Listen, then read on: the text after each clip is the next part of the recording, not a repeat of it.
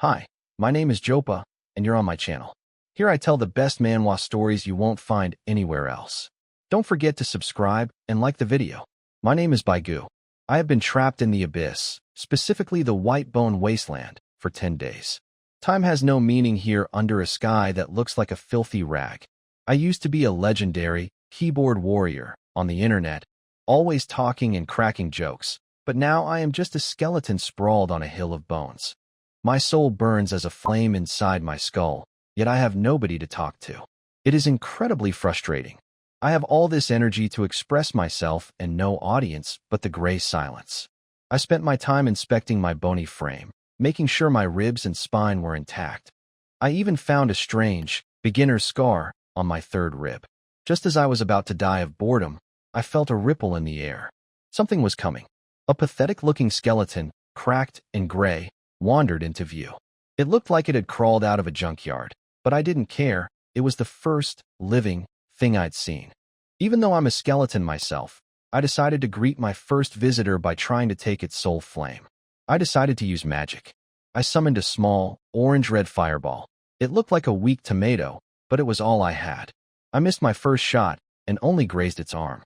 The skeleton got angry and charged at me. My second shot missed too. As it lunged for me, I realized I had to fight hand-to-hand. I tackled it, slammed my skull into its chest, and pinned it down. I used my instincts to devour its soul flame. I felt a warm current flow into me, making my own soul stronger and my bones feel lighter. I even saw some of its blurry memories, mostly just wandering and hunger. The fight was messy, and my aim was terrible, but I won. My soul flame is denser now, and I feel more confident. I brushed the dust off my ribs and started walking again. The talkative king of the wasteland is officially back online, and I'm ready to find my next target. After absorbing that first soul, I felt fantastic. My flame burned brighter and my steps were lighter. I even started daydreaming about evolving into a shiny golden skeleton. However, the wasteland is still a boring dump with no landmarks, so I kept myself busy by complaining internally. My peace was shattered when a bone arrow whistled past my head. I dove behind a massive beast rib, my soul fire nearly jumping out of my eye sockets. I peeked out and saw an elite enemy, a skeletal archer with dense, smooth bones and cold blue eyes. This guy wasn't a mindless wanderer. He was using tactics, moving between cover and pinning me down with precise shots. I tried to fight back with my fireballs, but my aim was still terrible. We entered a deadly game of hide-and-seek. Every time I tried to charge a spell, he moved. His arrows were coated in a nasty gray energy that left corrosive marks on my bones. I realized I couldn't win a long-distance duel against a professional. I had to gamble. I jumped out into the open, pretending to panic. The archer took the bait and aimed a powerful, charged shot at my chest. Instead of dodging, I poured everything I had into a massive, dark red fireball and blasted the ground in front of him. The explosion created a huge cloud of bone dust and knocked his arrow off course. Under the cover of the chaos, I charged like a wild beast. I tackled him before he could reload, pinned him down, and ignored his claws as I grabbed his skull. I screamed, "Absorb," in my mind and drained his blue soul fire until he went still. This time, the memories I gained were much clearer. I learned how to focus energy for ranged attacks, but more importantly, I saw a vision of a bone tower and a lich who trades knowledge for souls. It sounds like a shady shop, but it's the first real lead I've had. I tossed his bow aside. I'm sticking to being a mage, and started walking toward that tower. Watch out, Mr. Lich. Your most talkative customer is coming. I have been wandering this wasteland for so long that the silence is starting to drive me crazy. I'm still searching for that bone tower and the lich who supposedly runs a shop there, but the service in this world is terrible. Not a single signpost in sight. I spent my time clattering my finger bones against my ribs and complaining to myself until something strange happened. The air rippled, and a massive portal of black mist appeared out of nowhere. This gate was cold and creepy, and a voice started speaking directly into my mind. It was all very dramatic, talking about lost souls and endless silence. It tried to act like a sad, welcoming home for orphans of the world. I wasn't fooled for a second. To me, it sounded like a cheap fantasy script.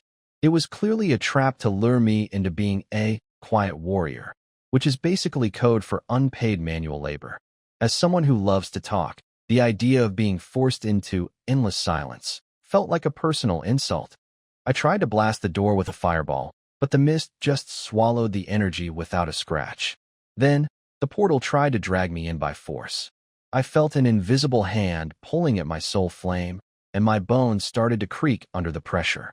I was terrified of losing my ability to express myself, so I tried a different tactic. Instead of fighting the pull, I opened the floodgates of my mind.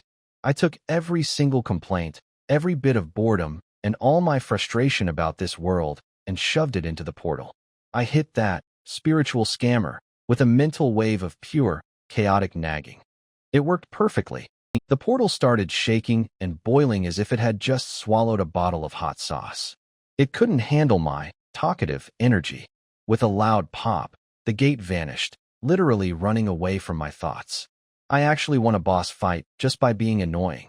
I feel pretty proud of myself. It turns out my unstoppable urge to complain is actually a powerful weapon. This wasteland is getting weirder by the minute, but I'm more determined than ever to find that bone tower. I wonder if the Lich is ready for a customer like me? I was minding my own business in the bone wasteland, trying to build a stool out of old ribs, when another one of those annoying portals appeared. At first, I thought it was that spiritual scammer again, but this time the call felt different. It felt like a job offer. Being a modern soul, I decided to set some boundaries. I sent a mental message back, no pay, no work. To my surprise, it worked. I was through the portal and landed in a lush, green forest. I was mesmerized. I could see leaves and smell real soil. 3 humans stood there, a warrior, an archer, and a young mage named Cass who had summoned me. They were being hunted by a group of scary-looking mercenaries and were desperate for help. Even though I was excited to be in a world that wasn't made of dust, I have principles. I didn't move a bone until I got my deposit. I held out my hand, palm up, until the confused mage realized I was asking for payment. He threw me a high-quality fire crystal that felt warm and powerful in my hand. Once the contract was signed, it was time to work. 5 enemies attacked us with axes, crossbows, and magic. I decided to show off my skills. Using the crystal as a power booster, I summoned a fireball. It was much bigger and faster than my old ones. It looked like a premium version of my spell. I aimed it right at the enemy mage, shattering his shield and stopping his chant mid-sentence. Everyone, both friends and enemies, froze in shock. They didn't expect a random skeleton to be such a high-level magic user. I felt a huge surge of pride. This world is much better than the wasteland. The air is fresh, and the customers actually pay. I raised my hand again, letting a new flame dance on my fingers. My message to the enemies was simple. Who wants to be next? Baigu's charged enhanced fireball not only interrupted the enemy mage's spell, but also dealt a heavy to their morale. See, that's real skill. Pay a little, get double the power. Worth every coin, right? Baigu thought proudly. The magic crystal in his hand seemed to glow brighter. He felt amazing. His soul energy surged, and fireballs came as easily as breathing. He was like a tireless spell cannon. The gray-robed mage frantically brushed the sparks off his robe, glaring at Baigu in shock and anger. Be careful, everyone. This skeleton isn't normal. Its attack. It seems to affect the mind. When the fireball exploded, he had not only felt the heat, but also a flood of strange, chaotic thoughts forcing their way into his mind. Nonsense like power up with payment, client satisfaction, and can I get loot from that staff? The confusion made his head spin, and he almost lost his balance. This was no ordinary undead. A normal low-level skeleton only had the instinct to devour souls. How could one have such a bizarre, mind-affecting attack? Affecting the mind? Please. This is called a next-level strike from the information age. You just don't get my art. Baigu grew even more excited. The more unsettled his opponent became, the more he enjoyed teasing them. The battle continued. The burly warrior with the giant axe roared in anger after seeing the mage suffer, and his attacks grew fiercer, forcing Brayden into a dangerous position. Talik exchanged arrows with the enemy archer, the shafts whistling through the forest and forcing the opponent to stay hidden. The 2 thieves glanced at each other and gave up on attacking Cass from behind. After all, that skeleton looked far too strange.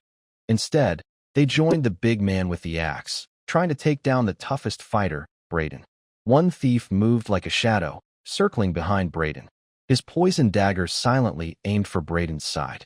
"Watch your flank," Cass shouted, but he was too busy dodging the enemy archer's shots to help. At that critical moment, trying to sneak up on someone? Did you ask the MVP first? Baigu's hollow eye sockets locked onto the sneaking thief. His empty bone hand rose again, glowing faintly as his soul energy resonated with the crystal in his palm. Another blazing fireball shot out.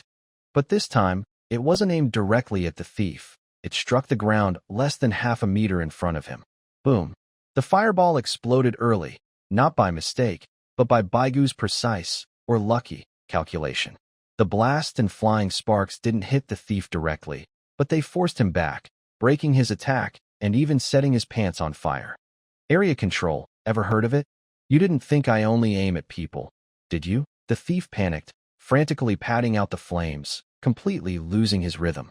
Braden seized the chance, shouted, swung his sword to knock aside the giant axe, and followed with a powerful kick to the thief's side, sending him rolling away and out of the fight. "Nice work, skeleton," Braden called, though he doubted the creature understood. "Not bad, not bad, third best in the world. Mostly teamwork." "Well, maybe not. Guess I carried again." Baigu accepted the praise without modesty, turning his gaze to the thief who had just put out the fire on his pants and was still trembling. "Oh, still standing? Guess I'd better finish this." With another thought, a third fireball flew out almost instantly, this time heading straight for its target. The thief looked up just in time to see a blazing orange light rushing toward him. No! Boom! The fireball struck his chest hard, and the terrifying force and heat swallowed him instantly. He didn't even have time to scream before he turned into a charred body and fell to the ground. The dagger in his hand clattered beside him. The first one. Done. Not bad. Looks like that performance bonus is within reach. Baigu looked at his work with satisfaction. "You monster." The gray-robed mage's eyes widened in fury as he saw his companion fall. Forcing down the chaos in his mind, he raised his staff again. A dangerous dark purple light gathered at its tip, releasing waves of corrosive energy. "Oh, still not giving up? Want to duel with me? Fine, let me show you what real firepower means." Baigu welcomed the challenge, even feeling a bit excited. Holding the magic crystal, he felt as if his mana bar was truly endless. He could cast fireballs without stopping. He raised his hand again, and a fourth fireball quickly formed. But just as he was about to release it, a strong sense of danger came from the side. It was the enemy archer who had been pinned down by Torek. Seizing the brief moment when Torek was reloading, the archer turned his aim toward Baigu, who was still charging up. A sharp arrow whistled through the air, flying straight for his head. "What an ambush! That's not fair," Baigu shouted inwardly, but his reaction was quick. His head to the side, clang. The arrow grazed his cheekbone, leaving a shallow white mark before embedding itself deep into a tree trunk behind him. That was close. Almost lost my handsome face there. Still shaken but quick to respond, Baigu forced his fireball, originally aimed at the mage, to change direction mid-flight. It curved sharply and struck the treetop where the archer was hiding. Boom! The fireball exploded among the thick branches, setting them ablaze. The bright flames lit up the area, forcing the archer to leap down in panic, right into Torek's line of fire. "Now's my chance." Torek's eyes flashed as he released his arrow. Thud! The arrow pierced the archer's throat with perfect accuracy. He clutched his neck in disbelief before collapsing to the ground. Double kill. Assist count 2. Nice. Great teamwork, Archer. Baigu praised Torek silently in his heart. At that moment, the gray-robed mage finally finished preparing his corrosion spell.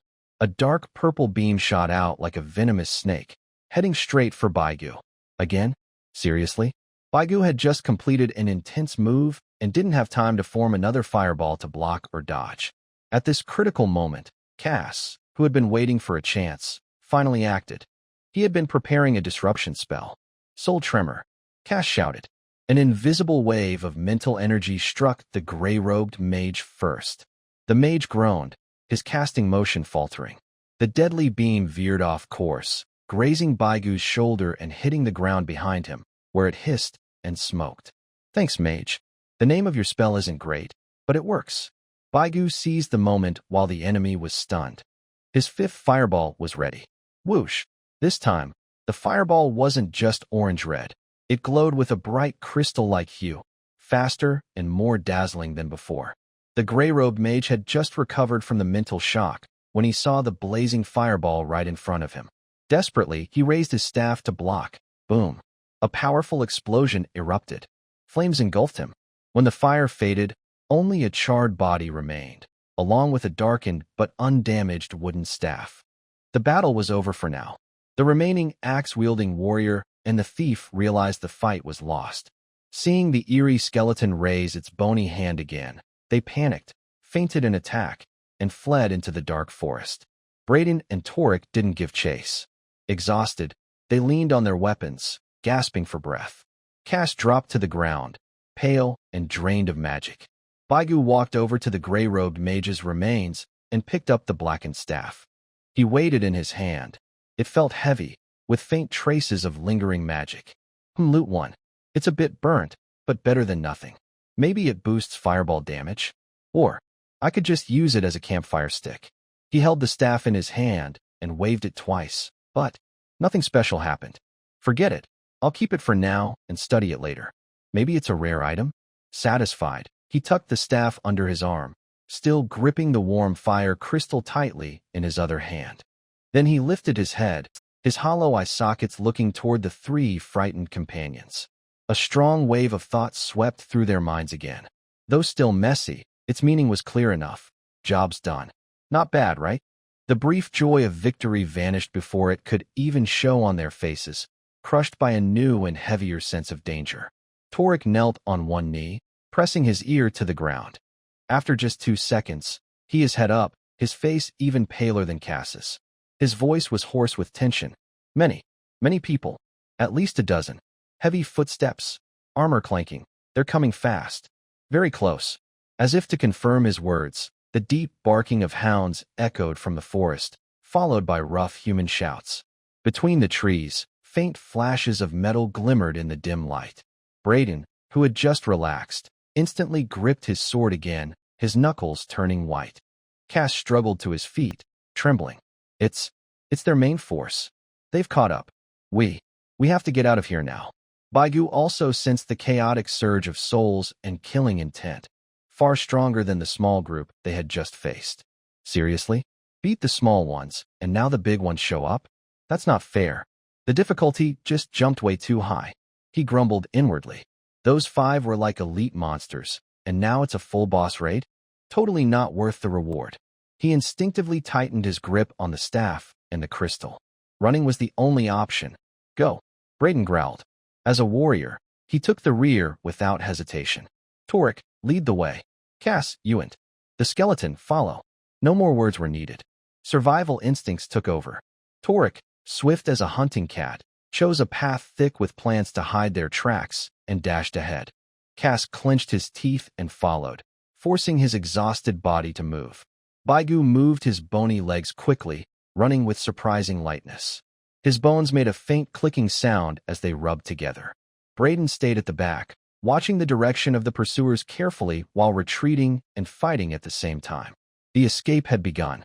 The pursuers behind them were clearly experienced. The barking of hounds and the shouts of men clung to them like shadows, drawing closer and closer. Arrows occasionally whistled past their heads or sides, striking tree trunks with a chilling thud. Left. Avoid that open area. Torek shouted. Faster. Come on. Cass gasped, pushing himself to his limit. Even while running, Baigu still had the presence of mind to observe his surroundings. These trees look so crooked. That rock would make a good cover. Too bad there's no time to hide. Wait, is the air here richer in oxygen? Why are these two breathing so hard? Oh right, I'm a skeleton. I don't need to breathe. What an advantage. He even tried channeling a bit of his soul energy into the newly acquired staff. It grew slightly warm, and a faint red glow flickered at its tip, though he couldn't test it properly while running. Seems to work. Maybe? Well, better than nothing. They're right ahead. Surround them, shouted a voice from behind. The enemy was very close now. Suddenly, they burst out of the dense bushes into a small, open area filled with large rocks and fallen trees. The terrain was uneven, good for movement, but bad for hiding. This isn't good. We can't stay hidden here, Torek said grimly. Almost as soon as he spoke, several figures leapt out from both sides of the forest. More enemies appeared in front of them. They were surrounded. Fight them, Braden roared, eyes blazing. Knowing there was no way out, he raised his sword and charged at a heavily armored warrior wielding a massive greatsword. The clash of metal rang out like thunder. Braden was forced back by the man's strength, his hands trembling as blood stained the hilt of his sword. The battle had reached its fiercest point. Talik leaped swiftly among the rocks, his bowstring twanging again and again as he tried to hold back the enemies closing in from both sides. But there were too many of them. Arrows rained down like a storm, leaving him nowhere to hide. Cass barely managed to raise a bone shield to block a crossbow bolt, but cracks spread across it instantly. Baigu became the most active and most targeted fighter on the field. Standing a bit farther back, he waved his skeletal hand. Whoosh, whoosh, whoosh. One after another, bright orange fireballs shot toward the densest group of enemies like a chain of explosions. With the help of the magic crystal, his casting speed and the power of his fireballs had clearly improved. 3 on the left, take this. The 2 on the right trying to sneak around. Don't run. And that big guy in front. You look annoying. Here's one for you too. The fireballs exploded one after another, setting dry wood ablaze and scattering stones.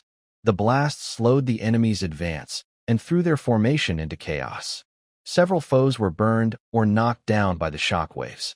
Take down that skeleton mage first, shouted the enemy leader, a heavily armored man who forced Braden back with a single strike. He had already seen that Baigu was the biggest threat. At once, more attacks turned toward Baigu. Arrows, throwing axes, and even a few magic bolts flew his way. What? All of you on me? I'm just doing my job here. Baigu cried out in frustration, though his hands didn't stop moving. He dodged left and right among the rocks, firing more fireballs in return. A magic bolt grazed his ribs, making the flame of his soul flicker violently. The battle grew fierce.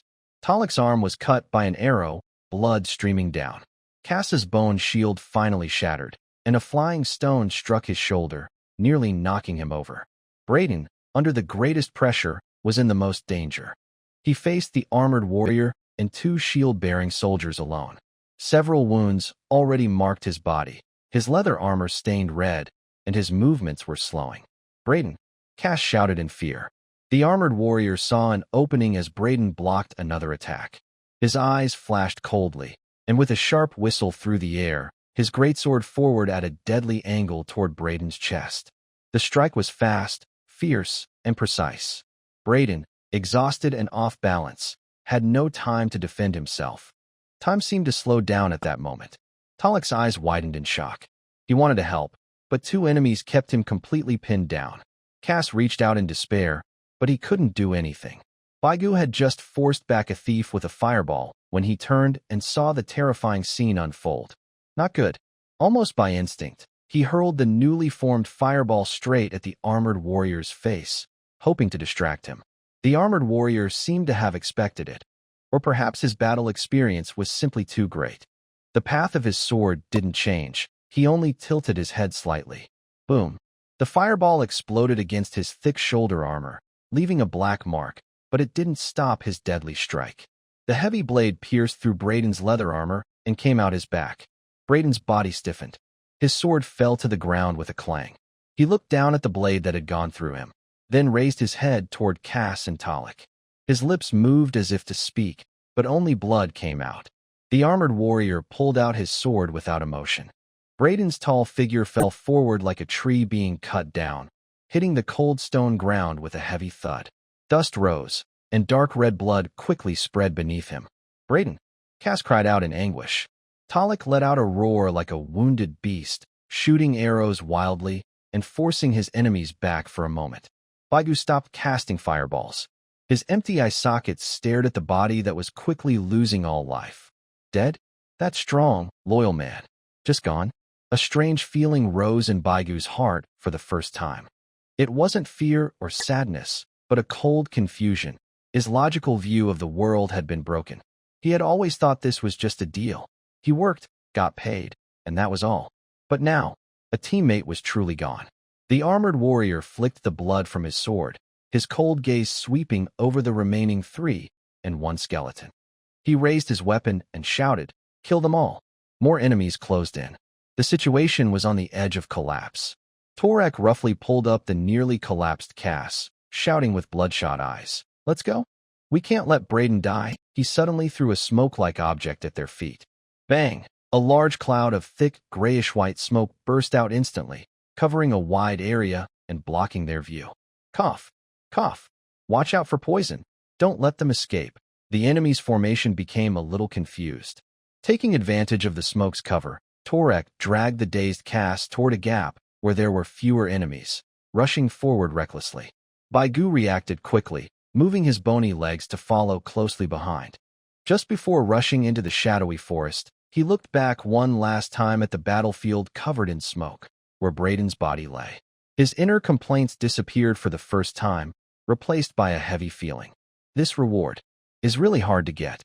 The thick smoke gradually dispersed with the breeze through the trees, but more dazzling than the smoke was the sudden burst of light.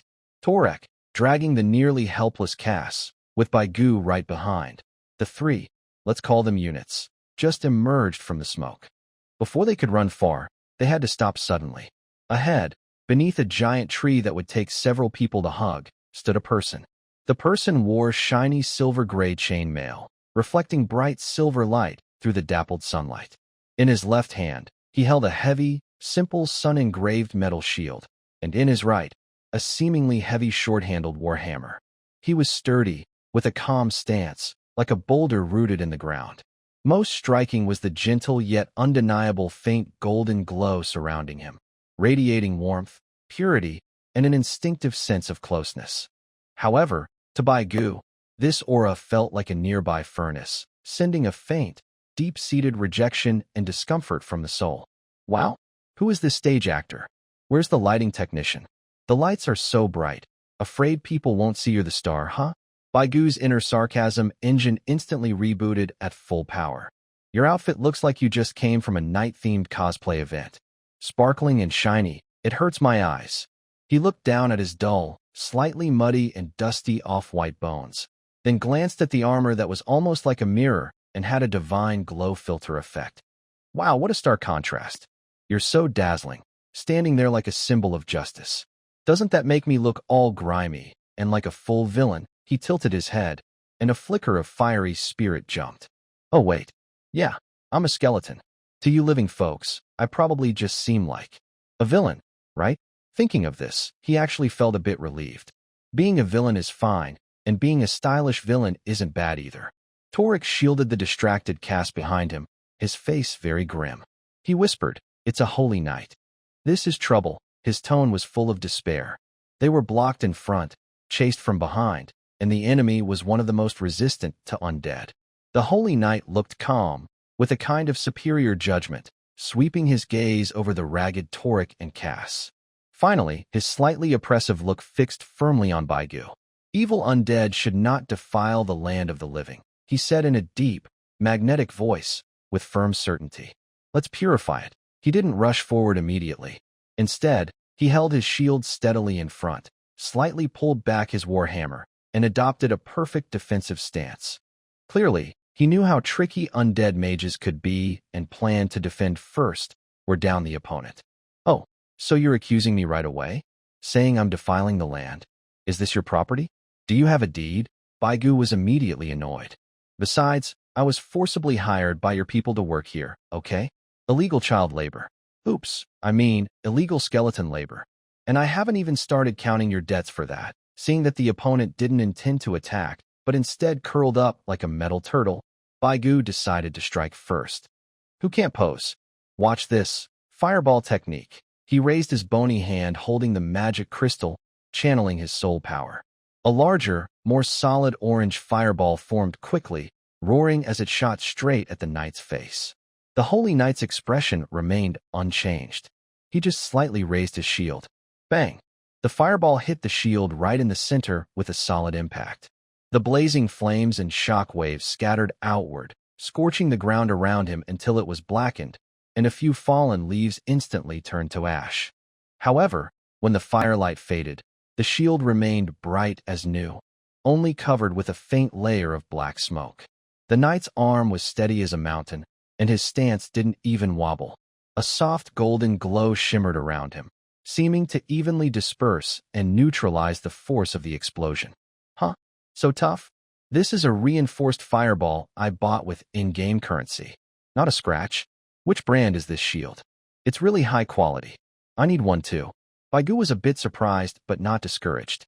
If one shot isn't enough, then two. If two still don't work, then 10. I don't believe your stamina bar is as long as my mana. Whoosh, whoosh, whoosh. Baigu started his magic bombardment. One fireball after another shot out like a continuous stream, aiming at the knight. He tried attacking from different angles, front of the shield, the ground beneath, even attempting to go around to attack from behind. But the knight's defense was like an art form. His steps were quick and nimble, always moving within the smallest space, using that huge shield to precisely block each fireball.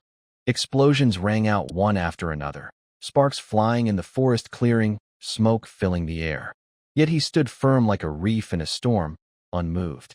Occasionally, sparks would land on his exposed skin or armor, and the faint golden glow would flicker, pushing the sparks away or extinguishing them. Is this guy a turtle, or what? His shell is so hard. And he's not slow either.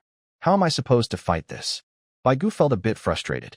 His fireballs weren't powerful enough to break through, and the opponent wasn't attacking back, so he couldn't find an opening. Torik watched anxiously from the side. He tried shooting an arrow to distract the knight, but it only clanged against the shield and was knocked away. Useless. The sound of approaching enemies behind him grew louder. Time was running out. During a brief pause in the shield's defense, the knight spoke calmly, his voice carrying over the explosions. Cease your futile resistance, undead. Your evil magic is meaningless before the light of the holy. Holy light? Protection? Bah. I think you're just a scared turtle. If you've got the guts, put down that broken shield, and let's have a real man's duel. Baigu cursed inwardly, but his attack slowed down a bit. Although he could keep casting fireballs with his mental strength, the focus required to control the energy made him feel a little tired. He stopped attacking, leaning on his staff that looked like a burning stick, and tilted his head as if to look at the opponent. The Holy Knight saw Baigu stop casting spells and thought his magic was running out. So he continued speaking with an inspiring voice. It's not too late to turn back. Give up this cursed body and let your soul be purified and find peace. Peace? No way. I'm alive and well, even if I look a bit strange. Why should I rest? That's just discrimination. Do skeletons have no right to live? Baigu's soul fire flared with anger. He looked down at his empty left hand, then at the warm, glowing fire crystal in his right hand, and finally at the dark staff tucked under his arm. A sudden idea flashed through his mind like lightning in the dark. Wait, fireball spell. The crystal is fire element. And this staff seems to conduct energy too? He had only sensed it roughly before, without time to study carefully. Now, trapped by this iron turtle and unable to use normal methods, he thought, let's try this. It's a last resort. He stopped trying to cast fireballs and focused all his thoughts on the fire crystal in his right hand and the staff in his left. He tried to guide the pure fire energy from the crystal, not to form a fireball directly, but to slowly flow into the staff like a stream. At first, the staff showed no reaction. But soon, as the energy kept flowing, the blackened surface of the staff began to faintly glow red from inside. The staff warmed slightly and even started to vibrate gently. The Holy Knight noticed Baigu's unusual behavior. He frowned, not believing that a low-level undead could do anything special, but cautious, he decided not to wait any longer. He began to step forward steadily, holding his shield, ready to attack with his warhammer. Come on, respond. You're a staff. Don't just be a burning stick. Baigu's mind urged anxiously. Just as the Holy Knight was about to get within 10 meters and raise his warhammer to attack, buzz. The tip of the staff suddenly burst out with an intense, blazing light. A small fireball, only the size of a fist, but solid like molten lava with a blinding white core, shot out from the tip of the staff. This tiny fireball moved incredibly fast. Almost the moment it left the staff, it appeared right in front of the paladin's shield. The paladin instinctively raised his shield to block. But this time, boom, a loud explosion, far louder than any previous blast, suddenly erupted. It was no longer just sparks of fire. It was like a small blazing storm. The bright white flames instantly engulfed the shield, and the terrifying force of the blast was concentrated into a single explosion. A clear, teeth-grinding sound of cracking. The heavy metal shield, which had withstood many attacks before without damage, was now dented in the center, with spiderweb cracks spreading to the edges. The paladin was pushed back 5 or 6 steps by the force, barely stabilizing himself. His left arm holding the shield was trembling noticeably, and for the first time, his face showed shock and disbelief. The faint golden holy light around him flickered violently and dimmed considerably. Baigu was also startled, looking at his staff, which was still warm but the glow was fading, and then at the nearly destroyed shield in front of him. I can't believe it. Is this a rocket launcher? You should have told me earlier. I wasted so much saliva. Mental note. He lifted his head, hollow eye sockets gazing at the shocked paladin. Though he couldn't speak, his posture clearly seemed to say, "How do you like my evil magic? Does it taste good? Still shiny and bright? Still dazzling? P.S. I earnestly ask all the handsome and beautiful readers who like this book to leave a review. Please, have mercy on me." The paladin looked at the horrifying dent and cracks on his shield. His calm and composed expression finally vanished completely, replaced by a mixture of shock, anger, and a sense of being insulted. He suddenly raised his head, eyes blazing, locking onto Baigu, especially focusing on the staff still faintly smoking in his hand. His originally deep and steady voice now carried uncontrollable anger and a decisive tone. "Go back to your grave, you stinking patchwork. Every step you take is a stain on the world of the living. The sacred fire will burn away your fake and inferior life, just like clear water washes away dirt." The voice echoed through the forest, carrying a divine authority and an undeniable sense of rejection. Baigu felt his soul's fire jump with curiosity. TSK, look at that. Even cursing sounds so cultured and impressive. Putrid patchwork? Fake life. The words, the metaphors, it's obvious they've had higher education. He thought to himself, I'm impressed. Unlike me, with my limited vocabulary, I just keep saying rip off. This guy's tough. I lose. When it comes to cultural depth, I'm definitely behind. But, even if he admitted defeat, he knew he couldn't slack off on the fight. The Holy Knight was clearly furious. He no longer stayed on the defensive, but held his nearly broken shield in front of him, raising his warhammer high. A strong golden holy light gathered on the hammer, shining brighter and more destructive than before. He roared and took a big step forward, like a human fortress, charging at Baigu. Every step made the ground tremble slightly, showing his fierce momentum. Wow, is he going into berserk mode?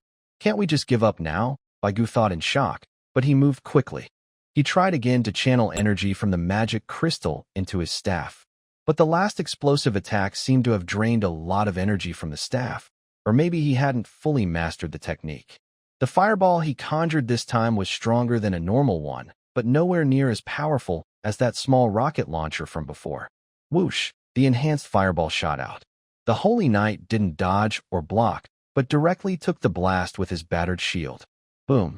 The fireball exploded, cracking the shield further. Sparks flew, but the knight's charge only slowed slightly. He still pressed forward steadily.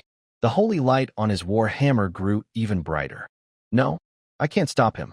I need another plan, Baigu thought quickly. He retreated fast, keeping his distance, while frantically firing normal fireballs to slow the knight down. The fireballs kept exploding on his shield, his legs, and even his armor. They didn't cause real damage, but the continuous blasts and flames disturbed his vision and rhythm. More importantly, with each explosion, Baigu's large, chaotic thoughts and complaints acted like a mental noise, continuously and indiscriminately attacking the knight's spirit. Left, right, take my tracking missile, self-proclaimed. Missed. Are you mad? Is that a gold-plated hammer? Looks impressive, but is it actually useful? Can you slow down? As an older person, I need to watch my bones. Oh, sorry, I forgot you don't have bones, only muscles. Holy light. That enemy is worth fighting. Wait, the enemy seems to be me? Well, then, no problem. These chaotic, illogical, yet stubborn thoughts buzz like countless flies in the knight's mind, circling endlessly. He tries to focus on channeling the holy light, but keeps getting interrupted by strange words. Gold-plated? Tracking missile? Bones. What kind of nonsense is this? This kind of spiritual pollution isn't deadly, but extremely annoying. It makes him anxious and angry, yet he can't shake it off. His suspicion grows. What kind of evil thing is this skeleton? Its attacks even carry such strange, malicious mental interference. Evil tricks. They won't shake my faith in the holy light. The knight roars, trying to drown out the mental noise with his voice.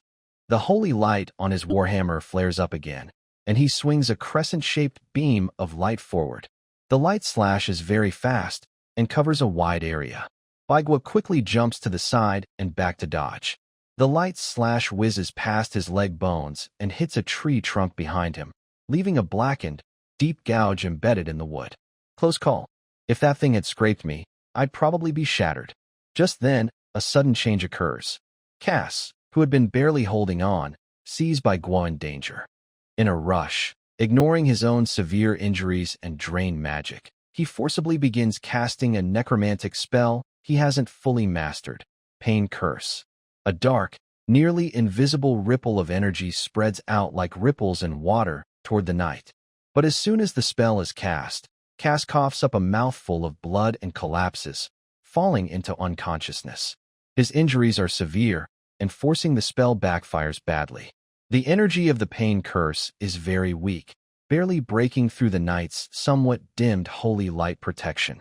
It just makes him feel a slight weight in his body, slowing his movements by half a beat.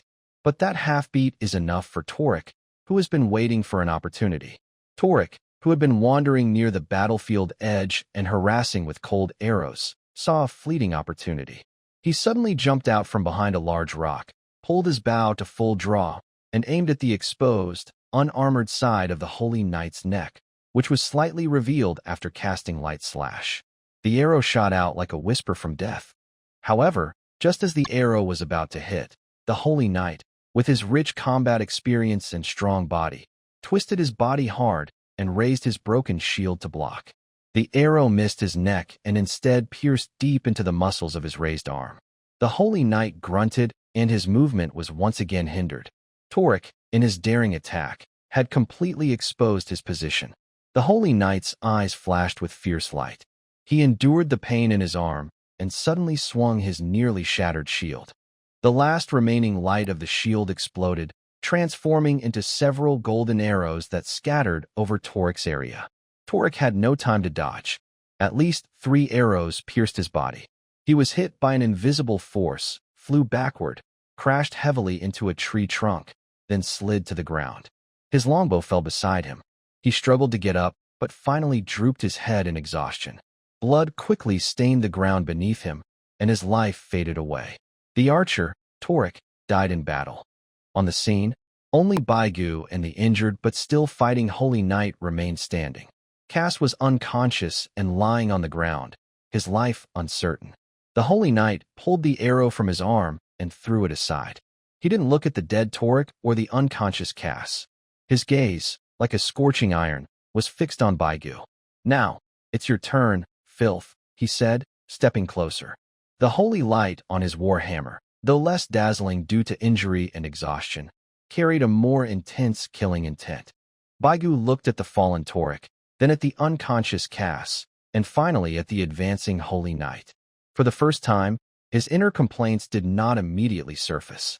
A cold, anger-like emotion spread through his hollow chest, if that could be called a chest. He clenched tightly the magic crystal and staff in his hands.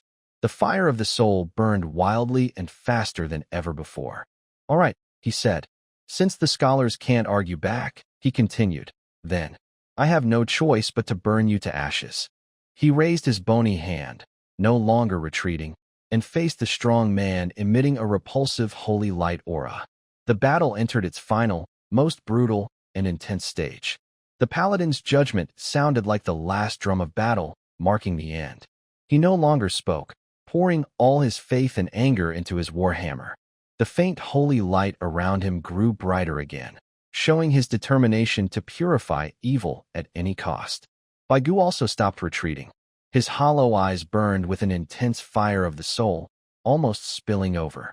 His left hand clenched a warm fire element magic crystal tightly, while his right hand held a staff that had just shown its incredible power. He aimed it at the advancing paladin. Let's see who's stronger in this clash. Will your holy light purify me first, or will my fireball roast you first? In the name of holy light, I grant you destruction, the paladin roared. He swung his warhammer, sending a solid, high-temperature golden beam of light, like a spear of judgment, crashing toward Baigu. Almost at the same time, Baigu poured his surging soul power and the pure energy from the magic crystal into his staff. The top of the staff flashed with red light, forming a dazzling white core wrapped in orange flames. A powerful fireball tearing through the air, rushing forward recklessly. Boom! Holy light and flames collided fiercely in midair. It was like a small sun exploding in the forest. Blinding gold and fiery red-white light swallowed each other and vanished, accompanied by a deafening explosion. The shockwave of energy spread outward in rings, smashing stones, broken branches, and even thinner trees on the ground. Dust and light mixed together, creating a chaotic zone of death. The paladin was pushed back by the blast wave, his armor blackened in many places. His already damaged shield groaned under the strain, almost breaking apart. He knelt on one knee, supporting himself with his war hammer, gasping heavily, his face full of exhaustion and shock. He didn't expect that a seemingly low-level skeleton could unleash such strong resistance, especially with that strange staff. Baigu also felt uncomfortable. The explosion was closer to him, and the powerful shock threw him into the air. He fell heavily on the ground several meters away, with his bones making a creaking sound, and several ribs cracked. The flame in his eye sockets flickered violently, like a dying candle in the wind. The staff in his hand dimmed completely, and the magic crystal seemed to have used up a lot of energy, becoming warm instead of hot. Ouch, ouch, ouch. Even though bones don't feel pain, it feels like my soul is shaken apart. This guy is really tough. He struggled to get up, but felt his body was a bit uncooperative. However, the danger was far from over. Just after the two fought fiercely and both were exhausted, dense footsteps and shouts sounded from all around the forest. Over there. Quick. Surround them. Don't let that undead escape. The main pursuers, who had been thrown back earlier, finally arrived. Over a dozen figures rushed out from the trees, quickly forming a circle around the area, sealing off the clearing. They saw the holy knight kneeling on one knee, the unconscious Cass lying on the ground, Torek and the bodies of comrades who had died in the previous fight, and that cursed skeleton trying to get up. Everyone's eyes were filled with killing intent, all focused on Baigu. It's over. I'm really caught now. Baigua's heart sank. Just fighting a holy knight had already pushed him to his limit, and now so many more. A leader among the pursuers looked over the battlefield and quickly noticed Cass, who was bleeding but still breathing faintly. A cruel glint flashed in his eyes. Without hesitation, he strode forward, raised his sword, and stabbed it fiercely into Cass's chest. Puff! The sound of the blade piercing flesh was especially clear in the brief silence. Cass twitched violently, and his last bit of life disappeared along with the blood pouring out. Baigu had just supported himself with his arm and saw this quick, merciless finishing. His movements froze. His hollow eye sockets stared at the young mage, who had once summoned him into this world, now silent and no longer breathing. At that moment, a strange feeling enveloped him. It was as if an invisible thread connected him to this main plane, and as Cass's life faded away, the thread suddenly snapped. He felt the lively world around him begin to blur and grow distant, as a strong force of rejection from the plane itself pushed against him. His pale, bone-white skeleton started to become transparent, as if he was about to merge into the air. What is happening? Forced return? Because the employer is gone, he understood instantly. Cass, as the summoner, was his anchor point in this main plane. Now that the anchor was gone, the rules of this world no longer allowed him to stay as intruder. The pursuers also noticed the strange change in Baigu's body. The leader who had just delivered the final shouted sharply, "He's trying to escape. Stop him!" Arrows, flying axes, and scattered magic missiles rained down like a storm on Baigu, who was gradually becoming more transparent. But it was all too late and meaningless. All physical and magical attacks passed through his increasingly illusory body, hitting nothing but air. Baigu took one last look at this brief stay in the strange world, at the fierce battle that left 2 corpses in the forest, at the struggling holy knight who looked at him with complex eyes, and at the futile pursuers. There was no angry roar, no heroic farewell. His figure, like a chalk drawing erased, faded and disappeared completely into the dappled light and shadow of the woods. In the realm of the dead, the bone desert, the eternal gray sky, the silent black earth, endless white bones. Baigu's figure quickly solidified from illusion into reality, standing firmly beside a bone hill. He still maintained a half-supported posture, his left hand clutching a warm fire element magic crystal, his right hand gripping a seemingly ordinary, even slightly charred staff. He was back to this familiar yet hated place. He slowly stood up, looked down at himself. The cracks on his ribs healed very slowly in the thin energy environment of the realm of the dead. He then looked at the magic crystal in his left palm and the staff in his right hand. Reward. Obtained loot. Also in hand. And I even earned an extra staff. He should have been happy. This was a successful, interdimensional labor transfer, and he gained a lot. The magic crystal could strengthen his fireball, and the staff was a key weapon at critical moments. But, uncontrollably, images flashed through his mind. Braden being pierced by a giant sword and falling, Torek being hit by a light arrow and collapsing, Cass being ruthlessly finished off by someone. That loud-mouthed warrior, the quiet and reliable archer, the young mage who was a bit timid but would fight desperately at crucial moments. They all died, right in front of him. A strange, heavy feeling lingered, making his soul feel sluggish. It was probably uncomfortable. He silently sighed, trying to dispel this discomfort with his thoughts. Don't overthink it, Baigu. They were strangers he only met briefly, not even exchanging words. Though I spoke, they couldn't hear me. You're just a temporary worker doing a job for money. The task is done, you've received your reward, so you should leave. Their lives and deaths have nothing to do with you. He tried to use his usual sarcasm to comfort himself, attributing the bad feeling to just a rough first-team dungeon run that ended in wipeout. Yes, that's it. Just an unlucky part-time job experience. He shook his head hard, carefully stored the magic crystal, and leaned on his staff like a cane. Then he took a step forward, walking again across this endless, pale wasteland, each step shallow and heavy. His inner complaints seemed quieter than usual, and the silence of the wasteland felt especially heavy now. He had received his reward and gained some loot. But inside, it felt like a piece was missing, a tightness in his chest. It had been some time since he returned to the bone wasteland. The strange, inexplicable feeling of tightness caused by the stranger's deaths was finally washed away by endless boredom and his desire to express himself. Baigu once again focused all his energy on 2 things, complaining and studying his loot. That fire magic crystal was a good item.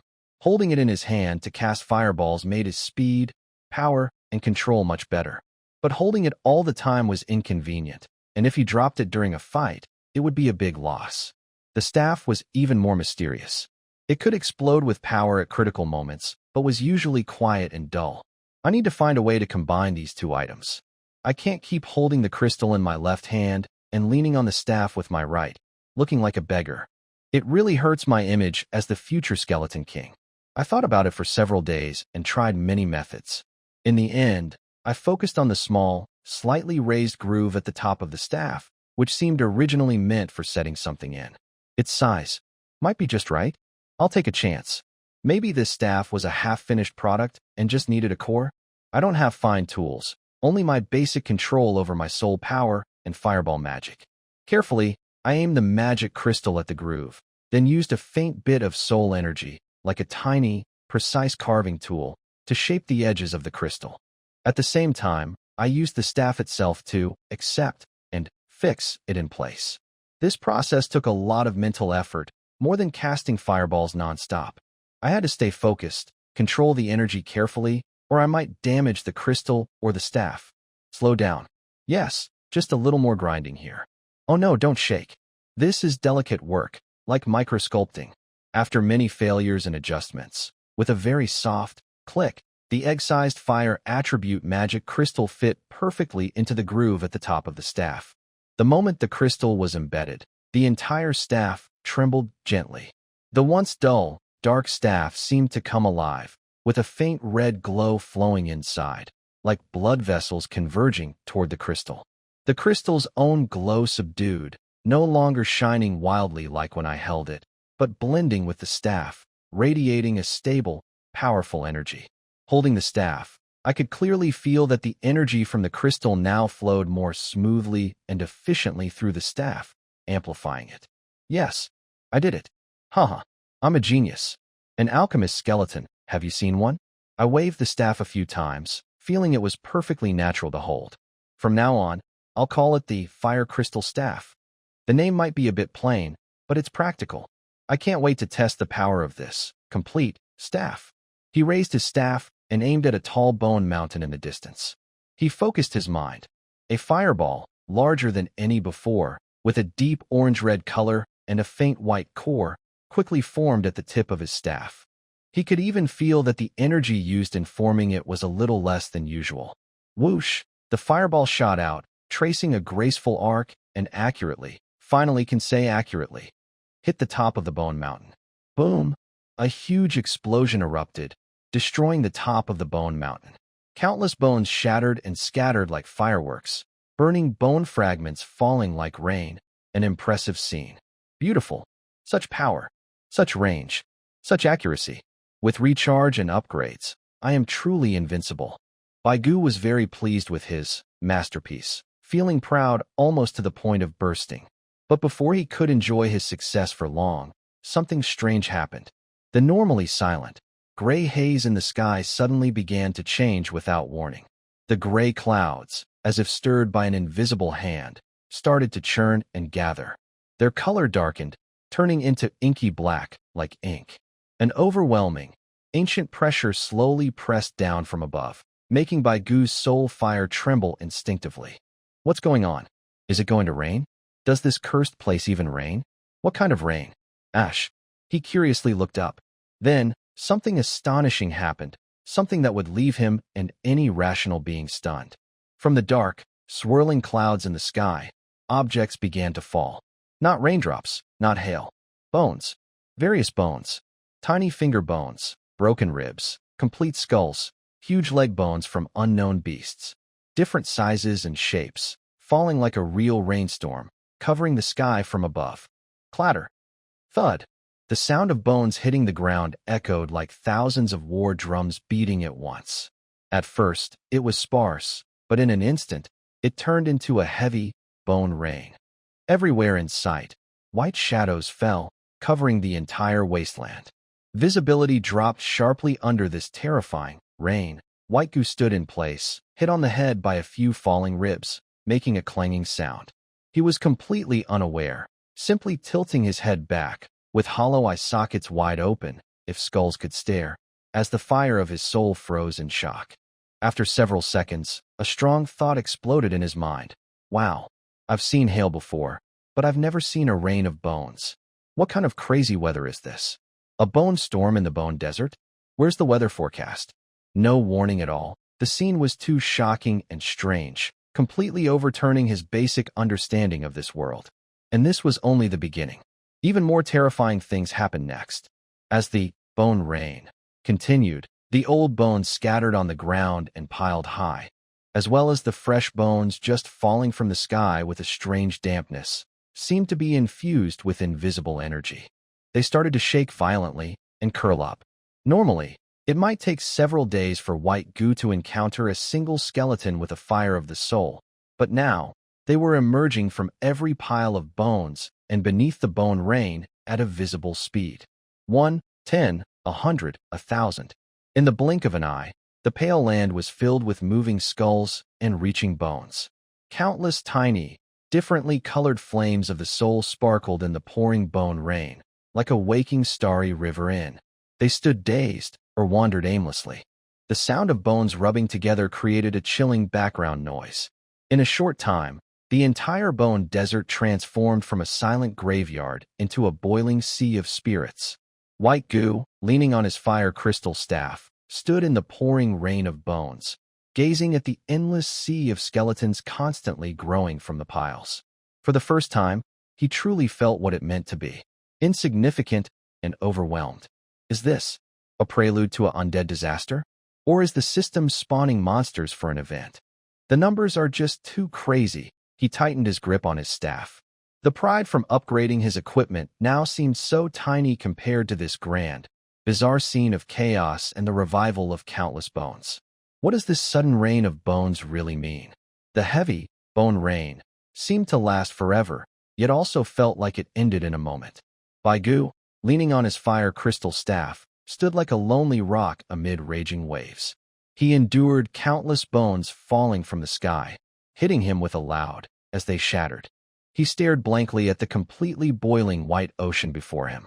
Countless newly born skeletons crawled out of the pile of bones, moving aimlessly and densely. The sound of bones rubbing together created a chilling noise that filled the air between the falling bones. This scene was strange and shocking enough to challenge any understanding of what is normal or abnormal. However, just as the last finger bone clinked softly and fell beside his foot, and the dark clouds in the sky quickly receded like a tide, revealing the eternal gray gloom of death, something even more terrifying happened. It was as if an invisible, cold switch was flipped at the moment the rain of bones stopped. With a sharp snap, countless confused, aimless newborn skeletons on the wasteland suddenly froze all their movements at nearly the same time. The next second, the silence was broken by an even more piercing sound. The skeleton closest to Baigu suddenly stretched out its bony claw and forcefully stabbed into the hollow eye socket of a nearby skeleton, crushing the tiny, pale flame of its soul inside. This seemed to be a signal to start a deadly, hellish fight. Roar, bang. The previously crowded sea of skeletons instantly turned into a brutal battlefield. All the skeletons, big or small, in any shape, frantically attacked their nearest kind. They tore with their bones, smashed skulls, and bit, if they still had teeth. Their only target was the flickering, weak soul fire inside the skulls. Devour, devour, devour. Instinct replaced everything. The desire to survive, or evolve, drove these newborn spirits to fight and consume each other mercilessly and without reason. What was once just a noisy, now turned into a harsh symphony of breaking, shattering, and tearing bones. Pale bones splattered everywhere, broken ribs, arm bones, and leg bones like disassembled parts being thrown into the air and falling back down. Countless faint sparks of souls flickered out in fierce battles, while the victors eagerly absorbed the defeated souls, strengthening their inner flames, then immediately turned to attack the next target. The entire wasteland became a huge, constantly self-consuming and reshaping arena. Baigu was so shocked by this sudden, chaotic, and violent scene that he stepped back several paces, almost tripping over two skeletons fighting each other beneath him. What? What is this? His inner shock was like a tidal wave. Are zombies coming out? No, wait. Even in zombie movies, zombies don't usually attack each other so actively. They mostly go after living humans. Why are these ones fighting their own kind so fiercely? The scene before him was more shocking than the awakening of the bones earlier. This was no simple monster fighting. It was clearly a form of breeding, an enforced, ruthless survival of the fittest sweeping across the wasteland. What kind of place is this bone wasteland? Regular bone rain causing population explosions, then immediately starting a brutal survival game to clear the area? This management strategy is way too intense. He tightly gripped his fire crystal staff, cautiously looking around. Although he considered himself more experienced than these newly born skeletons, with stronger soul flames, he couldn't ignore the numbers. Plus, these guys had gone completely mad, biting anyone they saw, without distinguishing friend from foe. Sure enough, just as he was retreating, two skeletons that had just finished fighting each other and whose soul flames had grown a bit, almost simultaneously turned their hollow eye sockets toward him, the different one with stronger soul fluctuations.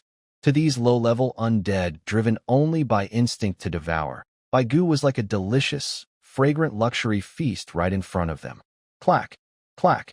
The two skeletons moved stiffly, one left, one right, closing in on Baigu. Their faint soul flames contained only the purest desire to plunder. TSK, looks like I can't just be a bystander. Baigu sighed inwardly. I wanted to get along with you as a normal skeleton, but all I got was distance and attack. No more pretending. I'm a mage, and I'm coming out. He no longer hesitated. He raised his fire crystal staff and mentally targeted the faster-charging skeleton on the left.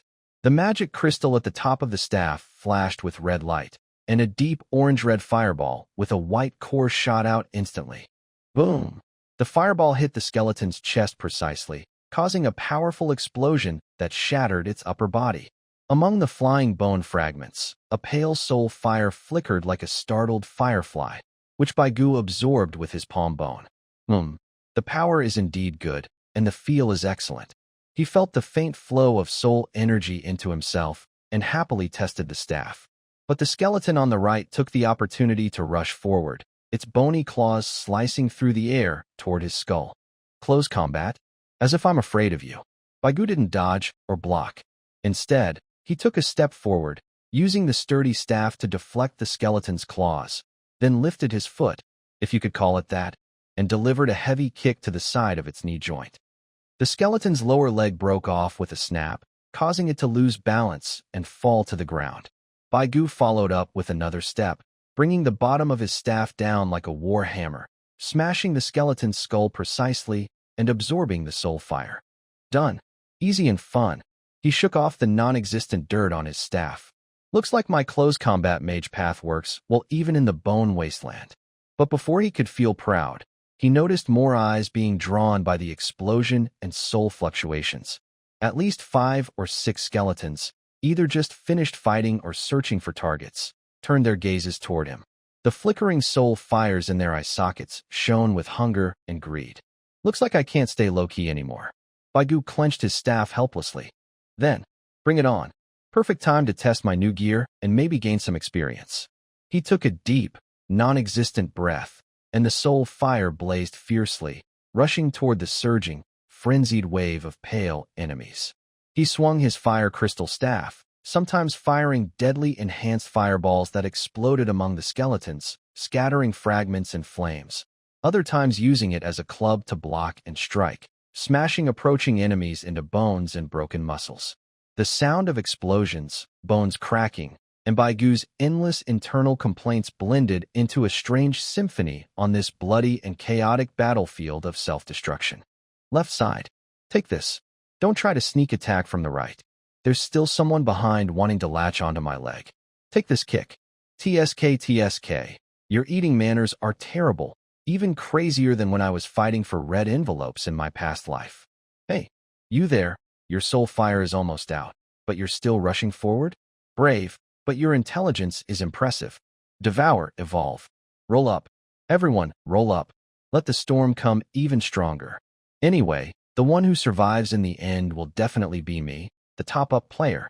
He fought while frantically absorbing the shattered soul fires, feeling his own soul fire slowly grow stronger and becoming more skilled at controlling fireballs. This disaster of undead on the plains, which was a doomsday for most new skeletons, seemed to be a dangerous and exciting celebration for Baigu, the outsider, where danger and opportunity coexisted. The battle, or rather the one-sided slaughter and absorption, had lasted nearly an hour. Baigu couldn't remember exactly how many enhanced fireballs he had shot, how many skulls he had shattered with his staff, or how many weak or slightly bright soul fires he had absorbed.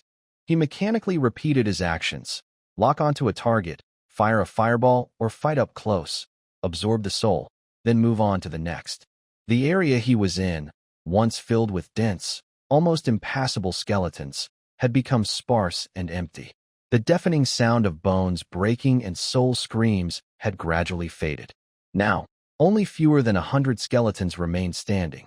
These survivors, without exception, had much more vibrant soul fires in their eye sockets than before, and their bones were more solid, some even showing a faint metallic sheen. They were the last winners in this brutal elimination game, climbing over countless corpses of their kind. The air was thick with a fierce, greedy, and exhausted aura. Although their numbers had greatly decreased, the remaining skeletons' hostility and desire to devour had not weakened. In fact, they had become more dangerous and sensitive because of the stronger soul fires. They stared at each other warily, searching for the next target, like fierce beasts trapped in the last cage of a coliseum. White Goo leaned on his staff, standing among the scattered bones. His soul fire had grown stronger, and his control over fireball magic reached a new level. He could even feel the tiny cracks in his bones slowly healing, nourished by his soul fire. Phew, this is more exhausting than working overtime for a month. He thought to himself, while carefully watching the surrounding allies who looked ready to attack again. But the harvest has been good. I feel like I can now fight 10 of my original self. Is this what they call the thrill of evolution? But is this never-ending? Only a few remain, and we still have to keep fighting? Do we have to decide who the true king of the bugs is? He looked at the remaining skeletons, still eager to fight, feeling a bit headache. Although he had become stronger, he wasn't confident he could defeat the nearly 100 remaining elite monsters, who had also grown stronger.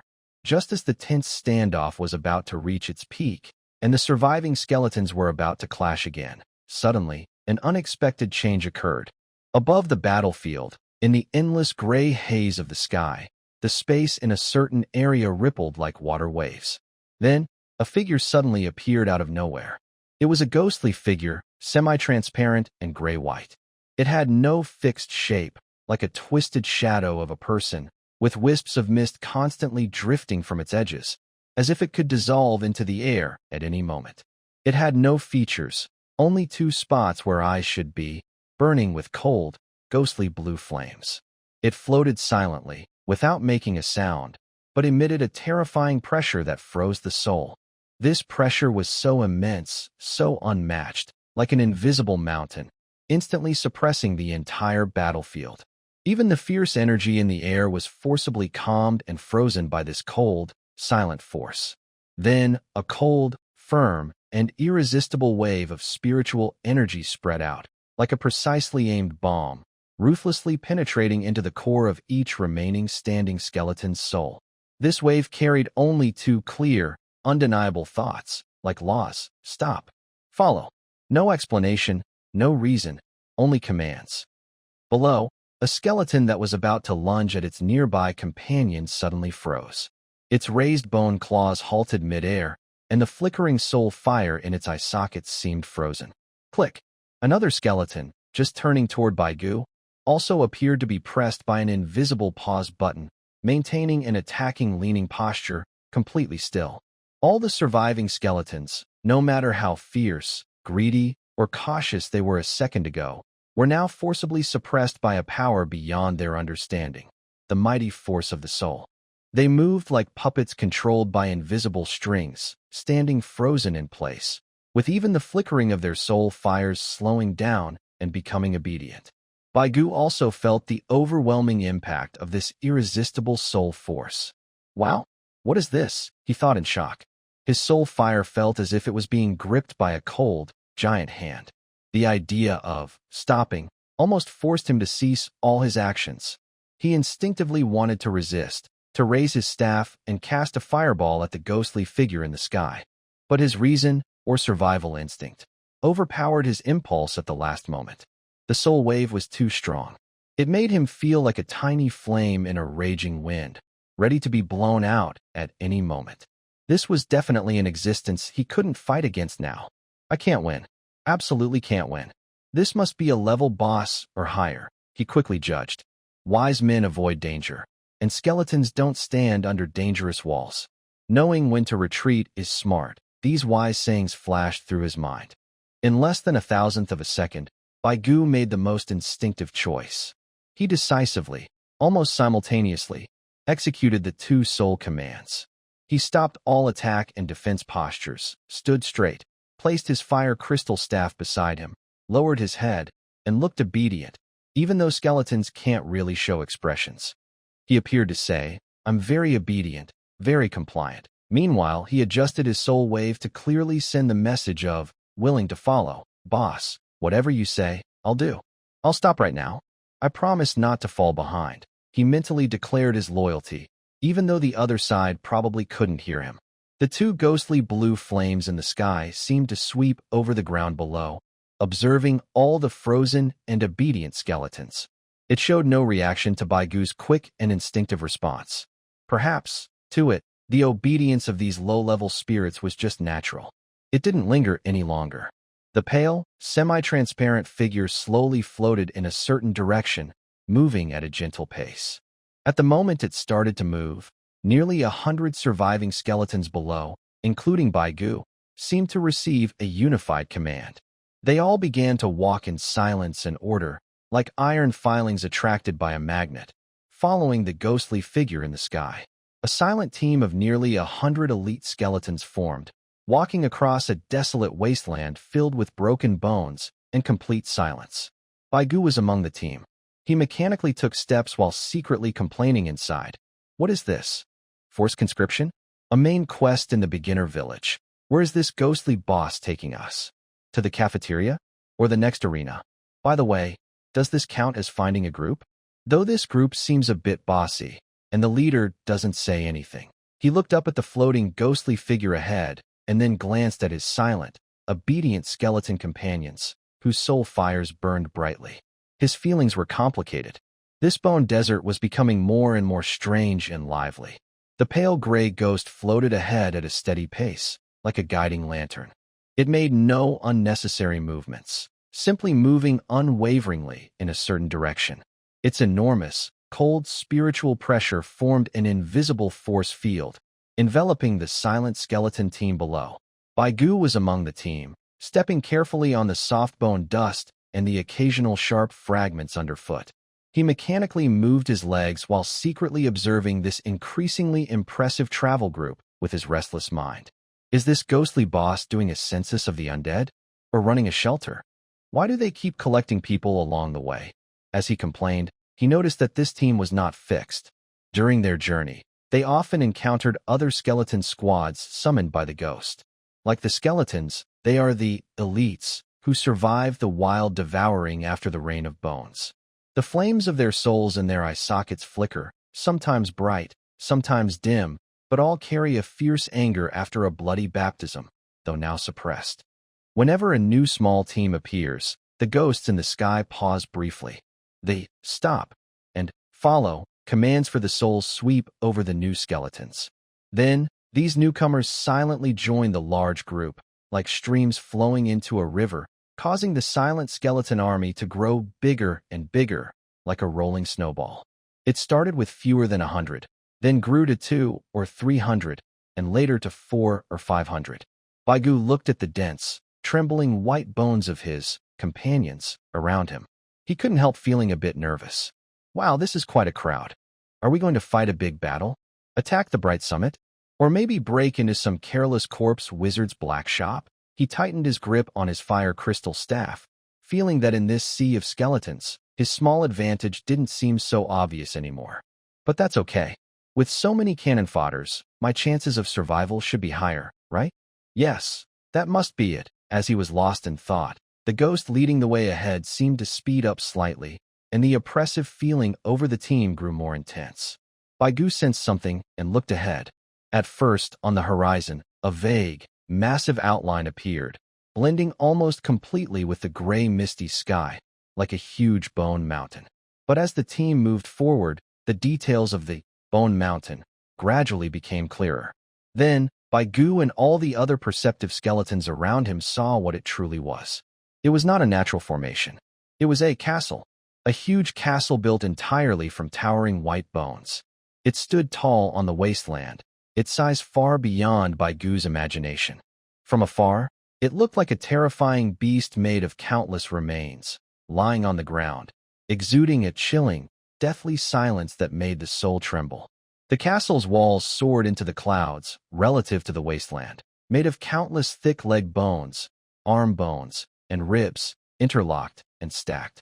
Between the bones, faint black mist drifted, as if countless restless spirits were wailing inside. The wall is not smooth but covered with sharp bones and protruding, fierce skulls. The hollow eye sockets stare straight ahead like the most loyal, yet most vicious guards. The castle's gate is made of two enormous doors assembled from countless intact pelvises. The edges are decorated with twisted spines. The doors are tightly closed, with faint green light seeping through the cracks, as if leading to a deadly abyss. Higher up are several towering white bone spires. The towers are not straight but twist and spiral upward in a way that defies physics, resembling the twisted horns of a giant beast. At the top of each tower, instead of flags, there are large, pale skulls floating. Their eye sockets and mouths burn with an eternal icy blue fire, like guiding lights or cold eyes watching over the wasteland. The entire castle is shrouded in a thin, flowing gray-green glow, making it stand out even under a gloomy sky. An ancient, heavy sense of death and decay radiates from every bone, more oppressive and suffocating than the ghostly spirits in the sky. This is the marvel of the Bone Wasteland, a gathering place for undead forces, a death fortress built from endless bones. When a force of over 500 skeletons finally stops before the massive pelvic gate of the Bone Castle, an overwhelming feeling of insignificance envelopes every undead. The skeletons stop naturally, standing quietly on the pale, seemingly crushed plain in front of the castle. Ghosts float in front of the gate, their two blue flames burning silently, as if waiting for something. Goo stands among the skeletons, looking up at the imposing, oppressive bone structure nearby. For the first time, his inner complaints are replaced by pure awe. How much bone material did this take? Did the designer have a collecting obsession? Or was this built from the spoils of war, or perhaps from the remains of fallen civilizations? He cannot imagine how many lives remains and how much strength and willpower were needed to create such a terrifying marvel or nightmare in this silent wasteland. On the tall, bone-built walls of the castle, the protruding skulls seem to come alive, with hollow eye sockets staring coldly downward at the over 500 newly arrived skeletons below, displaying a chilling gaze. The icy blue flames of the soul fire atop the tower silently burn, casting unsettling shadows. The air is filled with a heavy silence, broken only occasionally by faint sounds that seem like bones rubbing against each other, and the ever-present, whispering sense of death. Suddenly, the two massive gates made of pelvis bones creak loudly and slowly open inward. From the gap, a thick, almost tangible green mist flows out, along with a powerful, ancient wave of spiritual energy that surpasses any previous pressure. A commanding presence, as cold and vast as the depths of eternity, sweeps over all the skeletons outside, including the ghosts in the sky. Come in. These two simple words seem to carry an undeniable force of law. The ghost in the sky slightly bows, if that can be called a bow, then floats into the green mist first. Under the influence of this irresistible command, the skeleton army below begins to move stiffly, as if pushed by an invisible tide. They march silently and orderly, following the ghost into the grand castle made of bones, which seems capable of swallowing all light. Baigu, standing among the group, feels the freezing cold emanating from inside the door. He glances back at the endless, desolate plain outside, which appears completely subdued by the castle. He grips his staff tightly, takes a deep breath of the non-existent cold air, mainly psychological, and steps into the green mist. Well, now I'm officially on the job. But I wonder, how are the company's benefits?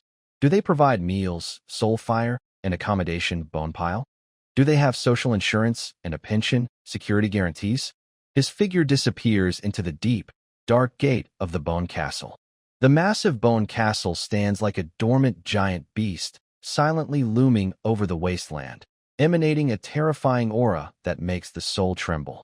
On the flat, pale ground in front of the castle, over 500 skeletons stood silently, like waiting statues, only their eye sockets flickering with soul flames showing they were not truly dead.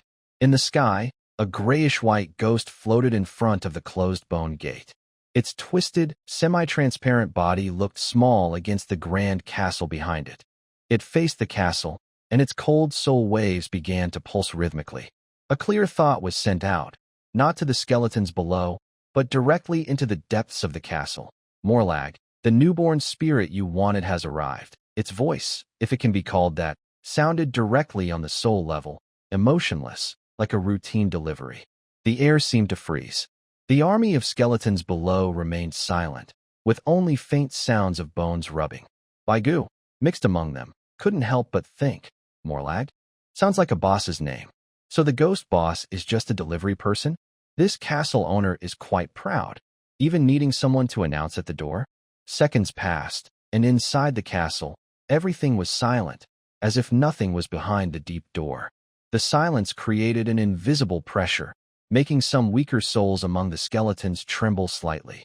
After about 10 seconds, just when Baigu thought that the Morlag inside might be asleep, a deeper, older soul wave, as if filled with countless years of dust, slowly surged out from inside the castle, like an awakening volcano, responding to the ghost's call. Cal, I will send the magic crystal you deserve to the Gray Mist Valley. You can leave now. This soul wave was calm, but carried undeniable authority. Every word seemed heavy, pressing on every undead that sensed it. Cal? The ghost boss's name? Gray Mist Valley? Magic crystal? Looks like a deal was completed. Are we just the goods traded here? Suddenly, Baigu quickly understood the situation. All right, from being summoned to being traded, my career has really been colorful. The ghost named Carl seemed unsurprised by the response inside the castle. Its grayish-white figure flickered slightly as a greeting, then it no longer lingered. Just as it had appeared, it suddenly vanished, gradually fading away until it disappeared completely into the grayish air, as if it had never been there. With Carl's departure, the cold pressure from the ghost that had been covering the skeleton army also disappeared. But in its place, there was a stronger, more pervasive sense of death coming from the castle ahead. Creak. Hiss. At this moment, the two enormous castle gates, made of countless pelvis bones joined together, made a heavy, screeching sound like thousands of bones rubbing against each other. They slowly opened a gap wide enough for several people to pass through, with a sluggish, almost painful motion. Inside the gate, it was not as dark as expected. Instead, a thick, greenish mist, like liquid, rolled and surged, blocking the view. Only faintly could one see that behind it was a vast space. From within that green mist, a figure slowly stepped out. It was a skeleton with a dark, heavy golden hue. Unlike ordinary pale or gray skeletons, each bone looked like it was made of pure gold. Under the dull light of the wasteland, it shone with a restrained, noble metallic luster, creating a stark contrast with the pale surroundings. It was taller and stronger than a normal skeleton, with thick bones and perfect structure, as if holding explosive power. Its hollow eye sockets burned with two solid flames, like molten gold, calm yet exuding a commanding presence that seemed to look down on all beings. Behind it, in the green mist, more than 10 skeletons followed. Their bones were no longer plain gray-white, but had a smooth, jade-like texture, as if polished for thousands of years, delicate yet sturdy. Their eye sockets burned with fiery spirits, more intense than ordinary skeletons, with colors varying, but all cold and deadly. This formation and aura made them look like a sharp, elite undead guard. The golden skeleton stood in front of the gate, its molten gold-like soul fire slowly sweeping over the more than 500 newly arrived skeletons below, which instinctively felt fear and oppression because of its presence. Then, a huge wave of soul energy, powerful and commanding, like an invisible tsunami, forcefully crashed into the very core of each skeleton's soul. There was only one word, one command that could not be challenged or doubted: submit. Like wheat being blown over by a strong wind, the over 500 skeletons below almost simultaneously and involuntarily lowered their skulls, whether whole or broken. This was a level of mental suppression from the soul level, of fear and obedience to a stronger presence. Even the elite skeletons with bone as white as jade looked dull in comparison to the golden skeleton. Baigu also felt a soul impact as heavy as a mountain pressing down. The command to submit was like a red-hot branding iron, trying to carve its mark into his soul. Here we go again. Everyone loves to use soul pressure to greet others. Huh? He mentally complained wildly, but his body obediently lowered his head along with everyone else. All right, all right, you're awesome, you're powerful, I give in. A good skeleton doesn't want to suffer losses. He was desperately trying to stay calm inside, while maintaining a surface of obedience. Only his bony hand, gripping the fire crystal staff, subconsciously tightened a bit. The molten gold-like gaze of the golden skeleton, like a spotlight, slowly swept over the sea of pale skulls hanging low. Its expression was calm and steady, as if it was simply counting a batch of new supplies. However, when its gaze passed over a certain area, it paused slightly. Its eyes precisely landed on Baigu. The reason was simple. Among all these skeletons, who were empty-handed or at most had sturdy bones, Baigu's staff was extremely eye-catching. The staff's top was embedded with an orange-red magic crystal, and the shaft faintly shimmered with a red glow. It was too conspicuous. It was like a soldier in uniform suddenly being mixed with an internet celebrity holding a selfie stick and a fill light. Impossible not to notice. The molten gold-like soul fire of the golden skeleton seemed to flicker. A stronger, more focused thought, like an invisible tentacle, directly probed into Baigu's soul, carrying a faint, almost imperceptible sense of curiosity. A clear, confident voice echoed in Baigu's mind. You have retained your memories from before. This was not a question but a statement. To this powerful golden skeleton, a newly born, low-level skeleton that could hold and seem to understand how to use a magic item was not just a mindless undead. The only explanation was that it was a special being that retained some knowledge and skills from its past life. In the undead world, such cases are not common but also not rare. Baigu, his soul fire suddenly flickered. Huh? Retained memories from before? Where did you get that idea? My gear was earned through wisdom and hard work, fighting, not related to past memories. I was just an ordinary young person who liked to complain, not a magic user. That point you mentioned is too dense. How am I supposed to explain? Should I tell you my staff was dropped from a high-level item, and the magic crystals were earned from part-time work? Would you believe that? And this retained memories setting sounds pretty impressive. Should I admit it or deny it? If I admit, will I be taken apart for research? If I deny, will I be seen as lying and get slapped to pieces? In an instant, countless thoughts flashed through Baigu's mind like a barrage of bullets. He realized he faced an unprecedented problem. How should he respond to this accusation? How should he reply? Admit it? It might explain his special status, but could it cause trouble later? Deny it? Would the other person believe him? Could it anger this seemingly formidable boss? The golden skeleton saw Baigu, in its view, fall into silence, as if he was silently agreeing or pondering. Its molten gold gaze lingered on Baigu and his staff for a moment. Then the targeted soul pressure quietly withdrew. It no longer paid attention to Baigu, as if the previous moment was just a casual confirmation. It turned its gaze back to the bowed skeletons, and its imposing spiritual wave sounded again. This time, it was no longer just a simple command but carried a sense of assigning tasks. From now on, you are under the white bone spire. Weaklings are eliminated, the strong survive. Prove your worth.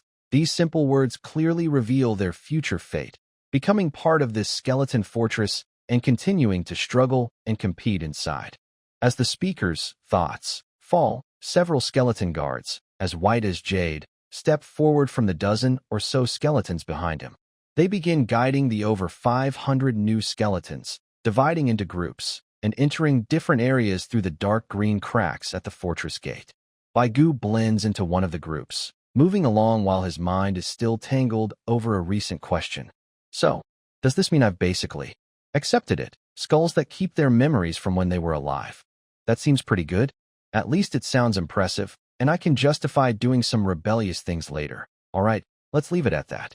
From now on, I am Special Skeleton Baigu with memories from before.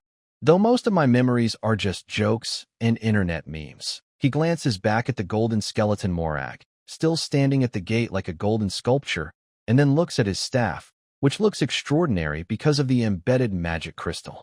Still, being noticed by him. I don't know if that's good or bad. Forget it, I'll take it one step at a time. First, I need to survive inside this skeleton fortress. He tightens his grip on the fire crystal staff and follows the group, stepping into the massive door that emits a ghostly green glow, as if it could swallow everything. This marks the start of his job, inside the skeleton fortress. What he doesn't realize is that after he disappears into the green mist inside the gate, the golden skeleton Morag, with eyes like molten gold, seems to glance once more in his direction. A faint, very subtle flicker of interest flashes deep within his soul. A newly born skeleton wielding a staff, possibly retaining memories, with a soul that's a bit too lively. Interesting. Inside the skeleton fortress, the space is much larger and more complex than it appears from the outside. The towering dome is made of intertwined giant ribs, and the walls are densely packed with various bones. Ghostly green phosphorescent flames float in the air, providing the only light, casting everything in ghostly shadows. The past few days have been both strange and dull for Baigu. The novelty lies in him finally witnessing the grassroots organization of the Undead Society, the new soldier camp. The dull part is that the management here is extremely simple and rough. These new skeletons are randomly assigned to different bone dens, simple dwellings made of large skulls or ribs. There is no training or guidance. The only rules are no devouring each other. Violators are torn apart on the spot by the patrol squad of Jadebone guards, and the unquestioned commands that can be issued at any time. Baigu, holding a conspicuous fire crystal staff and emitting relatively lively, perhaps strange to other skeletons, soul waves, was not bothered by any perceptive skeletons. Most of the time, he stayed in his own bone den, studying his staff and magic crystals, occasionally silently complaining about this lousy, new soldier life. What kind of new soldier camp is this? No squad leader? The management is too chaotic. It's even worse than my college dorm. At least there was a dorm leader. Just when he thought this life of idling and waiting, though he didn't need to eat, would go on forever, a change came. That day, two silver skeletons with a smooth, jade-like glow and much more vigorous soul fires than ordinary skeletons entered the large bone hall where the new soldier camp was located. Their soul fires in their eye sockets carried a cold scrutiny, sweeping over all the gray skeletons that became a bit restless upon sensing their arrival. One of the silver skeletons raised its bone arm, and a clear soul command spread throughout the hall.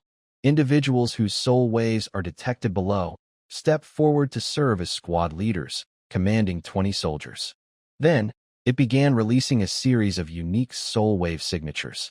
The skeletons who were called out looked confused or their soul fires slightly brightened, and they stepped out of the line. Baigu was pondering what this leader role was, wondering if there were extra benefits, when a familiar soul wave signature, belonging to himself, was accurately emitted by the silver skeleton. Huh? Me? Leader? Baigu was stunned. Does this mean I got promoted? I never thought I'd lead someday. Though my subordinates are just a bunch of bones that can't even speak. He leaned on his staff, walked out of his bone den, and stood in the designated area. He noticed that the skeletons chosen as leaders generally had slightly brighter soul fires and more complete bones than their peers. Besides the soul fire and staff, he seemed to have no other advantages. Soon, 20 gray skeletons were randomly assigned to his subordinates. These skeletons stood blankly in front of him, with faint flickers of soul fire in their eye sockets, showing confusion and a natural fear of stronger souls. Baigu looked at his 20 followers with mixed feelings. All right, this is my team, but they don't seem very smart, he thought. He tried to give a mental command for them to stand more neatly, but there was no response. The skeletons still stood there, all crooked and awkward. Well, I can't expect too much. At least the number is complete. He decided to give up on organizing them better. Just as all the squads were assigned, the silver skeleton issued a new, clear command. All new captains, immediately lead your teams to gather at the castle gate and wait. The order was simple and direct, with no explanation. Although Baigu was confused, he quickly obeyed. He waved his staff, trying to make a gesture, but it didn't work well, and with his mind, he forcibly controlled the 20 confused gray skeletons. He followed the other newly appointed captains, heading toward the direction they remembered, namely, the castle gate. They crossed the complex bone corridors and the bridges made of spinal bones. Baigu led his ragged, sometimes needing to use his staff to prevent his team from falling behind, until they reached the large front yard inside the castle gates. At that moment, he was stunned by what he saw. Not only him, But all the captains and their skeleton soldiers who had just arrived experienced intense fluctuations in their soul fires. In front of them, the originally empty castle yard was now filled with skeletons, crowded and endless, almost impossible to see the end. All the skeletons were divided into small squads of about 20 each, with a captain standing in front of each group, whose soul fire was slightly stronger. Looking around, there were at least 100 such squads. This meant the total number of skeletons gathered here was no less than 2,000. Most of these skeletons, like Baigu, were dull bronze level, but many also had bones shining with a jade-like luster, indicating silver level. These often led more subordinates or stood alone, radiating a stronger aura. All the skeletons stood silently, like a pale forest. The air was filled with strong waves of spiritual energy, chaotic yet controlled by an invisible discipline, creating a tense feeling like a storm about to break. The large gate of the castle, made of pelvis bones, was tightly closed. A faint green mist seeped through the cracks. In front of the gate, a group of about a dozen white-silver skeleton guards stood firm, like rocks, guarding the figure at the front. That figure was a dark gold skeleton emitting a suffocating aura of power, Morag. He stood quietly, his fiery soul glowing like molten gold, calmly observing the army of over 2,000 skeletons before him. He made no move, but naturally became the absolute center of the scene. Baigu and his small team finally found a spot at the back of the line. He looked up at the golden figure ahead, and then at the endless sea of skeletons around him. A bad feeling bubbled up inside him, like a spring. Oh my goodness, what is this scene? What is this golden boss planning? He clenched his staff tightly, pulling out all the new recruits, and maybe some old ones. Over 2,000 skeletons? Is this a group training? Or a sudden thought crossed his mind. Seeing the neat ranks and the silent, tense atmosphere, his fiery soul almost wanted to laugh, if he could. Is this a parade? Holding a parade in the undead world? Who are they showing off to? The cloudy sky above? Or the ghost girl next door? The idea was absurd, but it seemed like one of the most reasonable explanations for this strange scene. No, that's too simple. He quickly dismissed the overly peaceful guess. From the atmosphere, it's so tense it's almost like dust is about to fly.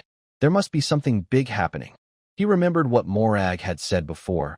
Weaklings are eliminated, the strong survive, and prove your worth. Could it be? They're going to send us, over 2,000 skeletons, out again for a big fight? To decide the strongest team inside? The thought made him shiver. Or, are they going to attack somewhere? He looked at the closed castle gate, outside which was an endless wasteland of bones. Is there something worth mobilizing such a large army for? Other undead lords? Is it still that bone tower of the corpse witch? Countless guesses swirl in his mind, but he has no answers. He can only wait quietly like the other skeletons, waiting for the final command from the big boss in front. The only thing he can do is check his connection to the fire crystal staff again, making sure he can unleash his strongest firepower at the critical moment, whether it's for a parade or a battle. Baigu looks at his 20 simple-minded subordinates, and then at Morag, the golden giant like a mountain of gold. He sighs inwardly. Hopefully, I won't become a martyr right after taking on the role of leader. He stands at the end of the line, becoming an unnoticed part of this 2,000-strong undead army, waiting for an unknown fate. Morag, the golden skeleton, makes no pre-battle speech and offers no explanation. It simply lets a fiery soul glow sweep over the solemn undead army, then turns around. Its dark gold figure, like a moving mountain, leads the way toward the slowly opening bone gate of the castle. Rumble, the heavy bone gate creaks again, opening completely to reveal the endless grayish bone wasteland outside. No horns, no shouts, only a silent command from the soul, spreading like ripples through the army. Move out. As soon as the order is given, the entire front yard of skeletons, like machines wound up tight, begins to move. At the front are a dozen white jade-like silver skeleton guards. They march in unison, their soul waves connected, forming a cold, sharp spear. Behind them are other silver-ranked skeleton captains and their larger squads. Further back are small teams led by bronze-ranked captains like Baigu, consisting of 20 members. The whole team moves in terrifying silence.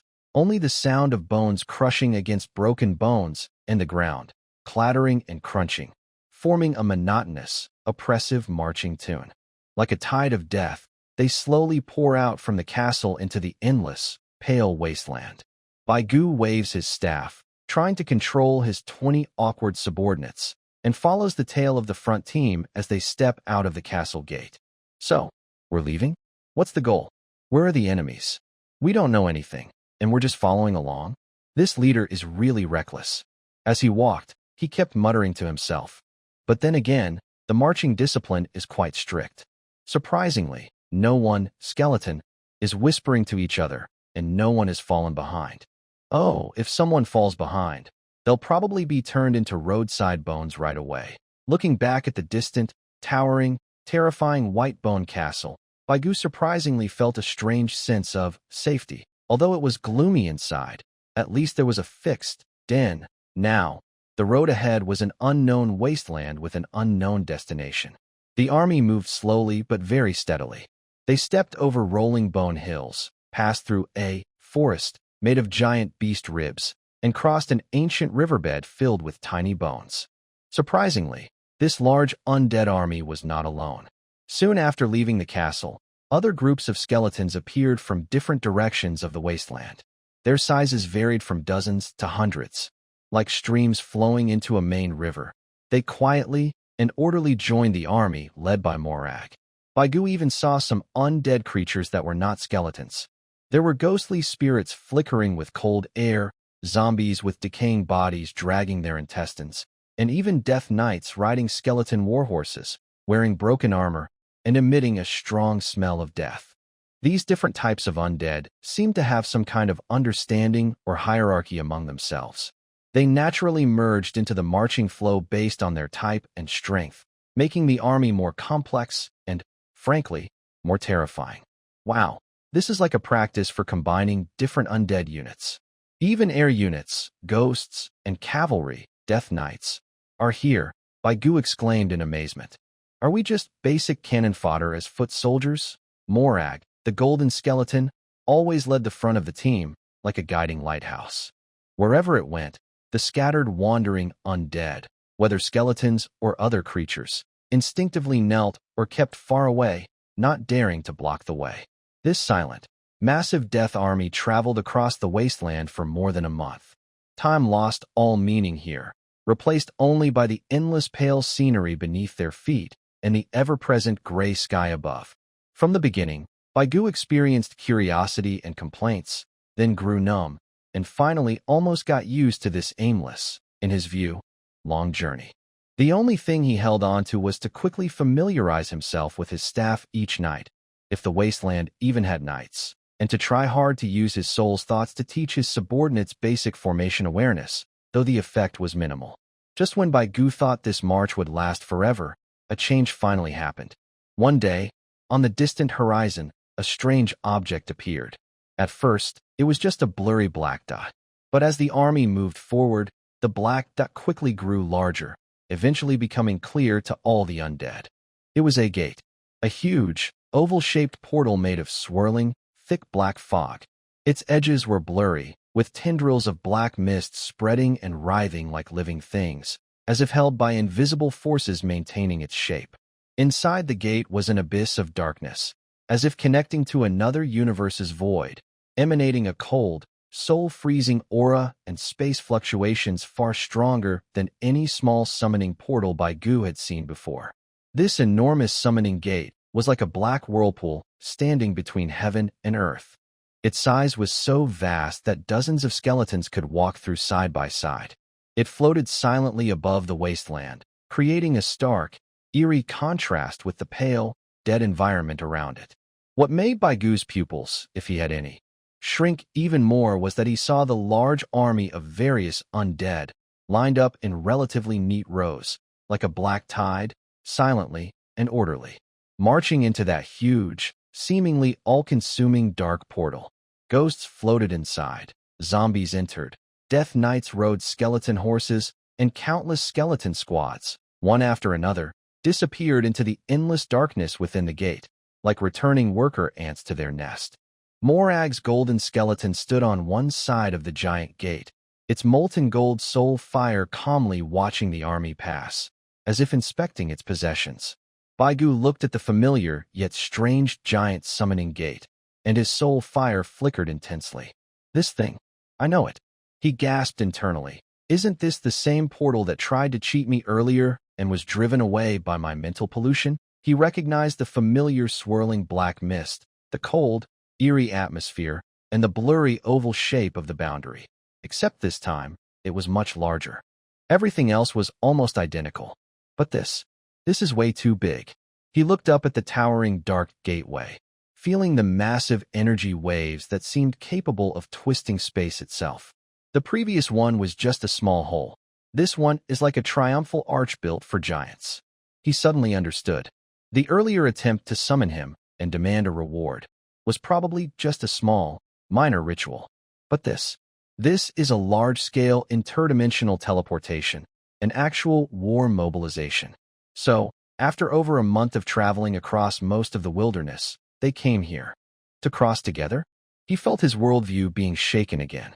Who are they planning to fight? Which unlucky nation in the main world is about to suffer? He looked at the undead creatures walking boldly into the darkness ahead, then at the fire crystal staff in his hand, which was slightly warm from being close to the huge energy source. What should he do? Follow or not? The answer was obvious. Under Morlag's overwhelming pressure and the entire army's movement, he had no choice. He sighed inwardly, just after getting used to walking across the wilderness. Now they were about to start an interworld expedition. He adjusted his soul's fluctuations, trying to appear numb and obedient like the other skeletons. He waved his staff, leading his 20 confused gray bones, following the marching team step by step toward the grand, strange portal that seemed to connect and the battlefield. The closer they got, the stronger the cold space waves became, as if about to freeze and tear his soul apart. Inside the portal, the pure darkness looked like a beast's open mouth, waiting to swallow everything. Before stepping into the swirling black fog, Baigu looked back at the dull, silent bone wasteland he had stayed in for a long time. Goodbye, this place. Hope the other side of the portal has better food or soul fires. In the next moment, he tightly gripped his staff and disappeared into the endless darkness. Crossing that huge summoning gate was hard to describe. It felt like being suddenly thrown into cold, thick ink, with all 5 senses, though skeletons don't have many, completely taken away. Only the soul was being pulled and squeezed through an invisible tunnel at high speed. Time lost meaning, and space became chaotic. When that unsettling pulling suddenly stopped and the solid ground beneath his feet felt real again, Baigu's soul flame, flickering wildly, finally steadied. He quickly looked around with caution. Then, he clearly saw what was in front of him. A strong wave of shock and disbelief almost burst from his mind. What the heck is going on here? What he saw was a completely strange world. It was very different from the silent wasteland he had just left, but in some ways, it was even more shocking. The first thing he noticed was the difference in temperature. No longer the cold, soul-penetrating chill of the undead realm, but a more complex feeling. The air was icy, yet mixed with a fresh, almost forgotten scent of life. Though this scent was quickly being polluted and corrupted by some force. He was standing in a forest. But what kind of strange forest was this? Looking around, the boundaries were clear and harsh. Behind him, near the huge summoning gate still pouring out thick black mist, was a deadly zone spreading like a plague. The snow here was not pure white, but looked sickly yellow-gray, like shrouds soaked in corpse water. It was soft and sticky underfoot, making people uncomfortable. The trees, which should have stood tall and proud, were now wrapped tightly in a disgusting blanket of white fungus-like filaments. Melting icicles turned into foul, sticky slime, like the saliva of dying creatures, dripping from twisted branches. Some tree trunks even had hollow eye sockets, with ghostly green flames floating inside, silently watching these new undead brothers. The once relaxed pine branches now twisted into shapes of struggling arms, desperately reaching toward the untouched, unpolluted distance. In the air, the fresh scent of pine and the pure snow had long vanished, replaced by a murky smell of rust, decayed flesh, and graveyard dirt. A cold, shadowy feeling seeped into the bones. Not just low temperature, but a sense of life being forcibly drained, replaced by the terrifying emptiness of death. Absolute silence ruled this area, but beneath it, faint, frantic, hoarse whispers seemed to crawl into the soul, eroding any remaining reason. He even saw nearby a frozen carcass of a creature resembling a deer, being torn apart and disassembled by stiff, skeletal figures. Further away, in the shadows of the forest, a wolf-like creature with decayed fur and burning eyes silently stalked. All of this was a cruel mockery of life and nature, but just a few dozen steps ahead of this deadly zone, the scene suddenly changed. There was a dreamlike world, as if crafted by the ice and snow god himself. Towering ancient trees wore shimmering, transparent ice armor.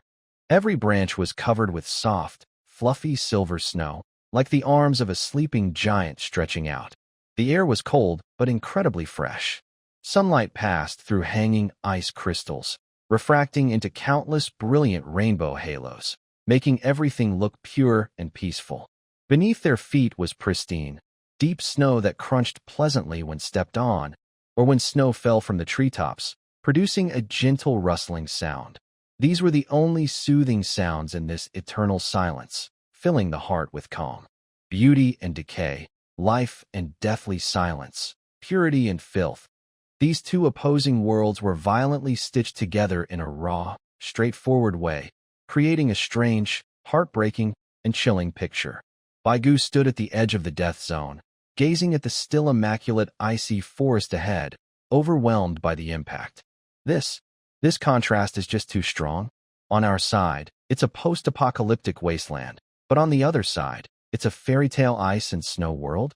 Are we really the evil force coming to demolish? He looked up at the sky, where a huge, black vortex-like summoning gate floated. An endless army of spirits, skeletons, zombies, ghosts, death knights, was slowly emerging from it, silently merging into the expanding death zone below. The negative energy carried by the spirits acts like an invisible corrosive agent, further eroding this pure land. The edges of decay and corruption are advancing at a visible speed, slow but steady. So, have we invaded some kind of icy kingdom, Orkland, enchanted forest? Who cares? It doesn't look like the lair of evil forces. It seems more like we're here to bully honest folks. Baigu quickly judged based on the scattered words he heard earlier and the scene before him. He looked down at his pale, white bones and then at the staff in his hand, which was embedded with an orange-red magic crystal and stood out sharply in this decayed environment. With this look, I'm definitely an invader, a troublemaker, an environmental destroyer. Though I, as a skeleton, love peace and care about the environment, my appearance and my camp leave no room for that. He noticed that the spirits who arrived earlier, whether skeletons or other creatures, had already begun to gather on their own. They formed small or large formations, facing the pure icy forest, radiating cold fighting spirit. Some high-level spirits, especially death knights and powerful ghosts, had started to scout and push toward the forest. The army led by Morag's golden skeletons was also quickly organizing. The dozen or so white-silver skeleton guards moved among the troops like officers, adjusting the formations with their sole commands. Baigu didn't dare to relax.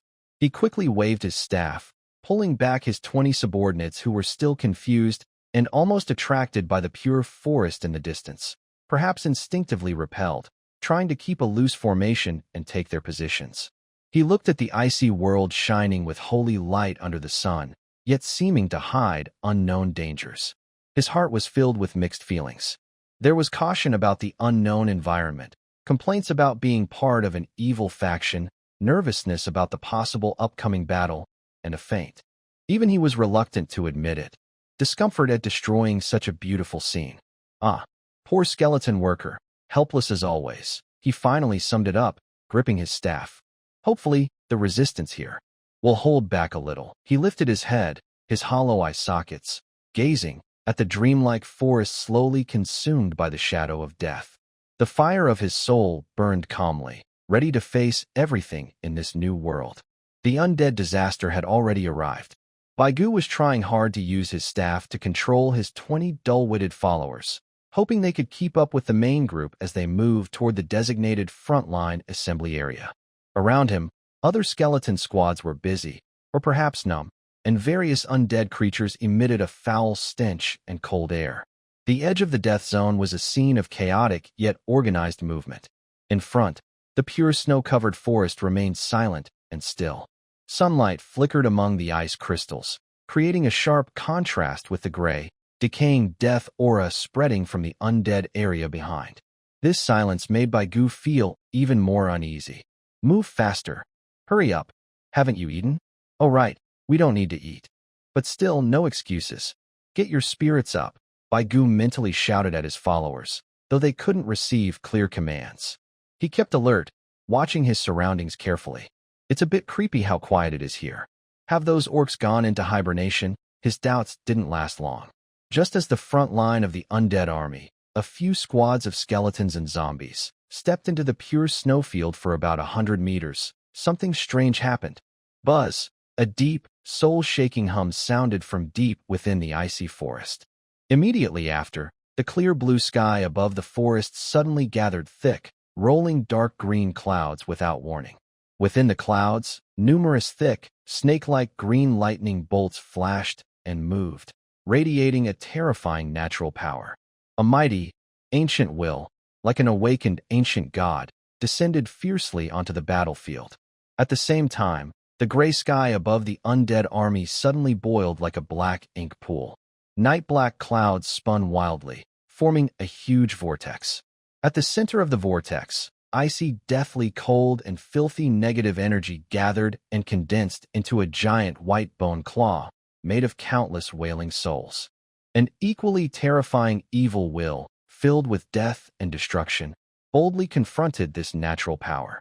Two vastly different, but equally boundless sacred domain pressures collided like two invisible mountains, crashing into each other fiercely. Boom! There was no real crashing sound, but a visible energy shockwave, blending dark green and pale white, suddenly exploded in the empty space between the two sides. It felt as if the sky was torn apart, clouds dispersing, light twisting. The ground below shook violently, stripping away a layer of the gray snow in the undead area and the white snow at the forest edge. Countless low-level skeletons and zombies, like leaves swept by a strong wind, were knocked over and wobbling. Their soul fires flickered wildly, and some weaker ones shattered or scattered into pieces. Baigu only felt an unstoppable force hit his soul and bones hard, making him see stars, if skeletons could see stars, staggering backward several steps. His magic staff almost slipped from his hand. His 20 gray skeletons were even worse, falling to the ground with cracking sounds. They struggled to get up, their soul fires trembling with fear. Wow, what's going on? They're using a big move right at the start. Is this the boss fight already? Baigu thought in shock.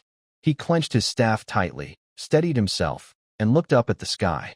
In the air above the undead army, just before the dark whirlpool, a figure appeared unexpectedly. He floated in midair, wearing a tattered black robe with glowing dark gold runes. Under his hood was not flesh but a fierce skull glowing with ghostly blue fire, topped with a crown made of bones embedded with a huge purple-black gem. He held a twisted staff made from a dragon's spine, radiating cold, deathly light and divine pressure like an abyss. A lich, and a terrifying lich at the Saint Domain level. Across the snowy forest, beneath dark green thunderclouds, another large figure appeared. It was an old orc. His skin was dark green, full of wrinkles, but tough like an ancient tree root. He wore a simple shaman's robe made from bones, feathers, and runes. In his hand was a staff topped with a large, pulsating amber-shaped heart.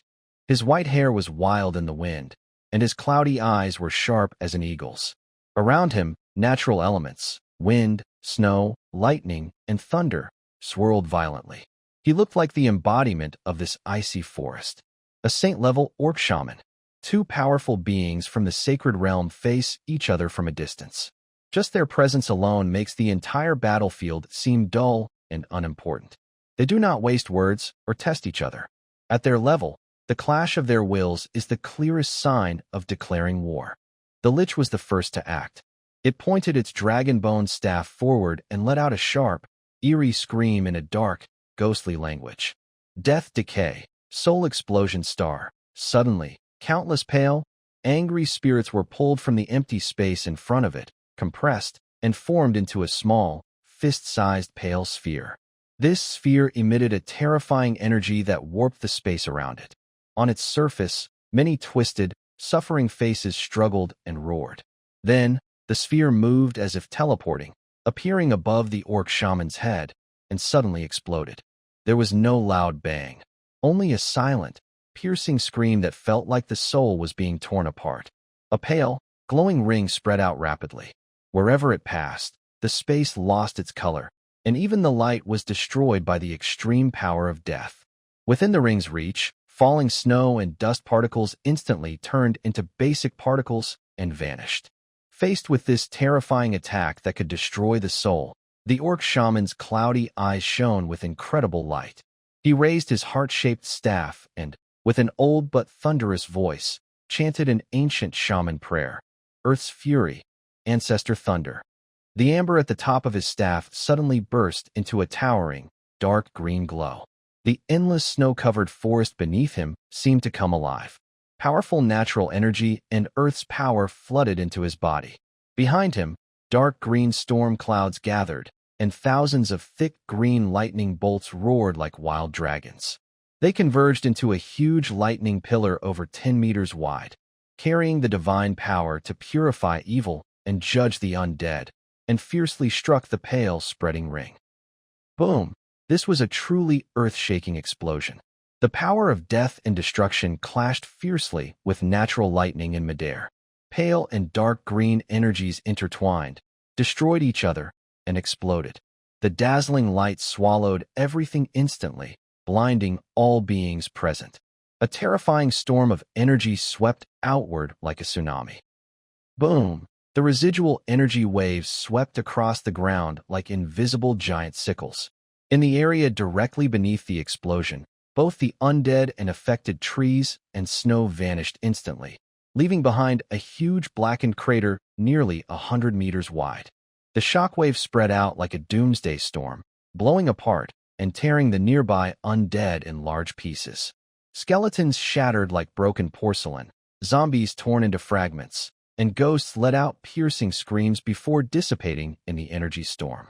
White Goo was some distance from the explosion's center, but he still felt the destructive power of the blast. A hot and cold, turbulent wind hit him hard, tossing him and his 20 followers into the air as if they were trash. Wow, this is a map attack, he thought as he tumbled through the air.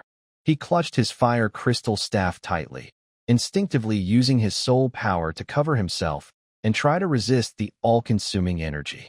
Bang, bang, bang. He and his skeleton team fell onto the ground, which was full of cracks, burns, and debris. He felt his bones almost breaking apart, and his soul fire flickered violently, nearly going out. Around him, the scene was even worse. The once orderly line of undead was now completely chaotic. Broken bones, rotting flesh, and scattered soul energy were everywhere. Some low-level undead turned to ash in the aftershock. Above, the brief, destructive clash seemed to have ended. The Lich and the Orc Shaman still floated in place, but their surrounding energy glow had dimmed significantly, showing that both sides had suffered great losses. Yet, their cold gazes remained locked on each other, and the collision of divine domain pressure continued, hinting that even more terrifying battles might still be ahead. White Goo lay in the muddy snow, mixed with black ash and broken bones, staring at this hellish scene. He looked up at the two figures in the sky, like gods or demons, facing each other. Silently, he curled himself into a shallow crater created by the blast. I think we should just stay down for a while longer.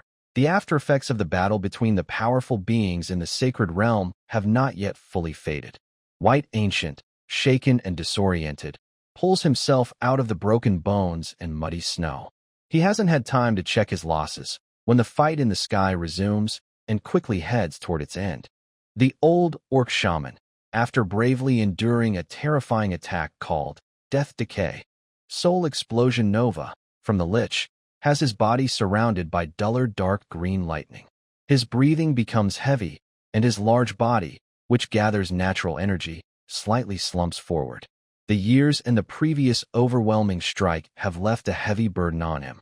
Below the dark undead clouds, the Lich in the sacred realm, with glowing blue soul fire in its skull eye sockets, coldly observes the moment of weakness in its opponent. Without hesitation, it raises its dragon-bone staff again. This time, instead of causing massive destruction, it condenses death energy into countless tiny, almost invisible gray rays, called Rain of Decay.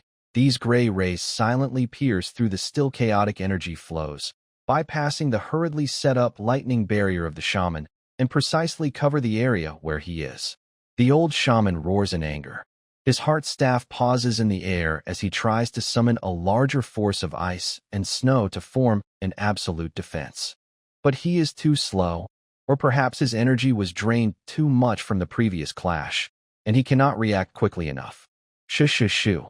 Some of the gray raise his elemental shield, like malicious parasites, entering his body. No blood splashes, no wounds appear. But the greenish skin of the old shaman visibly darkens and loses its luster, as if his vitality is rapidly draining away. His sturdy body trembles, and a mouthful of blood with greenish sparkle sprays out, quickly freezing and evaporating in the air. The powerful natural aura around him, like a burst balloon, shrinks rapidly.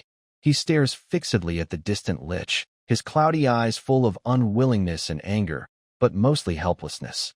He can feel the cold decay energy spreading wildly inside him, eroding his life force and strength. Retreat. Rely on the second line of defense. Hold the line. Old shaman used his last strength to send out a clear and sorrowful soul command. This command quickly spread across the entire orc defense line.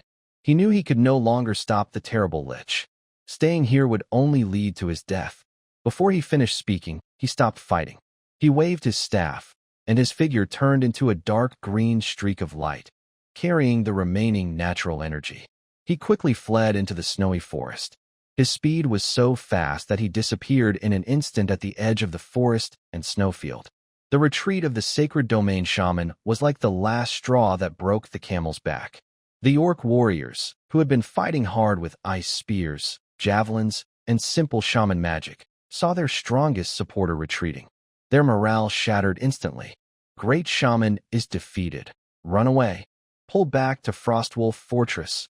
The panicked shouts in orc language echoed through the white forest. The orderly defense line collapsed suddenly. The strong orc warriors, whether they held giant axes or could summon ice and snow magic, gave up fighting. They turned and fled into the forest, abandoning their heavy weapons and smashing through icy bushes. They just wanted to get as far away as possible from the spreading shadow of death behind them. Meanwhile, on the undead side, after a brief pause, they erupted into silent celebration. Although there were no shouts, the moment was filled with a wild, greedy wave of soul energy, like a tsunami sweeping through the entire undead army. Without the sacred domain's stronghold, the floating Lich in the sky seemed to be a death god unbound from all restrictions. Its cold mind, like an invisible whip, lashed out at all the undead souls. Kill, devour, spread death and fear to every corner of this world. As soon as the command was given, true disaster struck. Like a dam breaking, the undead army, already prepared, roared with primal, soul-level fury. They launched a full-scale attack on the defeated orcs in the pure, untouched snow forest. Countless skeletons moved stiffly, forming a pale wave that swept across the border and into the sacred snowfield. Their eye sockets' soul fires flickered wildly. Their bone claws waved, chasing any visible signs of life.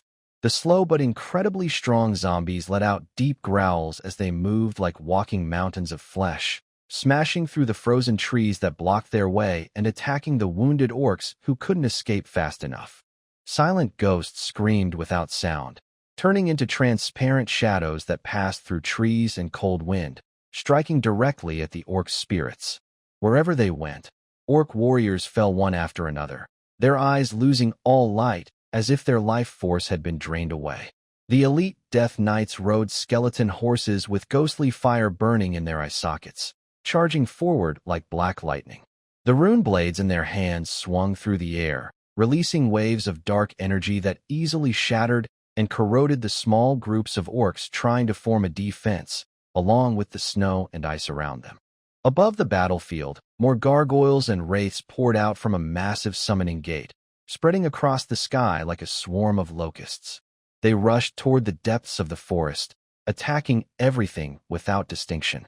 The edge of the dream forest instantly turned into a terrible battlefield. The roars of orcs, their dying cries, the shrieks of the undead, the cracking of bones, and the melting of ice and snow blended together into a symphony of destruction. The once pure snowfield was trampled into muddy ground, stained with dark red and gray-black marks. The tall ice trees were pushed down and broken, while the fungus-covered ground and spreading dark slime grew faster, as if alive. Wherever the undead plague passed, life quickly faded, leaving behind only expanding zones of death. Baigu was swept forward by this unstoppable tide. He tried to keep his small team in formation, though it barely existed anymore, while using his staff to block a nearby skeleton that almost bumped into him in its excitement. His heart was filled with shock and confusion. So this is a full-scale attack? It spreads like a virus.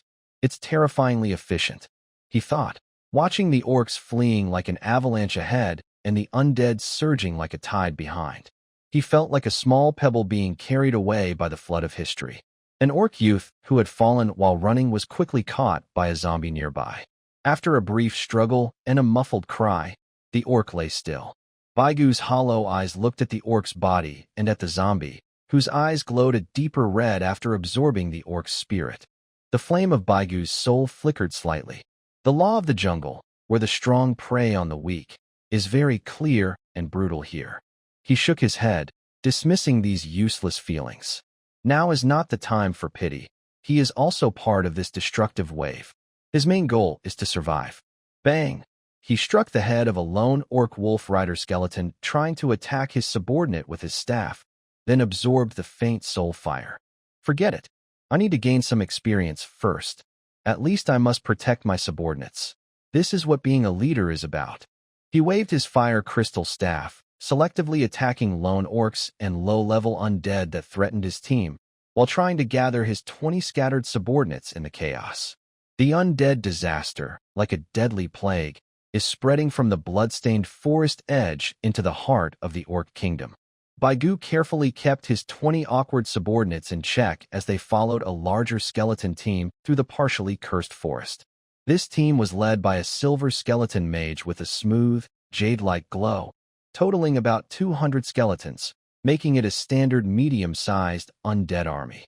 The silver skeleton mage was much more professional than Baigu's amateur team. Its eye sockets flickered with calm, blue soul fire, holding a delicate-looking bone staff. It occasionally released faint soul waves to adjust the formation and direction. It was accompanied by several tall skeleton warriors with bone shields and swords, seemingly its bodyguards. Tisk, look at their style. This is real military power. And look at us. Like herding sheep, Baigu muttered inwardly, feeling a bit envious as he looked at the silver mage, then glanced back at his own group, still naive and needing his staff to keep from falling behind. Deep in the forest, signs of undead curse appeared intermittently. Some areas remained pure with snow and ice, while others were covered in gray, decayed fungi, with twisted trees emitting a foul smell. The air was filled with a faint smell of blood and gunpowder. In the distance, occasional sounds of fighting and the roars of orcs could be heard, showing that the battle in this area was not yet over. As they crossed a relatively open area covered with snow and scattered rocks, suddenly, from the dense forest ahead, a loud, rough orc battle cry rang out. For the glory of the Frostwolf clan, kill all these skeletons. Immediately after, dozens of green figures like agile leopards leapt out from behind the snow pines and rocks. Leading them was a tall, muscular orc with bulging muscles and deep green skin, wearing heavy iron-studded armor, wielding a huge battle axe that looked like a door. He radiated a faint silver glow, a sign of condensed fighting spirit. He was a silver-ranked orc warrior. Behind him followed about 50 orc warriors, all strong and holding battle axes or heavy hammers, their eyes burning with anger and determination to fight to the death. They seemed to be a small, scattered unit regrouping and trying to hold off the enemy using the complex terrain. The encounter battle erupted instantly. Roar! The silver orc warrior didn't waste words. His eyes flashed with fierce light, and he leaned slightly forward, suddenly exerting force with his legs. Boom! The snow on the ground was kicked up into a shallow pit. He shot forward like a cannonball, full of unstoppable momentum, transforming into a silver streak of light rushing straight at the frontmost undead, the silver skeleton mage. Charging. His speed was astonishing. In almost a blink, he covered dozens of meters. His massive battle axe howled as it tore through the air, carrying condensed silver fighting spirit, aiming straight at the skeleton mage. This strike could split mountains and stones. However, the silver skeleton mage reacted just as quickly. Its eerie blue soul fire flickered not at all, and it gently paused its bone staff.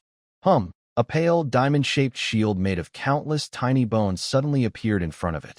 The shield's surface shimmered with obscure runes, radiating a strong defensive energy. Clang! A deafening clash of metal sounded. The orc warrior's battle axe struck the bone shield fiercely. Silver fighting spirit clashed violently with deathly white aura, bursting out dazzling light. The bone shield trembled violently, developing fine cracks on its surface, but ultimately it blocked the powerful charge. The orc warrior's attack missed, and he didn't hesitate. He retracted his battle axe, and his fighting energy instantly gathered at the tip of the axe blade, transforming into a very thin, silver beam of light. It looked like a venomous snake emerging from its hole, suddenly stabbing toward the skeleton mage's eye socket. Fighting energy strike. This attack was even faster and more powerful, with great penetrating force. The soul fire inside the skeleton mage's eye socket suddenly flickered, as if sensing the threat.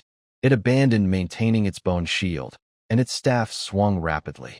A dark shadow energy, like a black snake and full of decay, shot out and precisely hit the silver fighting energy beam. Withering entanglement. Snick, snick, snick. The silver fighting energy and the shadow energy eroded and destroyed each other, producing a harsh, grating sound. Eventually, both disappeared into nothingness. Two silver-ranked experts instantly clashed fiercely. The orc warrior attacked wildly, swinging his axe to send out crescent-shaped silver fighting energy slashes, forcing the skeleton mage to dodge or block with a bone shield. Meanwhile, the skeleton mage used quick movements and strange necromancer spells, like more powerful fireballs and withering entanglement, to find openings. Their battle waves disturbed the surrounding snow and rocks, making a chaotic scene. While these two powerful fighters battled intensely, their troops also clashed like two rushing torrents. For the tribe, clack, clack, the sound of undead spirits roaring. 50 furious orc warriors and over 200 numb, greedy skeletons fought fiercely on this rocky, snowy open ground, engaging in the most primitive and bloody combat. The fight was intense from the start. The orc warriors were strong. With their axes swinging, they could easily split a skeleton into two. They worked together well, 3 in a group, back to back, defending against attacks from all directions with their bone claws. The skeletons, on the other hand, had the advantage of numbers and no fear. They kept coming, using their bodies to block the orcs' attacks, tearing with bone claws, and smashing with their skulls. Even if they only caused tiny injuries, they never stopped. Many skeletons were shattered, their soul fires extinguished, but new skeletons quickly filled the gaps. Baigu and his small team were just on the edge of the battlefield. They had just fought 5 orcs forming a small formation. "Are you going straight into the tough fight?" Baigu cried out inwardly, but he dared not slow down. He swung his fire crystal staff, and a reinforced orange fireball shot whistling toward one of the orcs holding a shield. That orc reacted quickly, blocking with a metal-covered wooden shield. Bang! The fireball exploded, blackening the shield. The orc was knocked back half a step, his arm numb, and his face showed surprise. Clearly, he didn't expect this seemingly ordinary skeleton to have such a powerful fireball. "Hey, surprised, huh? My fireball is fully charged." Baigu felt proud, But the next second, he couldn't be proud anymore. Two other orcs roared and charged at him and his followers, wielding battle axes with fierce wind. Block! Quickly block! Baigu ordered his dull-witted followers with his mind, but it had little effect. While awkwardly jumping back and using his staff to deflect a battle axe aimed at his head. Clang! The staff and the axe clashed, sparks flying. Baigu was shaken, his arm numb, thinking how strong these green-skinned brutes really were. His 20 skeletons were in a tough fight. They only instinctively swung their bone claws, not coordinated at all. In front of skilled orc warriors, they were like lambs waiting to be slaughtered. In just a few exchanges, 3 skeletons were shattered by axes, their soul fires extinguished. My soldiers. My experience points. Baigu felt heartbroken. No, I have to think of a way. While dodging the orcs' attacks, he started doing what he was best at, complaining inwardly, or rather, muttering on the soul level. His huge, chaotic thoughts spread invisibly as his fireball exploded and his staff swung, mainly affecting the orcs fighting him. The one on the left. Yeah, you, with the crooked axe. Didn't eat enough this morning? Did your tribe cheat you out of rations? The one on the right with the shield. Stop shrinking back. Come out and take a few steps. Let me see if your green skin is tough enough. Oh, you actually know how to cooperate. 3 against 1. That's unfair. Fight me one-on-one if you're brave. TSK, that axe looks pretty heavy. Swinging it makes you pant. Lack of training, brother. Your silver boss seems to be getting pushed around by our mage. Want to go help him? I might not go further, maybe just to deliver food. These messy, illogical, yet stubborn thoughts, like a spell in my mind, forcefully invade the consciousness of the orcs. They are in the middle of intense fighting and need to focus, but they are constantly disturbed by strange words, withholding rations, green skins, unfair fighting, panting heavily, comma. Although these mental disturbances are not deadly, they are very annoying. They make the orcs feel irritated and restless, blood boiling inside. Their movements become stiff and slightly awkward. The orc holding the shield, especially, feels like there are 1,000 flies buzzing in his head because of Baigu's focused attention. His blocking action slows down, and a scratch appears on his arm from a skeleton's bony claw nearby. This skeleton is strange. Its attacks can mess with my mind. The orc roars angrily and fearfully, looking at Baigu with a mix of caution and confusion. Baigu is unaware of this. He only feels that these orcs suddenly seem a bit clumsy. Huh? What's going on? These guys seem to be moving slower? Could it be that my commanding aura is intimidating them? He thinks puzzled. But his troops are ruthless, taking the chance to fire a fireball that knocks down the injured orc, then smashing a skeleton trying to sneak attack from behind with his staff. Friend or foe? Accidental hit? Who knows? But he accepts the soul fire without hesitation. In the middle of the battlefield, the fight between silver-ranked fighters continues fiercely. Orc warriors are fierce, skeleton mages are mysterious, and neither side is clearly winning. The chaos around them keeps going, with casualties piling up, blood staining the snow, and broken bones littering the ground. Baigu is trying to protect himself and his troops amid the chaos, while secretly suffering from his own mental pollution attack. He has become a small but unpredictable factor in this messy battlefield. The battle is like boiling oil thrown into a fire, instantly reaching a boiling point. In the open space, the fight between the silver-ranked orc warrior and the silver skeleton mage has become extremely intense. The orc's roar shakes the snow on the tree branches above. His muscles bulge, and faint silver energy surrounds him like burning flames. Every step he takes leaves deep footprints on the frozen ground. The giant axe, like a door panel, swung in his hands like the wind. It was no longer just a simple chopping weapon, but transformed into sharp, unmatched silver arcs that tore through the air with fierce momentum, constantly striking at the skeleton mage. The skeleton mage moved like a ghost in a storm, its bone structure reflecting a cold glow under the light of its magic energy. It was silent, with only a faint blue flame in its eye sockets flickering wildly, showing it was not as calm as it seemed. Instead of easily forming a bone shield that required a lot of energy, it relied on quick movements to dodge between the axe strikes. Every time it pointed its bone staff, it launched a deadly attack. Sometimes, it shot a small, intense fireball with a dark red core, like a shooting star, crashing toward the orc warrior's face, forcing him to block with his axe. The explosion vaporized the snow around them. Other times, it sent out a twisted black energy beam, full of decay, wrapping around the orc's legs like a deadly infection, trying to slow his fierce attacks. Wherever the energy touched, the frozen ground darkened slightly, as if life was being drained away. The orc warrior was very experienced in battle.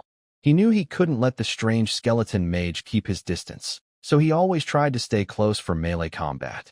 His giant axe swung with powerful strikes, and he also shot sharp, concentrated bursts of magic energy at lightning speed, targeting the mage's eyes and neck. The fight's aftermath cleared a wide area, with no skeleton or orc daring to come close.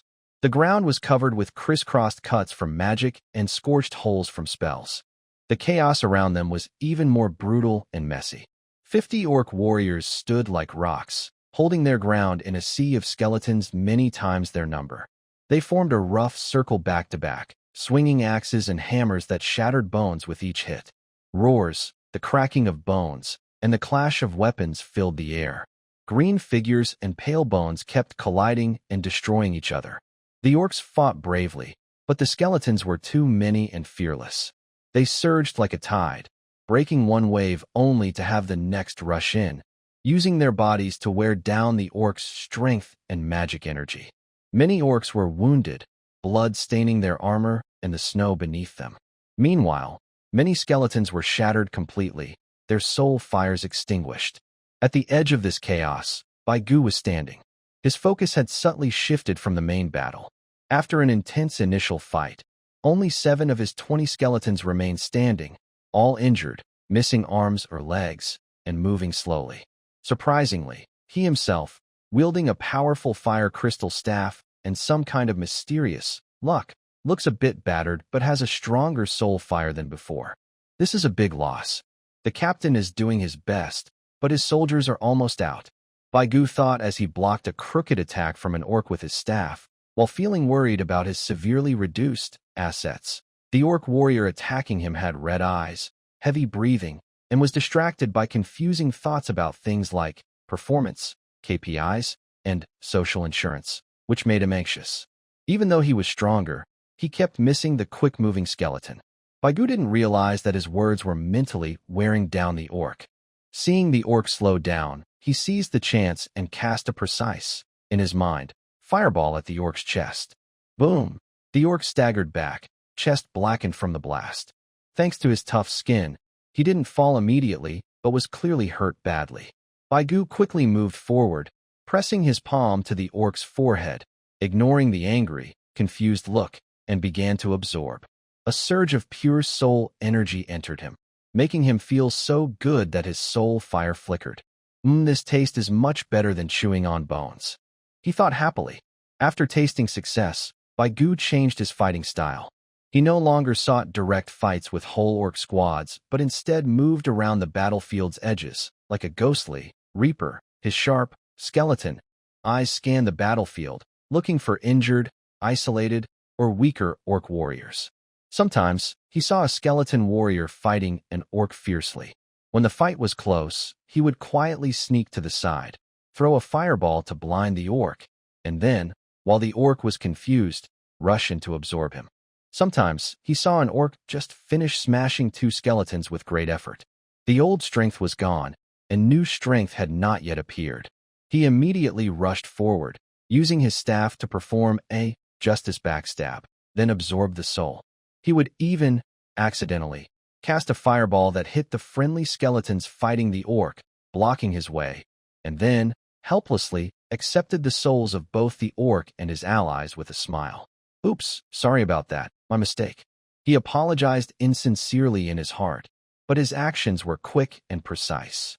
His remaining 7 subordinates had completely become tools to attract enemy fire. Baigu no longer bothered to command them to attack. He just kept them close, acting as shields and distractions. Whenever an orc tried to attack Baigu, these 7 incomplete skeletons instinctively surrounded him, using their fragile bones to buy him time and space. On one side of the battlefield, filled with shouts and fierce fighting. A strange scene appeared. A skeleton wielding a magic crystal-inlaid staff led a small group of crooked, ragged soldiers. Like battlefield scavengers, they darted wherever there was a chance, picking off enemies, devouring souls, busy and lively. Meanwhile, the intense duel between the two silver-tier experts in the center seemed like it belonged to a different world. Fight, fight, hit hard. Baigu, while absorbing the soul of a wounded orc he had just tricked into death, glanced at the central battle. The orc warriors still fought bravely, but their attacks seemed less fierce than before. Their breathing was heavier, and they bore several burns and shadow scars. The silver skeleton mage's jade-like bones also showed deep axe marks, and the flickering blue soul fire indicated it had consumed a lot of energy. A draw would be perfect. Maybe I can get a huge benefit. A daring thought grew in his mind. He looked at the two silver-tier experts with a hint of anticipation. He tightened his grip on his fire crystal staff, feeling the growing power of his soul from continuous absorption. He focused on his harvesting task. To him, victory or defeat in this battle no longer mattered. What mattered was how much benefit he could gain. The turning point in a battle often happens in an instant.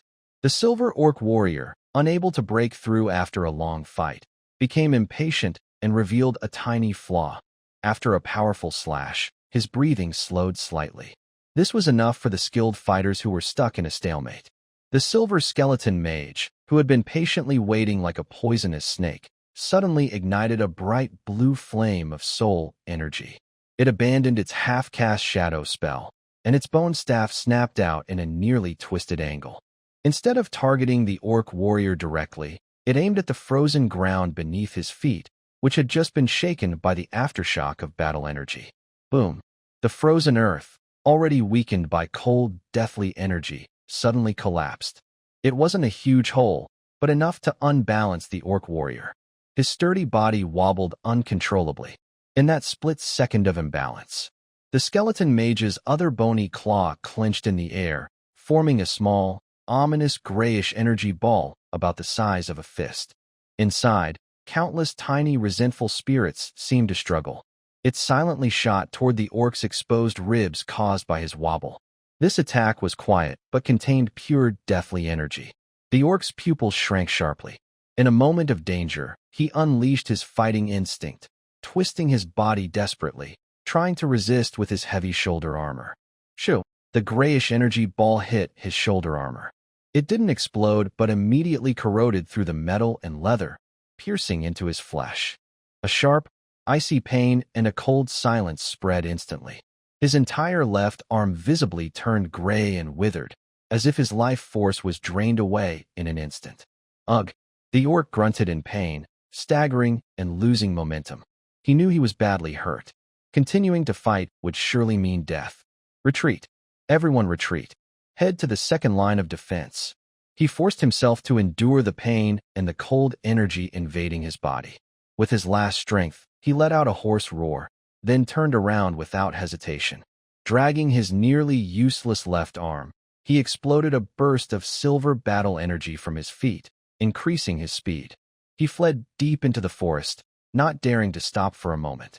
The leader was badly wounded and retreating. The remaining orc warriors, already exhausted and demoralized from the Battle of the Skeleton Sea, lost all fighting spirit when they heard the retreat order. Retreat. Quickly retreat. More than 30 remaining orc warriors, like a tide pulling back, quickly broke free from the skeleton's entanglement. They supported the injured, followed their leader's retreating direction, and fled into the dense woods in a sorry state, leaving behind their fallen comrades and broken weapons. The skeletons instinctively wanted to chase after the fleeing enemies, but a cold wave of spiritual energy from the silver skeleton mage swept across the battlefield in an instant. Stop the pursuit. Clear the battlefield. The command was simple and effective. All the skeletons, including those that had gone wild with rage, if they had eyes, immediately stopped moving, standing stiffly in place. Then they began to carry out the orders mechanically, devouring the remaining soul energy from the orc corpses on the ground and recovering the scattered soul fires from broken skeletons. The noisy battlefield quickly fell silent. leaving only the faint sounds of bones rubbing and souls being devoured, along with the smell of blood and burnt flesh lingering in the air. The silver skeleton mage paid no attention to the escaping orcs. It floated half a foot above the ground, its ghostly blue eyes sweeping over the wrecked battlefield. It originally brought over 200 skeletons, but now fewer than 150 remained standing with their soul fires still burning, and almost all of them were injured. The 4 skeleton captains that came with it, who had thicker bones and slightly stronger soul fires, had also lost nearly half of their forces. Its gaze finally settled on a sneaky figure at the edge of the battlefield. Waikwa was busy and excited. As soon as the orcs retreated, he immediately launched a frantic, looting spree. He focused on the orc corpses with relatively full soul energy, pressing his finger bones to them and fiercely. He also didn't miss the scattered soul fires from broken skeletons. Every bit counted, even the tiny ones. This is a big gain. We made a huge profit. He felt his soul fire inside him grow significantly larger and more solid, and the bones felt more firm. He was overjoyed. Although I lost a few subordinates, my own strength is improving rapidly. That's the real key. His original 7 subordinates stood behind him, looking confused. They were also instinctively absorbing the weak soul energy around them, but much slower than Waikwa. Suddenly, a cold, scrutinizing spiritual presence descended upon Waikwa. He shivered and quickly stopped devouring, pretending to be obedient and focused on cleaning up the battlefield. However, his swollen soul fire and the lingering desire in his eyes made his act unconvincing. The silver skeleton mage's jawbone, which looked like made of jade, seemed to move slightly, perhaps just an illusion. At the same time, a clear mental message was sent into Baigu and the 4 other skeleton captains' minds: reorganize the troops. Following this command, the scattered skeletons on the battlefield, those who had lost their captains or whose captains had already fallen in battle, and some wounded soldiers whose souls were damaged but not completely gone, began to gather under an invisible force, moving toward the location of the 5 captains. The other 4 skeleton captains quickly received their new recruits, restoring their skeleton numbers to about 30 each. However, things were different for Baigu. Perhaps noticing Baigu's unusually active and growing spiritual fire, as well as the impressive-looking staff in his hand, the silver skeleton mage's mind lingered on him for a moment longer. Then, a much larger wave of spiritual energy, carrying over 40 confused and helpless gray bones, surged toward Baigu. You, lead them, Baigu. He looked at the large group of new subordinates, almost 6 times the number of his original troops, and his soul fire nearly froze from shock. I can't believe it. They just threw over 40 at me? Did I get promoted too quickly? I couldn't even manage the original 20. He thought frantically. Does this silver boss have some misunderstanding about me? Think I'm a management genius? Or just likes me and wants to train me? He secretly glanced at the floating silver mage. The mage's blue soul fire was calm and emotionless, showing no signs of feeling. Forget it. If they're here, I'll take them. More soldiers are better than fewer. Even if they're just wooden dolls, they look imposing. He quickly accepted the situation, even feeling a bit pleased. He tried to wave his staff and send out his mental command, hoping to gather the 40 or so new skeletons with his original 7 veterans. But as expected, chaos ensued. Pushing, shoving, the sound of bones clattering everywhere. It was only with great effort that they managed to squeeze into a pile, which looked more like a heap of haphazardly stacked bones than an organized army. The silver skeleton mage seemed used to this and paid no mind. It finished counting the remaining troops, including its own guards, totaling about 150 skeletons and 5 captains, including the newly promoted Big Boss, Baigu. It had no plans to rest. Its cold mind sent a new command to the entire army. Keep moving forward, eliminate the leftovers, and expand the purification area. After giving the order, it led the way toward the direction where the orcs had retreated, which was the border between the deep forest silence and life. The 4 skeleton captains immediately led their troops, maintaining a relatively neat formation and following closely. Baigu didn't dare to slack off. He quickly used his staff to poke and push, driving his over 50 sluggish, tightly packed followers. He trailed behind the main force, step by step, He looked at the silver mage's graceful figure ahead, and then glanced back at his large but chaotic team. His inner voice of complaint burned brightly again. What kind of situation is this? Leading such a ragtag group to purify?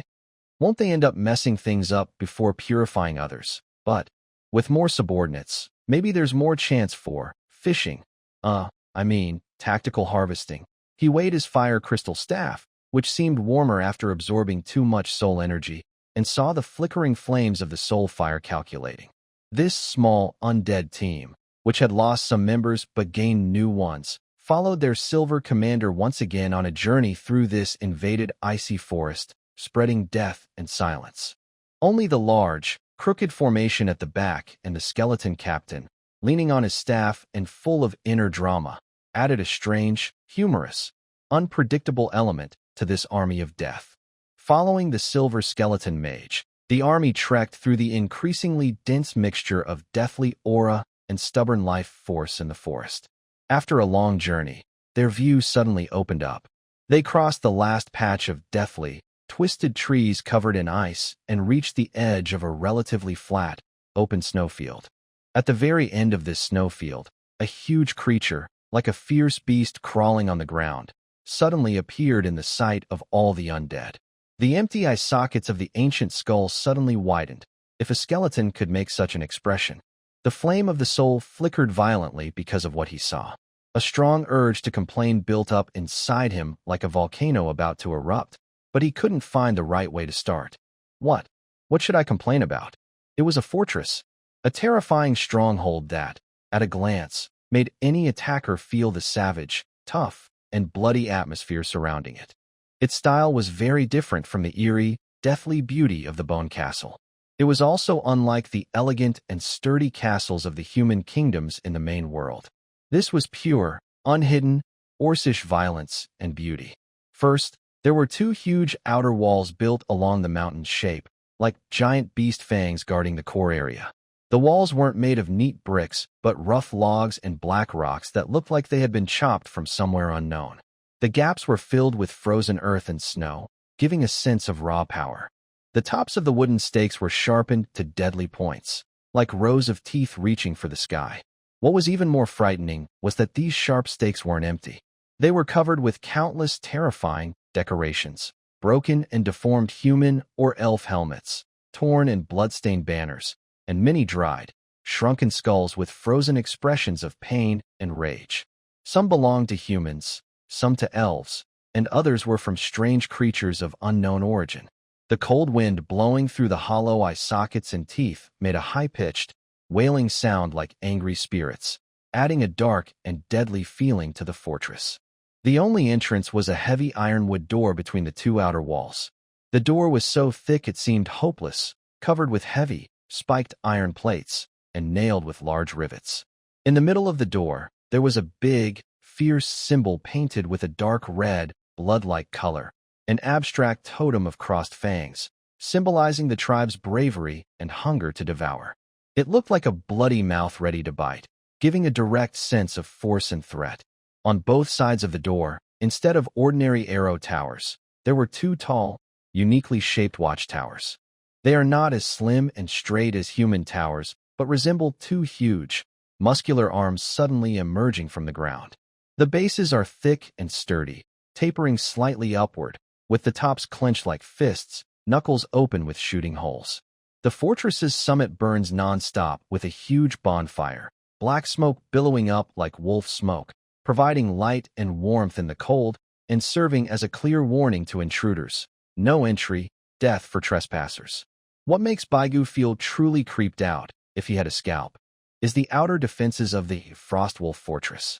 These layered, dense, kill-only structures are plain and brutal. There are no fancy magic lights or clever traps, just raw, savage, and cost-effective physical barriers. In front of the fortress, the open ground is filled with deep trenches several meters wide, filled with sharpened wooden stakes. Behind the trenches are large barriers called reject walls, made of thick crossed logs with pointed tops, like a jungle of steel and wood thorns. Closer to the walls, there are tiered low walls built from giant stones and logs, providing perfect platforms for shooting and throwing. All these structures are covered in snow and ice, but faintly stained with dark red, as if soaked in the blood of many attackers. The entire Frostwolf Fortress looks like a giant war beast curled at the edge of the snowfield, covered in deadly spikes. Every detail screams power, conquest, and destruction. This isn't a fortress at all. It's basically a giant wolf fawn club turned into a monster. Or a spiked one. Baigu finally found something to complain about, his soul fire flickering wildly. This design is way too. Did the designer misunderstand what a cozy home is? Hanging so many little lanterns, skulls, at the entrance. Is that for atmosphere? Halloween came early. And those 2 watchtowers, can they be more abstract? Just make them 2 big arms. Are they trying to show a warm hug to enemies and then strangle them? All these trenches, reject walls, low barriers. Did they chop down the entire forest with just to make toothpicks? Do orcs usually spend their time fighting or doing civil engineering? With their efficiency, in my previous world, they'd be total infrastructure maniacs, as Baigu mentally prepared himself. Criticizing the aesthetics and defenses of the orc fortress, he also clearly saw the scene beyond the fortress on the once-open snowfield. The undead, a dense, endless army of spirits. Their pale and dull colors almost covered the entire snowfield, spreading all the way to the terrifying defenses of Frostwolf Fortress. Countless skeletons, zombies, ghosts, and other strange, undead creatures, like swarms of insects surrounding prey, tightly encircled this thorny fortress. In the sky, gargoyles and spirits circled like dark clouds, making harsh screeches. On the ground, the undead army did not rush to attack, but moved like a flowing tide, adjusting their formations. Some elite Death Knight squads patrolled back and forth at the front, radiating cold, killing intent. In the distance, a few giant stitched monsters, resembling small mountains of bones, moved clumsily, obvious heavy weapons meant for siege. Baigu's team, the Silver Skeleton Mage Squad. In the sky, gargoyles and spirits circled like dark clouds, making harsh screeches. The Silver Mage stopped, his ghostly blue soul fire scanning the vast army and the towering, terrifying fortress, as if receiving orders from a higher-level undead commander. Baigu stood in front of his more than 50 confused skeletons, gazing at this overwhelming battlefield. His eyes then shifted to Frostwolf Fortress, which looked like a spiky steel hedgehog. His initial complaints were replaced by a more complex emotion. This battle is going to be a tough one. He clenched his fire crystal staff, feeling its warm touch. With my small frame, I probably wouldn't even make a splash in there. He looked at his dull skeletons and then at the distant, flickering green figures on the city walls, hostile and resolute. But I've come this far. A hint of helplessness flashed in his soul fire, mixed with a reckless, stubborn spirit. It seems impossible to run now. I just hope I won't be the first to be sacrificed as cannon fodder when they attack the city walls. He raised his head, hollow eye sockets staring at Frostwolf Fortress, which seemed to roar silently. So next, how can we survive this bloody siege, even though we have no flesh, and maybe gain some benefits? His figure blended into the endless sea of pale death, becoming one of the many spirits surrounding Frostwolf Fortress, waiting for the inevitable, fierce attack order. The atmosphere around the city was heavy, like dark clouds before a snowstorm, depressing and suffocating. The vast sea of spirits quietly surrounded Frostwolf Fortress, with white bones and gray, decayed bodies spread across the snowfield. They faced off against the fortress's fierce defenses and the faint green figures on the walls. The air was thick with the smell of death, a faint hint of blood, and a tense feeling like a storm about to break. Baigu, leaning on his fire crystal staff, stood in front of his 50-something soldiers, who still looked awkward and unsteady. His hollow eye sockets gazed into the distance at the fortress, which looked like a steel hedgehog. Inside, he was running through plans about survival chances and tactical moves, and complaining. How long do we have to hold out? Do we have to wait until the orcs inside starve? But they seem well stocked. Or are they planning to fill the sea of skeletons? How many would that take? My newly expanded team might be gone in just one round. Just as he was lost in thought, even considering a tactical retreat, an indescribably vast and cold will. like it came from the very earth and sky, suddenly echoed loudly in the minds of all the spirits surrounding Frostwolf Fortress. This will was not a voice, but clearer and more direct than any sound, carrying undeniable authority, like a law stamped into every perceptive undead mind. All beings with intelligence may go to the quartermaster to receive a reward. Conquer this fortress ahead, and a generous prize awaits you. The message was extremely simple. No passionate speeches, no vague promises, just straightforward self-interest. Yet, these two sentences seemed to drop a huge stone into the silent, dead sea of spirits. Buzz, the once still undead army suddenly stirred noticeably. Countless flames of souls flickered fiercely within the eye sockets of skulls. Zombies let out deeper, more eager growls, and ghostly figures twisted and shimmered. An emotion called greed and desire spread like a plague among the undead. Rewards. Real, tangible rewards. For most of the undead, who rely solely on instinct and evolution, this was an irresistible temptation. Baigu was also shaken by this sudden broadcast. His soul flame flickered, and then a strong, mixed thought of surprise and absurdity exploded in his mind. Huh? This is a pre-battle rally. I didn't expect the undead army to do this too. Making big promises. No. Wait. This seems like they're actually giving out rewards. His inner voice of complaint was instantly ignited. Awaken the wise. What's the standard for that? Walking on their own count? Or casting fireballs? I think I qualify, right? Definitely qualified. But then, a very practical question arose. Wait, quartermaster? Baigu looked around blankly. All he saw were dense skeletons and strange-shaped zombies and ghosts. This place. No. In this undead army, there's even a quartermaster position? Does that sound so down to earth? I thought they just relied on looting and devouring. He imagined what a quartermaster might look like, wearing reading glasses if undead had glasses, fiddling with an abacus or a soul counter, handing out supplies behind a pile of bones and rotting flesh. A necromancer? Or a ghost especially good at math? Where can I find one? He was at a loss. In this vast sea of undead, there wasn't even a signpost. Do I have to ask around? Excuse me, where does the quartermaster work? Probably be mistaken as a fool by the nearby skeletons, or even swallowed. Just as he was at a loss, he noticed that some souls around him, whose flames burned brighter and looked smarter, started to move. He saw a sturdy skeleton warrior, like a little leader, holding a bone shield and bone sword, whose soul flame flickered a few times as if sensing something. Then it took a step forward, heading toward a fixed area behind the undead army. Soon after, another ghost, floating in midair with cold air swirling around it, seemed to receive some kind of guidance. It transformed into a transparent trail and drifted toward the same direction. Even the silver skeleton mage floating silently ahead of him showed faint fluctuations of blue soul fire. A clear thought was transmitted to its subordinates, including Baigu. Intelligent beings may go to the pile of bones at the back to find the quartermaster and receive blessings. Hurry back after collecting. However, it did not move itself, clearly showing that this kind of benefit was not very attractive to its level, or perhaps it had already claimed it. Pile of bones. Behind, Baigu caught the key words. He looked in the direction where the undead were starting to move forward. Sure enough, behind the undead army and away from the Frostwolf Fortress walls, he saw a slightly higher area made of countless white bones piled up like a small hill. There seemed to be stronger and more orderly soul fluctuations there. So it's over there. Looks like a temporary logistics point. Baigu suddenly understood. All right, I guess I have to go there. Might as well claim this benefit. He immediately took action.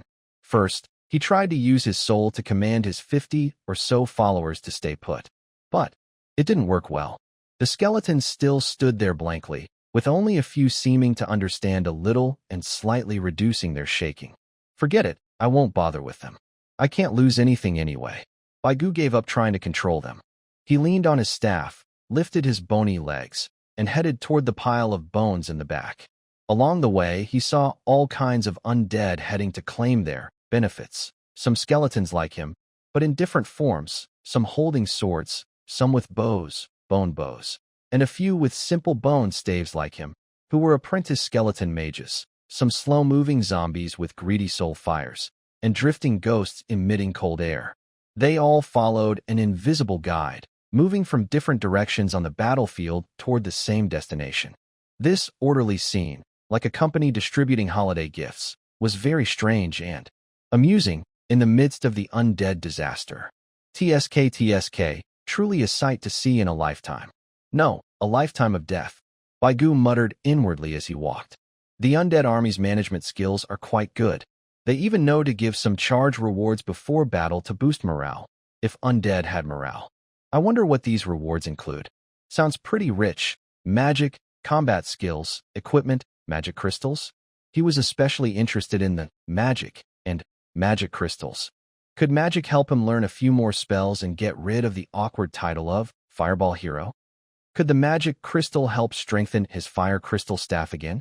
Hopefully, it's not some scam, like a book called Skeleton Self-Discipline or a glow stone that only lights up. With a mix of hope and doubt, he followed the crowd and finally arrived at a logistics base made of piled bones. Upon closer look, it seemed more like a temporary, rough gathering spot for undead. Several taller bone heaps had some stronger-looking undead standing on them, apparently responsible for maintaining order and guiding others. Around these heaps, on a relatively flat open space, there were a few stalls. Yes, stalls. Though very simple, some just had a flat, large skull with a few shining objects on it. Others were floating spirits with colorful crystals hovering in front of them, and behind one stall, a corpse wizard dressed in tattered mage robes, holding a bone record board, was pointing at the line of waiting undead, seemingly taking notes. No way, it's really a supply station. They even have a queue system? Whitegoo looked at this surreal scene, his soul's fire almost going out from shock. Why is this undead disaster story getting more and more off track? Are they going to hand out employee manuals and performance reviews next? He stood there, confused, watching the undead line up neatly at each stall to receive different items. Some got a bone, maybe a knowledge record. Some received a crystal, and others had the corpse wizard tap their forehead bone, as if transmitting some information. So, which line should I join? Whitegoo looked at his fire crystal staff and felt his unique, chatty soul. He hesitated for a moment. Forget it. That corpse wizard over there seems more advanced. Maybe he can give a direct impartation? Let's go see that one. He took a deep, imaginary breath, adjusted his soul's fluctuations, and tried to look as normal and hopeful as other, awakened, spirits. Then he stepped forward toward the booth run by the corpse witch, the slowest in the line. He was very curious about what kind of pre-battle benefits this HR and technical director of the undead army would give to this self-proclaimed excellent employee. Baigu stood at the end of a line made up of strange, bizarre undead. He watched the corpse witch, dressed in tattered mage robes and holding a bone record board. With its shriveled fingers, like dry tree branches, it gently tapped the skulls of the spirits coming to receive their benefits, merging small, colorful, and fluctuating orbs into their soul fires. The process was quiet and efficient. Some spirits' fires instantly blazed brightly, as if they understood something new. Others looked confused for a moment before leaving with a slight new wave of energy. A few received items that didn't seem like knowledge, but dull metal pieces or cloudy crystals. Is this really based on needs? Tailored service? Baigu thought to himself. I wonder what kind of benefits I, the excellent employee, will get? Hopefully something life-saving, like a powerful skill, something that sounds terrifying in a siege. The line moved slowly forward. Finally, it was Baigu's turn. He stepped up and closely observed the undead army's technical officer. The corpse witch's face was expressionless, with shriveled skin tightly pressed against the skull. Its eye sockets burned with calm, green flames. It emitted a stale smell, a mix of herbs and graveyard air, but not too strong. The corpse witch's hollow, green flame eyes looked at Baigu, especially lingering on his staff embedded with an orange-red magic crystal. Then, it lightly ran its bony finger over the record board, as if checking some information, if the undead army had a record system. Next, it raised its other bony hand, and energy began to gather at its fingertips. Not the usual colors Baigu had seen before, but a deep, dark black light that seemed to absorb all surrounding light. This black glow was not evil, but cold and silent, like the essence of undead defense itself. White Goo looked at the small black sphere of light forming at the tip of the corpse witch's finger with curiosity and some nervousness. The sphere slowly and irresistibly floated toward his skull, finally merging into his burning, pale flame of a soul. Buzz, a cold, flowing wave filled with tiny runes and fragments of information suddenly flooded into his mind. Unlike the chaotic memory fragments gained from devouring soul fire on their own, this stream of information was very organized and complete, like a book forcibly opened and imprinted onto the soul. The core of the information was a spell model, along with its principles, incantations, soul vibration frequencies, and control techniques. Its name was Bone Shield. The details of the spell were absorbed by him like a rising tide. When casting, the ground beneath the caster would seep out pale bone powder and a biting cold. Then, several bones of different sizes, with sharp edges and glowing with a cold white light, would break through the earth or condense from ripples in the surrounding space. These bones were not dead objects. They seemed to have a basic instinct. Once formed, they acted like loyal guards, slowly and steadily spinning around the caster in a seemingly random manner. The main ability of this, Bone Shield, was automatic interception. It could keenly detect fast-moving objects aimed at the caster, whether sharp arrows, heavy spears, or fiery energy attacks like fireballs, and automatically spin to collide and block them. For attacks that couldn't be fully blocked, such as wide-range or powerful strikes, it could cleverly deflect and change their trajectory, reducing much of the impact. The process of infusing this information was very brief, but for White Goo, it felt like a long learning experience. When he woke up, again, the stream of information had become a part of his soul, like an innate instinct. He could even feel that as long as he thought about it and activated his soul power, he could immediately cast this spell. This is a defensive spell? An automatic bone shield that intercepts attacks. White Goo felt the clear and perfect spell model in his soul, and his inner joy erupted like a volcano. Yay, a phrase from a past life, pulled from some forgotten corner of memory, burst out. This old skull. No, I now have both offense and defense capabilities. No longer do I have to worry about being suddenly shot in the head by an arrow or an orc. He excitedly waved his fire crystal staff, almost hitting a zombie in line behind him, which made the zombie grunt in annoyance. Sorry, I got too excited. Baigu quickly apologized mentally, though the zombie probably couldn't hear him, then happily enjoyed his new power. Fireball for long-range attacks, the Bone Shield for protection. This combo is perfect. He could already imagine himself in a siege, hiding behind the spinning Bone Shield and sneaking around to cast fireballs wildly. All that was left was to find a good chance to loot, collect treasures.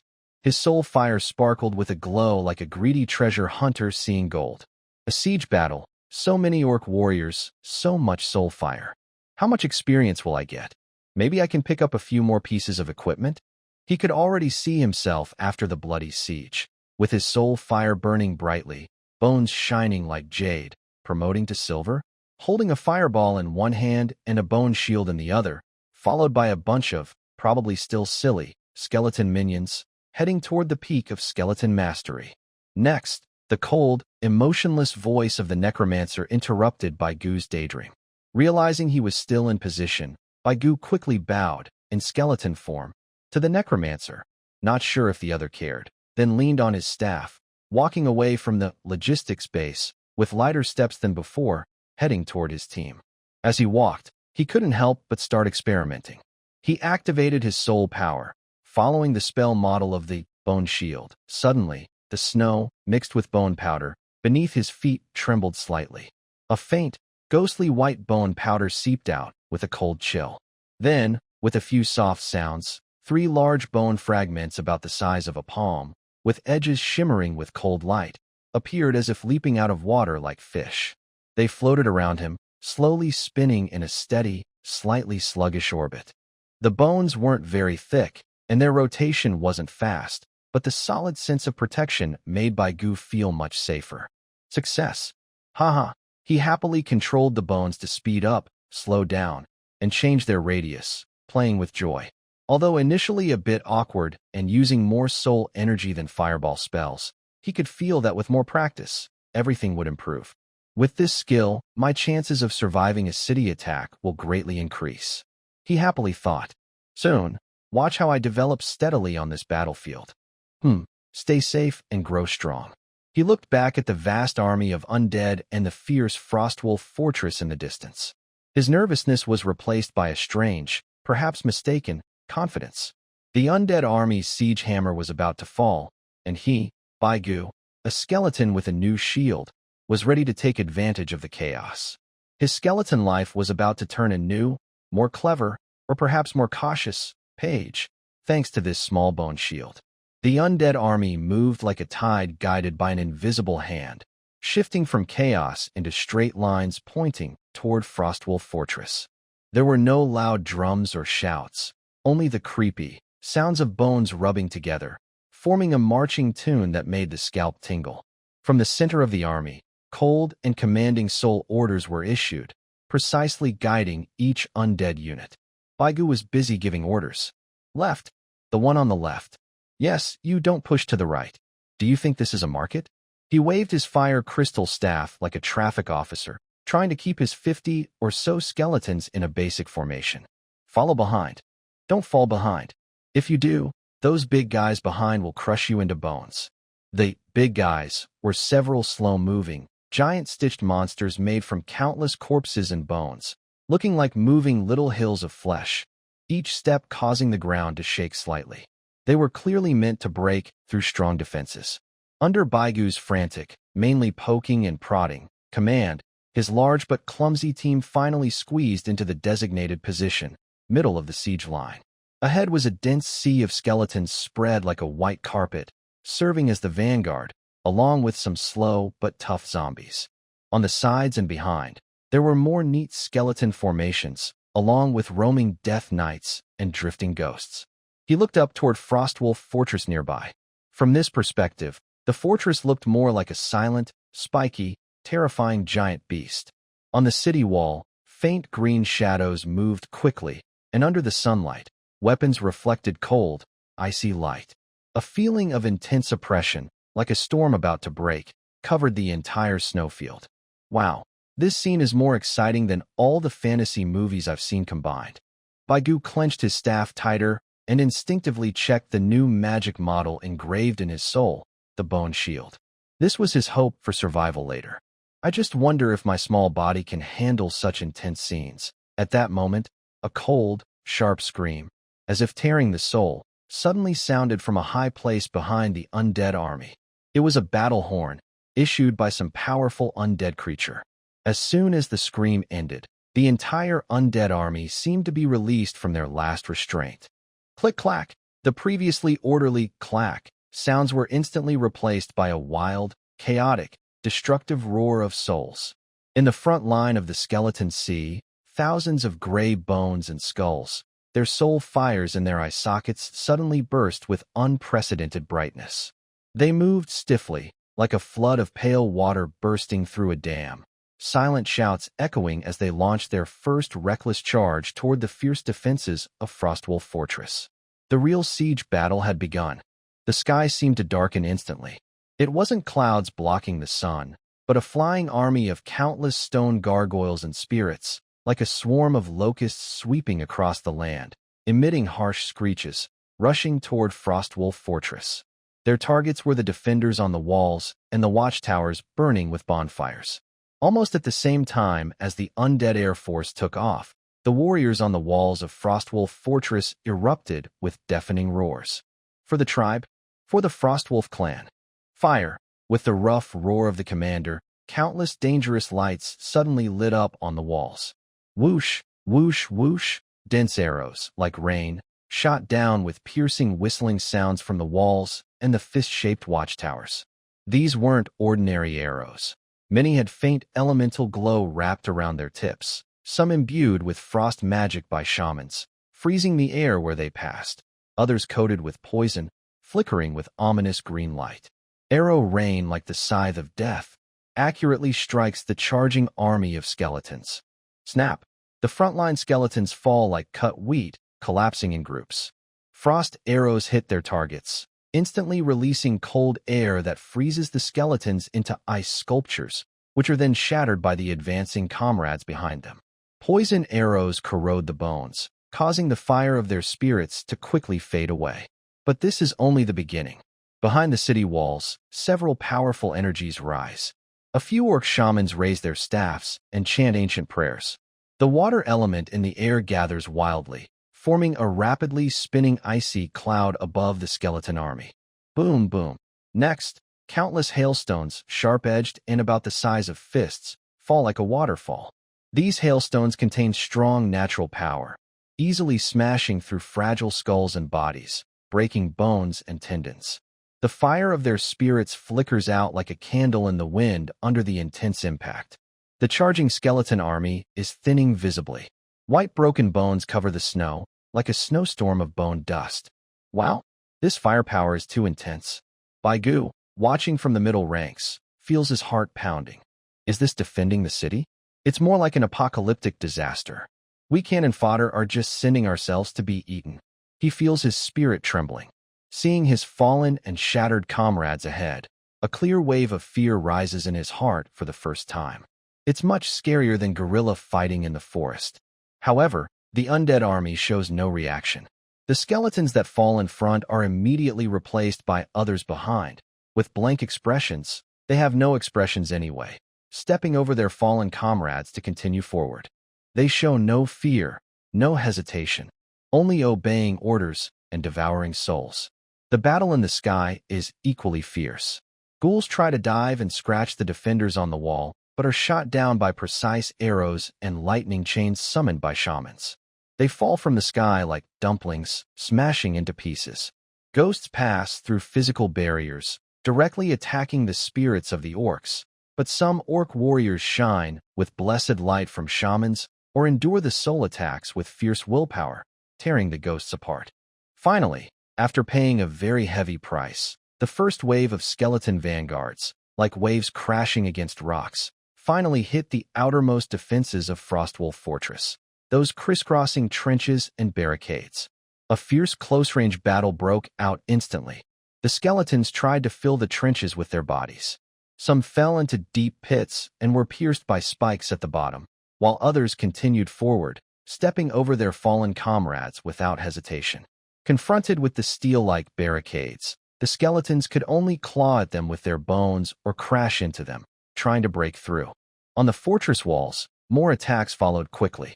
Hot oil was poured down, igniting upon contact with the snow and skeletons, turning large areas into blazing hellfires. The skeletons burned to blackened bones in the flames. Huge rolling logs and stones were pushed down the slopes of the low walls, tumbling like steamrollers, crushing everything in their path into dust. In front of Frostwolf Fortress, a brutal, efficient meat grinder had formed. The number of undead was decreasing rapidly, while the orcs, relying on sturdy defenses and coordinated teamwork, managed to hold their ground for now. Baigu, in the middle squad, had already started moving forward. As he looked at the increasingly close death zone, he could smell the burnt, bloody, and negative energy in the air, perceived through his spiritual senses. His inner monologue was almost overflowing with frustration. It's over, we're almost there. I just got my bone shield, still warm. How long can I last? He mechanically followed the team, trying to boost his confidence. Stay calm, Baigu, stay calm. You're destined to be the Bone King, or whatever. You can't fall in a beginner-level siege.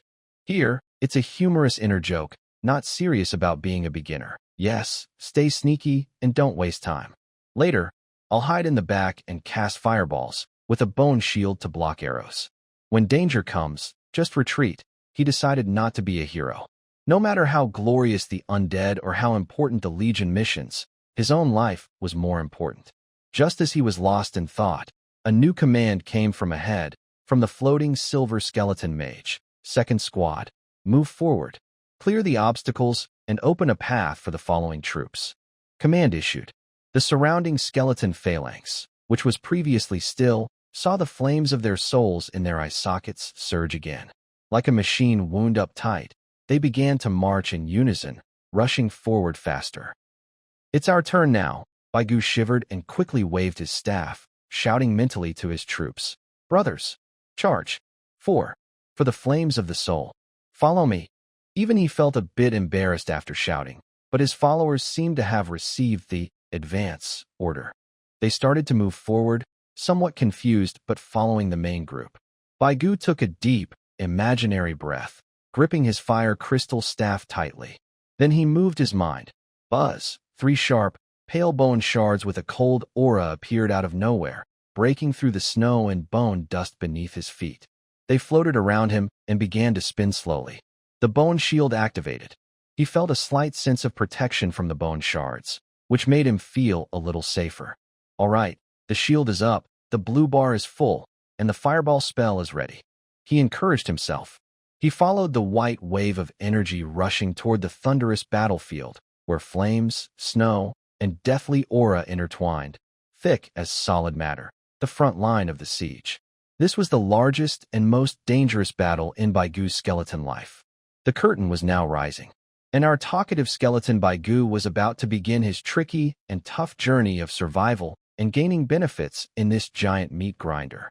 The second wave of the undead army, like a new murky current injected into stagnant water, crashed into the chaotic siege front. Baigu was swept along by this unstoppable flood, stumbling forward. The sound of bones cracking under his feet was constant. Was he stepping on his comrades' remains or enemy traps? Death, death, death. What's the difference between this and dumplings? Better to go into the oil pot, he shouted inwardly. His 3-bone shield spun rapidly around him, deflecting several arrows shot from unknown angles with a clanging sound. This bone shield is great. Definitely 5-star. I should give a thumbs up to that necromancer who cast the skill. His followers didn't get the same treatment. In just a short time, more than a third of his 50 skeletons had fallen to arrow rain, falling rocks, and the occasional shaman spells exploding nearby. They charged forward without any tactical awareness, then fell one after another. We're in big trouble. I just became the team leader, and half of my troops are already gone. How do I score this performance? He felt worried about his assets and hunched over. Those skeletons don't really have waists, trying to hide behind a few slightly taller skeletons. The scene ahead made his soul tremble. The huge stitched monsters had already reached the trenches and barrier zones. Using their large bodies and brute strength, they crushed through the obstacles, creating narrow paths for the undead behind them. But the firepower pouring down from the city walls was even fiercer. Hot oil spilled down, igniting the ground and forming walls of fire. Several stitched monsters roared silently in the flames, eventually turning into burning piles of flesh and collapsing with a loud crash. Bang! A deep, loud crash drowned out most of the battlefield noise. Baigu looked up and saw a siege ladder made of huge bones and tough tendons suddenly lifted by some force from the undead side. It was pushed up with great power, slamming onto the rough top of Frostwolf Fortress's wall. More siege ladders followed, like pale arms trying to grab the edge of the wall. Oh no, they're bringing out the big guns. Baigu's spirit, soul, was excited. Finally, some real siege action. No commands were needed. For the low-level undead, driven only by hunger and destruction, those ladders reaching the wall were clear signals. Countless skeletons and zombies, like ants discovering honey, rushed toward the ladders, scrambling to climb up with their hands and feet. The orcs' counterattack on the wall also quickly intensified. Large rolling logs were hurled down the ladders, smashing the dense undead into pieces. Orc warriors stuck their bodies out, smashing the heads of skeletons that had just peeked out with axes and hammers. Shamans summoned dazzling chains of lightning that spread along metal weapons and wet ladders, instantly turning a row of undead into blackened, withered bones. The battlefield turned into a noisy, chaotic furnace. Roars, screams, the cracking of bones, the crackling of flames, and the burst of spells all mixed together, deafening everyone. Baigu's team was also pushed to rush toward one of the siege ladders. He looked at the one-way passage that seemed to lead straight to, or perhaps was itself. Broken bones and blackened corpses kept falling from the ladder. Inside, he felt a strong refusal. No way, sir. Do I really have to climb this? Wouldn't I just become a target? He clenched his fire crystal staff tightly. wishing he could bury himself in a pile of bones. But behind him, endless spirits kept rushing forward. He had nowhere to run. An invisible force pushed him, forcing him down to the bottom of the ladder. Forget it. I'll risk it. Fortune favors the brave. Maybe the fire of the spirits on the city wall is even stronger. He gritted his teeth, if he had any, swung his staff onto his back, though there was no space, so he just held it tightly, and grabbed the rough, filthy rungs of the ladder, beginning to climb. Climbing the ladder was like a nightmare. Severed limbs and hot oil dripped from above, and spirits that had been knocked down screamed, their souls wailing, as they fell. His spinning bone shield played a big role, blocking stones and short spears that were hurled at him. Watch out on the left. Be careful on the left. Oh no, that guy's head just fell on me. He kept climbing while mentally dodging various flying objects. Don't pull my leg down there. You don't have hands? Oh, your hands seem to be really broken. He felt like he was playing an extremely difficult, no-respawn climbing game. Luckily, his skeleton body was light, and his soul power helped him move quickly upward. Finally, after surviving countless dangers, he suddenly peeked his head out, and the scene at the top of the wall came into view. First, he saw a pair of big feet in heavy boots, covered in blood and snow mud. Next was a muscular, dark green-skinned orc warrior with a fierce face and angry eyes. The orc was raising an axe, ready to strike at a skeleton that had just appeared. Wow, they're so close face to face. But Gujin didn't have time to think much. His instinct to survive took over. He pushed off the edge of the battlement with his empty left bone hand, propelling himself upward. At the same time, his fire crystal staff pointed forward without hesitation, almost at point-blank range. Boom! A blazing orange fireball instantly formed at the tip of the staff and exploded, hitting the orc's chest with a loud bang. At such close range, the fireball's power was fully unleashed. The orc warrior let out a painful groan as his heavy armor was shattered and blackened by the explosion. He staggered backward, blood and flesh visible on his chest, his eyes filled with shock and anger. Got him! Close-range mage, so terrifying. Baigu was overjoyed inside, but he moved quickly. He used his hands and feet to climb over the battlements and truly stepped onto the walls of Frostwolf Fortress. Once on the wall, he immediately looked around. The battlefield was even more chaotic and brutal. The wide path, enough for several people to walk side by side, had become the front line of blood and bones crashing together. A sea of pale skulls and green orcs collided and tangled fiercely. Battle axes swung, splashing blood and bone fragments. Bone claws scratched, leaving shallow marks on the tough orc skin. Skeletons were shattered by great force, their soul fires extinguished. Orc warriors were stabbed by bone knives or fell with dull eyes under ghostly sneak attacks. Loud roars, growls, the cracking of bones, the sounds of weapons hitting flesh, all blended into a primitive symphony of slaughter. Baigu had just stabilized when he felt a cold wind. An orc warrior wielding a curved blade charged at him with red eyes, aiming straight for his neck. Again? Frightened, Baigu's soul fire shrank back. Instinctively, he jumped back, then activated his mind. His spinning bone shield instantly blocked the curved blade's attack. Clang! A crisp clash sounded as the bone shield successfully blocked the strike, but the powerful impact made the shield shake, its glow dimming slightly. What strength! Baigu dared not resist directly. He was still a fragile mage at heart. He relied on his agility to dodge in the chaos of the battlefield while raising his staff. Whoosh! Whoosh! Whoosh! Fireballs shot out like a continuous cannon, hitting the orc warrior. In this close combat, his aim improved a lot. The orc swung his curved blade to block, scattering 2 fireballs, but the third hit his shoulder, exploding into a burst of flames. Meanwhile, Baigu's chaotic, cluttered thoughts, like invisible noise, began to interfere with the orc. Buddy, good eyes, but your aim is a bit off. Didn't eat meat this morning? Where did you learn that sword technique? Looks familiar.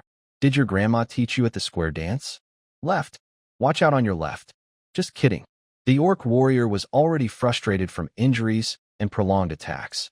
The strange noises constantly echoing in his mind made him even angrier, causing his movements to become more frantic and chaotic. He roared wildly and charged again without hesitation. Gu seized the opportunity. Just as the orc's strength was waning and his mind was slightly distracted by mental pollution, Gu suddenly his staff like a spear. The staff tip precisely pierced into the orc's open mouth as he roared. Thud! The staff went through the back of the orc's head. The orc's movements froze suddenly, and the fierce light in his eyes quickly faded.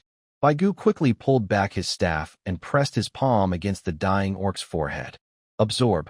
A surge of pure, powerful soul energy flooded into Gu, making him feel so good he almost moaned.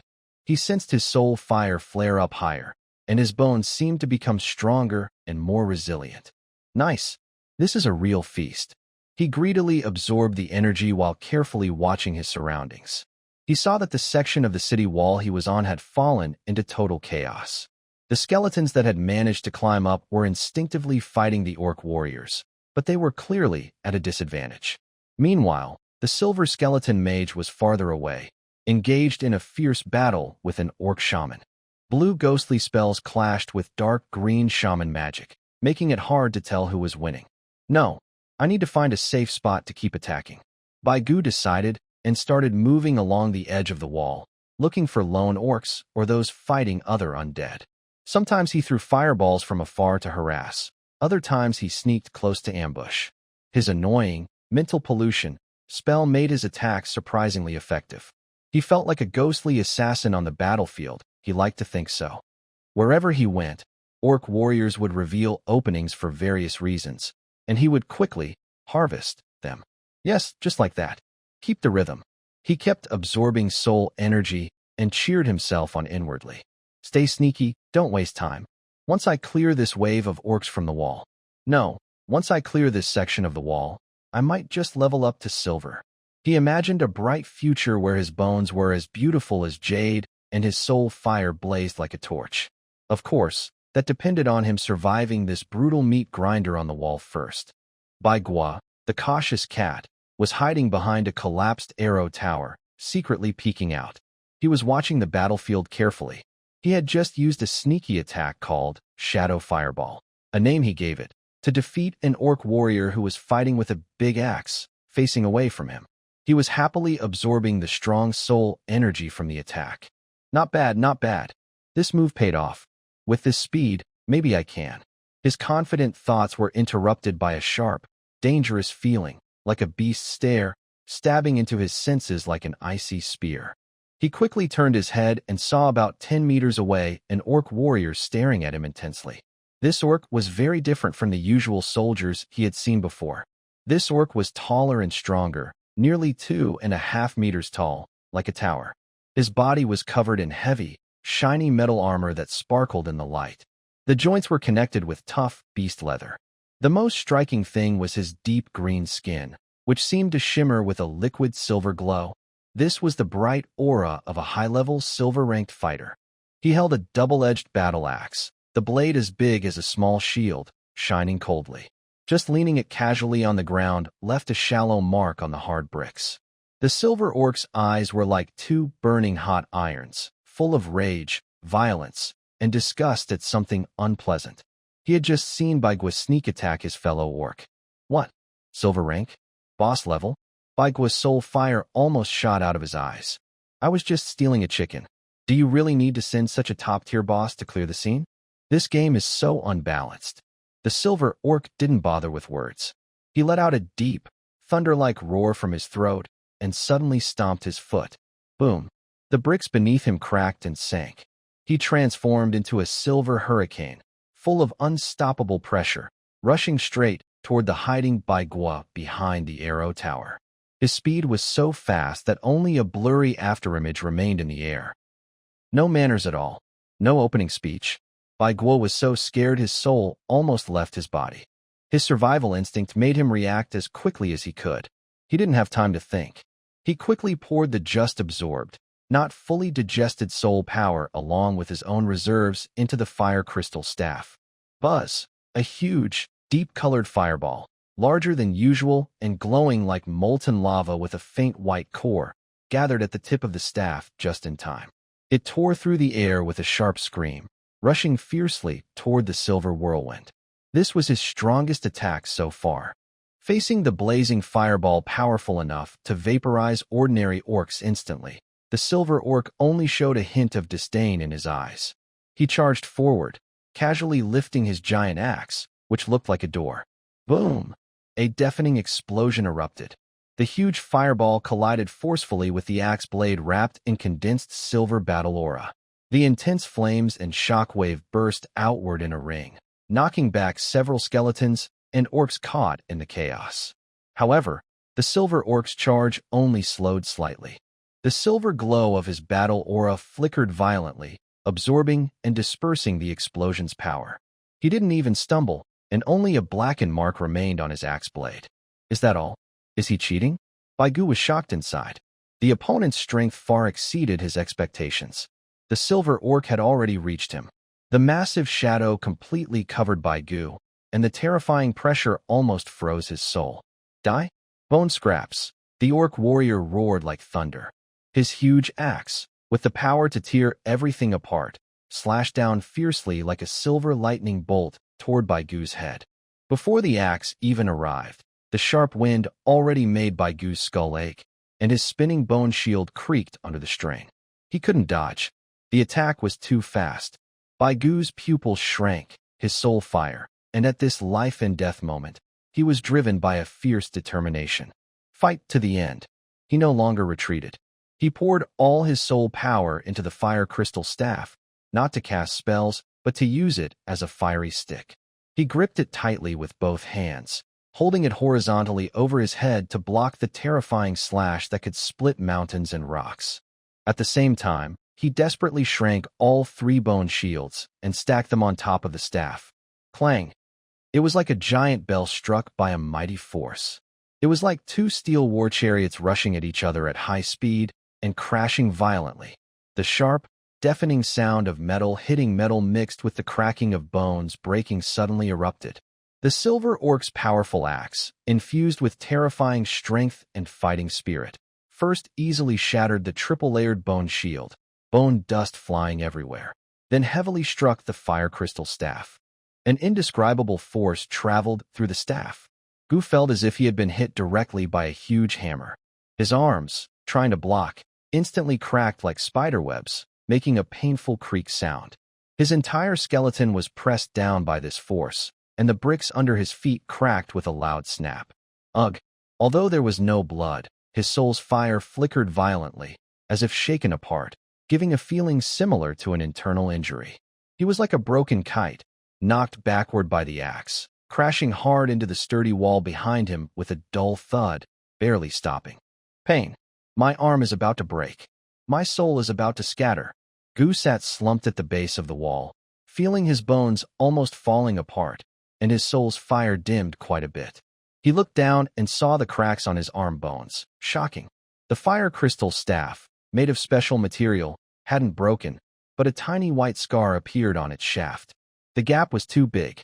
This was the absolute difference in strength between bronze and silver. The silver orc, seeing that his axe couldn't break this strange skeleton, showed a hint of surprise in his eyes, but it was quickly replaced by a stronger killing intent. He stepped forward heavily, like the Grim Reaper, raising his battle axe again. It's over. I messed up. I'll have to give in here. Gu's heart turned icy. He struggled to get up, but his soul and bones were badly hurt, making his movement slow. But just at this moment of despair, his endless complaining spirit and that huge, chaotic thought wave, once again uncontrollable, surged like a flood toward the advancing silver orc. Big brother, let's talk. Can we make a deal? How about cutting me some slack? Just break a leg and let me go? Your axe is well maintained. What brand is it? I'll get one too. No, I won't look back. Look at your muscles. You must work out often, right? What brand of protein powder do you use? Recommend one. You're bullying a mage in close combat. Aren't you ashamed? If you have the ability, let me create some distance and then fight 300 more rounds. These messy, illogical, yet stubborn thoughts, like countless flies, madly buzz into the mind of the silver orc. He is about to swing his axe, pauses slightly, furrows his brows, and shows an extremely annoyed and disgusted expression. Shut up, dirty spirit. Your whispers can't pollute my will. He roars, trying to use his voice to drive away the noise in his mind. But that mental pollution feels like a stubborn sore, making him uneasy, reducing his focus, and causing a faint disturbance in the silver energy flowing around him. It is this moment of hesitation and irritation that gives Baigu a small chance to breathe. He suddenly pours the remaining soul power into his legs, ignoring the bone's protests, and leaps up from the ground like a spring. Instead of retreating, he unexpectedly rushes toward the side front of the silver orc. At the same time, his empty left bone hand suddenly swings forward, not to attack, but to throw the small bone fragments he just knocked off during his block, using all his strength to aim at the orc's burning eyes filled with rage. This attack is weak, even childish.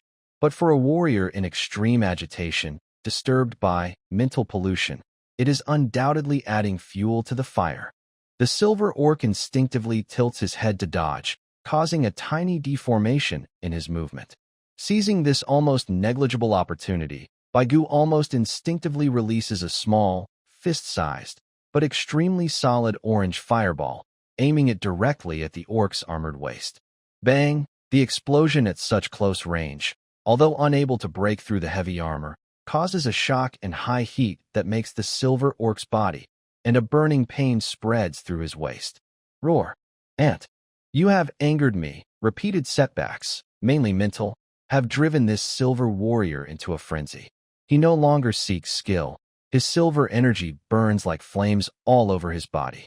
His battle axe, with a destructive and violent aura, sweeps toward Baigu like a storm.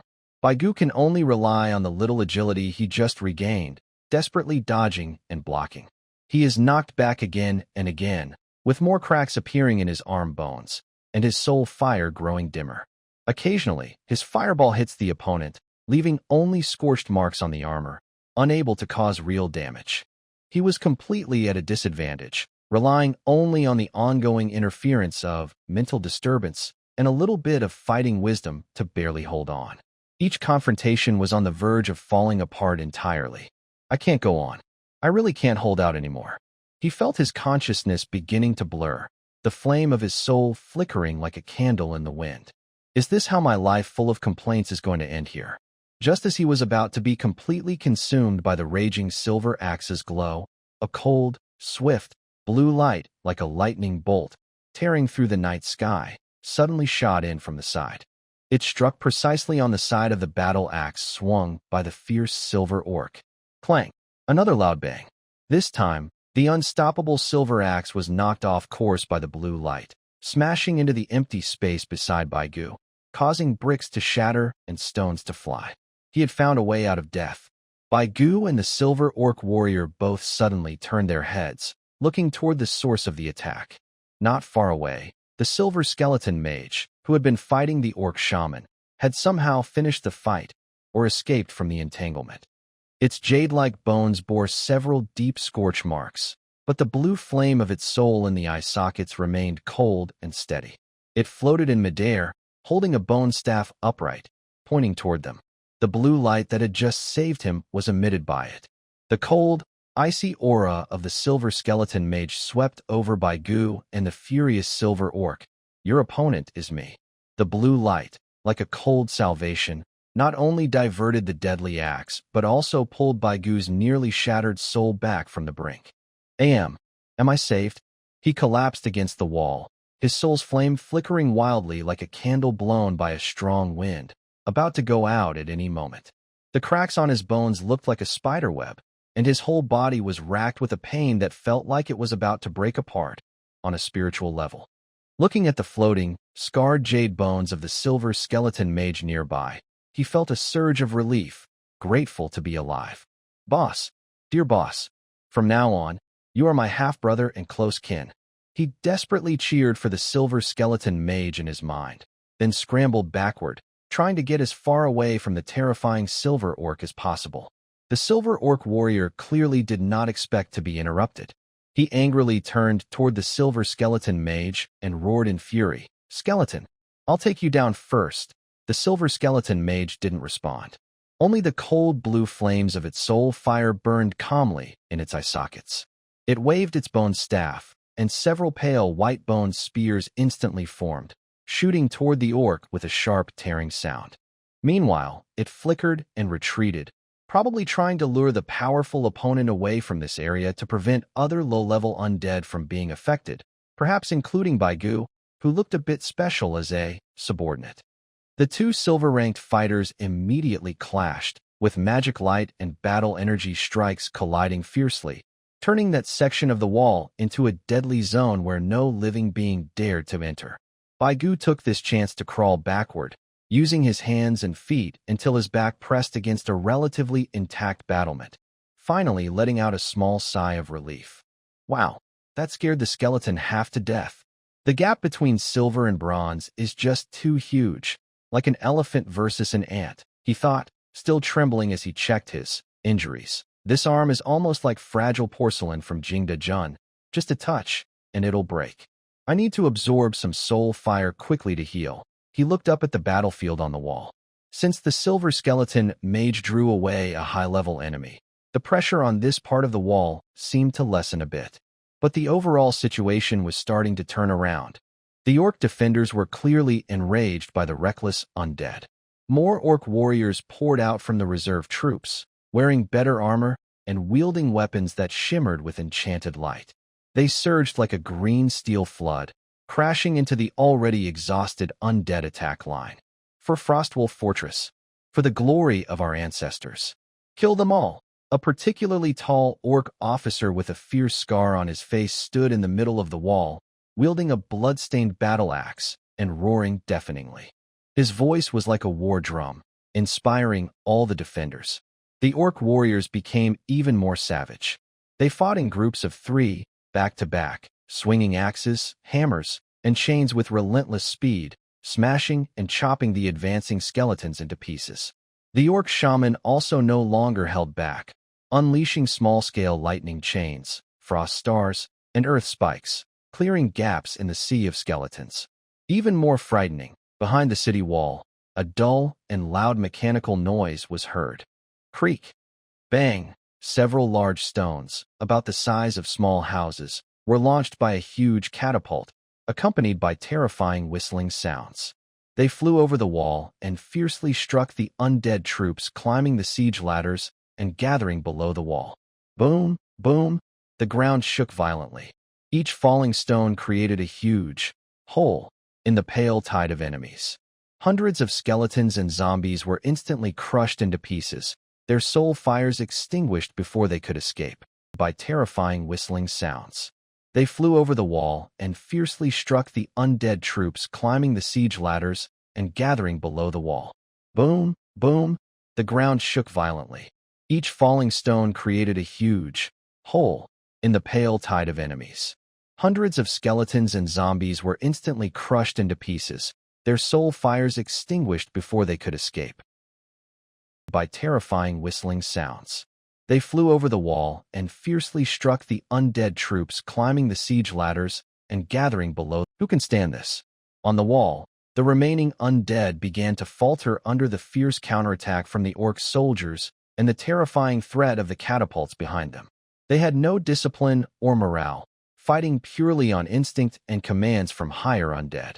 At this moment, their comrades kept being crushed, and support from behind was cut off by falling stones. The attack quickly stalled, and then, like a receding tide, started to collapse. Skeletons were constantly thrown down from the wall by orc warriors or pushed off while climbing the ladders. The undead's numerical advantage was rapidly diminishing thanks to the defenders' strategic position and strong counterattacks. Baigu saw that even the silver skeleton mage who had just saved him, after taking several furious blows from orc warriors, seemed reluctant to fight on. It let out a sharp scream of the soul and transformed into a streak of ghostly blue light, retreating first toward the foot of the wall. The big shots are retreating. What are we waiting for? The situation is urgent. Run. Baigu quickly understood the message, or perhaps his survival instinct took over. He no longer cared about his leader duties or harvesting souls. Saving his life was the priority. He crouched low, using his relatively small size and remaining agility to weave through the chaos on the wall, dodging orc soldiers, falling arrows, and flying debris. He tried to find his former subordinates, hoping to bring back one or two. However, all he saw was chaos. His original 50-plus skeleton soldiers, later increased to nearly 60, had vanished. The city walls were covered with broken bones, many trampled beyond recognition. Occasionally, a battered skeleton with a faint flicker of fire in its eye socket struggled, but it was quickly finished off by passing orc warriors, and its soul fire was completely extinguished. All gone. Baigu looked at the bloody scene, feeling a sharp pain in his soul. My soldiers. I worked hard to gather them. Now I'm left with nothing. He was overwhelmed with despair, biting his lip in silence, and followed the retreating undead like a falling leaf, jumping from the city walls, broken battlements, or even directly from the high walls. Fortunately, the ground below was soft, mixed with countless bones and corpses, and thanks to his light skeleton body, he didn't shatter upon falling, though his bones rattled loudly. He scrambled and crawled, fleeing with the defeated undead tied back to the relatively safe area where the main undead army was stationed. Looking back, he saw the orc defenders on the walls of Frostwolf Fortress cheering loudly, green banners fluttering in the wind, as if mocking the undead's futile attack. At the front of the undead army, chaos and mess reigned. The losses were devastating, especially among the low-level skeletons and zombies used as cannon fodder. Almost none survived. The air was thick with deathly fumes, burnt smells, and a heavy sense of failure. Baigu, leaning on his cracked fire crystal staff, stood blankly among the broken bones, staring at his empty back. Not long ago, he was commanding over 50 subordinates. Now he was alone again, worse off, badly wounded, his weapons damaged. Well, all that effort was for nothing. He felt defeated inside. My soul fire, salary, increased a bit, but the company, my troops, went bankrupt and I almost lost my life. Such a big loss. Suddenly, a vast, cold will swept over the entire undead army, carrying an undeniable authority. Stop the attack. Rest in place. Devour the remains. Regain strength. Cowards who retreat will have their souls destroyed. The command was simple and direct, with a final warning. Clearly, the high-ranking members of the undead army knew that this attack had failed and that they needed to gather strength again. At the same time, the threat of the soul annihilation made all the undead, including Baigu, shiver and completely gave up any thoughts of fleeing. The noisy battlefield gradually fell into a strange moment of silence. Only the howling wind and snow, and the faint sounds of souls being absorbed as countless undead silently devoured the remains of their comrades or enemies. Baigu sighed and found a relatively intact orc corpse, whose soul had not yet completely disappeared. He squatted down and placed his bony hand on the other's forehead. Time to get to work. Worker, he muttered, absorbing the faint soul energy to repair his cracks. Meanwhile, he looked at the Frostwolf Fortress, which still stood tall like a giant beast covered in spikes, feeling helpless inside. The siege was far from over. As the commander, he still had to struggle to survive inside this huge meat grinder. The brief rest of the undead army did not last long. The negative energy and blood smell in the air seemed to solidify into a heavy weight pressing on every undead's mind, including those with perception. Baigu had just absorbed the remaining soul of an orc warrior, and the cracks in his skeletal arms had mostly healed. But the feeling of powerlessness against the silver warrior deep inside his soul still lingered. Fighting as a skeleton worker is tough. I almost died from overwork, and I didn't even get a pension, he muttered, leaning on his staff and gazing at the Frostwolf Fortress, which still stood like an ancient beast. Inside, he felt a helpless sense of sarcasm. This broken city wall is thicker than our boss's face. How can we bite through it? While he was pondering how to continue his sneaky development, in the next attack, a terrifying pressure suddenly rose behind the undead army. It was much larger, colder, and seemed to come from the depths of the Nine Hells, like an invisible tsunami sweeping across the battlefield in an instant. This pressure was so intense that even the howling snow and wind seemed to pause. Tiny bones and ice crystals on the ground trembled slightly. All the low-level undead, including Baigu, instinctively felt their souls tremble. They lowered or turned away their skulls, afraid to look directly at the source of the pressure. Me. What is that? Another big guy? Gu felt as if an invisible giant hand was squeezing his soul fire, almost extinguishing his thoughts of complaining. He struggled to turn his eyes and look behind him. He saw that the dark clouds of death energy behind the undead army were swirling violently, like boiling water. In the center of the clouds, a dark gold beam of energy, made of countless wailing spirits compressed together, suddenly struck the natural protective barrier above Frost Wolf Fortress. The barrier was faintly maintained by shaman power. Buzz, boom. There was no loud explosion, only a deep, soul-shattering sound, as if space itself was torn apart. The dark gold beam collided with the dark green barrier, creating blinding flashes of light. The barrier twisted and rippled, with cracks spreading like a spider's web. Finally, under a loud, tragic cry, it shattered like broken glass, scattering light particles everywhere. The protective barrier was broken. Almost at the same time, several figures with suffocating aura burst out from behind the undead army, like ancient beasts breaking free. They soared into the sky, tearing through the clouds, heading straight for the fortress walls. Leading them was a lich in a tattered dark gold rune robe, wearing a soul crown, holding a dragon bone staff. It floated above the fortress, like a symbol of death, with dark gold energy flowing around it, distorting space. It didn't attack directly, but had already locked onto a powerful being deep inside the fortress with cold determination. Following closely were more than 10 figures, like shooting stars across the sky. Their target was clearly the fortress walls. Gu saw clearly. Among them were a golden skeleton cast from metal, a heavily armored death knight riding a nightmare beast's bones, burning with ghostly blue hellfire, a terrifying female ghost made of countless resentful spirits, and a twisted corpse giant wielding a huge bone scythe made from spinal bones. More than 10 undead elites at the golden level launched their attack at the same time. Golden. So many. Gu's soul fire jumped wildly in shock. Is this the boss team coming online together? Ogres, can you hold up? The answer was clearly very difficult to handle. Almost at the same moment, the undead golden elites moved out. Inside Frostwolf Fortress, several powerful auras erupted, just as strong. For the tribe, ancestors, protect me, Frostwolf. A loud, old voice like thunder echoes from the center of the castle. The orc shaman from the defeated sanctuary appears again. He stands on the tallest tower, holding a staff that glows with a strange green light, facing the sky's undead mage. Both powerful beings from the sanctuary do not directly fight on the walls, but their mountain-like presence decides the final outcome of the battle.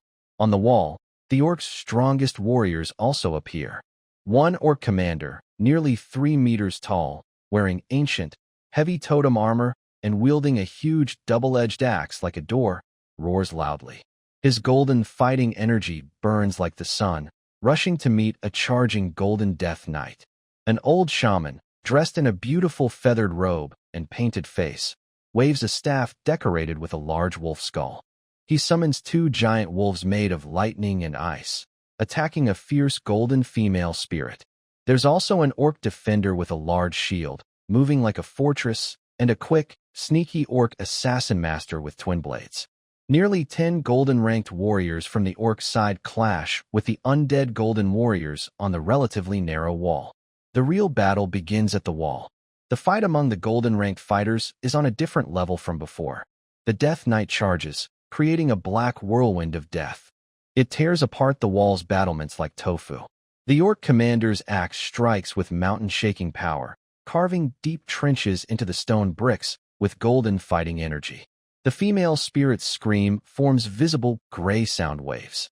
Orc soldiers nearby instantly become dazed and bleed from their eyes and noses.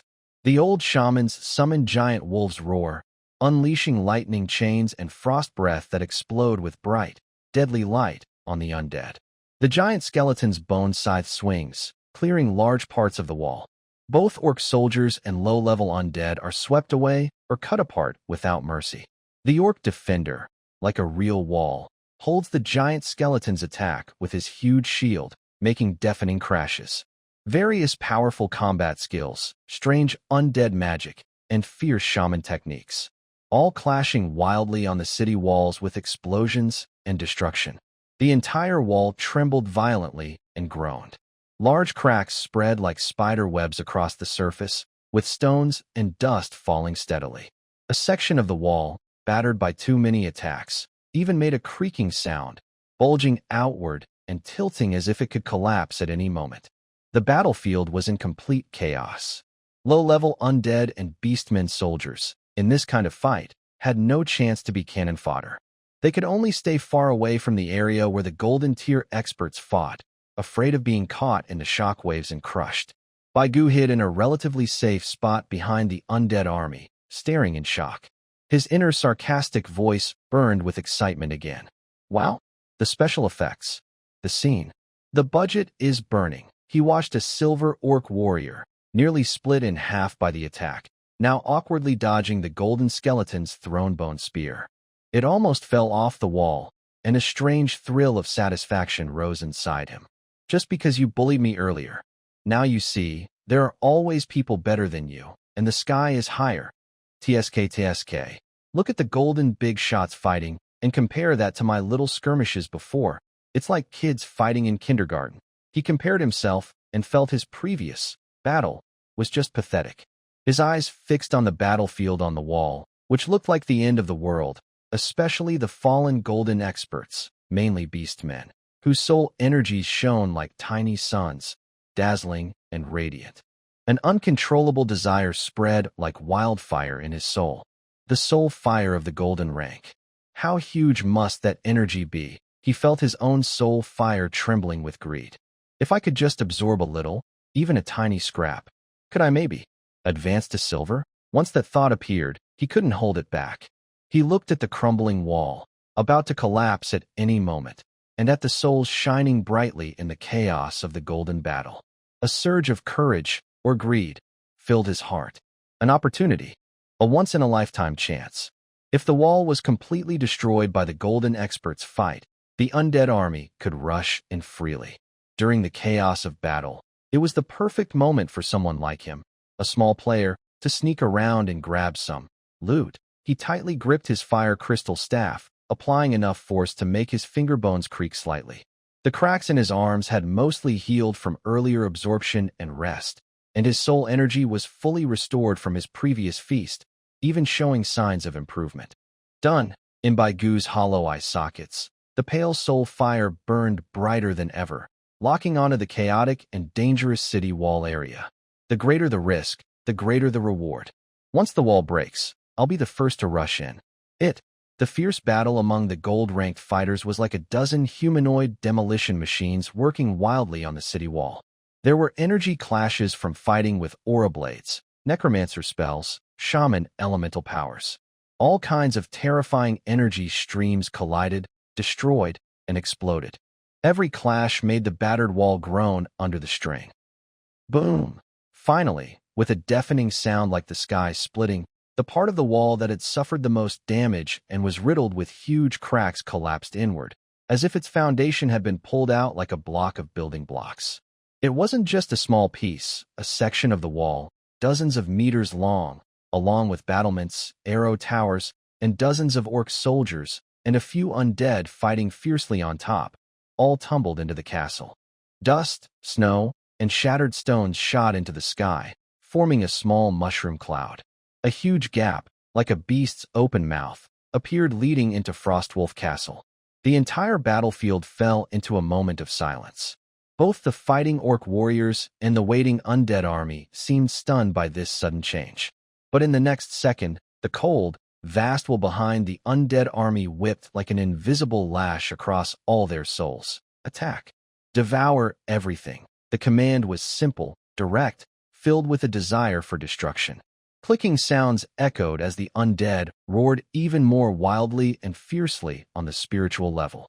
Like a dam breaking completely, the long-prepared sea of undead surged forward. Whether it was skeletons and zombies on the ground or gargoyles and ghosts in the sky, they all roared like sharks smelling blood, launching a massive attack toward the new, smoky gap that had appeared. The pale and grayish tide of death quickly flooded the ruins and poured into Frostwolf Fortress. The wall has fallen. Now's the chance. Baigu, who had been waiting eagerly among the undead, suddenly lit up with a fiery glow in his soul. He had waited too long for this moment. But he didn't rush forward blindly like other low-level undead. Stay calm. Baigu, stay calm.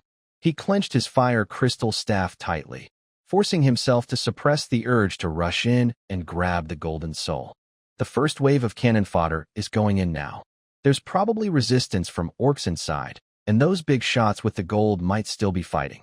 If I get hit by a random area attack, I'll be done for. He carefully watched the tide of undead flooding the gap.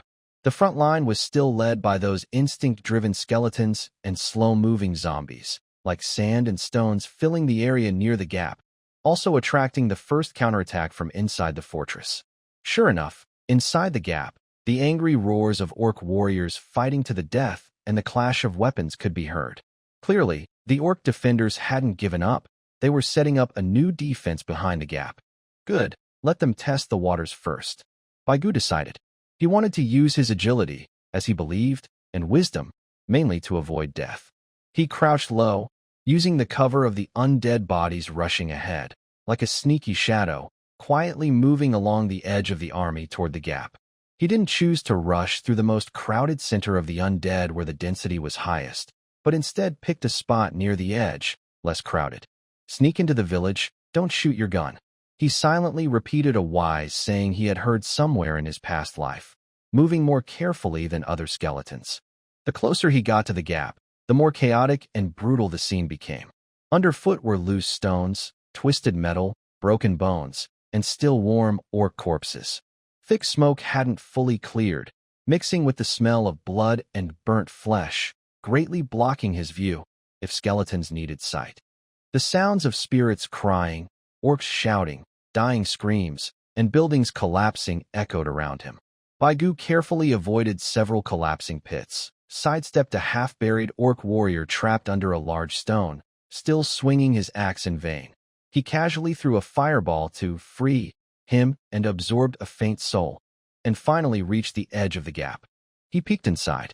Behind the gap was a wide open square, now turned into a bloody slaughterhouse. The invading spirits were fighting fiercely with the orc defenders. In the distance, the outlines of castle buildings could be seen, along with flashes of ongoing battles. These were the aftereffects of the golden-ranked fighters' clash spilling into the area. This is the spot. Baigu's eyes, the flame of his soul, lit up. Instead of rushing into the chaos, he slid down the formed by the collapsed wall, like a gecko, and landed behind a pile of ruins near the base of the wall inside the gap. This position was relatively hidden, allowing him to observe the battle in the square without being hit by arrows or spells from the front. Perfect. This is my VIP viewing spot and loot point. He thought proudly, then began his fishy activity. He kept a close eye on the intense fighting areas, especially the orc warriors emitting strong soul waves, usually captains or brave fighters. When he saw an orc wounded or about to be overwhelmed by multiple spirits, he would quietly extend his staff and suddenly cast a precise, his own words, fireball. Bang! An orc warrior swinging his axe at a zombie suddenly had a fireball hit his knee from an unknown direction. His movement changed instantly, and he staggered to one knee. Several skeletons nearby immediately swarmed him, claws tearing wildly, quickly engulfing him. Assist 1. Experience gained. Baigu happily felt the pure soul energy, much stronger than that of ordinary orcs, being absorbed remotely. When close enough, he could focus and draw in the scattered souls from afar.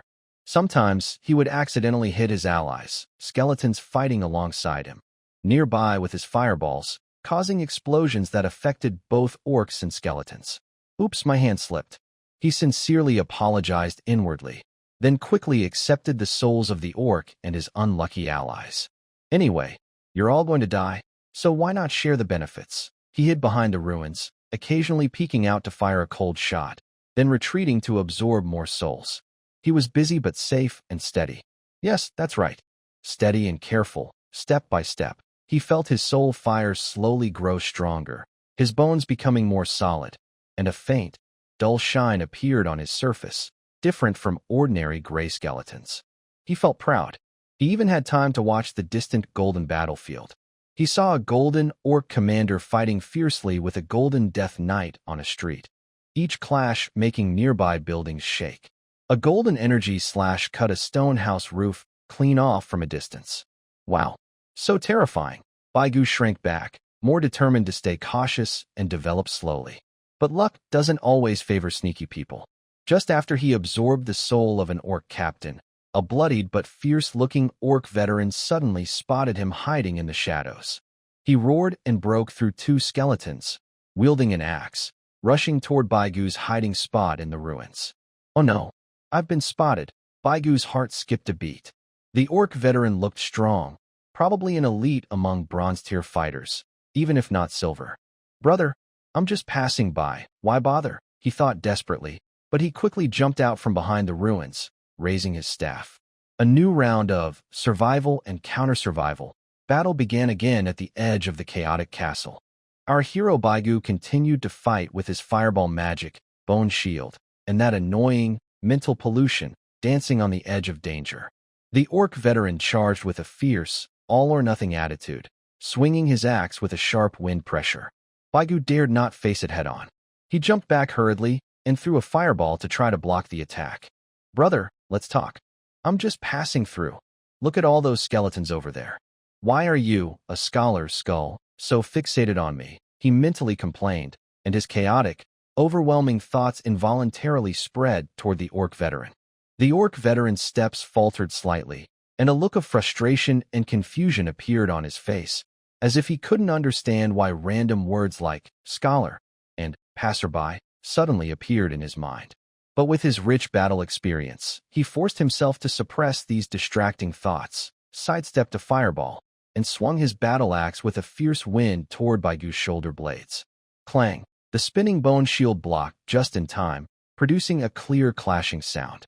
However, the immense force still made Baigu stagger backward, and the shield's glow dimmed, almost breaking apart. Such strength! Are all these green-skinned creatures raised on spinach? Baigu silently cursed, relying on his relatively agile movement to weave through the ruins. Occasionally, he threw fireballs to harass the enemy, and with the ongoing mental interference, he managed to wear down the frenzied old soldier and absorb his unwilling soul. Phew, that was terrifying. He patted his non-existent chest nervously. This alley fight is even harder than fighting on the city walls. Enemies could appear from all directions. He looked up toward the gap inside. The main force of the undead had already surged like a murky flood across the initial square, spreading into the winding streets of Frostwolf Fortress. However, the orc resistance did not weaken after the city wall collapsed. In fact, it became even more stubborn and brutal. Inside the fortress, the battlefield was no longer open. It had turned into a complex maze of rocky houses, narrow streets, underground passages, and countless forks. The orc defenders clearly knew every brick and stone here. Fighting raged fiercely on every street, inside every house, and even at every window and rooftop. Baigu carefully left his hiding spot in the ruins, blending into the edge of the undead flood, and stepped onto a relatively wide main street. The scene before him made his soul's fire almost suffocate. On the street, the bodies of undead and orcs were piled high, almost covering the ground. Blood stained the snow and stone slabs dark red, making the surface sticky and slippery. On the stone houses' windows and rooftops, orcs kept throwing axes, javelins, or sticking out their bodies to shoot precise shots at the undead with powerful crossbows. Even more terrifying were the makeshift defensive points built around the houses. Behind the barricades made of furniture, sandbags, and stones, orcs formed tight shield walls. Spears like porcupine quills poked through gaps in the shields, stabbing and knocking down skeletons and zombies that tried to charge forward. Occasionally, a shaman chanted behind the defensive lines, unleashing small bursts of flame storms or earth spikes that caused heavy casualties among the undead. The undead relied on their overwhelming numbers, like relentless waves crashing against the defenses. They attacked from the front, broke through windows in the surrounding buildings, and even jumped down from rooftops, trying to break the orcs' defenses from all directions. Inside the city walls, the fight was brutal and savage at every moment. Roars, clashing weapons, bones breaking, and screams of the dying echoed through the buildings, creating a deafening chaos. The air was thick with the smell of blood, gunpowder, and burnt flesh. Baigua kept close to the wall along the street, trying to stay hidden. This isn't a city attack. It's more like a demolition crew running into stubborn residents, armed to the teeth. He thought angrily. Look at how professional this street fighting is. The orcs must have practiced a lot. Are they preparing for urban counterterrorism? He didn't dare stay on the main road, where arrows and area spells could easily hit him. He quickly took a sharp turn into a narrow alley. The fighting in the alley was even more brutal and chaotic.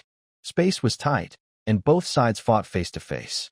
As soon as Baigua turned into the alley, he saw a zombie pinning an orc soldier to the ground, biting into his throat with rotten teeth.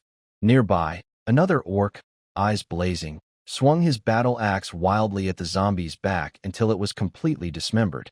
Ugh, this scene is a bit too intense. Baigua felt his soul's fire flicker uncomfortably. He quickly raised his staff and cast a fireball, blowing away the orc who had just finished killing the zombie and hadn't caught his breath. Sorry, buddy.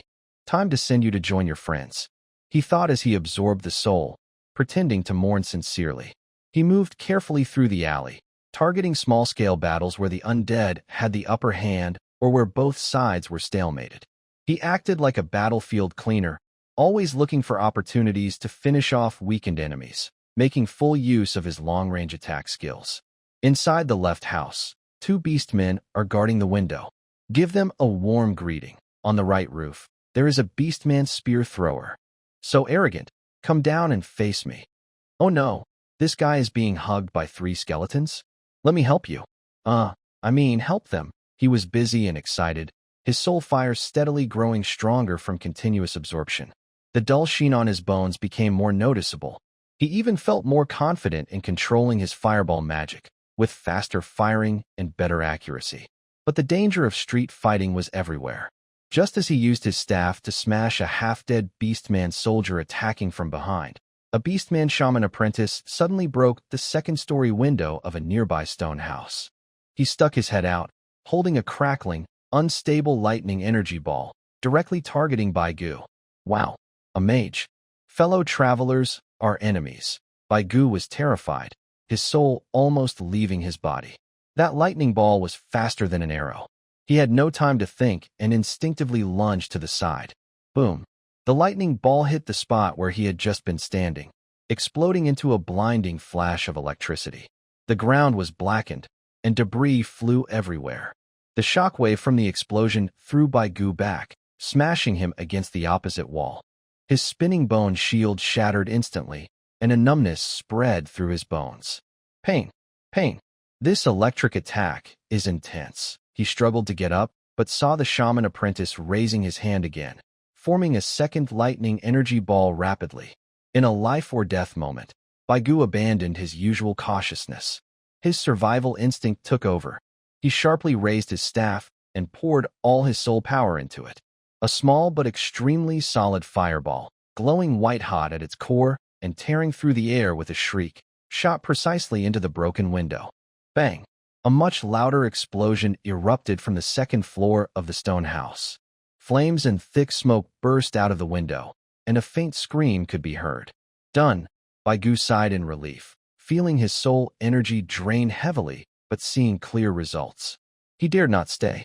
He quickly got up, staggered, and rushed toward the next alley, disappearing into the complex maze of streets. Behind him, the stone house was engulfed in flames, becoming another striking landmark in this deadly maze. The street fighting in Frostwolf Fortress was like a huge, all-consuming meat grinder, ruthlessly taking the lives of both sides. Among the grinding gears was Baigua, a small but stubborn part of this machine, fighting to survive and evolve. Deep inside his soul, his desire to reach silver rank shone like a lighthouse in the dark, guiding him through the ruins of blood and fire to find his next prey. Baigua moved carefully through the maze-like alley, trying to avoid the most intense fighting areas. He focused on clearing out lone or badly wounded orc soldiers. His soul fire grew stronger with each nourishment, reaching a critical point. The dull, grayish bones on his body looked more shiny and smooth, like a thin layer of powder covered him. Almost there, just a little more. I feel like I need to take down a few more elite enemies to level up, he thought eagerly. moving more cautiously to avoid mistakes. As he turned a corner filled with broken furniture and corpses, he was about to check a quiet, dead-end alley when he sensed a faint, but still intimidating wave of spiritual energy, like ripples coming from deep inside the alley. Baigu suddenly stopped, carefully poking out half his skull. At the end of the dead end, leaning against a cold stone wall, sat a figure. It was an orc shaman. His feathered ceremonial robe was torn and stained with dark red blood and dust. The most shocking thing was a large, blackened wound on his left chest, about the size of a bowl. The edges of the wound looked unnaturally withered, as if some terrible death energy had eaten away at him. You could even see his faintly beating, grayish heart beneath the injury. His breathing was quick and weak, his face full of exhaustion and pain. His once bright, cloudy eyes now looked dull, but he still tightly held a staff topped with eagle feathers and tiny bones. The staff glowed with a faint, dark green light, as if about to go out. He was a silver rank, and he was badly wounded, almost unable to fight. Baigu's soul fire froze instantly. Me, a silver boss? And he's almost dead, he thought in shock, overwhelmed. Is this a gift from the sky? Is the system giving me the ultimate gift pack again? After the big surprise, I became very cautious. A dead camel is still bigger than a horse. Who knows if this silver shaman still has the strength to fight to the end? The shaman also sensed Baigu's presence. He slowly raised his head, his dull eyes fixed on Baigu, especially on the staff embedded with magic crystals in his hand. A flicker of dislike and determination crossed his eyes. He tried to raise his staff, but the dark green glow only flickered briefly before fading quickly. He coughed violently due to his wound, spitting out some black blood-stained saliva. Big brother, you're so badly hurt. Don't force yourself. Baigu stood still, starting his classic mental pollution attack. I just happened to pass by and saw you suffering. Maybe I should call a doctor for you? Though, there probably aren't any decent doctors around here. Look at that wound. TSK. It's turning black. Is it infected? You should drink more hot water. Getting old means you should slow down. Fighting and killing all the time isn't good. Why not sit down, have some tea and chat? Your staff looks quite unique. Where did you buy it? Is there free shipping? A series of large, chaotic, seemingly caring, but fake, and irrelevant thoughts flooded into the mind of the badly injured shaman, like a spell of mental noise. The shaman, already exhausted from his injuries and depleted energy, was further disturbed by this annoying yet incomprehensible mental interference. His mood worsened, his blood surged, and even focusing to channel the remaining natural power became very difficult. He glared angrily at Baigu, making a huffing sound in his throat, but he couldn't even recite a complete spell. Seeing that the opponent seemed to have no real resistance left, Baigu's confidence grew. He carefully took a few steps forward, keeping a safe distance, and raised his fire crystal staff. Sorry about this, big boss. We're from different factions, and you you really smell nice. He muttered inwardly, beginning to channel his soul power, ready to give this weakened silver boss a good strike. However, just as the fireball was about to form, the seemingly dying shaman suddenly burst with a final flash of ruthlessness and determination in his eyes. He abandoned all defenses and healing, pouring all his remaining life force and soul power into his staff in a desperate gamble. With the soul of my ancestor. Burn away. The filth. He let out a hoarse, wind-breaking roar.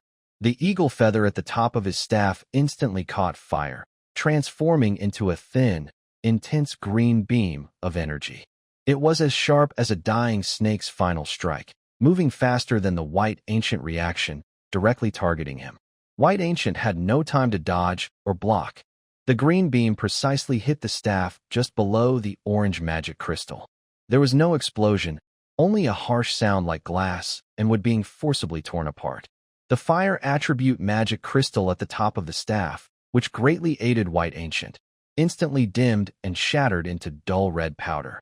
The sturdy wooden staff itself cracked from the point of impact, spreading many fractures, and then snapped into two pieces with a loud.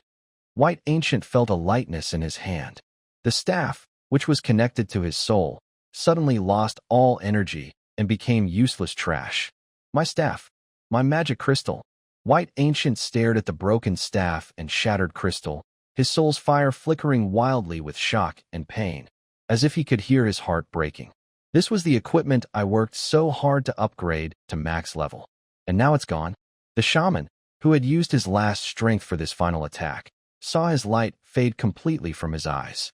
His head drooped weakly, and his breath quickly disappeared, leaving only his body leaning against the wall, still holding its final pose.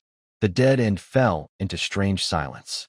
White Ancient looked at the silver shaman's corpse and then at the broken staff in his hand, feeling a mix of emotions. Did I lose? Or did I gain? He thought bitterly. I used my only purple equipment to trade for a nearly dead silver head? No matter how I look at it, I feel like I lost this deal. He took a deep, imaginary breath and forced himself to stay calm. Now that things had come to this, regret was useless. At least, the biggest threat was gone, and the loot was right in front of him. He threw away the broken staff and slowly walked toward the dead silver shaman. The closer he got, the more he could feel the powerful, pure soul energy inside the corpse. Although it was slowly fading, it still felt like a small furnace filled with intense energy. This was far beyond any bronze-level soul he had absorbed before. Forget it. Eat it first. Baigu suppressed his distracting thoughts, reached out with his bony hand, and pressed it on the forehead of the still warm silver shaman. Devour. He used all his instinct to absorb the soul energy. It was like a dam breaking. A huge, pure soul wave, full of natural and life energy, surged into Baigu's body like a mighty tide. This energy was so vast that Baigu felt like a balloon about to burst. His soul fire burned, expanded, and solidified at an unprecedented speed. The pale flames began to deepen and turn into a more refined, milky white color. His entire skeleton crackled with a crisp sound, as if being completely reshaped. The shiny, matte layer on his bones quickly became brighter and heavier, changing from gray-white to a smooth, warm, jade-like texture. His bones also became denser and stronger, as if holding more power. The intense energy rush brought a strange feeling, an unbearable mix of pain and pleasure. Baigu felt his consciousness rising, becoming more sensitive. His perception of the energy around him and his control over his soul's power reached a new level. Time seemed to pass either in a moment or a long century. When the last bit of silver soul energy was fully absorbed, Baigu suddenly opened his eyes. His eyes looked like two gentle white jade lamps. He looked down at his bony hand. The rough, gray-white finger bones had become delicate and smooth, shining with a restrained yet tough jade-like glow. He clenched his fist gently, feeling a strength far beyond before. He thought of a fireball, and instantly one formed in his palm. This fireball was no longer orange-red but a brighter, more intense milky white. Although smaller than before, its energy was several times stronger. It also gathered faster and was easier to control. He even felt that he could now control the power of his soul more precisely. Maybe he could start trying to learn some more complex uses. Silver rank. White Ancient finally reached the silver rank. He became a jade skeleton. Ha ha. I finally leveled up. The huge joy washed away the frustration of losing his staff. White Ancient couldn't help but want to shout to the sky, though he couldn't make a sound. He felt the strong energy inside him and looked at his new body. His excitement was beyond words. Even though I lost my staff, I am now stronger on my own. He thought proudly. Below silver, I am invincible. Above silver, well, trading one for another is a bit unfair, so I better stay cautious. He took one last look at the completely useless shaman corpse and the two broken pieces of the staff on the ground. Without hesitation, he turned around and walked out of the dead-end alley that had changed his fate, with steps more steady and powerful than before. Outside, the street fight in Frostwolf Fortress was still fierce. But now, White Ancient had transformed completely, carrying the confidence of having reached silver rank and still full of sarcastic energy. He threw himself back into the chaos of the battlefield. This time, however, his goal might have changed. The joy of reaching silver rank didn't last long. White Ancient's gaze fell on the shaman's corpse and the staff still tightly gripped in its hand. The top feathers turned to ash. The staff seemed to be made of some ancient wood, embedded with tiny beast bones and runes, still emitting a faint, unsettling natural aura. He squatted down and poked the staff with his bone finger that shone with a jade-like luster. Sigh, why did you have to up my equipment before dying? Now, what good is this staff to me? He thought with disdain. I'm a undead, holding something full of life energy. Doesn't that mean I'm holding a ticking bomb? It might explode at any moment. He tried to channel a bit of his soul power into it, but the staff didn't respond. Instead, it gave off a faint feeling of rejection. Fine, it's garbage after all. He sighed and withdrew his hand, standing up and looking at his empty hands. Now I really am empty-handed. Even Teacher Tsang isn't this empty. He couldn't help but use a joke from his past life to complain about his current predicament. The only thing I had is gone. Do I have to rely on these hands of mine to fight people? My arms are so thin, can I really fight? He waved his now smooth, jade-like, but still not very strong arms, feeling a bit sad. Although his strength had improved compared to the Bronze Age, he still saw himself as a fragile mage compared to muscular orc fighters or melee-focused undead. Never mind, take it one step at a time. At least my fireball spell is much stronger now. He comforted himself, kicking aside the useless orc staff into the corner, then turned back into the noisy, chaotic street fight. Inside Frostwolf Fortress, the battle had entered its bloodiest and most brutal stage. The undead's numerical advantage was lessened by the terrain in the alley fight, but their seemingly endless reinforcements kept slowly eating away at the orc's survival space. Every street and every house became a key point of fierce fighting. The orc defenders showed remarkable courage and sacrifice. Gugu saw, at a narrow street corner, 3 bloodied, battered orc warriors standing back-to-back in a simple triangle formation. Facing the tide of skeletons and zombies, they swung their battered axes and heavy hammers without retreating. The undead bones piled up almost to their knees. One orc's left arm was bitten by a zombie. He roared and twisted the zombie's neck with his right hand, leaving the rotten teeth embedded in his arm, continuing to fight until several bone knives pierced his chest simultaneously, and he fell. He saw an old orc woman holding a young child at a second-story window of a burning stone house. Amid the child's heart-wrenching screams, she tremblingly threw a brick at the climbing skeletons below. Suddenly, a ghostly figure passed through the wall and lunged at them, silencing the screams. He saw a broken-legged orc shaman apprentice leaning against a ruined wall, using his last strength to chant faint healing waves over several severely wounded comrades. Just as the green light flickered on, a whistling bone arrow shot through his throat. It was brutal, incredibly brutal. The orc warriors, knowing defeat was certain, still fought with their lives to defend every inch of land beneath their feet, trying to buy even a second for their people behind them. Their roars carried sadness, and their battle axes swung with determination. This fighting spirit, born from the survival of their race, even suppressed the undead's pure instinct and numbers to some extent. TSK, they really seem a little bit reluctant. Baigu hid behind a partially collapsed wall, watching the desperate yet brave resistance of the orc warriors ahead. A faint sense of empathy, belonging to his past human self, flickered within him, but it was quickly suppressed by the undead's instincts and desire for promotion. But different factions, no choice. If you don't die, how can I level up? He raised his now empty hands, focusing his mind. A milky white, solid-looking fireball instantly formed above his palm, radiating a much hotter aura than before. Let's see what this new toy can do. Whoosh. The milky white fireball shot along a low trajectory, accurately hitting the back of a brave orc warrior swinging his axe, who was fighting alone against 4 or 5 skeletons. Bang! No longer just an explosion with flames, the white fireball seemed to produce a kind of internal explosion upon impact. The orc's heavy armor was torn like paper, and a blackened hole appeared on his back. He stiffened suddenly, his eyes losing their spark, and he collapsed forward like a mountain of gold and jade falling. Nice. This power is awesome.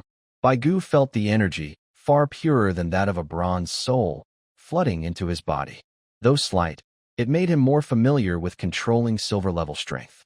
Even without the staff's amplification, this basic power increase feels almost as strong as when I held the staff before.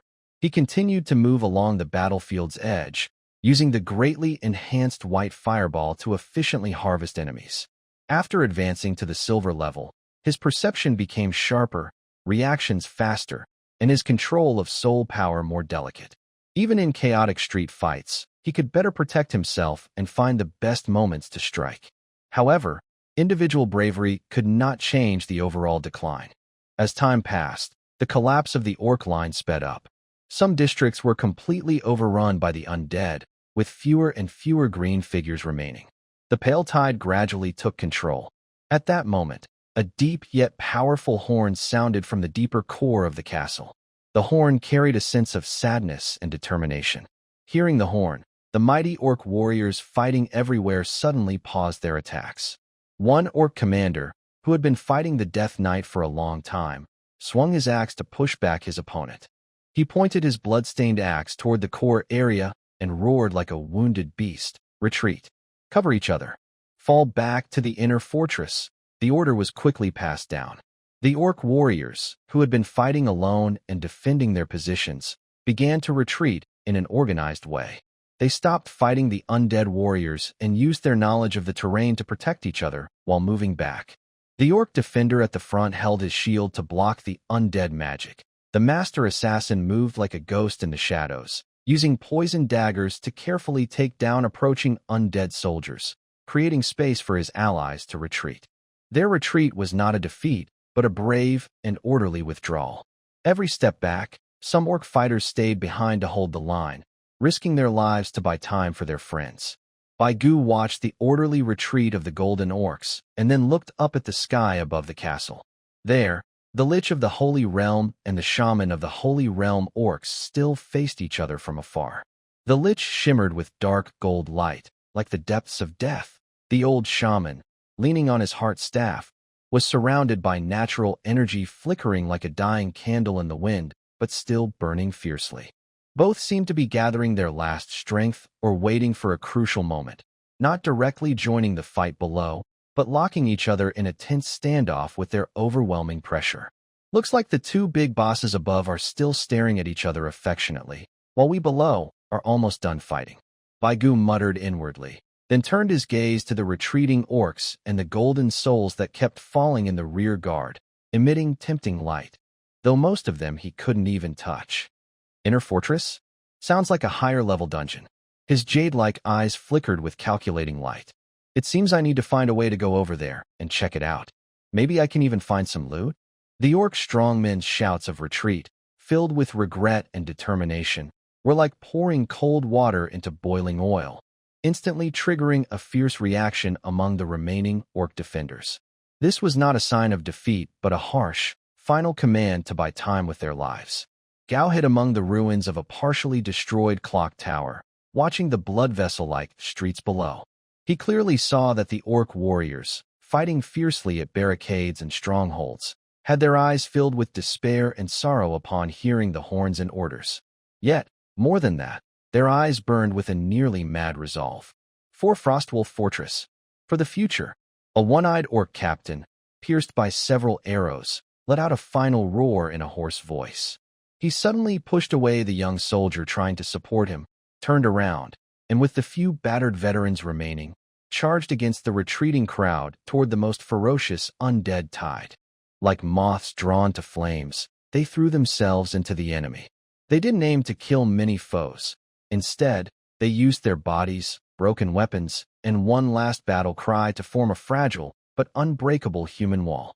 Skeleton claws tore into their flesh. Zombie rotting teeth bit through their throats, but they relied on each other until death, swinging their weapons with their last strength, holding their ground to buy precious seconds for their comrades behind.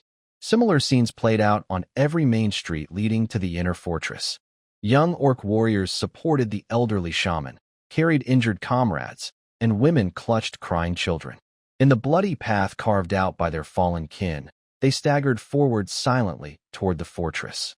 Their faces were streaked with tears, blood, and dirt, their eyes filled with deep grief for lost homes and loved ones, yet also burning with an unquenchable desire to survive. Every step of their retreat was soaked with orc blood and life. Small squads responsible for covering the rear were often overwhelmed by the undead, but the time they bought with their lives allowed more of their kin to cross the streets and disappear into the narrow entrance of the fortress behind. Even Gu could see a orc mother being shot in the calf by a flying arrow just as she was about to enter the inner fortress passage. She quickly pushed her child toward the warrior in the passage, then turned back, using her frail body to tightly hold onto a stone pillar beside the entrance, blocking the advancing skeletons behind her until she was dismembered by bone blades. This is too tragic. Even though Bai Gu is a undead, seeing this path paved with flesh and life, he feels a strong shock inside. The overwhelming chaotic thoughts seem to pause for a moment. Is it really necessary to go this far? As long as the green hills remain, firewood will always be available. But he quickly shakes his head, pushing aside this discomfort. Different positions, different stances. If they don't hold the line, where would my soul fire upgrade come from? He notices that the golden experts on the undead side are not fully pursuing. They are calmly clearing the voluntarily retreating orcs, driving low-level undead to continue attacking, seemingly aiming to trap the main orc force inside the fortress. It seems they want to trap the enemy inside. Bai Gu guesses the intentions of the undead leaders. Finally, after paying an unimaginably painful price, the last group of orc warriors disappears behind the slowly closing, even thicker and stronger metal gates of the inner fortress. The heavy sound of the closing door rings out like a death knell for Frostwolf Fortress's outer city, marking a temporary pause to this fierce siege that has lasted for an unknown time. Boom! The fortress gate is completely shut, dividing the inside and outside into two worlds.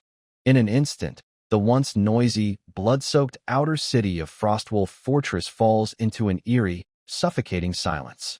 Only the crackling of flames burning wood, the whistling wind passing through ruins, and the faint sound of souls being drawn from the bodies of allies or enemies. These form the background of this deathly quiet. The pale and grayish colors have completely covered this land once full of wild vitality. On the streets, squares, and broken walls of houses, layers of corpses are piled up, mostly orcs, with countless broken bones of undead. Blood flows into tiny streams, slowly freezing into dark red ice in the cold. The strong smell of blood and negative energy almost solidifies, making it hard to breathe. High-level fighters have also formed new standoffs. The golden undead warriors stand like terrifying sculptures, quietly positioned along the main passage and high points outside the inner fortress. Their cold gazes, souls fire, are fixed on the tightly closed gate and the towering walls of the fortress. Although their energy glow has dimmed from the previous battle, the oppressive aura of strength remains unchanged. On the fortress walls, the remaining orc golden warriors also appear. They are fewer in number, all wounded, with tired and angry faces, but their eyes remain as firm as stone. They hold their weapons tightly, facing the undead golden warriors outside, creating a tense atmosphere. Yet, there is a delicate balance, as both sides seem to be resting, waiting, and preparing for a more brutal clash. Bai Gu slipped down from the ruins of the bell tower and landed on a relatively intact roof. He felt the power of the silver rank within him, looked at his empty hands, and finally turned his gaze toward the fortress. Is it over? The outer city is completely lost? He wondered, feeling confused. What should I do next? Follow the main force to face that tougher challenge. He looked up at the sky. There, the Holy Domain Lich and the Holy Domain Orc Shaman still faced each other from afar. But the atmosphere seemed slightly different from the pure murderous intent before. The Lich's skull, burning with ghostly blue soul fire, slightly turned toward the fortress, then looked back at Old Shaman. Its cold, soul freezing will seem to be conveying some message, not just a command to destroy, but more like a final warning before negotiations. Old Shaman leaned on his heart-shaped staff, his hunched body trembling slightly in the cold wind. Yet, he straightened his back, his dull eyes unflinching as he faced the Lich. Though his natural energy was thin, it carried a resilient stubbornness. He seemed to be listening and thinking, his old face full of seriousness and struggle. The wills of these two powerful beings silently clashed and collided. The massive energy fields around them pressed against and eroded each other, distorting the light in the surrounding space, as if the very space itself was trembling. Hey, are those two big shots not fighting anymore? Have they switched to eye contact? Or are they engaged in some silent negotiation? Waikwa curiously guessed. Could it be that the undead think attacking the inner fortress is too costly and want to surrender? Or is the orc side trying to buy time, waiting for reinforcements? He felt that this sudden calm was more unsettling than the previous frantic fighting. The calm before the storm often signals a more violent one. Who cares? If the sky falls, someone tall will hold it up. Waikwa decided not to worry about the game between the big shots in the Holy Realm. I should focus on how to gain more benefits during this rest period, and maybe see if I can get a new weapon. His gaze once again swept over the battlefield below, where corpses of orc warriors and shaman apprentices lay scattered. He especially looked for undestroyed weapons or equipment that might have fallen near the bodies. Even a fly leg is meat, he thought.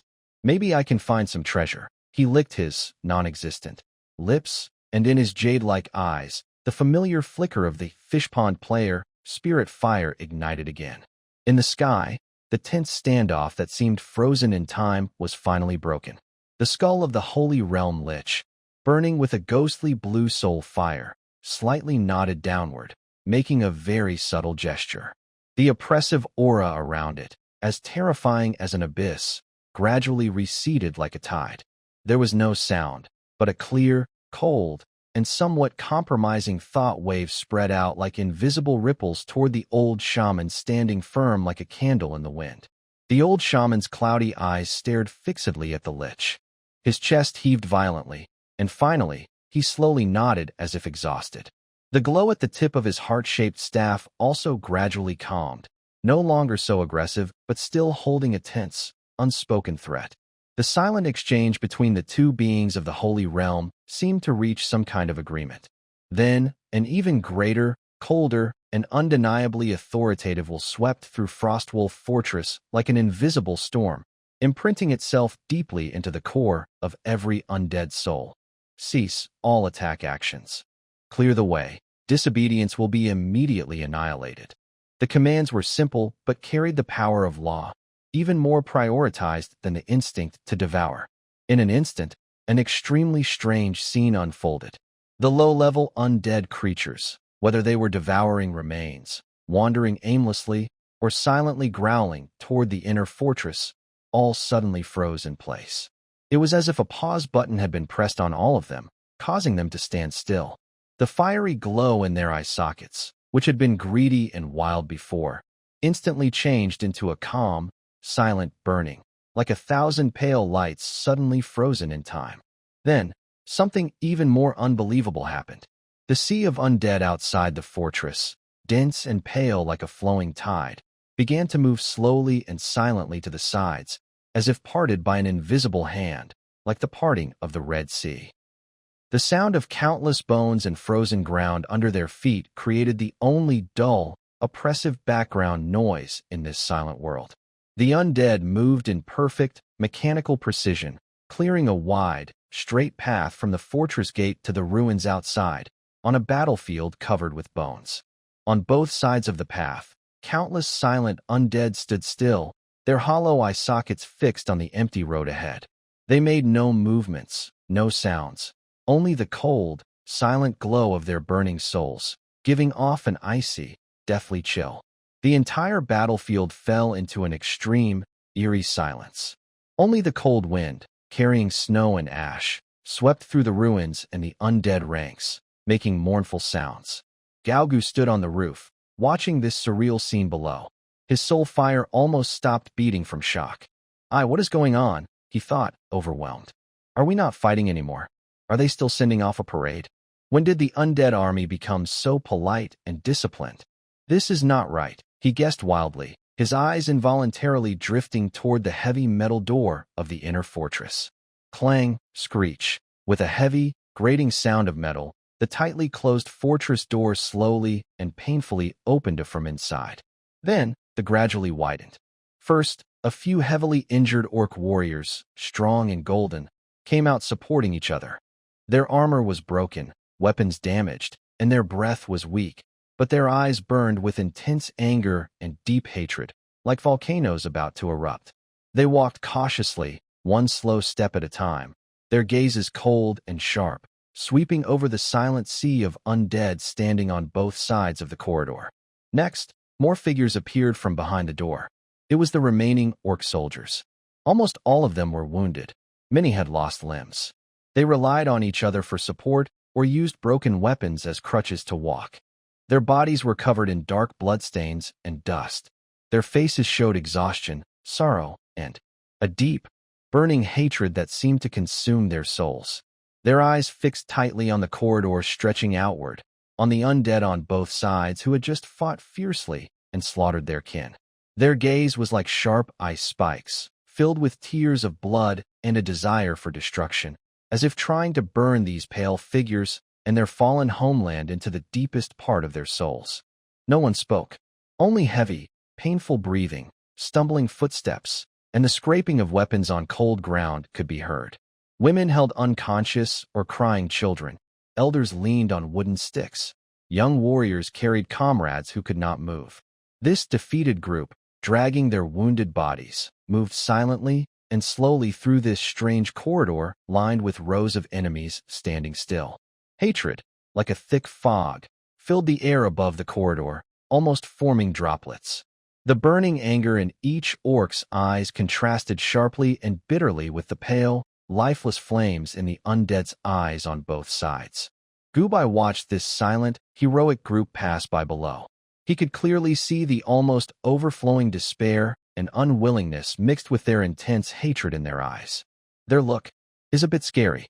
He instinctively shrank back. This is a big grudge. I estimate that these orcs will dream about killing us again and tearing down our bones once more. He even saw a young orc being held in his mother's arms, with wide, innocent, yet fearful eyes. The child looked at a skeleton standing straight beside the passage and suddenly reached out his small hand, as if trying to grab the pale finger bones. His mother anxiously pulled his hand back into her embrace, holding him tightly, and hurriedly walked past with her head down. The skeleton, which was being watched, remained motionless like a sculpture. TSK, this atmosphere is too strange. Baigu felt his own sense of humor being suppressed by this oppressive mood. On one side, there's intense hatred eager to devour and tear, and on the other, absolute silence and obedience. This is even more uncomfortable than the fierce fighting earlier. He had no doubt that if not for the highest level order, carrying the threat of annihilation, this passage would instantly turn into a bloody slaughterhouse again. The countless undead on both sides would rush forward without hesitation, tearing the helpless orc remnants into pieces. The sea of undead stood quietly, like a pale honor guard awaiting inspection. The flames of their souls burned silently in their hollow eye sockets, watching the enemies who had just been fighting fiercely, step by step, slowly and painfully, toward the castle's gap, heading toward the death-shrouded, unknown icy plains outside. They only watched. No skeleton raised its bones, no zombie growled, no ghost made a move to attack. Absolute silence, absolute obedience. This scene was grand and deadly, yet also carried a chilling, eerie feeling that made one's soul shiver. When the last orc warrior, dragging a broken leg and half supported by his comrades, limped away through the gap outside Frostwolf Castle, blending into the gray, death-tinged snowfield beyond, the suffocating silence inside the castle seemed to deepen once more. The dense array of undead on both sides of the passage, like a pale forest, remained perfectly still. Only the flames of their souls burned quietly in their hollow eye sockets, as if waiting for the next command. In the sky, the sacred domain orc shaman still floated there. He did not leave immediately. He hunched his body, as if the silent negotiation and the final gathering of strength had drained all his energy. Even his ancient, simple robe looked larger and emptier. He slowly, very slowly, turned his neck. His dull, yet sharp eyes, like the heaviest millstone, swept over the land below that once belonged to the Frostwolf clan. His gaze passed over the collapsed, broken city walls covered with scorch marks and bloodstains, over the ruined streets and houses still smoking, over the square and streets stained dark red with the bodies of his people and invaders. Finally, it settled on the still majestic but now changed inner fortress, exuding a heavy sense of death and silence. This land once echoed with the laughter of Frostwolf children, the shouts of warriors training, and the deep voices of elders telling ancient stories by the campfire. It buried their ancestors for generations, engraved with their glory and history built from blood and sweat. Every stone carried the spirit of the clan. Now, only death, ruins, and the disgusting filth of the undead remain. A feeling beyond words, mixing sharp pain, overwhelming anger, and deep sadness, boiled and burned like lava in the old shaman's heart. His withered fingers, gripping the heart staff, trembled slightly from overuse, his knuckles turning white. He hated these undead disasters that suddenly appeared and destroyed his home. Hated their cold, lifeless way of existing. Hated how they slaughtered his people and desecrated his sacred land. He wished he could burn his entire life and soul, calling upon the deepest power of his ancestors' spirits to drag all the undead from this land, along with the fallen castle, into the abyss of destruction, burying his fallen kin with them. With his sacred power, if he was willing to risk everything, perhaps, he could really do it. This destructive thought, full of temptation, wrapped around his heart like a poisonous snake. But his gaze seemed to pierce through space, seeing his kin just now helping each other, walking into the icy plains filled with deep hatred and great sorrow. The wounded warriors, the women who lost loved ones, the children burdened with deep revenge despite their innocence. They were the last seeds of the Frostwolf clan. If he chose destruction and sacrifice, these seeds would also be hunted down by the undead on the far northern ice plains, or die frozen and starved, completely erased. He dared not fight to the death, not out of fear of death, but out of fear of ending his race. He bears the heavy responsibility of ensuring that the name of the Frostwolf does not completely disappear from this land. This duty is heavier than personal anger or pride. Therefore, he has to make compromises. At a certain cost, he gained the chance for his remaining troops to retreat. This compromise is like the bitterest poison, slowly eroding his dignity and pride. In the end, he looked deeply at Frostwolf Fortress, as if trying to imprint every scene of this fallen homeland into his soul. His eyes showed deep pain, fierce anger burning everything, but ultimately, they turned into sorrow and helplessness. He suddenly turned around and did not look back. His figure became a faint, stumbling dark green streak of light, disappearing into the snowstorm along with his people, taking away endless hatred and humiliation. In the sky, only the archlich of the sacred domain remained, shrouded in dark gold light and a sense of death. Its skull, burning with ghostly blue soul fire, coldly watched the direction where the old shaman disappeared, with no emotion at all. After a long time, that vast, cold will sounded again, sweeping over the undead army. Clear the battlefield, secure the area. All beings of silver rank and above immediately enter the inner fortress for discussion. The frozen undead seas suddenly came alive, resuming their instinctive work of devouring debris, repairing damage, and patrolling. Meanwhile, Baigu, watching the whole scene from the rooftop, was deeply affected by the complex expression in the old shaman's eyes, feeling a mix of emotions. Ugh, it's so hard to watch. The homeland is destroyed, the tribe suffers heavy losses, and they still have to endure humiliating negotiations. Old shaman, he's not easy either. His faint empathy began to surface again. But in the next second, the thought of silver rank and above entering the inner fortress for discussion struck him like lightning, piercing straight into his soul. Baigu froze suddenly. Then his jade-like eye sockets widened instantly, and the fire of his soul blazed like a bonfire poured with oil, soaring and shining brightly. Wait, silver rank and above? He looked down in disbelief at his smooth, luminous jade bones, then felt the powerful, pure soul energy within him, far surpassing that of bronze. I can't believe it. Does that include me? He pointed to his non-existent nose and let out a mouse-like scream inside, thinking, Am I now part of the core team that needs to discuss things? A strange feeling of excitement, absurdity, and a little nervousness quickly replaced his sighs about the orcs. Wow, we're really getting somewhere. We've made it, he exclaimed excitedly, almost jumping off the roof. From a cannon fodder captain to a member of the undead army's management team? This promotion is faster than a rocket. He imagined himself sitting with other silver and gold level leaders in a fancy hall inside the fortress, listening to the lich of the Holy Realm assign tasks, then politely nodding to show he would complete them. No, I must stay calm, he told himself, trying to suppress his joy. Getting called to meetings means I've gained some status. But could there be traps inside the fortress? Like, maybe they don't like me and want to dismantle me for research. A cautious feeling crept into his mind. But his curiosity and the temptation of entering management overwhelmed his worries. Who cares? Fortune favors the brave. This is a great chance to learn about the high-level plans of the undead army and maybe get some benefits, he decided. He took one last look at the busy undead workers below, feeling a sense of pride, thinking, I am no longer just an ordinary skeleton. Comrades, you work hard. You keep busy. I'll go to a meeting, he silently told himself with a lot of inner drama.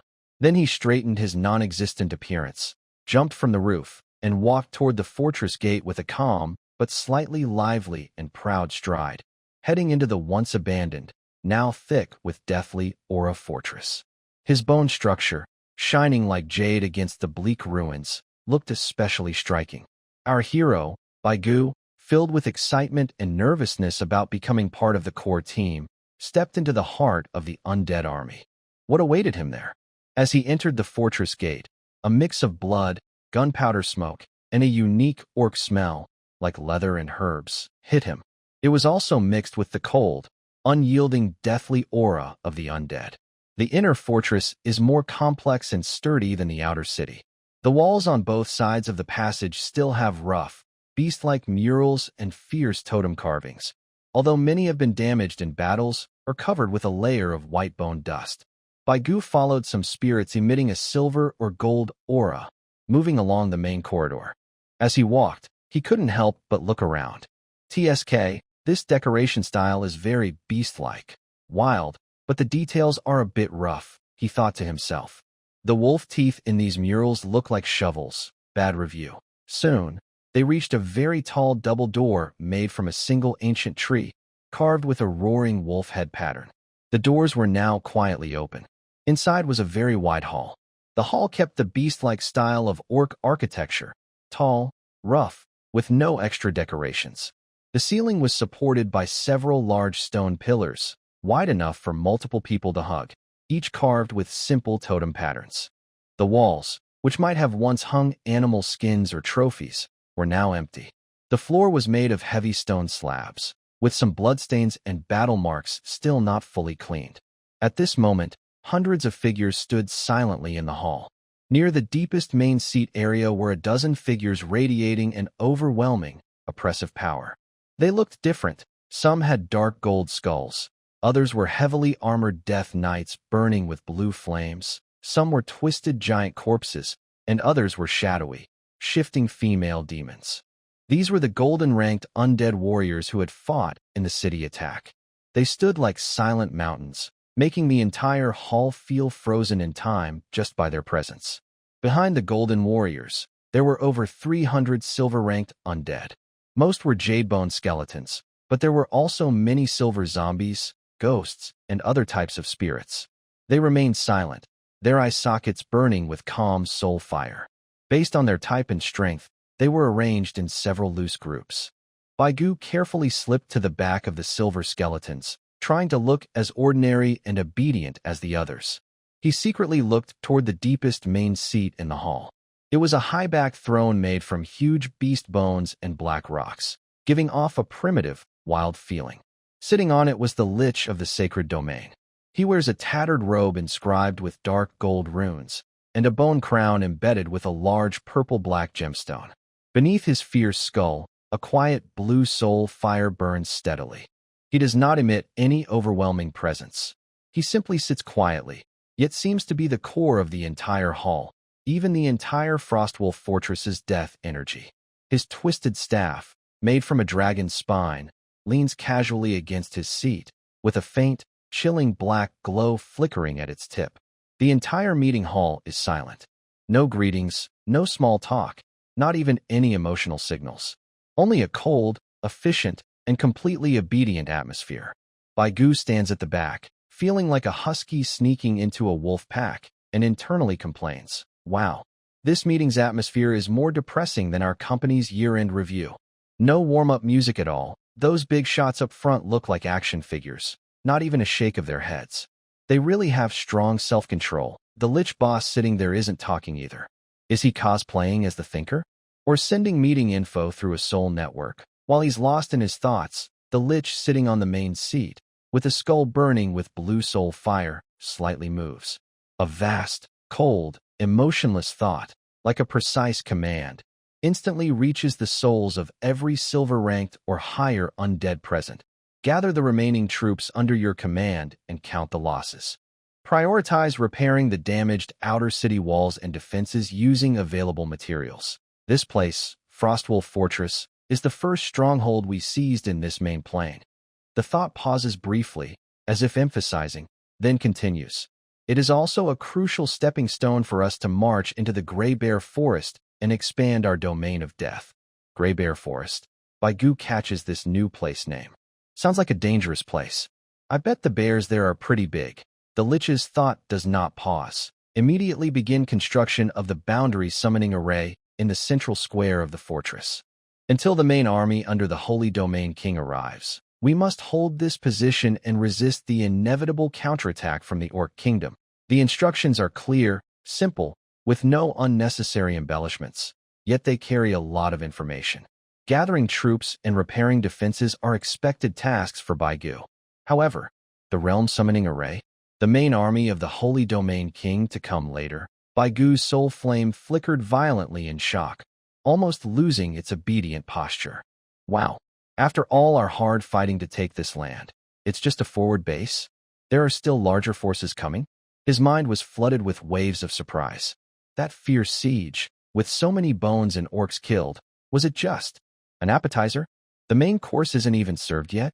He recalled the mountain of corpses inside and outside the city walls, the orc warriors who fought and died voluntarily, and the dangerous experience of nearly being shattered by a silver beast man and having his staff destroyed.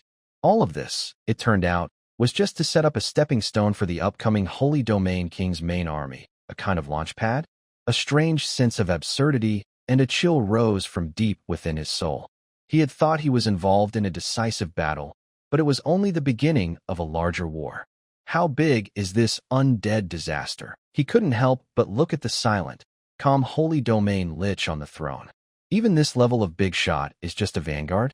Then what kind of terrifying being is the so-called Holy Domain King? He felt like an ant that had accidentally climbed onto a giant war chariot. He had just seen the power of the chariot crushing a small hill, and now he was told there's an endless flood of steel and an even grander battlefield behind.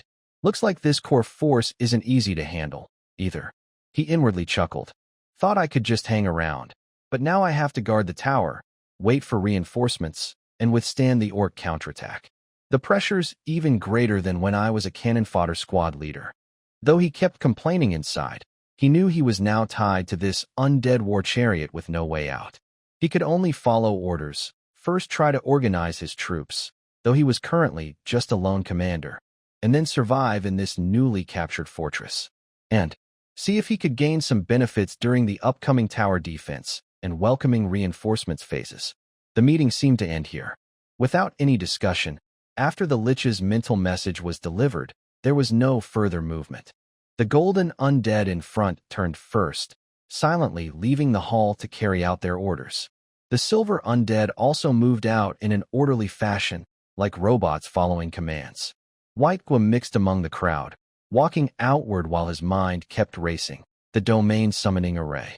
Sounds very advanced. I wonder if building it requires a lot of manual work. Maybe I can learn a few tricks, orcs are likely to attack soon. I need to find a new weapon quickly. Going in empty-handed feels unsafe. The main force of the Sacred Realm King. I hope my boss is generous and can reimburse me for my broken staff. His figure disappeared at the entrance of the council hall along with the core undead forces, busy strengthening the fortress and preparing for the next storm. But inside, his mind was much more active than his outward appearance suggested. Gu was blending among a group of busy undead, thinking about where he could borrow a useful tool. He couldn't keep casting fireballs with empty hands. That would make him look like a rookie among the new silver-tier elites. Suddenly, a familiar yet commanding spiritual wave, like a precise signal, directly reached his soul. This wave was cold, heavy, and carried an unmistakable command, belonging to the golden skeleton, Morlag. Follow.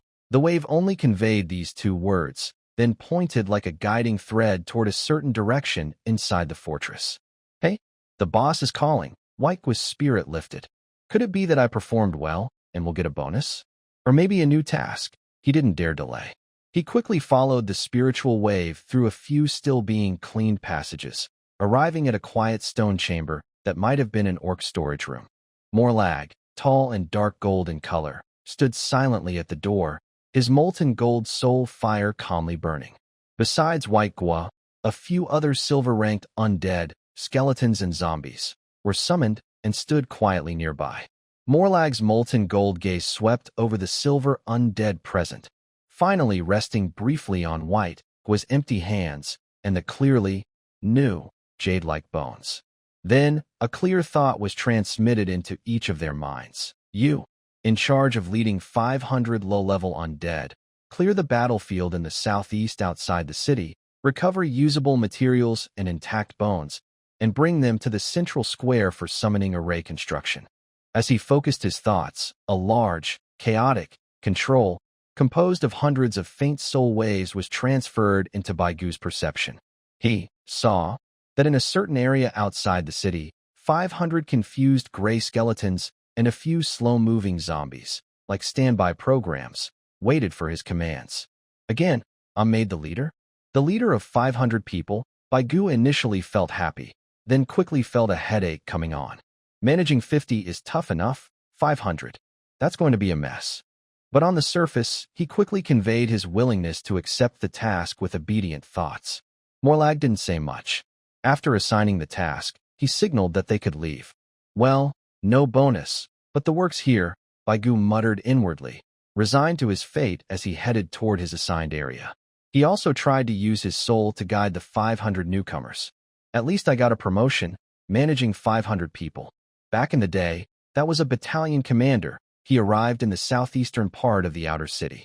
The scene was just as terrible: collapsed buildings, broken defenses, and heaps of corpses, mostly orcs, with some undead.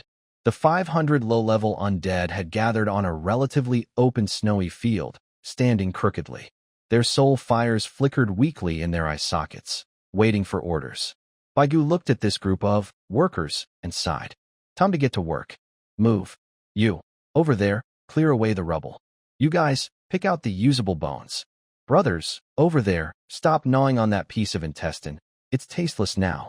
Drag away the fallen beams. He waved his empty bone hand, like a construction foreman, issuing simple, direct commands through his soul. Fortunately, although these low-level undead were slow and dull, they could still follow clear commands that didn't involve complex tactics. They began to move mechanically, carrying stones, clearing bones, and sorting the mostly intact orc corpses and undead bones into piles. Other undead transport teams took them to the central square. Baigu also kept busy, supervising mainly to prevent them from fighting each other or throwing useful items away as trash. He also rummaged through the ruins, hoping to find some overlooked treasures. This orc warrior's axe is pretty good, but too big for me to use. This shield is cracked in half. Let's melt it down to make nails. TSK, this shaman's necklace. The beads are broken and not worth much. He moved like a picky scavenger, weaving through the mountain of corpses and bones. Unknowingly, he arrived at a ruined area near the base of the old city wall, which was heavily collapsed. It seemed to have been a small arrow tower or lookout point, now completely fallen apart, with large stones and thick logs piled haphazardly. He directed a few skeletons to move forward and try to clear the debris. As they shifted a broken, huge stone slab, Baigu's eyes caught a faint, unusual glow different from ordinary gray-white bones. Is there something? He quickly signaled the skeletons to carefully remove the rubble and dust covering it. Gradually, a skeleton buried underneath was revealed. It was also a skeleton, but its bones were not gray-white. Instead, They shone with a smooth, jade-like luster similar to Baigu's current appearance. Clearly, this was also a silver-ranked skeleton, likely buried and crushed during a previous siege when the building collapsed. Its skull and main torso bones were cracked, and its soul fire had long since gone out. Sigh, comrades are like enemies, but seeing a fellow die so tragically makes me feel a bit sad. Baigu inwardly pretended to mourn, but his eyes were immediately drawn to something beside the jade-like skeleton. It was a staff. It lay quietly next to the broken bones, as if its owner had tightly grasped it in the final moments, until the bones were crushed and it fell free. The staff was about as tall as a person, carved from a smooth, jade-like white bone of extraordinary material. It was not perfectly straight but had a graceful, natural curve, like a giant rib from some enormous creature, inherently imbued with a sense of power and beauty. This curve gave it a strange, lively feel, as if it was still slowly breathing and growing, not just a dead object.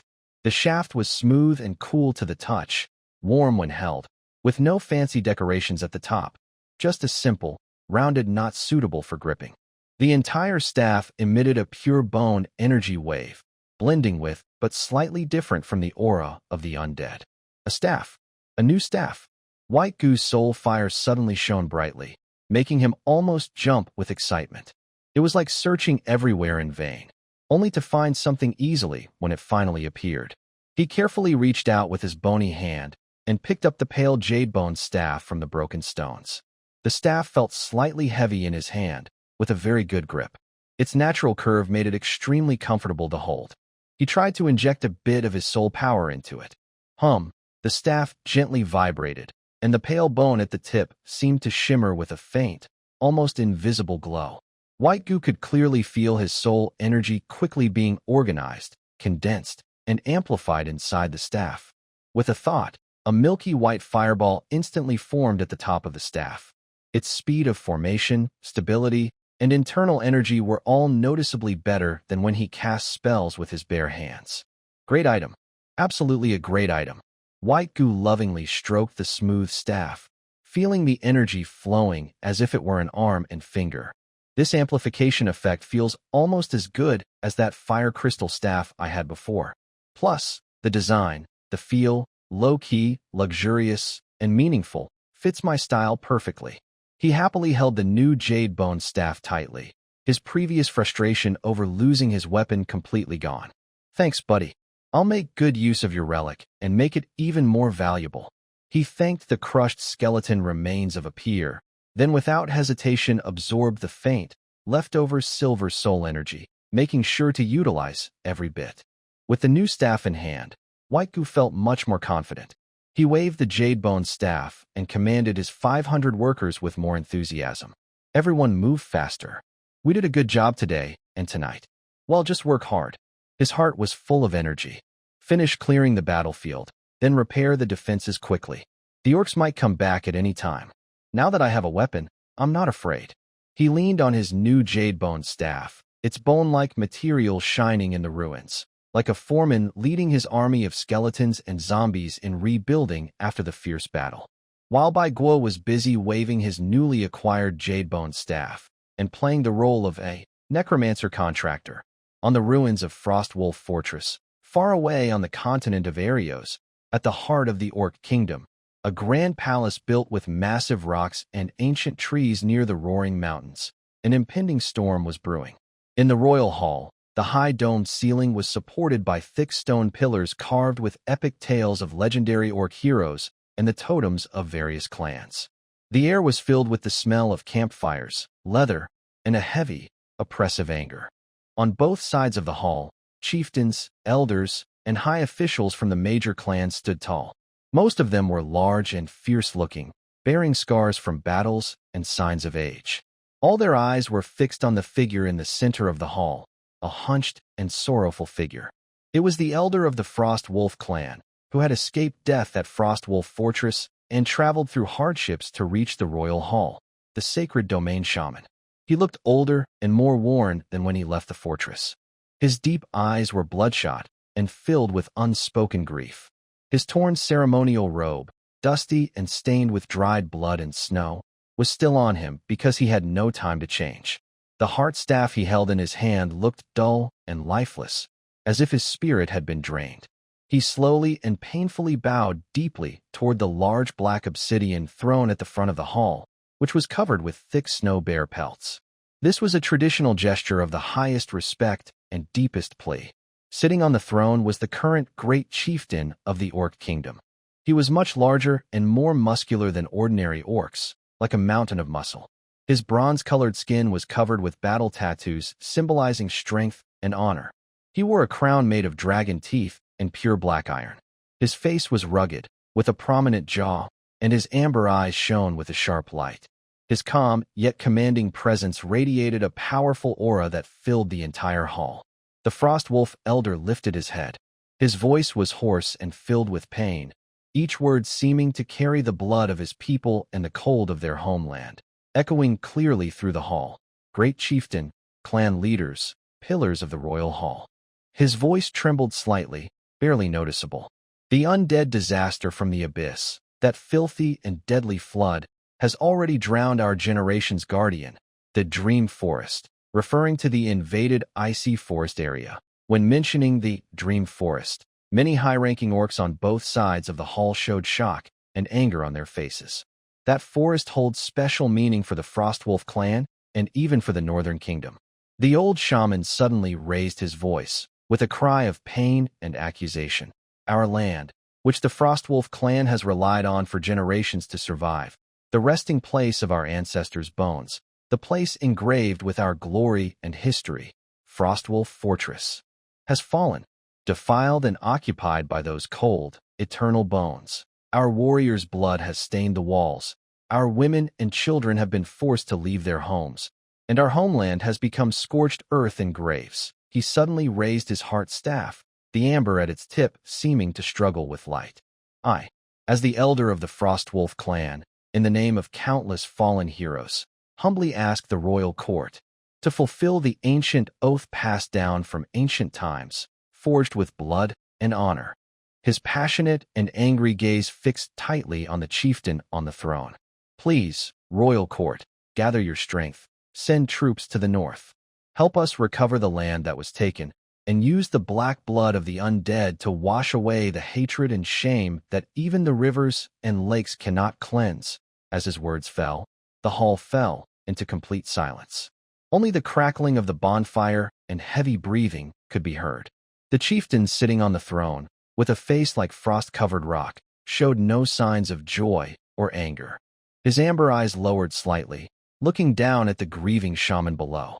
His heavy, thunder-like voice finally echoed through the hall. Grommash Hellscream, my brother. The royal court is aware of the Frostwolf clan's plight. The pain of losing land and home is like a sharp blade piercing the heart. I understand deeply. His voice was powerful, yet steady like a king's. But, he turned his words, his gaze sweeping over the leaders of various races on both sides of the hall. The undead disaster is advancing rapidly, far beyond ordinary. According to reports from the front lines, among them, there are more than one terror at the sanctum level. The Northern Campaign is not just about revenge for one clan or one land, but a strategic decision that concerns the fate of the entire kingdom. At this moment, a chief from the Bloodfawn clan stepped forward, wearing shining metal armor and bearing a fierce claw mark on his face. His voice was loud but carried a hint of doubt. The Grand Chief is right. Elder Grom, I respect the bravery and sacrifice of the Frostwolf clan, but the power of the royal court is not unlimited. To march against the undead in the north, how many armies must we mobilize? How much supplies will be needed? What about the defenses on other borders? Bloodfawn warriors are not afraid of death, but we must ensure that every drop of blood is worth it. His words reflected the worries of some practical clan leaders. Old Shaman Grom suddenly turned to him, his eyes filled with anger and sorrow. Worth? My Frostwolf fortress guards the vital pass to the Grey Bear Forest in the heart of the kingdom. Now that it has fallen into the hands of the undead, they use it as a springboard. Where will their next attack strike? Your Bloodfawn hunting grounds? Or the plains of the War Song clan? When the undead claws reach your doorstep, then you can talk about the value of blood. He looked around, his voice like a wounded wolf howling. The ancient oath says, The beacon fires of any clan are a warning to all beastmen. Any enemy invading our home is a deadly foe to all beastmen. Have our ancestors' vows been forgotten amid cozy fires and hearty ale? His words struck a chord, causing some clan leaders who valued old traditions to show a faint sign of emotion. Another elder, from the Blackrock clan, spoke slowly, his voice deep and wise. We understand Brother Grom's anger. The sacredness of the ancient oath is unquestionable. But the northward campaign must be carefully planned. The undead are unlike any enemies we've faced before. They never tire, fear no death, and can even use our fallen soldiers. Rushing into battle could bring unforeseen dangers. Great Chief Helror nodded slightly, then took the floor. His gaze returned to Grom, filled with a decisive strength. Grom, the royal court will not ignore the suffering of the Frostwolf clan. The honor of the ancient oath must not be tarnished.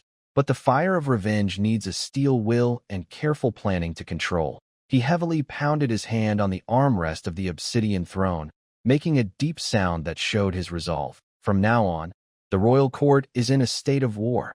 The fastest wolf riders were dispatched to contact all northern clans, strengthen defenses, and warn the human kingdoms in the south. They gathered the Skullbreaker army directly under the royal court, the heavy infantry of the Thunder God clan, and brave warriors from various clans who volunteered to fight.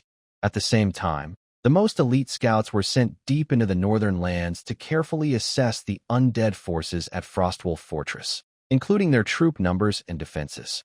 He stood up, his strong body seeming to lift the ceiling of the hall. His voice thundered like a storm. We will not let the blood of the Frostwolf clan be spilled in vain. We will not let our ancestors' land be forever shrouded in death. Northward invasion is necessary, but we do not seek reckless attack. We aim for a complete victory, crushing the undead and cleansing our homeland. Grom Hellhowl, my brother, the royal court will keep its promise.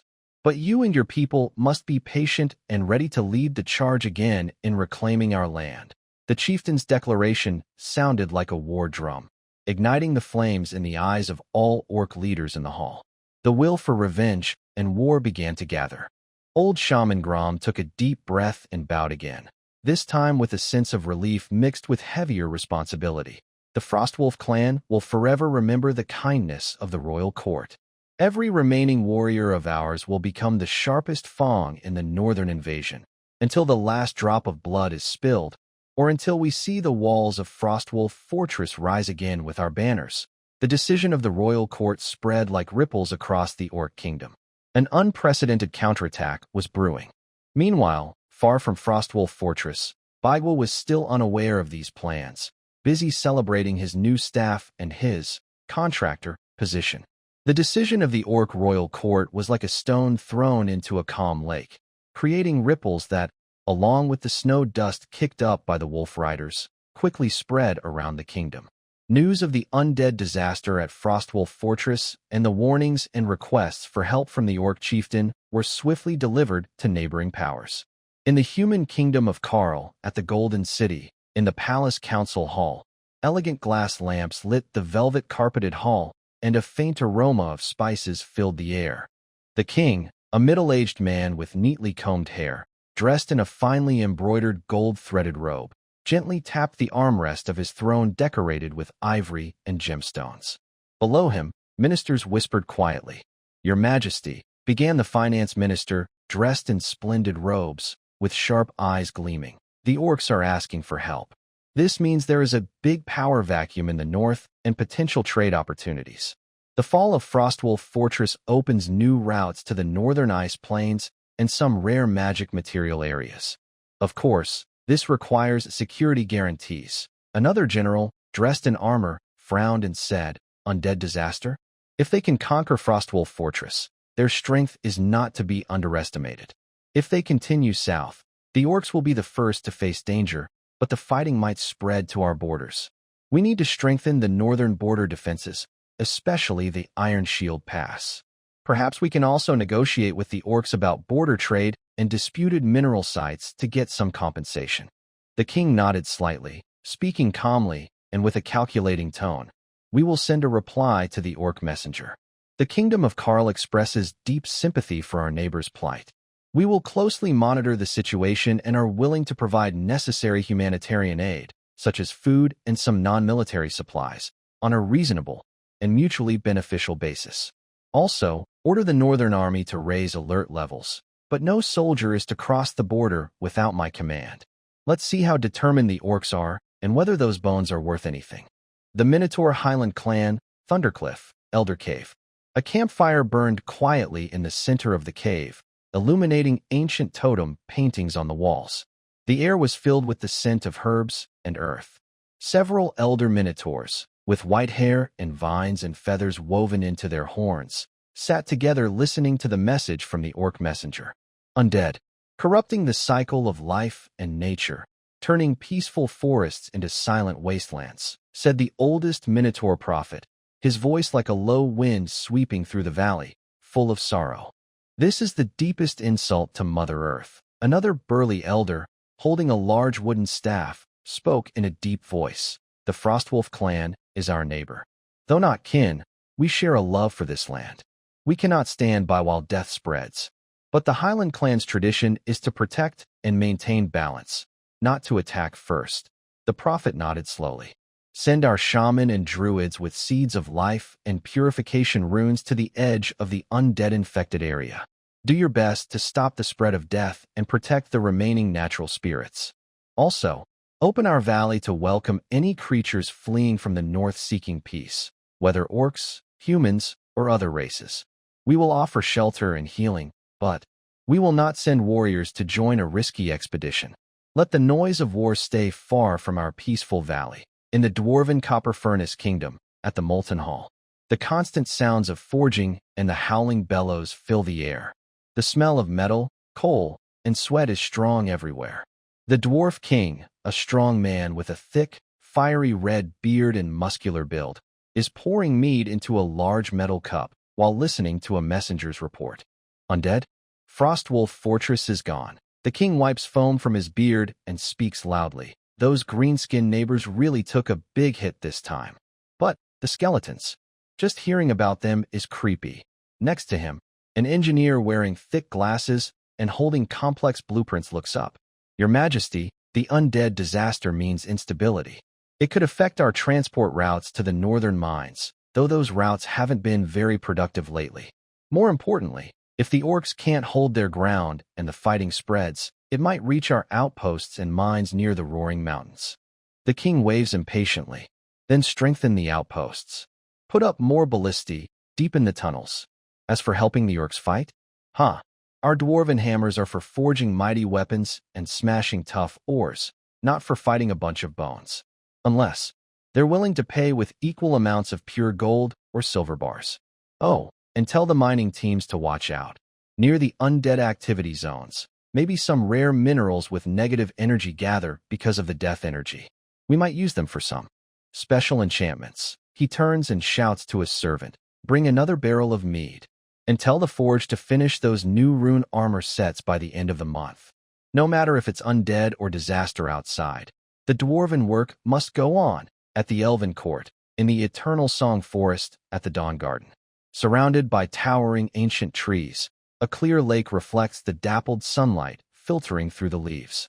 The Elf Queen, stunningly beautiful, yet carrying the dignity and coldness of ages past, wears a long dress woven from vines and moonlight.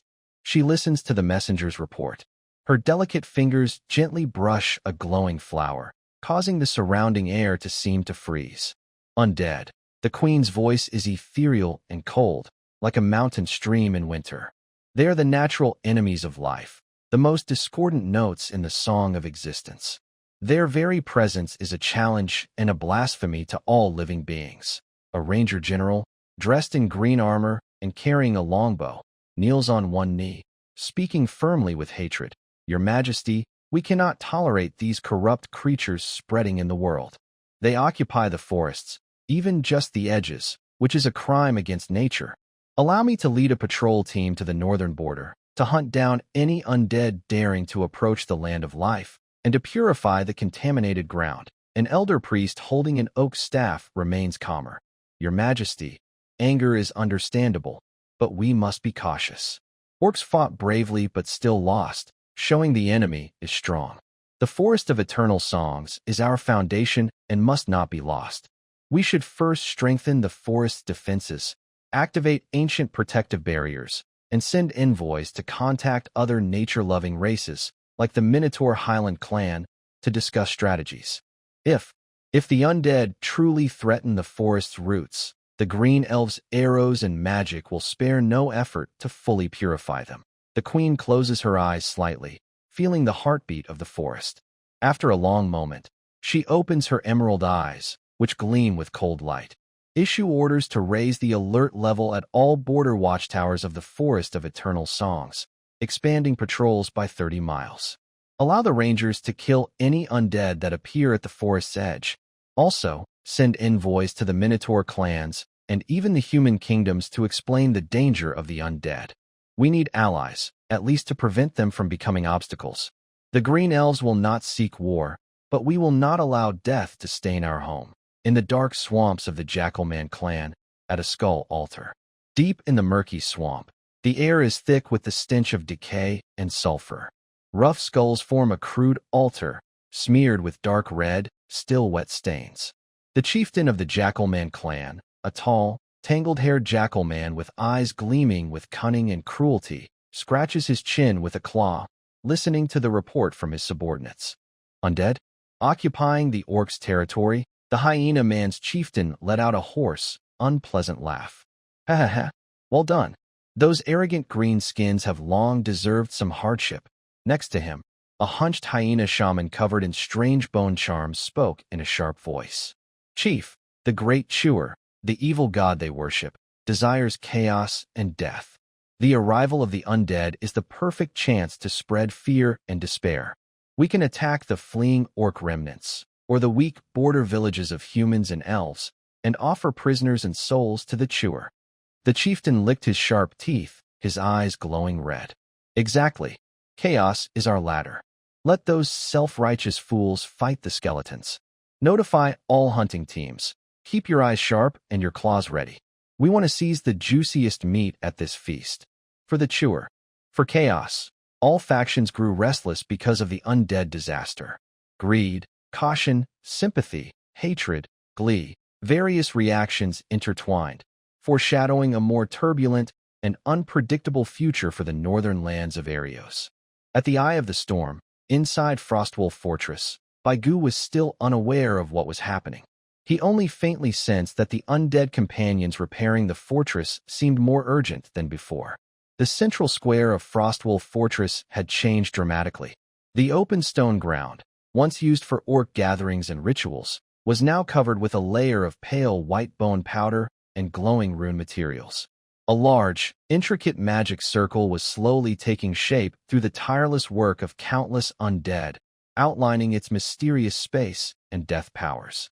This was the Dimensional Summoning Array, a crucial place where the undead army would establish a foothold and prepare for the arrival of the main forces. Low-level skeletons and zombies, like obedient worker ants, moved under the command of silver-ranked undead. They carefully transported processed large bones, dark gems embedded with soul fragments, and negative energy crystals carved with special symbols, placing them precisely in their designated spots. The air was thick with negative energy waves, accompanied by the monotonous sounds of bones rubbing and stones striking, creating a cold, busy atmosphere. In the midst of this orderly and busy scene, one figure stood out as especially lively, or rather, out of place. That was our main character, Baigu. He was now quite the celebrity on this construction site. As a core member of the Silver Rank, and having gained the favor of the Golden Skeleton Morak, who often assigned him tasks, he naturally had the chance to oversee, or even personally handle, some detailed work in the central area of the site. Of course, Baigu didn't understand the complex principles behind the summoning array at all. If he tried to draw runes, he might just make the magic circle mage furious. His active participation mainly showed in another way, using his position to, during the process of clearing and moving various building materials, wildly. Collect trash. Yes, that's right, collect trash. Ever since he found that Jadebone staff, Baigu felt like he had opened a new world. He realized that this fortress, which had just experienced a fierce battle and been turned upside down by countless undead, was actually an untapped treasure chest. There were always some overlooked corners or powerful corpses that had been ignored, possibly hiding some good stuff. So, on the undead construction site, a strange scene appeared. While other undead supervisors carefully watched over the work, Baigu, leaning on his elegant jade-bone staff, with fiery soul flames burning brightly in his jade-like eye sockets, looked like a picky archaeologist and scavenger rolled into one. He moved back and forth among the piles of materials and ruins, inspecting here, picking up there. This bone shape looks good, better keep it. Maybe I can assemble a figurine later? Huh? This orc chieftain's necklace, although a few beads are missing. The chain seems to be made of black iron? Keep it. I can melt it down into a ring later. Wow. Under this box, there's half a beast hide book. Looking at the illustrations. It seems to be some inappropriate reading material for young orcs. Gross. Throw it away. He almost daily had some. Harvest. Most of it was just decorations or junk with no energy fluctuations, but he still enjoyed the process. Today, his luck seemed to explode. While clearing a pile of rubble from a collapsed shelter, he directed his skeleton underlings to move a huge beam. Sharp-eyed, he noticed that underneath it, there seemed to be a well-preserved large chest. He immediately took action himself, carefully using the mage's hand to move aside the broken stones and drag out a box made of some hard wood with metal-edged corners. The box was unlocked, and he excitedly lifted the lid. Inside, there were no shining treasures or powerful magic gear, only a few personal clothes and accessories that looked like they belonged to an orc noble or high-ranking officer. But by Gu's eyes, the fire of his soul instantly lit up. First, he picked up a neatly folded long robe. The robe was deep black, made from an unknown fabric that felt cool and smooth to the touch. It was embroidered with intricate, fierce orc symbols in dark gold thread. Although the style was rough, the craftsmanship was very fine. Under the dim light of the undead fortress, the gold threads shimmered faintly. Wow! Limited edition skin. Black with gold thread, subtle luxury with meaning. The pattern and texture are amazing. He was overjoyed inside and immediately put this ceremonial robe, which offered no defense, over his jade-like bones. The wide robe covered his slim skeleton, with the hem almost touching the ground. Paired with his jade-bone staff, it created a strange, mixed style. Next, he took a crown from the box. The crown seemed to be made from fragments of a giant beast's skull, polished to a pale bone color, with a fierce shape. The edges were inlaid with small, dull black gemstones. Death's Crown? The name sounds fitting. Although these stones seem to have no energy left, the shape is imposing. Without hesitation, he placed the crown on his bald skull, and surprisingly, it fit perfectly. Then, there was a ring. The ring's face was a roughly cut, large dark red gemstone set in a heavy metal band. Ruby ring. It doesn't seem to have magic energy, but the color and size make it look impressive. He tried to put it on his finger bones, but the ring was too big. He used the mage's hand to slightly adjust the size and finally managed to wear it.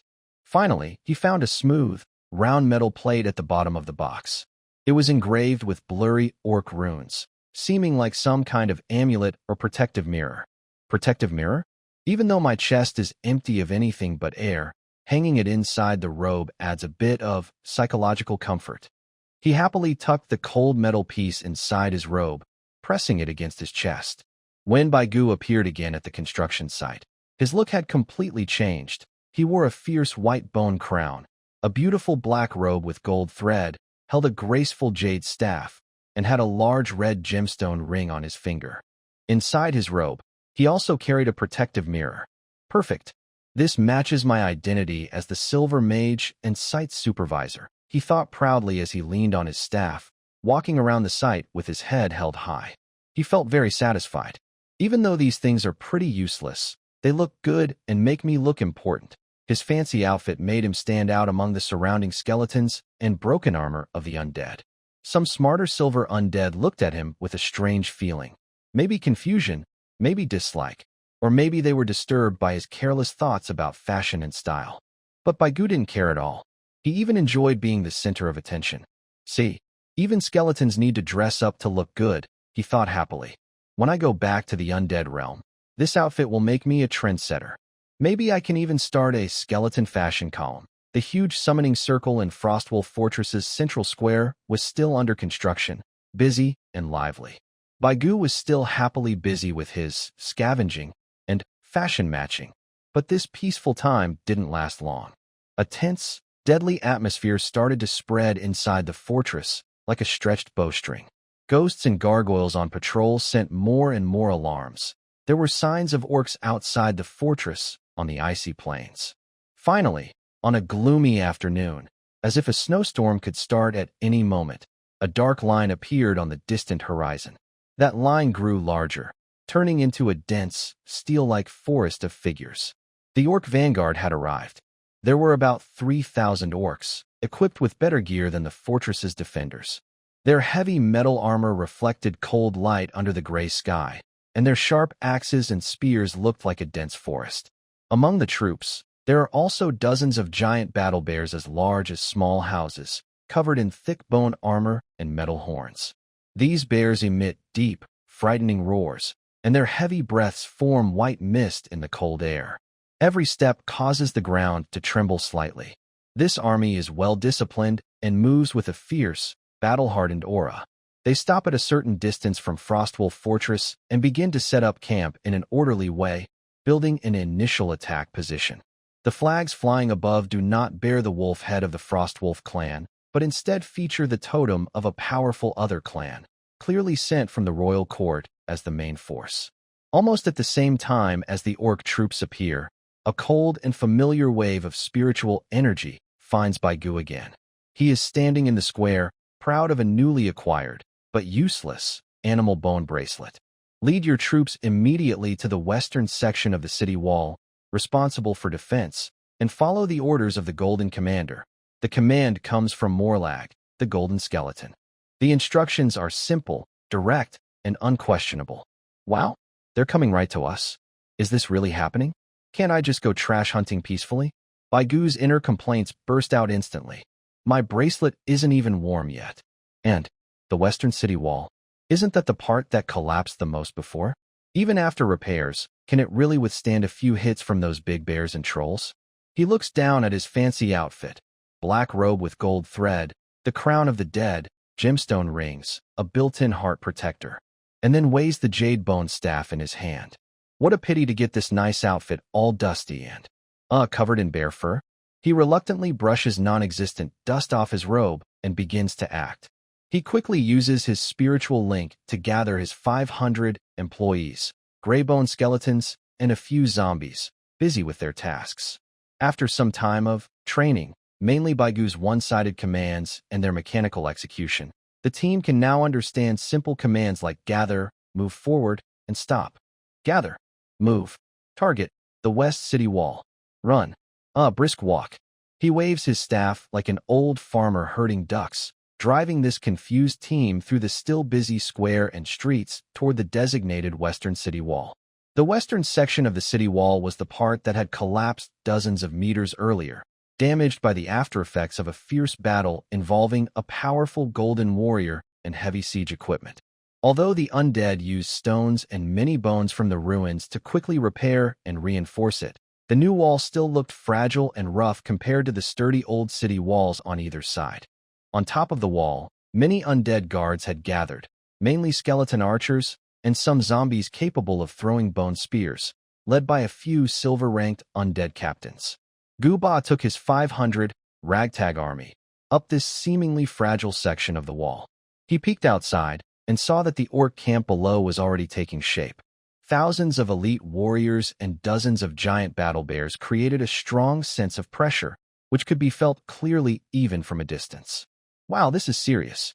Looks like the Orc King's army is really going all out this time, he muttered to himself. My small frame can't handle a single slap from those bears. He ordered his men to stay on standby behind the wall, acting as a reserve force, mainly to block gaps and serve as cannon fodder, while he hid behind a sturdy battlement, only showing half his skull crowned with bones and the tip of his staff. carefully watching the enemy situation. Suddenly, above Frostwolf Fortress, the wind and clouds stirred again. A violent, blazing, soul-burning pressure erupted from the orc camp like a volcanic eruption. A towering figure, as massive as a mountain, slowly rose into the air. It was an orc warrior. He wasn't wearing heavy plate armor, but had a bare, bronze-colored upper body covered in countless scars and mysterious battle tattoos, muscles bulging like forged steel. In his hands, he held an enormous double-edged axe, shaped like a giant door, with a dark red glow flowing along the blade like molten lava. Just standing there, his overwhelming aura and fighting spirit seemed to distort and ignite the surrounding air. Another saintly figure appeared, an orc warrior who had entered the sacred domain purely through strength. His lava-like gaze, like two glowing red hammers, fiercely struck toward Frostwolf Fortress, full of unhidden fighting intent and provocation. Almost at the same moment he appeared, the familiar, icy, deathly pressure from the depths of the Nine Hells rose within Frostwolf Fortress. The sacred lich, wearing a dark gold rune robe, silently appeared above the inner fortress, facing off against a orc sacred warrior from afar. The lich radiated a dark gold glow, cold and silent. The orc warrior was full of energy, fierce and intense. These two opposite but equally vast powers of the sacred domain collided boldly above Frostwolf Fortress. They did not attack immediately, but the clash of their will and aura was more dangerous than any sword fight. The sky seemed to tear apart with invisible force, clouds swirling, light flickering unpredictably. All creatures below, whether orcs or spirits, felt a deep, soul-shaking sense of pressure and fear. Baigua hid behind the battlements, feeling the overwhelming force of these two mighty powers. His soul's fire almost shrank in fear. Oh my goodness, two big bosses are fighting again. He thought wildly. Their aura is even scarier than that old shaman last time. I feel like just a sneeze from them could shake this broken wall apart. He looked at the two divine-like figures in the sky, then at the thousands of alert orc elites and dozens of giant battle bears below, and finally at the unstable-looking wall under his feet and his dull-witted followers around him. Isn't this defense task a bit too hard? He thought despairingly. I'm just a peaceful, loving, crossed-out, treasure-hunting skeleton mage. Why do I have to bear such unbearable burdens of life? But, despite his complaints, orders were orders. He tightened his grip on the jade-bone staff, checked the spell model of the skeletal shield in his soul, and touched the cold, useless amulet inside his robe. Forget it. Since I'm here, I might as well accept it. He forced himself to stay calm. When the fight starts, I'll hide in the back and shoot fireballs. No, I mean cast fireballs. With the bone shield protecting me. If things go wrong, I'll run into the inner fortress. Anyway, if the sky falls, the tall ones will hold it up. Those two big bosses can't just watch the wall get torn apart by bears, right? Above Frostwolf Fortress, the sacred domain-level confrontation had gone beyond words and shouts, turning into a direct clash of will and energy. The orc's sacred warrior's body was like a furnace, with dark red flames of fighting spirit burning fiercely, vaporizing the surrounding snow. His massive axe trembled slightly, humming eagerly as if craving blood. Opposite him, the lich of the sacred realm looked like an ancient glacier, with dark gold runes slowly flowing across its robe. Blue ghost flames quietly burned inside its skull, giving off a chilling silence that seemed to freeze the soul. Dirty undead, defiling our sacred land. Only blood can cleanse it. The orc warrior's roar was like thunder. He could no longer hold back. With a sudden step into the void beneath him, as if breaking an invisible barrier, he transformed into a blazing red meteor tearing through the sky. With unstoppable momentum and fierce power, he charged wildly at the lich. His speed and strength were so great that it seemed space itself might ripple from the impact.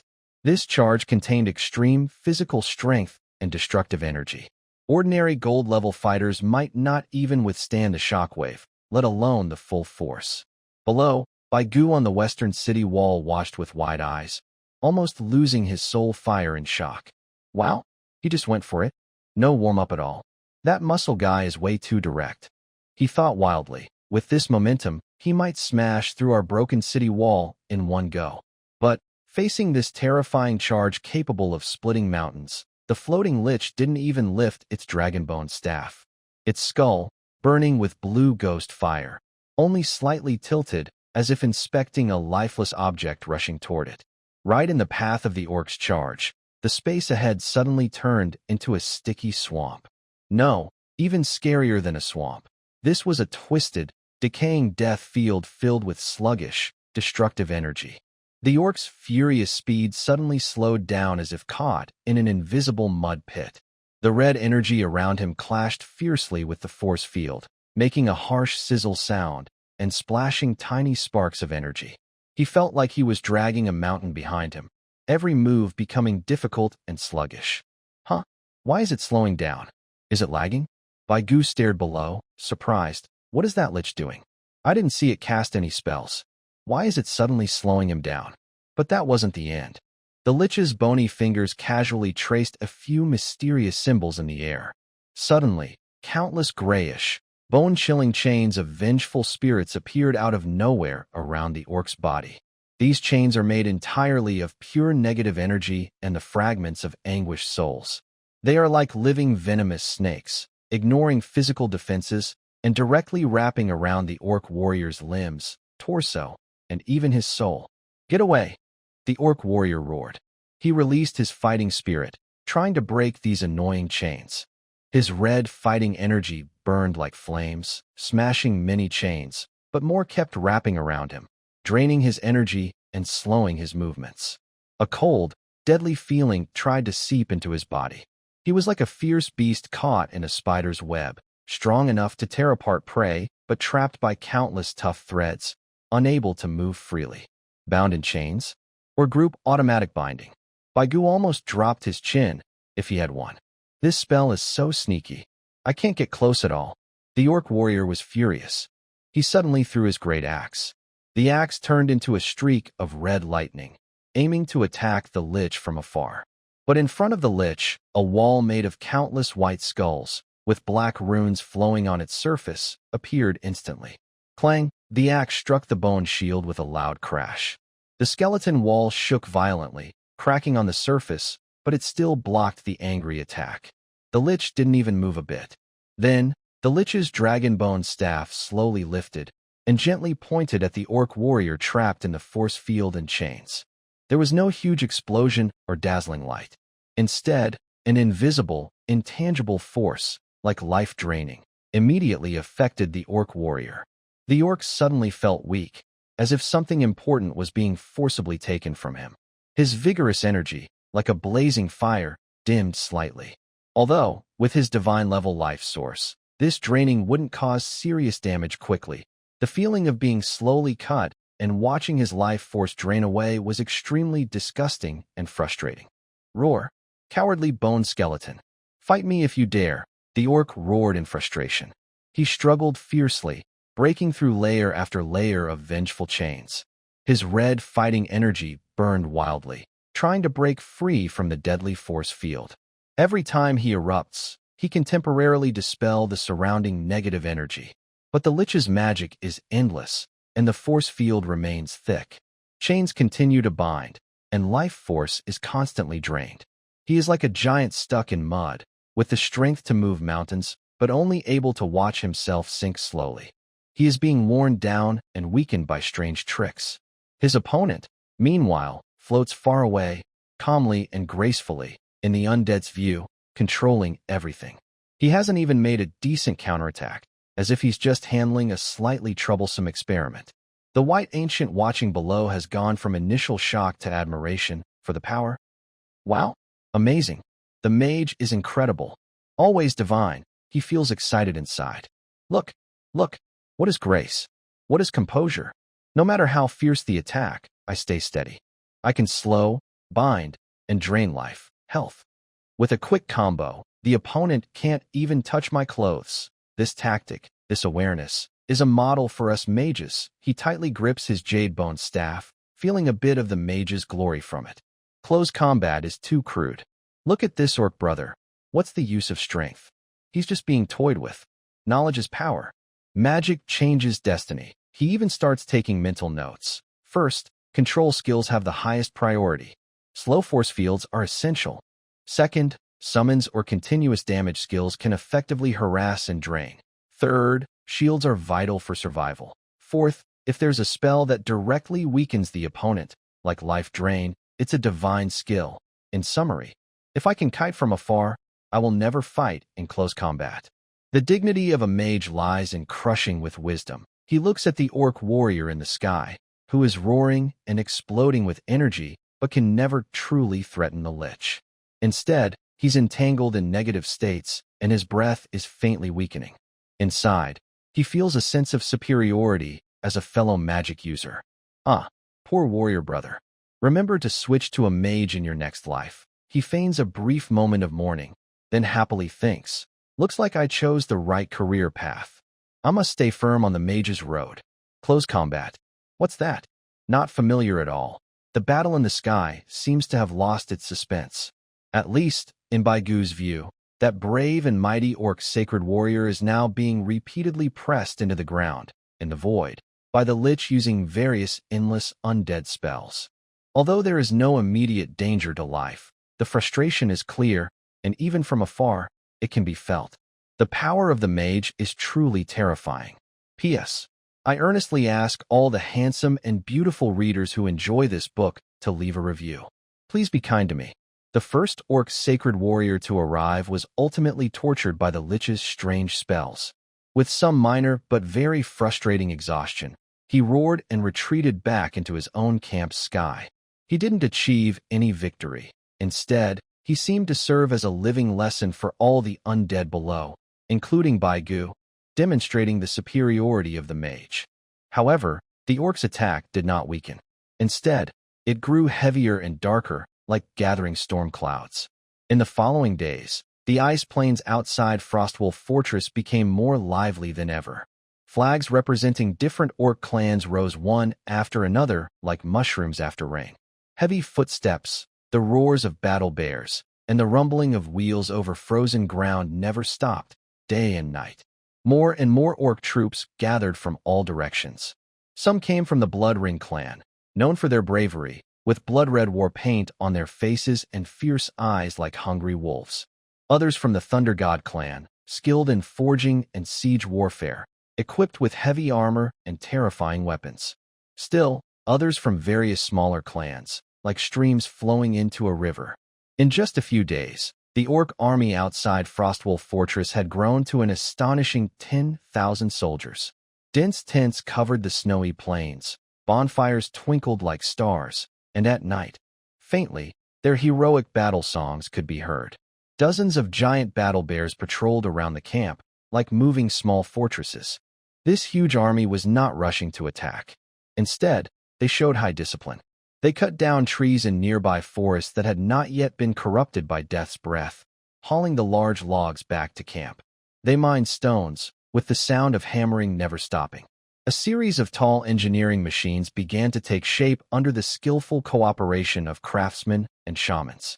They revealed fierce outlines, larger and sturdier catapults than those used by the Frostwolf Fortress guards, siege towers with massive wheels at the bottom and thick, wet beast hide covers to prevent fire, and huge battering rams with metal-wrapped fronts designed to smash gates. The entire orc camp looked like a war machine warming up, emitting a deep, rumbling sound that made it hard to breathe. Baigu stood on the western city wall, looking down at the endless orc camp and the growing war machines. He felt a chill run through his jade-like bones. Wow, they've brought everything they have, huh? He thought wildly. Over 10,000 people. So many bears and siege weapons. This looks like the final battle in a fantasy epic. With our small bones, how long could we hold out against this? Look at that catapult. Its lever is taller than our city wall. If it hits us, my tiny shield will be no different from paper. And that siege tower, fireproof layers? Are they using fireballs against us, the undead? When did orcs become so tactical? He felt his previous sense of superiority as a mage shrinking in front of this iron flood. Individual strength seemed so small compared to these organized armies and war machines.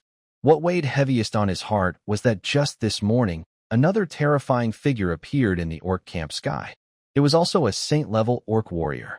Unlike the previous one, who showed off his bravery bare-chested.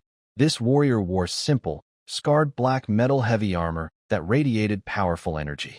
His face was hidden beneath a fierce bull-horned helmet, revealing only a pair of steady, burning eyes full of battle intent. He held a long, heavy war hammer with an ancient thunder rune carved on its head. This new saint-level warrior had a calmer, more restrained aura, like a mountain, very different from the fiery rage of the first. He floated on one side of the camp, alongside the first warrior. Their powerful saintly presences intertwined, like two towering mountains, forming a new confrontation with the silent, calm Saint Lich inside Frostwolf Fortress. It was a 2-on-1. Although the Lich had shown strong magical control before, facing two very different and experienced Holy Domain warriors, the outcome became uncertain. At least, the Lich could no longer calmly focus on just one opponent as before. It's over, it's a 2-on-1. How can we handle this? Baigu thought anxiously. No matter how powerful the Lich is, two fists can't fight four hands. If one of them distracts him, the other might come to break down our broken wall. Who can handle that? In the sky, the powerful figures of the Holy Domain were tense and facing off. On the ground, over 10,000 elite orcs were closing in step by step. The entire Frostwolf Fortress seemed to be perched on the edge of an erupting volcano with a very tense atmosphere. The undead side also made some adjustments. More low-level undead were ordered to reinforce the walls, especially in the western section that had collapsed before, where a lot of bones and stones were piled up, though it still looked fragile. High-level undead warriors often patrolled the walls, their cold soul fires scanning the enemies below. The construction of the summoning circle in the central square seemed to be speeding up, with faint dark light flickering day and night. Baigu received clearer instructions. Hold the designated area of the western wall, with 500 of his undead as a mobile reserve team, ready to fill gaps and help stop enemies climbing the wall. Mobile reserve team? Sounds good, but isn't it just a fancy way of saying we're the high-level cannon fodder for patching holes? Baigu weighed his jadebone staff and looked at his flashy, battle dress, feeling conflicted. Going to patch the gap dressed like this? Something feels off, but he also knew that this time, it wouldn't be so easy to slack off. The orcs' attitude clearly indicated they were preparing for a full attack to retake Frostwolf Fortress. When the hive is destroyed, can the eggs remain intact? If the orcs captured him, he'd probably be smashed or displayed as a trophy. No, I need to find a safer spot to attack from. He started scanning the section of the wall assigned to him, looking for a place where he could use his fireball spell effectively, stay relatively safe, and be able to escape quickly if needed. While he nervously searched for a safe house, like a squirrel preparing for winter, a deep, long horn sound came from the orc camp below. Woo, woo woo. The horn sounded continuously, like the summons of death. A huge orc army began to move forward like slowly turning gears. At the front were heavily armored foot soldiers holding large shields. Behind them were dense groups of archers and shamans. On the sides, restless battle bears roared. Massive catapults and siege towers, pushed and dragged by countless beast soldiers and giant bears, rumbled loudly as they slowly approached Frostwolf Fortress. The siege battle was about to begin. Baigu quickly retreated behind a sturdy battlement near the arrow tower, clutching his jade-bone staff tightly. 3 pale-bone shields appeared instantly and spun around him. They're coming. They're really coming. He felt his soul's fire tremble with nervousness. This is going to be a big fight. Whether I can survive this epic city defense depends on this wave. He checked his gear one last time, staff, bone shields, and his mostly decorative outfit. He took a deep, imaginary breath and looked at the green army flooding toward him like a tide. The orc attack horn sounded like a final, loud toll. In an instant, chaos erupted inside and outside Frostwolf Fortress. First, the orcs' giant siege machines, like steel monsters, roared as their winches spun to the limit. Shamans chanted powerful spells. Countless flaming, oil-soaked stones and heavy boulders, driven by weight and force, tore through the air like meteor showers, smashing into the fortress walls with terrifying crashes. Boom. Rumble. The ground shook violently. The walls trembled fiercely, especially the recently repaired western section. Each hit seemed to make the wall cry out in pain. with debris and bone dust falling like a waterfall. A section of the wall was hit directly and collapsed instantly, turning the skeleton archers above into dust. Oh my, this noise is more exciting than an IMAX movie, but it's costing a lot of skeletons. Baigu, hiding behind a well-chosen lucky spot. A sturdy battlement beside a partially collapsed arrow tower, felt the ground shake beneath him. His soul's fire flickered wildly. These catapults are too powerful. Why isn't the Lich King taking them out? He secretly peeked out with half of his skull-crowned head. Fall. A section of the wall was hit directly and collapsed instantly, turning the skeleton archers above into dust. Oh my, this noise is more exciting than an IMAX movie, but it's costing a lot of skeletons. Baigu, hiding behind a well-chosen lucky spot. A sturdy battlement beside a partially collapsed arrow tower, felt the ground shake beneath him. His soul's fire flickered wildly. These catapults are too powerful. Why isn't the Lich King taking them out? He secretly peeked out with half of his skull-crowned head. Soon after, a dense rain of arrows like flying locusts followed. Orc archers pulled their strong bows, releasing arrows like pouring water onto the city walls. Some arrows were enchanted with frost, fire, or corrosion magic by shamans, continuously pressuring and damaging the undead defenders. The undead's counterattack was just as cold and efficient. Skeleton archers and zombies throwing bone spears stood behind the battlements, ignoring their comrades being shot or crushed by stones, and shot back with mechanical precision. Ghosts moved silently inside and outside the walls, shrieking as they attacked the spirits of orc soldiers, sometimes diving down to destroy the orcs on the siege ladders, causing them to scream and fall. Gargoyles fought fiercely in the low air against flying units of the orcs, mainly trained giant bats and a few harpies, causing many broken bodies to fall from the sky. The real highlight was the slow but steady approach of the siege towers and the dense siege ladders. Dozens of tall siege towers, like moving fortresses, were pushed forward by orc soldiers and battle bears, creaking loudly as they slowly neared the city walls. The elite orc warriors at the top raised shields and battle axes, their eyes burning with revenge. More orc soldiers, like ants, climbed up the ladders attached to the towers, risking everything to reach the top. For the tribe, reclaim Frostwolf Fortress. The orc warriors roared loudly, their bravery and strength fully displayed. Even if hit by bone arrows or falling stones, as long as they still had breath, they kept climbing, chopping skeletons, blocking their way with axes, and using their bodies to clear the path for others behind. Their unstoppable spirit seemed capable of breaking through any obstacle. The undead defenses, on the other hand, were like a cold tide of death, resisting with overwhelming numbers and strange powers. The skeletons kept coming one after another, using their fragile bones to block the orcs' battle axes and their numbers to drain the orcs' stamina. The zombies moved slowly but were incredibly strong, often able to push the climbing orcs and their ladders down together. Some undead mages, not the main characters, chanted on the city walls, summoning small areas of bone spikes or withering fog, causing continuous trouble and casualties for the attacking orcs. The battle lasted from early morning until afternoon, turning every inch of the city wall into a bloody slaughterhouse. The roars of orcs, the screams of the undead, the clash of weapons, the cracking of bones, and the dying wails blended into a deafening noise. Blood stained the walls, broken bones covered the battlements, and both sides were rapidly losing ground. Baigu was on the western part of the city wall, which was under less pressure compared to the main attack area, but it still faced several dangerous moments.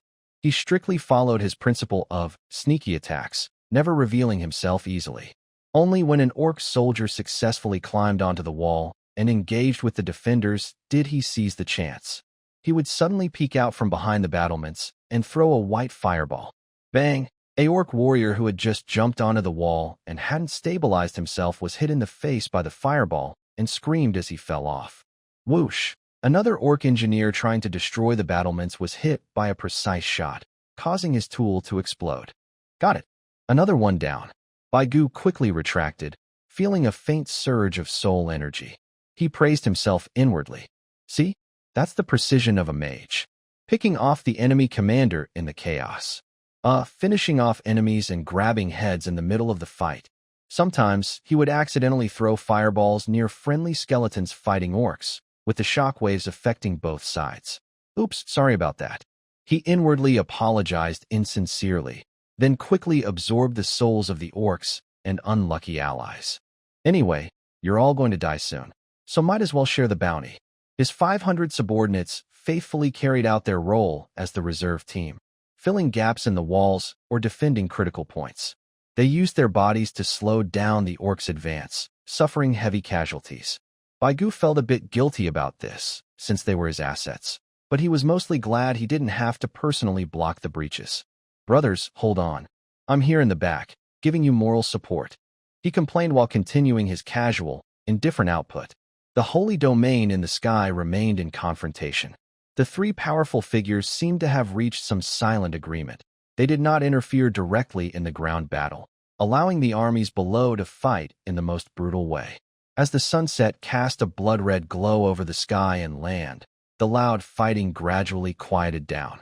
The orcs withdrew their forces, like a retreating tide, taking wounded and fallen comrades back to their camp. They left behind mountains of corpses and broken siege equipment. The undead also suffered heavy losses, especially the low-level skeletons, which were greatly reduced in number. The city walls were full of cracks and damage, needing repairs overnight. The first day of attack and defense ended in this fierce exhaustion. Neither side gained a clear advantage. The orcs showed their unmatched bravery and strength in breaking through, while the undead used their cold efficiency and large numbers to hold the walls. Baigu stood up behind the battlements, stretched his stiff joints, and looked at the hellish scene before him. His heart was mixed with feelings. Finally made it through the first day, he sighed in relief, then started to worry again. With the orcs' attitude, they'll definitely attack again tomorrow. And each time, they'll be even fiercer. When will this end? He looked down at himself.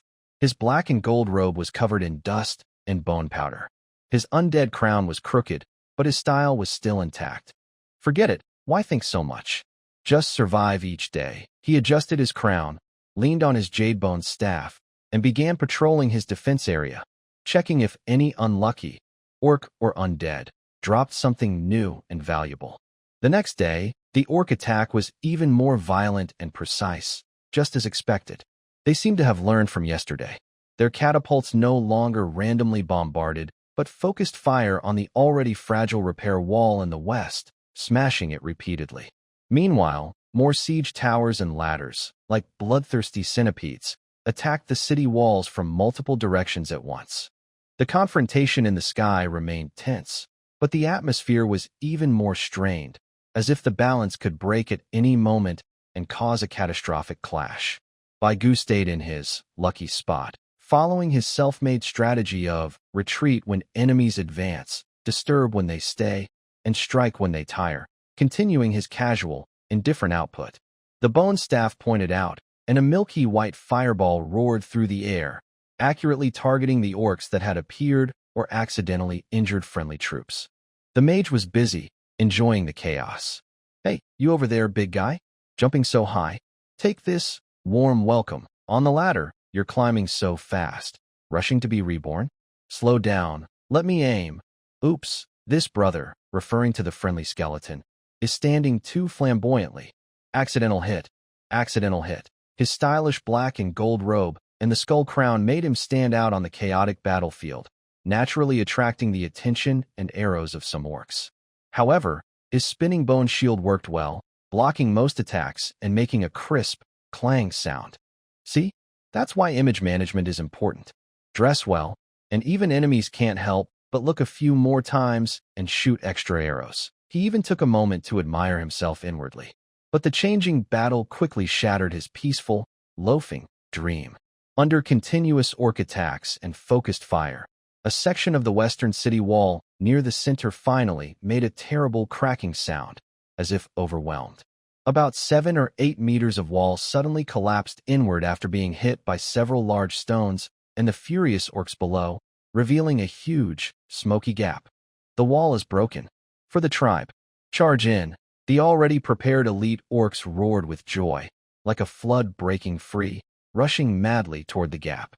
Several silver undead captains in charge of this section immediately led nearby lower-level undead to rush forward, trying to block the gap with their bodies. A brutal, bloody melee erupted instantly at the breach. The orc warriors roared, swinging their axes in deadly whirlwinds, smashing through the skeletons blocking their way. The undead, like a relentless tide, showed no fear, tearing with bone claws and crashing their bodies to hold back the orcs. Worse still, as the fierce fighting at the breach drew much attention, the orc on other sections suddenly intensified. Several siege towers finally reached the wall, heavy battering rams falling with a bang. The elite orcs inside, waiting for this moment, roared like wild tigers and charged onto the city walls. More orc soldiers climbed up the walls using the dense siege ladders. In an instant, the entire western city wall, especially the area where Baigu was located, fell into fierce and intense close combat. Even behind Baigu's safe battlements, it was no longer safe. Two orc warriors, who had just climbed onto the wall, with red eyes, charged directly at him. An obvious skeleton who didn't look like an ordinary soldier. "Wow, don't come over. I'm just a passing mage. Go find those tough guys with knives." Baigu shouted inwardly.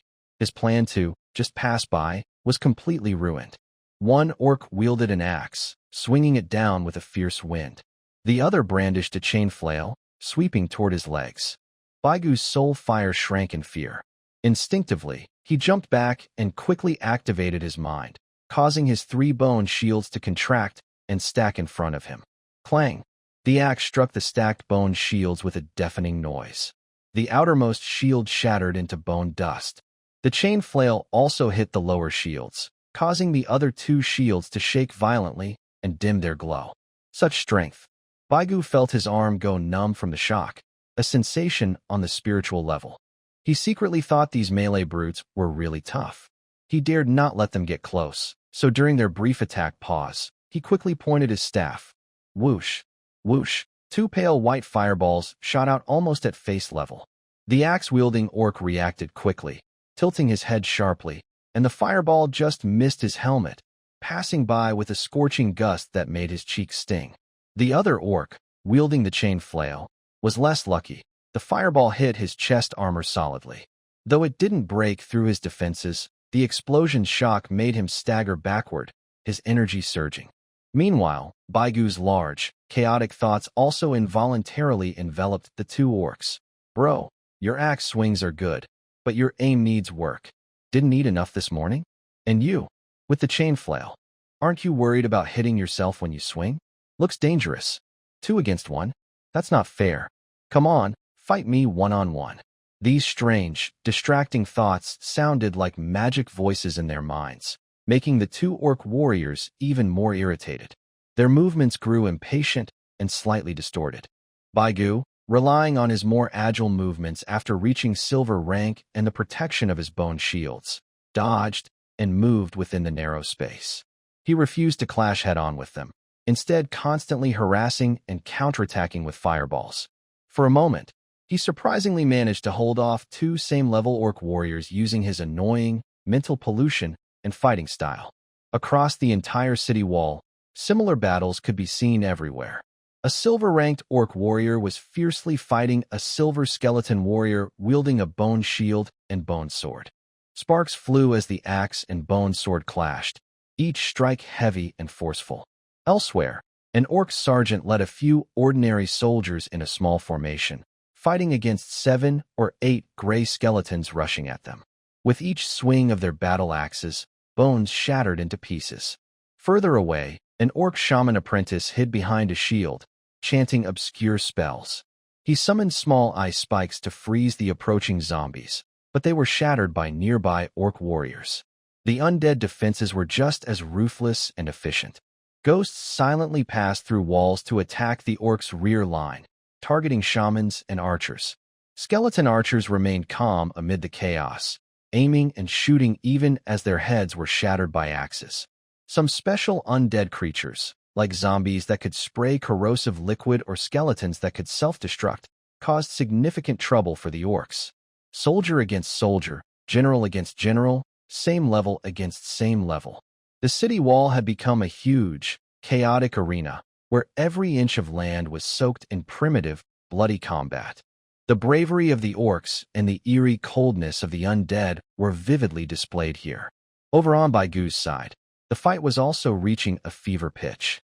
He seized a moment when an orc warrior was momentarily distracted by mental pollution and hit him precisely in the knee with a fireball. The orc screamed and knelt down. Baigu was about to strike again when another orc's chain flail swept toward his back like a venomous snake. Backstab? Baigu was frightened and quickly lowered his head. The chain flail, with a sinister wind, swept over his head, knocking his deathly crown off. My limited edition crown. Baigu's soul fire flickered with pain. Anger, or perhaps fury, suddenly surged in his heart. He no longer retreated. Instead, he spun around and, with a nearly point-blank shot, pressed a solid, white-hot fireball against the face of the orc wielding the chain flail. Boom! At such close range, the fireball's power was maximized. The orc didn't even have time to scream fully before his head was blown to a blackened pulp, smoke billowing from his eye sockets, mouth, and nose as he fell backward. Ancient White Gold kept working without stopping. His palm pressed on the forehead of the other person, who was starting to lose their soul, and he greedily absorbed it.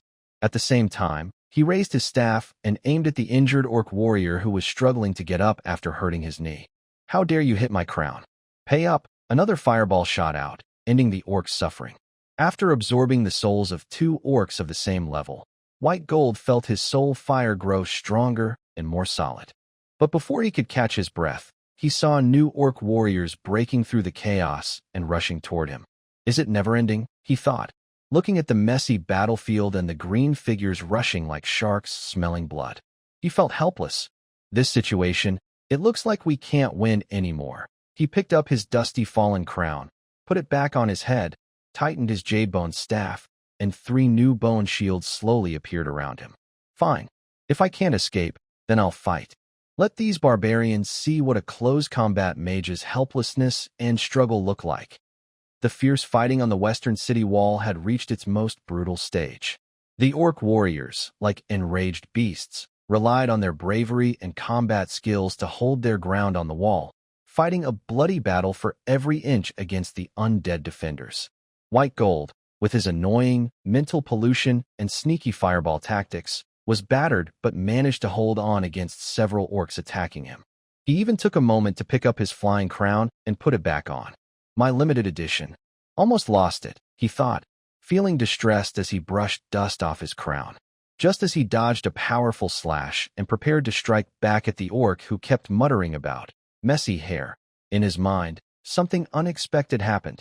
First, from behind the orc camp, over 15 dazzling figures rose up, shining like small suns. They were wrapped in solid golden battle aura or radiated powerful natural energy. These were the orcs' top-tier, golden-ranked fighters. They no longer hesitated. Like sharp swords unsheathed, with a force that seemed to tear the sky, they charged straight toward Frostwolf Castle's wall. Leading the charge was a golden orc commander, wielding a giant axe, roaring loudly as he charged ahead, aiming directly at the broken section of the wall. Behind him, a golden shaman waved his staff, summoning chains of lightning that covered part of the city wall. The golden assassin master moves like a ghost, weaving through shadows. Wherever he passes, the heads of undead guards silently fall. There is also the golden knight riding a giant thunder lizard, charging with the force of an earthquake.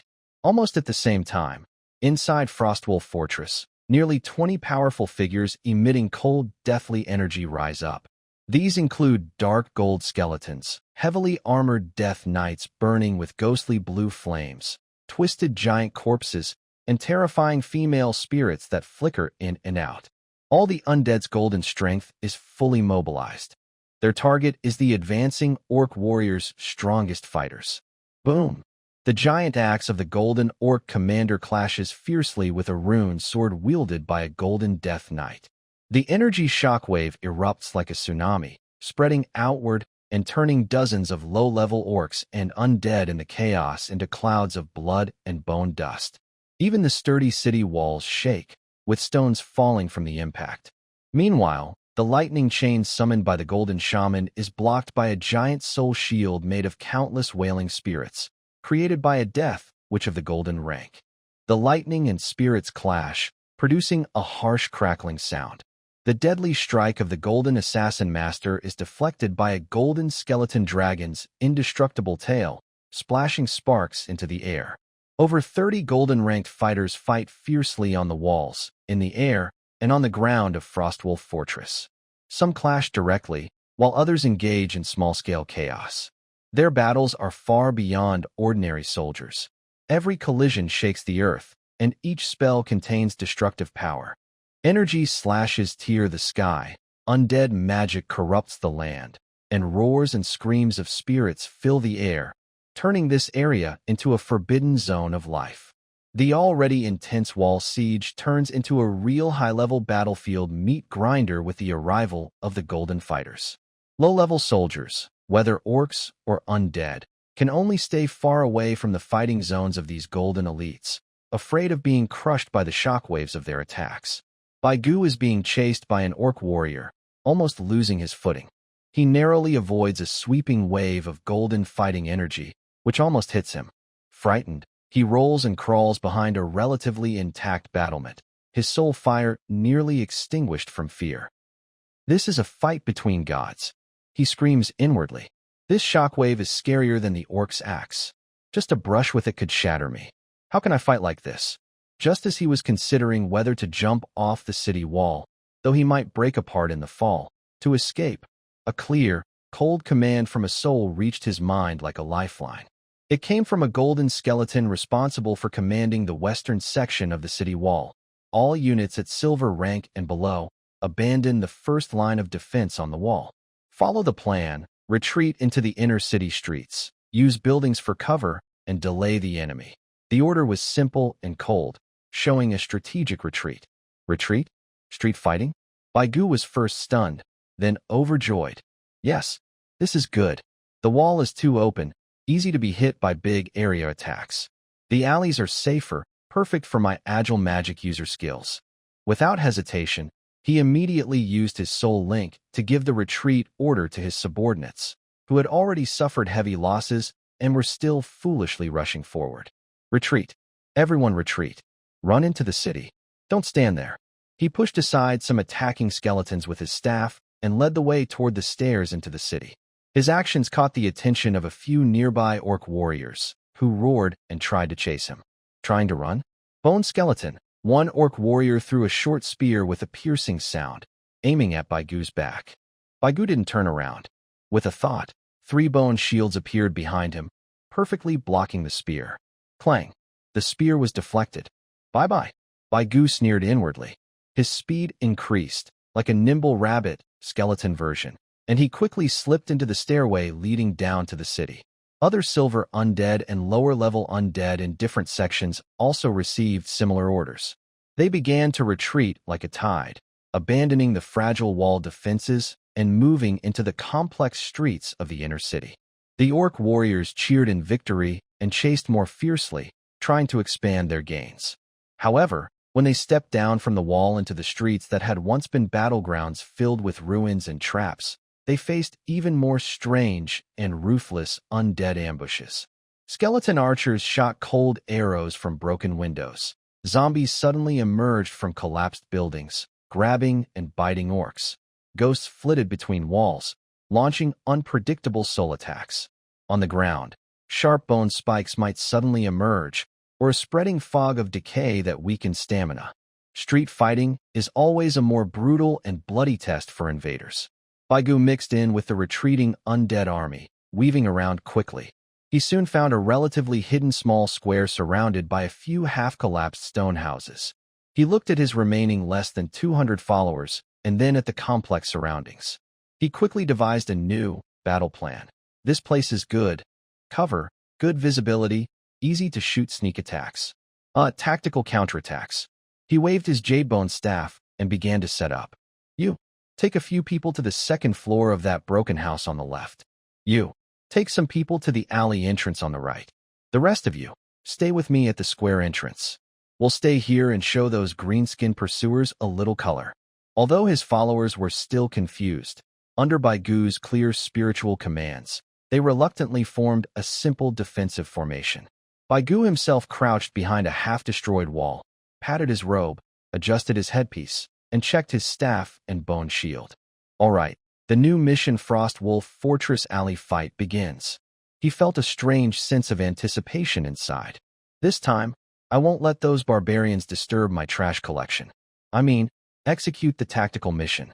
The street fight inside Frostwolf Fortress was like a pot of boiling oil thrown onto a red-hot iron, boiling over completely. Every half-collapsed stone house, every narrow alley filled with rubble, and even every sewer emitting a rotten smell became a fierce battleground for both sides. Baigu was leading his remaining 100 or so skeleton followers behind a makeshift defense made of several connected shop ruins, carrying out what was called a mobile defense. On the roof on the left, those two green-skinned guys are trying to sneak over again. Hit them with 2 fireballs. Baigu waved his jade-bone staff like a battlefield commander, giving orders to a few slightly smarter skeleton archers nearby. He himself crouched behind a wall with a big hole in it, waiting for the right moment to throw a milky white fireball at the approaching orc warriors in the alley. Bang!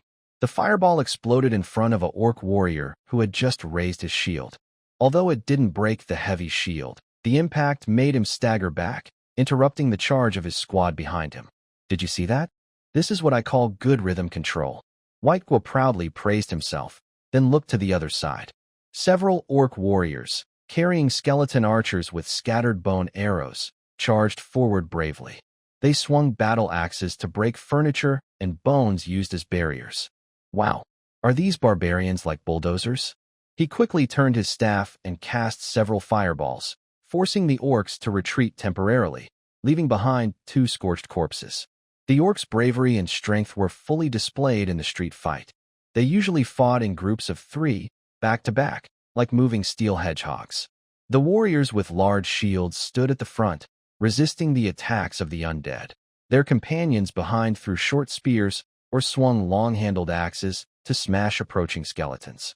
They roared loudly, their shouts echoing in the narrow alley, making dust fall from the walls. Even if injured, as long as they could move, they kept fighting. Their relentless spirit made Whitegua's soul burn with excitement. Oh, this fighting spirit. If I were in my old company, everyone would be a top salesperson. He muttered while quickly changing positions, never staying in one place too long. The undead's defense was like a cold, deadly swamp, strange and efficient. Skeletons showed no fear and didn't retreat. They only followed simple orders from their higher undead. They emerged from unexpected corners, using fragile bones and claws to scratch at the orcs' unarmored legs or suddenly rush forward to explode, splashing bones and causing damage. Ghosts sometimes seeped out of the walls, silent screams making the orc warriors hesitate. Then, bone arrows shot into their eye sockets through openings. Zombies, like rocks, blocked key paths. No matter how many axes chopped at them, as long as they weren't completely dismembered, they slowly and steadily waved their decayed arms. This was a clash of very different styles, one full of passion and bravery, the other cold and draining. Whitegua felt more and more pressure. The skeletons under his command were decreasing visibly. Often, several were neatly torn apart by orc warriors in a single encounter. He had to fight while retreating, following a planned escape route deeper into the city, moving and defending. He thought it was easy, but in reality, it was like a marathon of taking hits. He cried inwardly, but dared not slow down. He led a small remaining group of dozens of followers, moving from one ruin to another. They relied mainly on their knowledge of the terrain, mostly by sensing with their spirits and blindly feeling their way, and harassing with fireballs, barely delaying the pursuing orc squad. After a fierce exchange of fire, they were forced to retreat from a short street filled with corpses and slipped into a wider passage behind. Baigu habitually used his spirit sense to scan ahead, preparing to find the next ambush point. However, the scene before him made him pause slightly. At the end of the passage, the view suddenly opened up. It was a very large open space, the central square of Frostwolf Fortress. But now, the square looked completely different from what he remembered, mainly from a quick glimpse when it was first taken. The heavy stone slabs that once covered the ground had been dug up in many places, revealing the frozen earth underneath. In the center of the square, a huge, complex magic circle was slowly growing, as if some strange living plant, under the busy work of countless undead craftsmen, mainly skeletons and zombies. The base of the magic circle was made of countless pale bones, which had been specially treated to emit a faint glow. Large, twisted rune-carved dark gemstones were embedded at key points, like a dark heart beating within the magic network. Crushed negative energy crystals, shaped into specific symbols, were carefully filled into carved grooves, forming faintly glowing energy channels. The entire magic circle radiated a thick negative energy, so dense it felt almost tangible. Baigu felt as if his soul fire was immersed in icy water. Uncomfortable, yet strangely awe-inspiring. The air was filled with the low hum of bones rubbing and gemstones resonating, along with a faint, otherworldly wail of spirits from another plane. Wow! Is this that dimensional summoning array? Its scale and effects are way better than the New Year's light shows we do back home. Baigu stared in amazement, temporarily ignoring the increasingly loud orc shouts behind him. How much would this cost? Do undead armies have that much money? He also noticed that at the edge of the square, near the entrance of the passage he was in, the fighting was just as fierce. A squad of well-equipped orc warriors, bearing the totem of the Thunder God clan, seemed to have burst in from another direction, fighting fiercely against the undead guards defending the square. Leading the battle was a very strong orc captain wielding a giant war hammer that sparkled with electric arcs. Every swing of his hammer caused a chain of bright lightning, turning several nearby skeletons into charred remains, and even ghosts dared not come close. He roared loudly, trying to break through the undead defenses and destroy the incomplete summoning circle.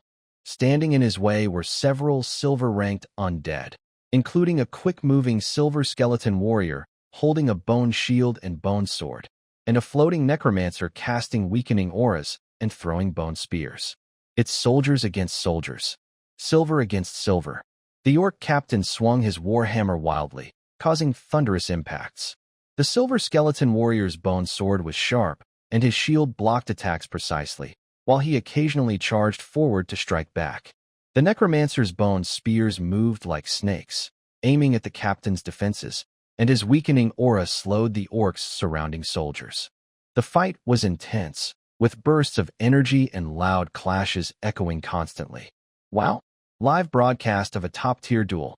The commentator, Gudun, suddenly became interested and forgot about retreating.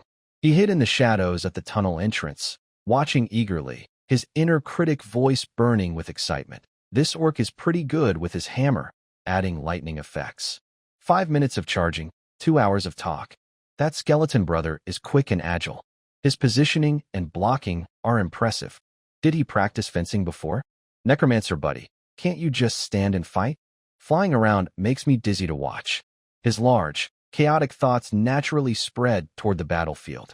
The orc captain fighting fiercely suddenly felt a wave of irritation in his mind, as if many irrelevant noises were disturbing his focus. Shut up, dirty undead. He mistakenly thought it was a mental attack from the necromancer and roared loudly. His hammer swing slightly changed, almost imperceptibly. The silver skeleton warrior fighting him didn't miss this chance.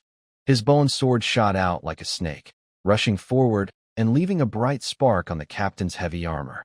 The captain broke out in cold sweat, quickly regaining his focus. He swung his war hammer even more fiercely, forcing the skeleton back.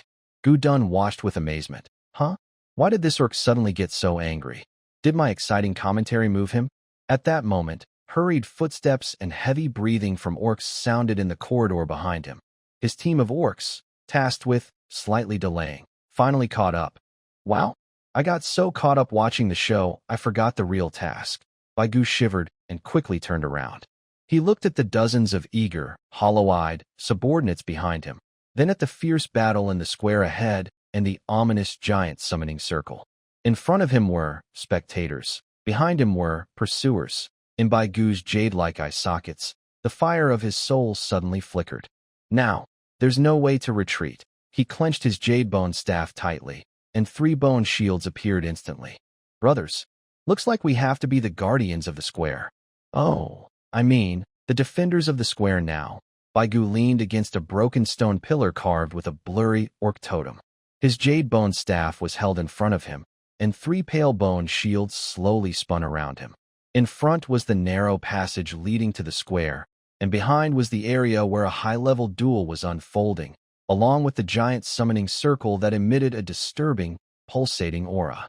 He was truly trapped with no way out, caught between the front and back. Now, I really am like the cream in a sandwich cookie, about to expire, he sighed inwardly, but his eyes remained alert, staring at the passage. There, the orc team, delayed by his movement defense, finally charged out with murderous intent. Leading the charge was a fierce orc sergeant with fresh claw marks on his face, wielding a blood-stained axe. He roared in rough common language, which Baigu surprisingly understood on a spiritual level, pointing his axe at Baigu. "Dirty bones. Your tricks end here." Behind him followed 7 or 8 equally fierce orc warriors, clearly not planning to give Baigu any room to maneuver. "Who's dirty now? My bones are kept clean with negative energy every day, much cleaner than your greasy green skin," Baigu thought to himself, but he acted quickly.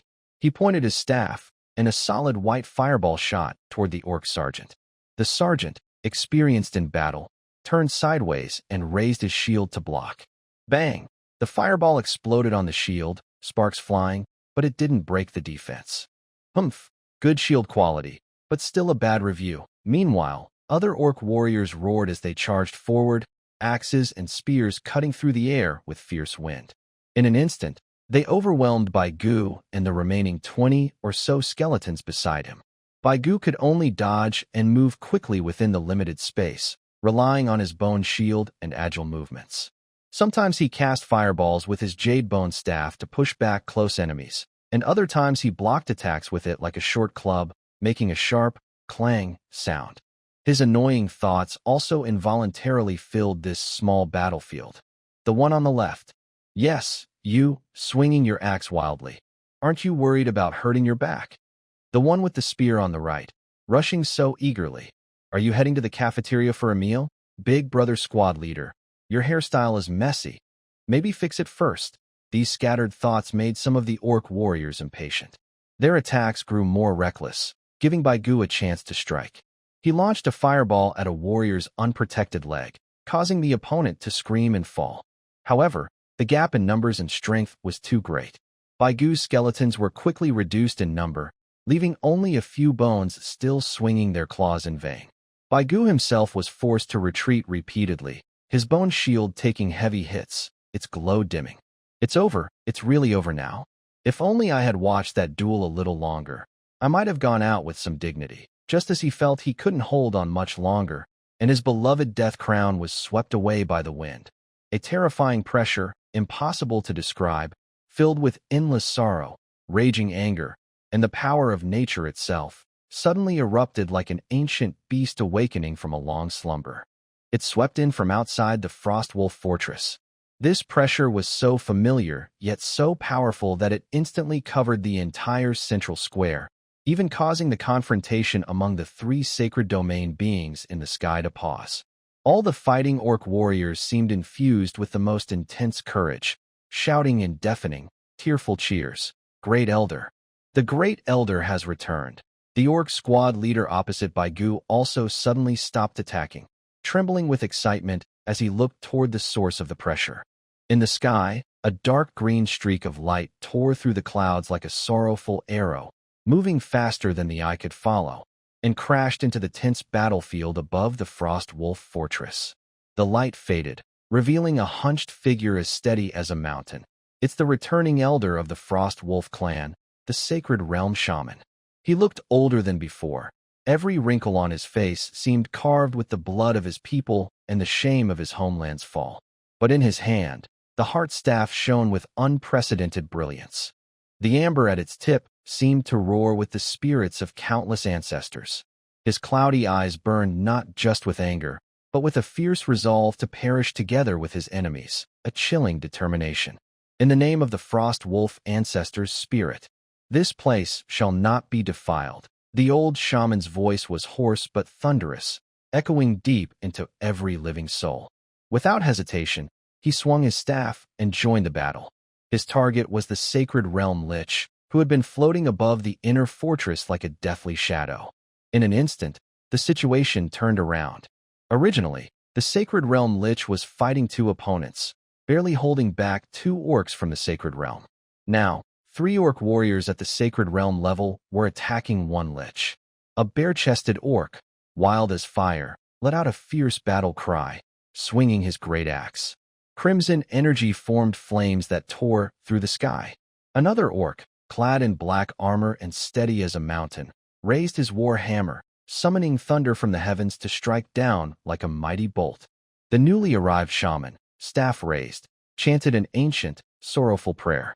Thick, spiky green thorns, alive with natural power, burst out from the void, wrapping around the lich. Each thorn carried the fury and purification of nature's force. The 3 Sacred Realm fighters, each with a different fighting style, worked perfectly together to form a deadly trap.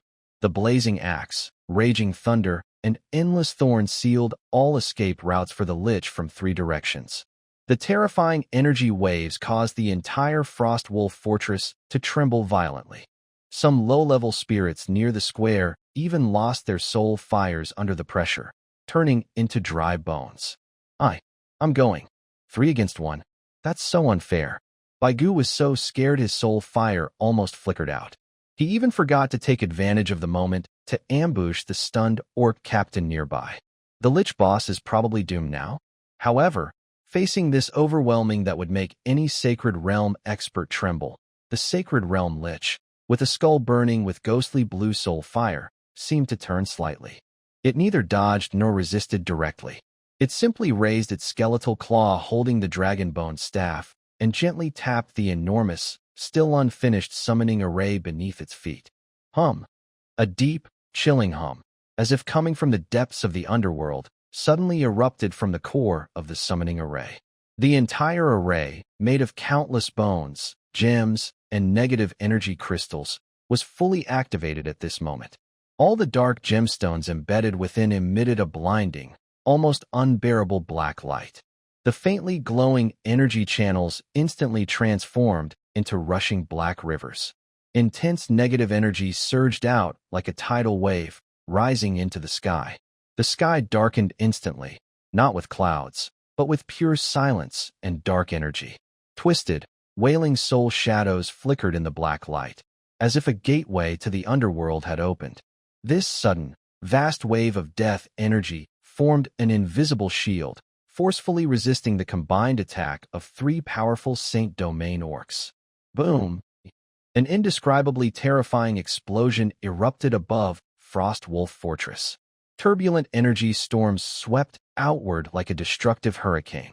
Crimson axe flashes, silver lightning, dark green thorns, and the rising death energy collided fiercely, annihilating, tearing, and exploding against each other.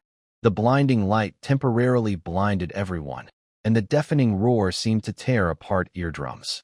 The violent shockwave hit the square and surrounding buildings like a solid wall. Bagua barely managed to hold his bone shield in front of him. He was instantly thrown back by an unstoppable force, crashing hard into a stone pillar behind him. His jade-like bones creaked with a sharp, and his soul fire flickered violently. He struggled to lift his head and saw the sky, filled with chaotic energy storms, with the figures of 4 Saint Domain beings faintly visible within. The previously activated summoning array's core black light grew stronger, as if some terrifying entity was being forcibly pulled from a distant, dark realm of death by this enormous energy. The summoning had begun. Baigu was lying under the stone pillar, watching the scene as if the end of the world was happening.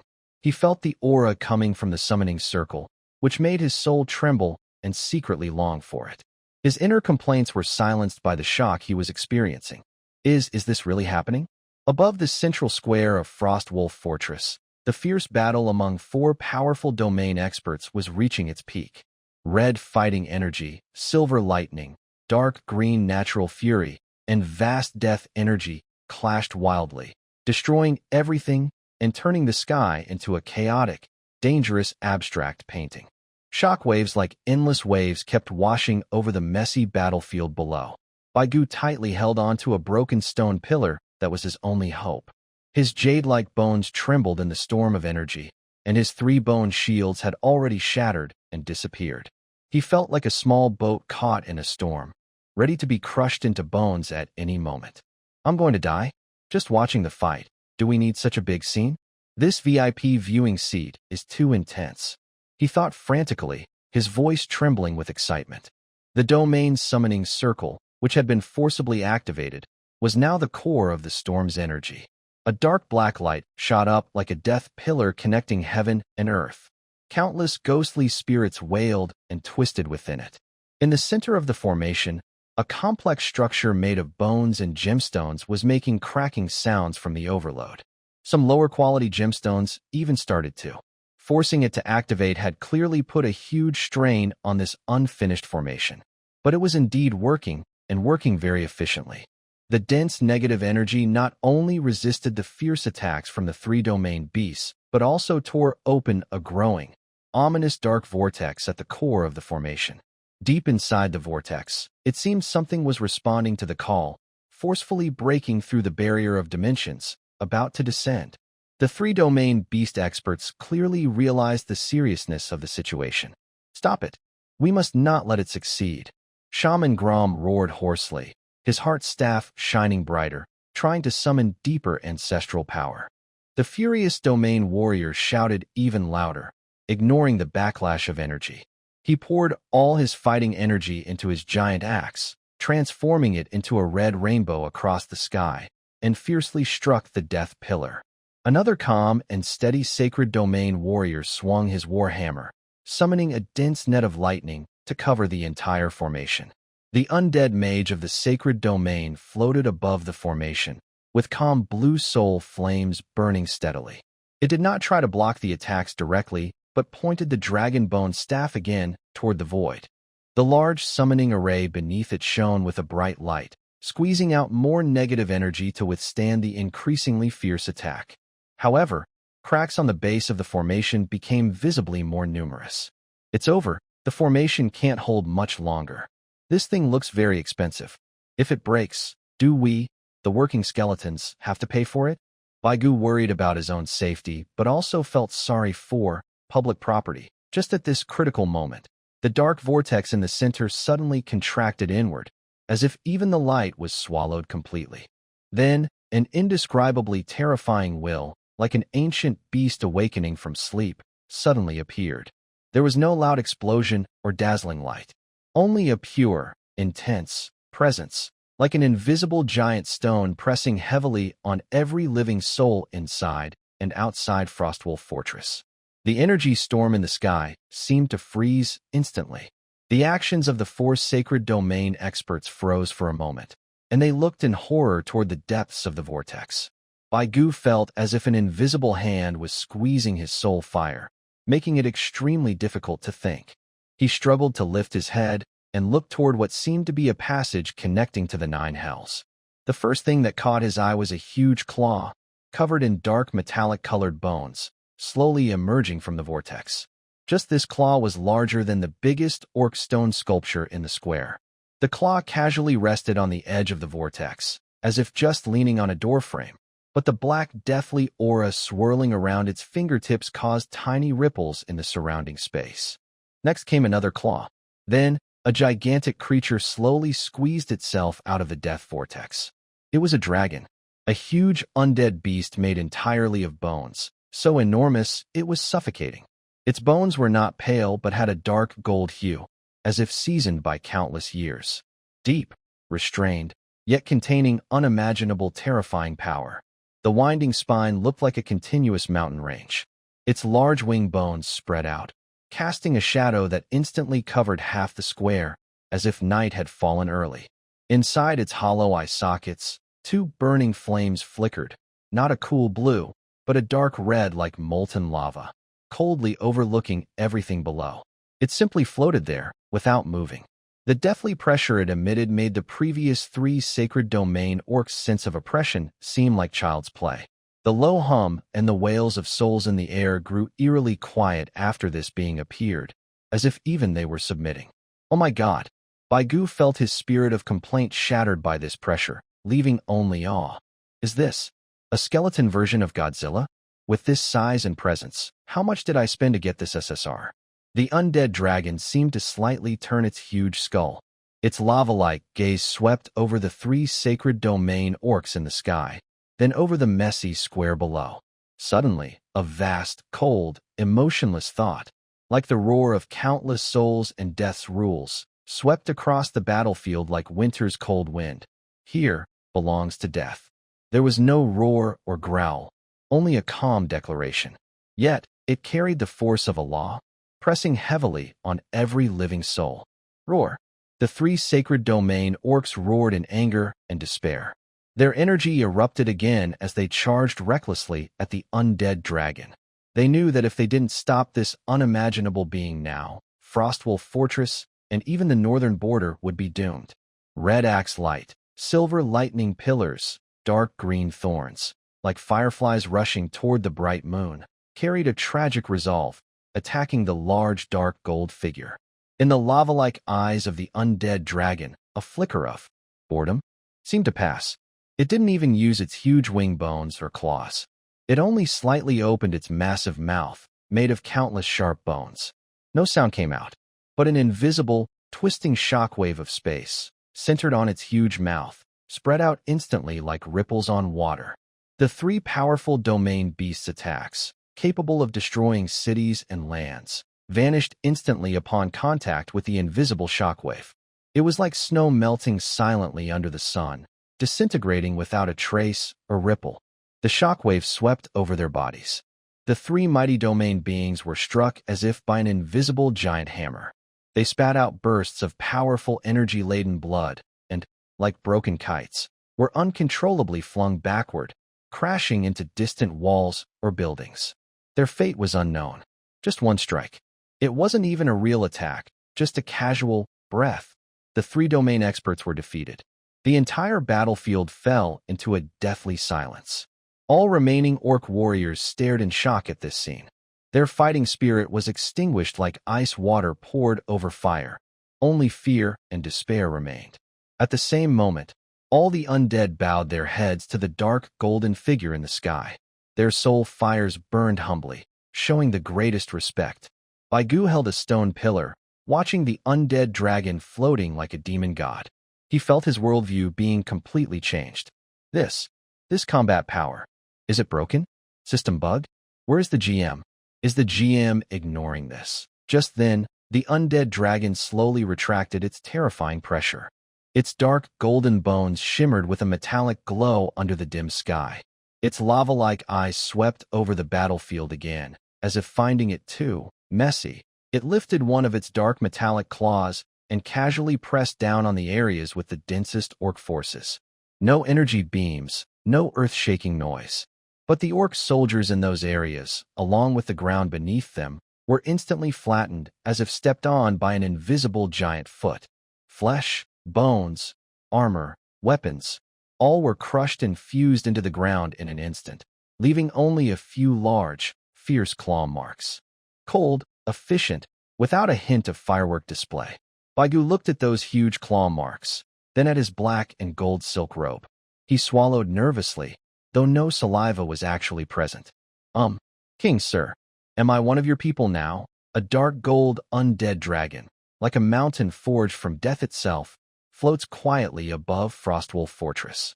With a simple press, it crushes the courage of the orc rebels and firmly establishes control over this place.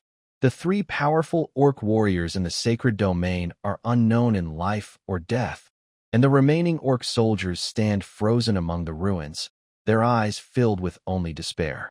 However, the being recently arrived, called the King, seems uninterested in chasing down the scattered ants. Its lava-like gaze coldly sweeps over the blood-soaked battlefield below, where brave orc warriors' bodies lie unyielding, and broken undead bones scatter across the ground.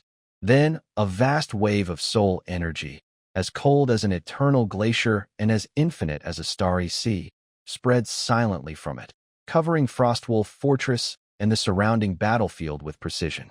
This wave is not a violent shock, but a permeating flow, like water seeping into everything, capable of altering reality and twisting the rules of life and death with absolute power. Baigu, clutching a stone pillar, feels as if his soul's fire is immersed in a thick, ancient energy fluid, making every thought extremely difficult to process. He perceives, no, feels, the unmistakable, undeniable declaration engraved directly into his soul. Your flesh has turned to ash. On the battlefield, the still warm orc corpses seem to be drawn by invisible forces, accelerating their decay and withering as if washed over by time itself, turning into ash in an instant, leaving only stark white bones. Your will returns to dust. The lingering resentment, anger, and protective instincts of the orc warriors around the corpses, those unvanquished, are swept away by this wave of soul energy, disintegrating and vanishing like sandcastles in the wind, returning to nothingness. My voice is your new heartbeat. A new, pure, and cold death energy flows in, like water poured into an empty vessel, instantly filling the bones that have lost flesh and will. Hollow eye sockets ignite with a forced, pale soul fire, beginning to pulse at a unified, icy rhythm. Obedience is the only meaning of your existence. The final decree, like a last shackle, tightly binds every soul fire that has been forcibly ignited. Confusion, struggle, and even instinctive resistance were instantly crushed by this absolute power, leaving only the basic obedience to the dark golden being above. Forbidden spell, resurrection of the dead. There was no chanting or shining light, only an invisible, intangible force that rewrites the boundary between life and death, like gentle ripples passing quietly over the battlefield. Then, a miracle, or rather, a nightmare, began. The faint, chilling sound of bones grinding started echoing from every corner of the battlefield. At first, it was sparse, then it became a tide, like a wave of death. A skeleton of an orc warrior, with a broken spear in its chest and half its head missing, staggered up from the pile of corpses. Its eye sockets burned with a pale flame unlike its brave life, silently picking up a blood-stained battle axe nearby. A skeleton of an orc shaman apprentice, wearing a tattered ritual robe, clenched its hollow hand bones around a staff that no longer responded with echoes. Dark, dull energy flickered around the staff's head. In the blink of an eye, dozens, hundreds of dead orc soldiers, whether brave warriors or young recruits, whether slain by swords or magic. If their bones were still mostly intact, they all struggled and stood up as if controlled by invisible strings. They were no longer green-skinned, muscular, roaring with battle fury. They were just pale bones, with cold flames of the soul flickering in their eye sockets. Silently, they turned toward their former comrades, the living orc remnants. Like a wave of death. A skeleton of an orc warrior, with a broken spear in its chest and half its head missing, staggered up from the pile of corpses. Its eye sockets burned with a pale flame unlike its brave life, silently picking up a blood-stained battle axe nearby. A skeleton of an orc shaman apprentice, wearing a tattered ritual robe, clenched its hollow hand bones around a staff that no longer responded with echoes. Dark, dull energy flickered around the staff's head. In the blink of an eye, dozens, hundreds of that skeleton was once his bravest young warrior. What answered him was that silent, determined skeleton swinging its battle axe.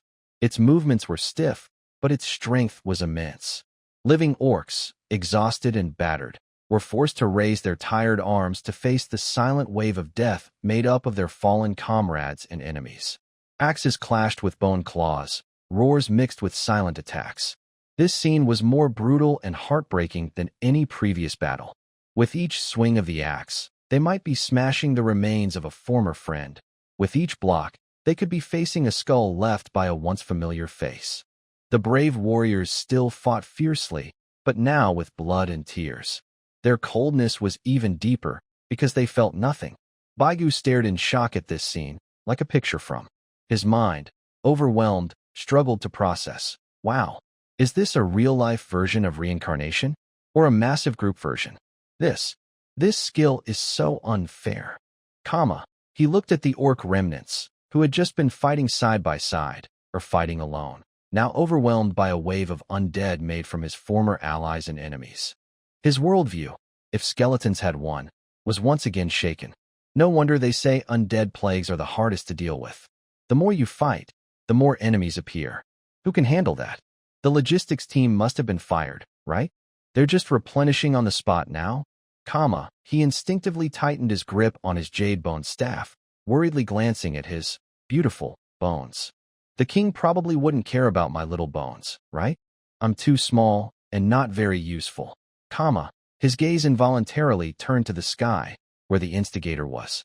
A dark gold undead dragon hovered there, its lava-like eyes calmly watching the cycle of death it had created below. It seemed indifferent to whether the 3 Holy Domain orcs were alive or dead, or to the desperate resistance of the orc remnants. It cast such a terrifying forbidden spell, yet its breath showed no sign of weakening, as if it was just a trivial task. This big boss is so cool and powerful. Baigu couldn't help but admire, even showing off power so casually. At that moment, he noticed that the newly revived undead, whether former orc warriors or low-level skeletons, after defeating the nearby living enemies, did not wander aimlessly like ordinary low-level undead. Instead, they began to move silently and voluntarily toward the central square, gathering beneath the dark gold dragon. They picked up the scattered, still usable weapons on the ground, repaired their broken bones, and then quietly formed ranks like soldiers ready for inspection. A new army, made entirely of freshly risen undead, was forming quickly, with discipline far beyond that of the wild skeletons driven only by instinct. Baigu watched the rapidly forming death army, which radiated cold and deadly aura. He looked at the empty area around him, his troops all gone, and at his unusual, stylish outfit that didn't quite match the surrounding scene. Suddenly, he felt a bit out of place. Your Majesty, do you need a sidekick who can shout 666? Or maybe a dance leader for the square? He held his staff, hiding behind a stone pillar, feeling a strange mix of hope and nervousness, like he was applying for a job. Frostwolf Fortress, once a symbol of the orcs' northern glory, had now become a paradise of death and a graveyard of despair. Over the central square, a dark gold undead dragon stood like an ancient symbol of death, silently declaring the change of control. Below, a silent army awakened by the forbidden spell resurrection of the dead was spreading like pale moss, cold and efficient, clearing all signs of life on the battlefield. Against such overwhelming power and terrifying scenes beyond morality, resistance quickly collapsed. The surviving orc warriors watched as their former comrades, subordinates, and even family members turned into skeletons with burning pale flames in their eye sockets. They wielded their weapons, stiff but determined, walking toward them. The string of courage in their hearts finally snapped. Retreat. All troops retreat. A bloodied orc sergeant, whose battle axe was already chipped, shouted hoarsely with his last strength. His voice was full of pain and shame. He swung down a reanimated figure in familiar armor, then looked around. All he saw were green figures falling and more pale skeletons rising. The remaining orc soldiers had lost their previous bravery and fighting spirit. Their eyes were blank, faces covered with blood, tears, and mud. When they heard the retreat order, they almost hesitated. Like drowning people clutching at the last straw, they turned and ran toward the way they came, toward the gaps not yet fully blocked by the undead. They abandoned their heavy shields and discarded their burdens just to run a little faster. Some tripped over the bodies beneath their feet, and, before they could get up, were overwhelmed by the rising undead behind them. Others tried to help injured comrades, but were often dragged into the whirlpool of death together. The fleeing group was chaotic, like a herd of sheep driven by wolves, desperately running away from the deadly center. However, the undead's pursuit was relentless and precise. The newly risen undead army moved in stiff, orderly steps, silently advancing. They were slow but powerful, creating a sense of hopeless oppression. Skeleton archers perched on ruins, shooting cold bone arrows accurately at the backs of the runners. Slow-moving but strong zombies acted like moving barriers, blocking key roads. It was soldiers fighting soldiers, bone fighting flesh. At this moment, one side was a wave of orderly death, while the other was living beings fleeing in panic. Orc warriors occasionally fought back with brave swings, but in front of the endless pale army, they seemed powerless, like stones thrown into the sea, creating only tiny ripples before being swallowed by the greater wave of death. If I had known it would turn out like this, why did I start in the first place? Baigu still held his lucky stone pillar, watching the army's defeat unfold below, feeling quite regretful. Why not stay at home, grazing and hunting? Instead, you had to bite into this hard bone. No, I mean the hard bone frame. Now, the home is taken, the people are gone, and I have to become a skeleton working for others. What a loss. His complaints were no longer directed at any specific orc, but had risen to the level of strategic decisions. While ordinary orc soldiers were slaughtered and chased, the three mighty orc champions, heavily wounded by the undead king, finally struggled out of their ruined shelters. The fiercely temperamental champion from the sacred domain looked terrible. His pale gold skin was covered with fine cracks, like a nearly shattered porcelain. Blood with bits of internal organs kept flowing from his mouth.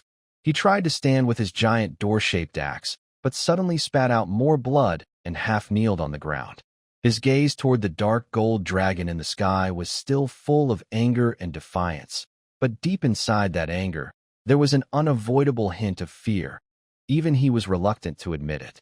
The warrior dressed in black armor, steady as a mountain, was in slightly better shape, but his chest armor was completely dented in, and blood beads kept dripping from beneath his helmet. He leaned against a collapsed section of the city wall, holding a war hammer engraved with lightning runes, its glow dim. He stared fiercely at the growing army of the revived, then looked at the figure in the sky who was impossible to surpass. Finally, he squeezed out 2 words through clenched teeth: retreat. The most resolute was the elder of the Frostwolf clan, the sacred domain shaman Grom. His hunched body seemed to shrink even more, his face pale as death, only his dull eyes burning with a nearly mad, final light of willing to perish together with the enemy. His heart staff trembled violently, the amber at its tip flickering uncertainly, as if brewing some forbidden, self-destructive magic. Grom. No.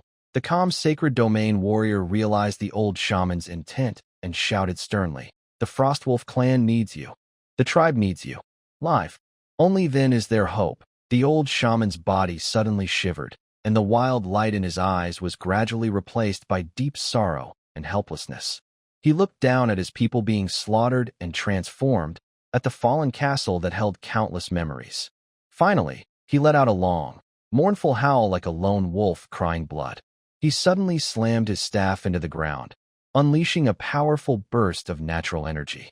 But instead of attacking, it transformed into a dark green stream of light that enveloped his battered body, like a reverse meteor, rushing away from Frostwolf Fortress at an incredible speed, faster than when he arrived. The other 2 sacred domain warriors saw this and no longer hesitated. The furious warrior roared loudly, forcing himself to suppress his injuries, and erupted with his last red battle aura, like a burning blood-colored meteor, following the old shaman. The calm warrior then struck his war hammer forcefully into the ground, summoning a thick bolt of lightning to slow the pursuing undead tide.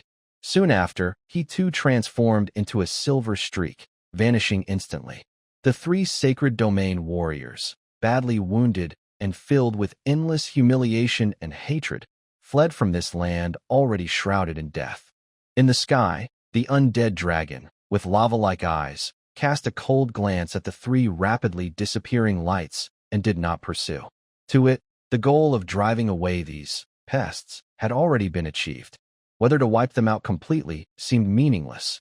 His attention was mostly on the still-moving summoning circle below, which was gradually stabilizing with its glow, and on the army of resurrected soldiers that kept growing. So, they ran away? Baigu looked at the retreating figures of the Holy Realm leaders with some disappointment. I thought I might see a big explosion or a final showdown. But reality isn't like a hot-blooded comic. If you can't win, you have to run. He turned his gaze back to the square. The orcs' retreat was still happening, but it was much smaller now. Most of those who couldn't escape in time had fallen under the claws and swords of the undead, or had even become part of them. The undead's pursuit was gradually stopping. The resurrected and the original undead began to silently clean the battlefield, collecting usable weapons and gear, and piling up broken bones as if preparing for the next unknown battle. The entire Frostwolf fortress was silent except for the faint sounds of bones rubbing and the hum of negative energy flowing. An oppressive silence replaced the previous chaos and violence. Baigu loosened his grip on the stone pillar, moving his stiff joints, and stood up using his jade-bone staff.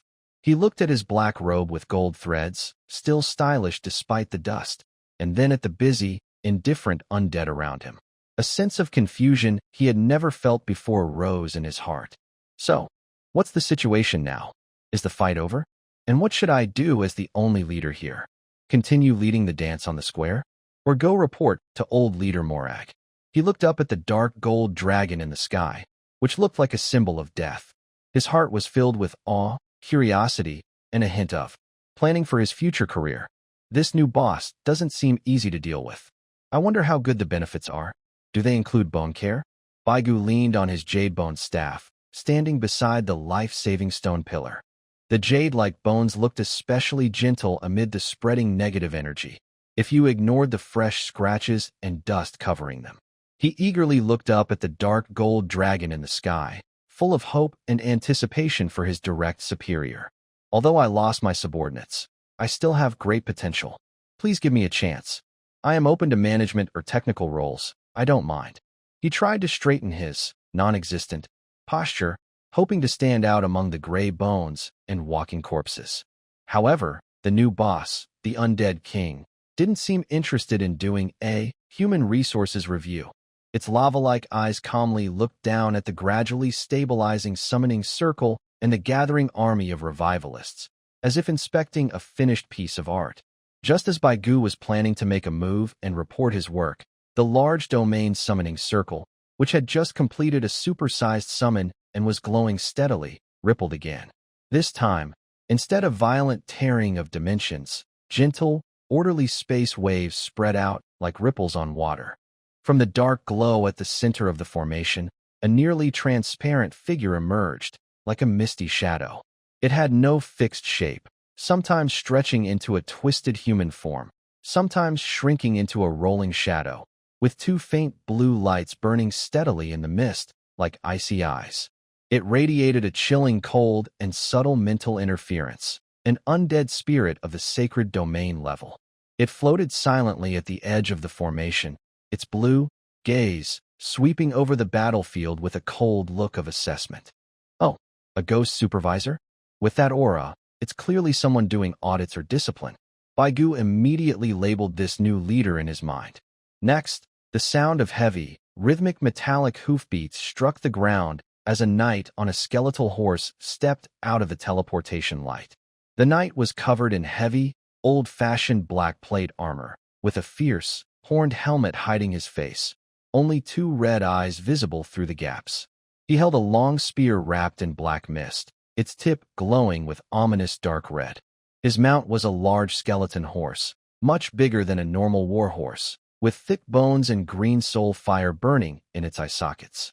Just standing there, the skeleton knight exuded a commanding, deadly aura of a seasoned battlefield veteran. Knight Captain, with this gear and this mount, he's definitely a person of real power. Baigu felt his soul's fire tremble along with the sound of hooves. The third figure to appear was dressed in an old but still ornate black robe with intricate embroidery. Its body was hidden beneath the robe, only revealing bony claws like dried branches extending from the sleeve, gripping a skull-shaped staff topped with a large purple-black gemstone. Its head was a complete skull, burning with a steady blue soul fire. The jaw moved slightly as if silently chanting something. This was a lich, surrounded by a strong aura of ancient books, if death magic texts count as books, and precise magical energy. Chief scientist, leader of research. This style, definitely someone who studies theory, horse, with thick bones and green soul fire burning in its eye sockets. Just standing there, the skeleton knight exuded a commanding, deadly aura of a seasoned battlefield veteran. Knight Captain, with this gear and this mount, he's definitely a person of real power. Baigu felt his soul's fire tremble along with the sound of hooves. The third figure to appear was dressed in an old but still ornate black robe with intricate embroidery. Its body was hidden beneath the robe, only revealing bony claws like dried branches extending from the sleeve, gripping a skull-shaped staff topped with a large purple blade. She was a sacred domain banshee. My goodness, is she the emotion management director? Or the negative energy collector? Baigu instinctively shrank back, feeling that even his own spirit of sarcasm was a bit intimidated in front of her. Four undead figures, each with a distinct style but all radiating a powerful aura of the sacred domain, stood quietly at the edge of the summoning circle. Like four death lords awaiting their king's command. They didn't communicate with each other, only standing silently, fully submitting their will to the dark golden presence above. On the entire square, all the busy undead, whether newly revived or existing skeletons and zombies, stopped their actions at this moment, bowing their heads toward the four new sacred domain figures and the king in the sky. Only Baigu, still standing there with his staff, looked particularly out of place. This is bad. The leaders are having a meeting. Am I just a lowly soldier standing here? Should I also kneel down? He suddenly realized that something felt wrong. Quickly imitating the others, he bent his, non-existent, waist slightly, though the jade bone staff in his hand still stood perfectly straight, like a lonely signpost refusing to be ignored. In the sky, the undead king finally moved his molten gaze away from the summoning circle and slowly swept it over the four solemn undead standing below. A vast and simple thought descended, not directed at any one of them, but broadcast like a command. Reorganize the legion, strengthen the fortress, and cleanse this place. The order was clear and precise. The four undead of the sanctuary level moved almost at the same time. The ghost lord flickered and vanished as if melting into the air, but Baigu could sense a cold thread of spiritual power spreading like a web across Frostwolf Fortress. It was obvious he was conducting full battlefield awareness and intelligence gathering. The skeletal knight yanked his reins, and his bone warhorse let out a silent cry, a tremor on the level of the soul. The knight pointed his lance, wrapped in dark mist, forward. The newly revived soldiers below, who had been somewhat disorganized, instantly found their focus. Centered around him, they began to reform their ranks swiftly and neatly, a chilling aura of discipline and battle readiness gathering around them. The lich floated toward the summoning circle, whose glow was stabilizing. Its withered claws moved quickly through the air, tracing countless tiny runes that shimmered with ghostly light and flowed into the structure of the array. It was clearly reinforcing and optimizing it, perhaps preparing for the next summoning. The banshee slowly lifted her head, her dark eyes gazing toward the parts of the fortress where a few orc survivors still resisted or hid. She did not move, only opened her mouth slightly.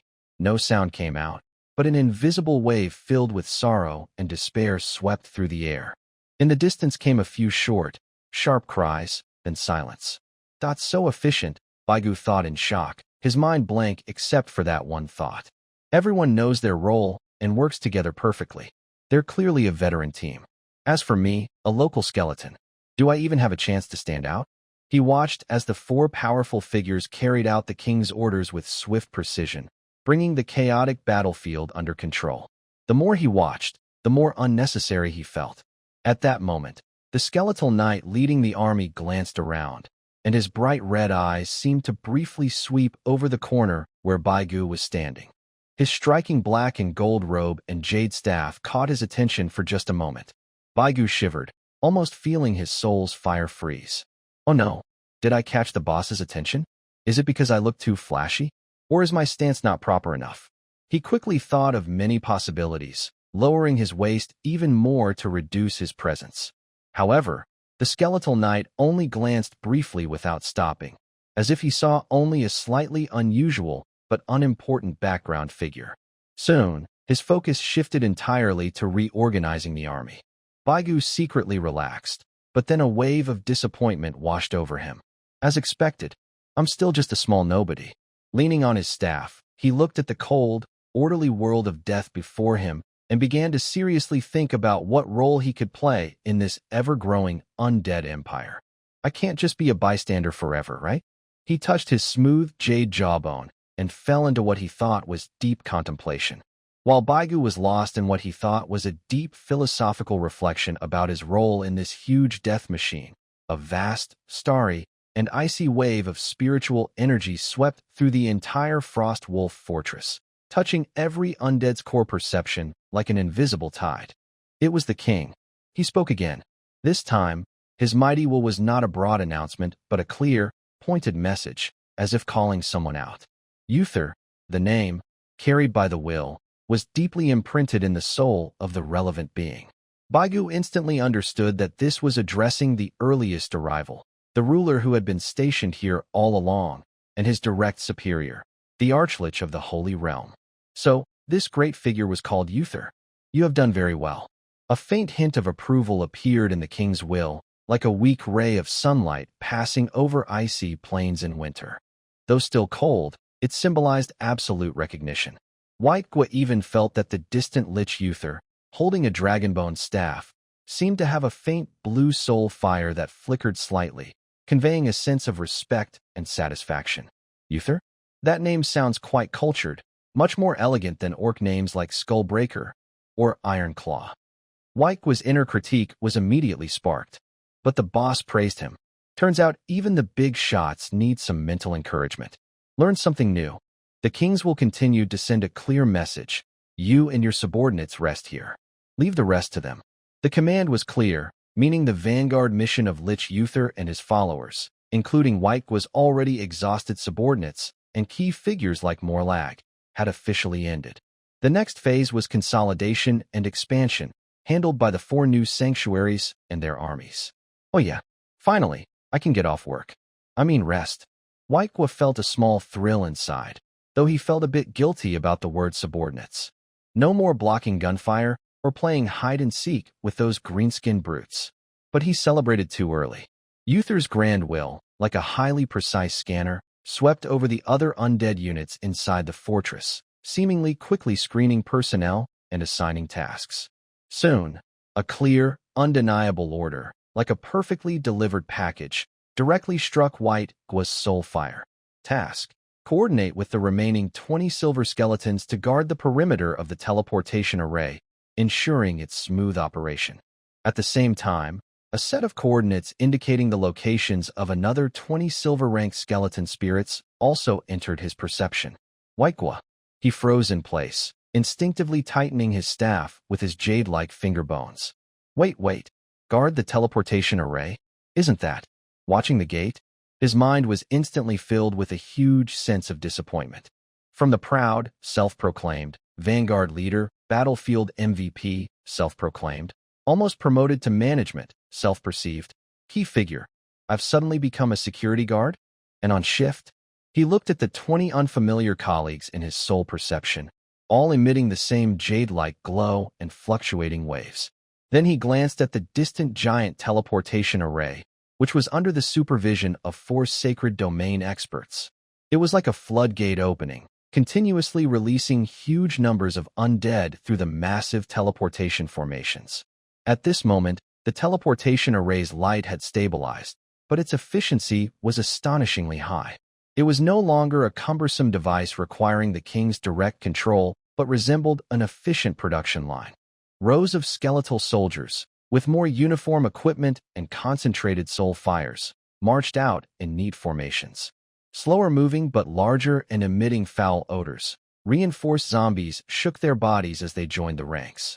There were also organized groups of skeleton archers with green soul fires burning in their eye sockets, and some strange undead hounds assembled from countless broken bones. The quality and quantity of these troops far surpassed the previous ragtag army under Uther. The entire square was rapidly filling with this new, cold, and deadly undead main force. Baigu's new job was to stand guard alongside 20 other colleagues near this endless tide of undead. All right, security is security. At least it's an official position in the core area. Maybe I can observe the big shots up close and learn a few tricks. He comforted himself, trying to think positively. Plus, I don't have to lead troops anymore, which is a relief. No need to worry about those foolish subordinates wandering into traps. He sighed, leaning on his jade-bone staff, and followed the sole command to the designated gathering point outside the teleportation array. There, 20 silver skeletons stood silently like sculptures. They had different shapes, some holding bones, swords, and shields, others with empty hands, but all had calm, cold soul fires burning in their eye sockets. They showed no reaction to Baigu's arrival, silently carrying out their guard duties. Baigu quietly moved to an empty spot, stood straight, as much as possible, faced outward, and protected the roaring teleportation array behind him, which was constantly spewing undead. Although he felt that with the scale of this array and the presence of 4 sacred domain experts, there was little chance of anything interfering with it. He looked around at his silent, quiet colleagues, trying to send a friendly mental greeting. "Hey, buddy, which part are you from? Never seen you before." The others didn't respond at all, not even flickering with the fire of their souls, as if he was just a piece of air. "TCH, so cold," muttered Baigu, feeling disappointed, and continued to stand at his post. The work was very simple, even boring. He just stood there, using his soul to scan his assigned area for any abnormal signs. To Baigu, abnormal probably meant living creatures or careless low-level spirits bumping into him. After all, in this environment thick with death energy like porridge, only spirits could survive. Probably not even a mouse could live here. Time slowly passed. The teleportation array kept tirelessly sending out the army of spirits. The 4 sacred domains each had their own duties, and Frostwolf Castle operated like a huge military camp and war factory, efficient and cold. At first, Baigu felt a little curious, but soon he grew bored. He watched his colleagues, who looked exactly the same and didn't move at all, and started to complain inwardly. Such a relaxed job? It's basically just idling.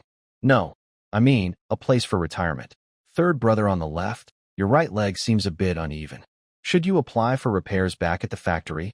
The noise from the teleportation array behind us is pretty loud. Long-term exposure. Does that count as a work hazard? Do we have spirit injury insurance? By the way, what shift are we on? Do we get breaks? Do they take care of our bones? His large, chaotic thoughts once again uncontrollably spread out, covering a small area around him. Although the other 20 silver skeletons remained motionless like stone statues, the flames of their souls flickered with a tiny, barely noticeable disturbance. It was like students listening intently in class, with a fly buzzing around their ears, annoying but not deadly. Baigu didn't notice any of this. He was just diligently, in his own mind, fulfilling his self-appointed role as security captain, standing guard and mentally performing his endless, solo stand-up show. A new position, a new beginning. I don't know what kind of waves or noise pollution this chatty security guard will cause in what seems to be a peaceful post. Baigu feels like his job as a teleportation array guard is stuck on an endless loop. Day after day, he and his 20 silent colleagues, so quiet they might as well be stone statues, stand like 21 human-shaped or bone-shaped signs firmly stationed outside the noisy teleportation array. In the spirit world, the concept of time is already fuzzy, and in the main world, constant battles make it even more unclear. But with his faint sense of energy flow from the soul fire, and watching the array spew out an endless stream of undead soldiers like a perpetual motion machine, Baigu roughly estimates that about 15 days have passed. During these 15 days, the array hardly ever stopped. Skeletons with gray bones, enhanced zombies, skeleton archers, bone hounds, and even some huge undead monsters made from various bones, various types of undead soldiers, lined up neatly, silently, and efficiently pouring out from the dark glow, joining the ever-growing army on the square. Baigu secretly marveled that in half a month, the array had probably produced nearly 1 million undead. What an incredible logistical feat. Wow. With such rapid troop production, in a game, they'd probably be reported for cheating. He thought as he stood guard, feeling amazed.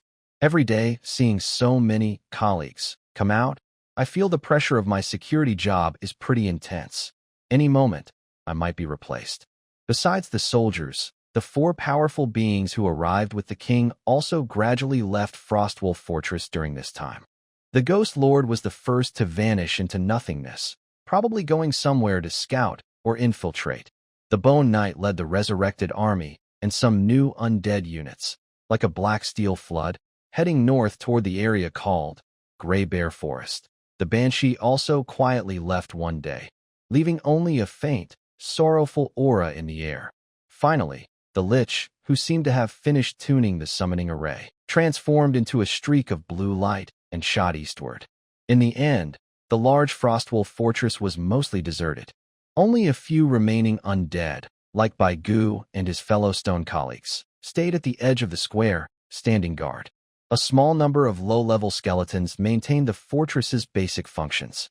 The only other occupant was the earliest arrival of the Holy Domain Lich, Lord Uther, who sat in the inner fortress once belonging to the Orc chieftain, acting like a fixed anchor or final overseer. When the teleportation array released its last group of skeleton archers, the dark glow that had been shining for half a month slowly receded like a tide. It finally settled into a calm, rippling energy vortex. Suddenly, the entire square fell into a strange silence. The noise stopped, and the supply of troops was finished. The huge undead army had already set out for an unknown battlefield. The once crowded square was now empty, only scattered bones and traces of battle remaining, silently telling of the fierce fight that had taken place. Bai Gu and his stone colleagues finally finished their shift. The spiritual command that kept them alert here quietly disappeared. Finally over. Standing here for half a month almost made my bones rust. Bai Gu moved his joints slightly, making a faint sound. He looked at the teleportation array, which had returned to standby mode. Curiosity grew inside him like wild grass. This device, connected to the undead world, right? He was brought here by it, or something similar, back in the wasteland. Now that it was idle, maybe he could try it. Once this idea appeared, he couldn't stop it. Should he go back and take a look? Just a glance? Anyway, he had nothing else to do now. Lord Uther didn't seem to forbid approaching it. Just a quick try, right? It should be fine. After all, I've contributed and stood guard here as an old employee, he comforted himself. Supporting his Jadebone staff, he instinctively moved toward the now silent teleportation array. He carefully reached out with his bony hand and touched the shimmering energy film that occasionally rippled. He felt nothing. He hesitated for a moment. Then, as if making a firm decision, he stepped his entire skeleton into the energy film. A powerful tearing sensation, completely different from standing still, suddenly struck him. It was as if an invisible giant hand gripped his bones and roughly shoved him into a fast-spinning, bumpy tunnel. The world spun around him, and his soul's fire seemed about to burst out of his eyes. That feeling is 1,000 times more exciting than riding a roller coaster, like being blindfolded and strapped onto a runaway rocket. What the heck is this lousy teleportation? Worst review ever. I want to complain. Amidst intense dizziness and discomfort, Bai Gu's complaints became choppy and broken. I don't know how long it lasted. Maybe just a moment, or perhaps an entire century. Thud. He was forcefully expelled by that power and fell onto the hard, familiar ground. A thick, rotten, deathly aura of negative energy instantly enveloped him. He shook his, almost falling apart, head, and the flickering flame of his soul in his eyes finally refocused. Before him stretched a vast, gray wasteland. The sky was a constant dull yellow, the ground cracked and dark gray, with scattered white bones. In the distance, faint, aimless pale figures wandered. Familiar scene, familiar smell. The spirit realm. He's back. Back to the bone desert where he was first born. Oh my. Finally. It stopped. He supported his staff and struggled to stand up, feeling as if 100 zombies had stepped on him. This user experience is terrible.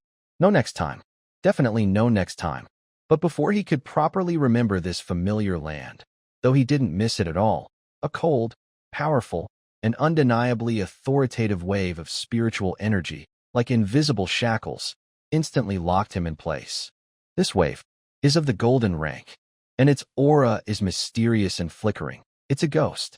Bai Gu stiffened and turned his skull toward the direction of the wave. On a nearby high ground, he saw a nearly transparent ghost floating, emanating a strong pressure. Its icy blue gaze was coldly watching him, as if inspecting a restless item just spat out by the teleportation array. Then, a simple, direct command, with no room for negotiation, was stamped into his soul like a seal. Summon. Go to the wasteland, search for and bring back wandering low-level spirits, and deliver them to this teleportation array. Execute immediately. The moment the command was issued, an invisible force seemed to mark a spot deep within his soul, making him clearly aware of his mission and the location he needed to return to. Baigu. He held his jade-bone staff and looked at the desolate, silent wasteland before him. Nothing but skeletons and more skeletons. He also felt the unshakable task mark in his soul, which filled him with an indescribable anger and sadness. I really messed up, he thought, wishing he could smash his curious skull with his staff. I was just relaxing in the main world. Or was I resting? No, I was supposed to be resting, right? Instead, I played with the teleportation array. Now look at me, immediately teleported back home, forced into a wilderness trash collection task. And it was issued directly by the Golden Boss. No option to refuse. Summoning. Again with the summoning. Not even a proper contract. Do I get social insurance or benefits? Will travel expenses be reimbursed? This is illegal employment. Do I have labor rights in the undead realm? His mind roared with complaints like a bursting flood, but his body, under the cold gaze of the golden ghost, moved slowly and reluctantly, step by step, deeper into the wasteland. The sunlight, if that dull yellow light could be called sunlight, shone on his dusty black and gold robe and smooth jade bones, casting a long, resentful shadow of a skeleton. A new job had begun in a way he never expected. And this time, he had no colleagues, just a lone soldier surviving in the wilderness, bone-collecting version. Baigua leaned on his jade-bone staff, limping across the familiar yet tiresome gray ground of the bone wasteland. The task mark, left by the golden ghost deep in his soul, kept flashing like a death omen, urging him to gather bones and send the wandering, slow-moving skeletons and zombies back to the teleportation array one by one. This job really isn't for humans.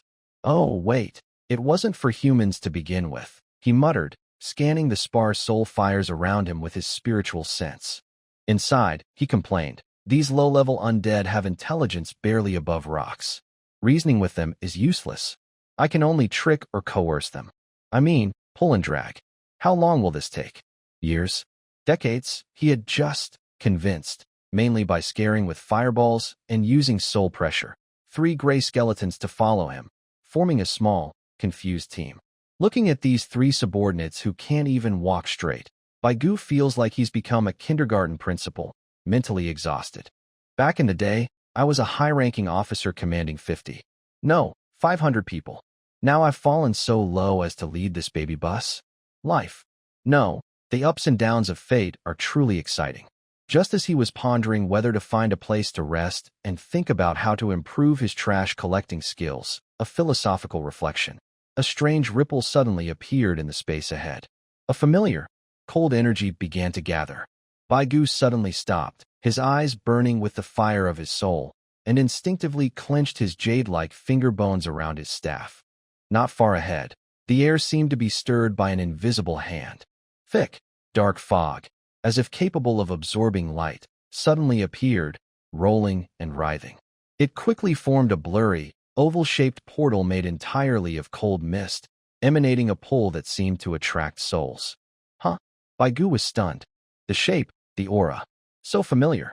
Isn't this the summoning gate that the human mage named Cass used when he dragged him from this desolate wasteland to the main plane to work? Cross-plane business again. Is it happening again?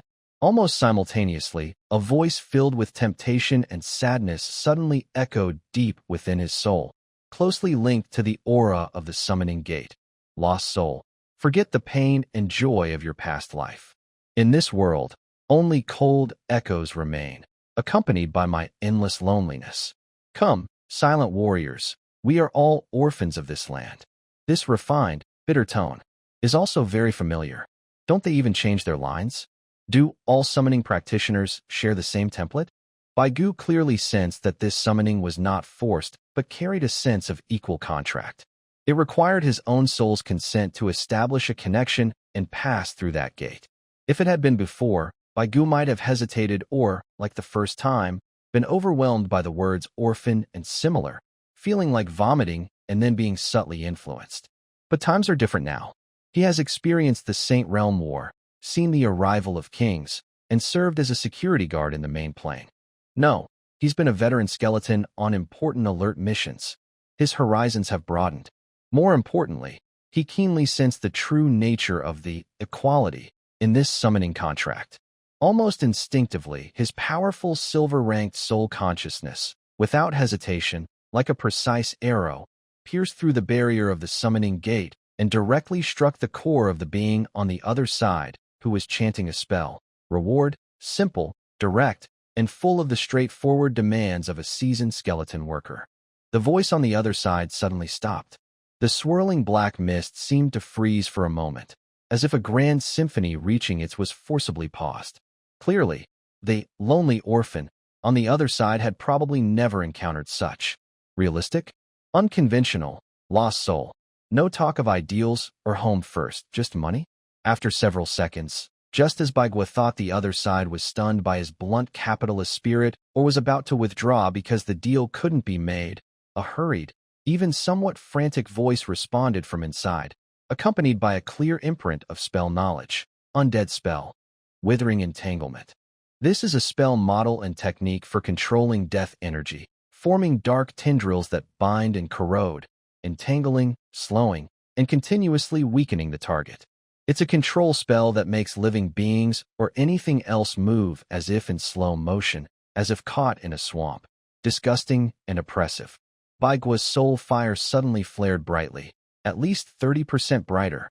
In his mind, he immediately recalled the scene above Frostwolf Fortress, where the Lich Uther casually cast various negative status effects, controlling a brave orc warrior to the point of exhaustion and helplessness. An elegant display. Awesome, Baigua thought sincerely. This spell looks very promising. Much more technically advanced than my silly fireball. In future fights, I'll slow the enemy first, then kite them. Perfect. Knowledge is power. The mage's romance lies in controlling the entire battlefield.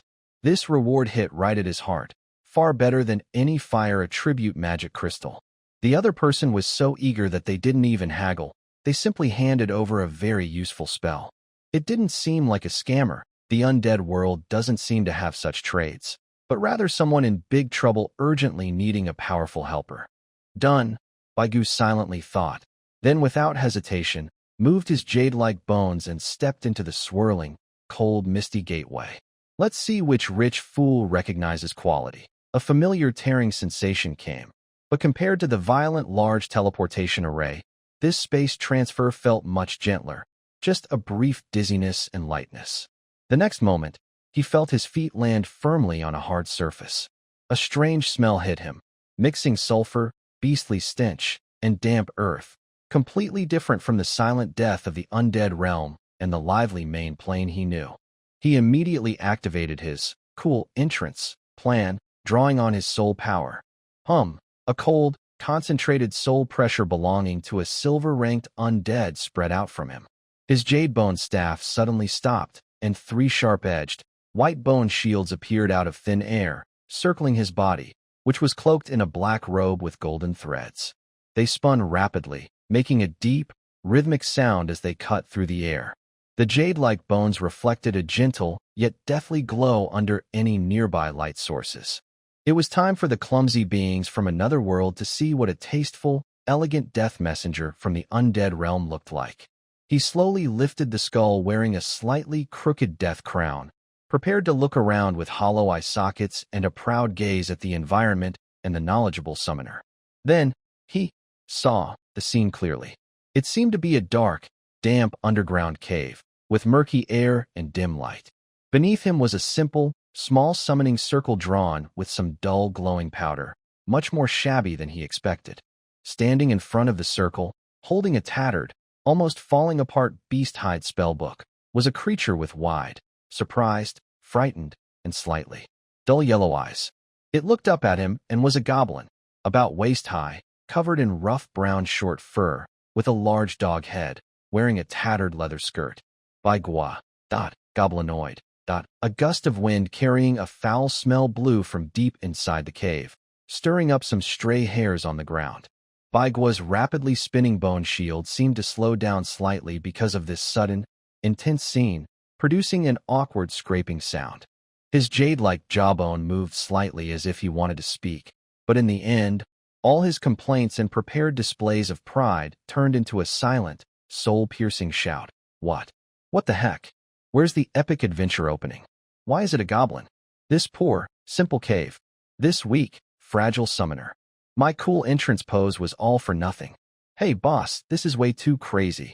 Baigua's carefully designed, noble, and elegant entrance pose froze completely the moment he saw the true face of the summoner. The rapidly spinning bone shield seemed to sense his inner chaos, slowing down involuntarily and emitting a hesitant hum.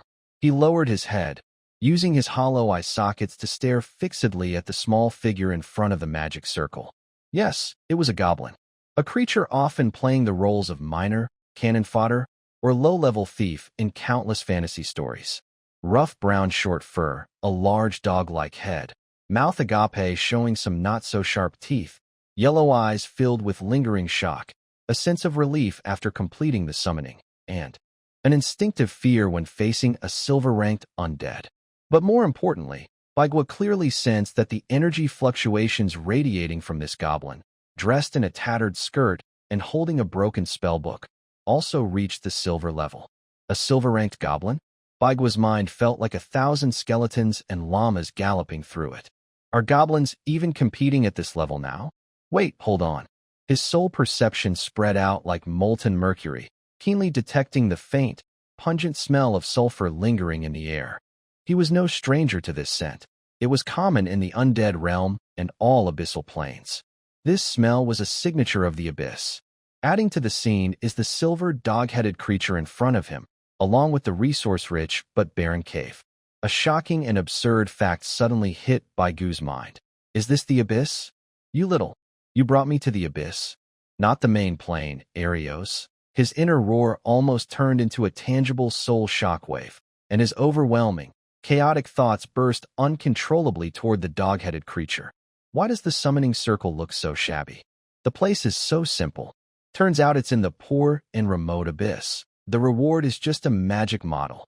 I thought a rich mage from the main plane was paying, but it turns out it's the native abyss dwellers making big promises.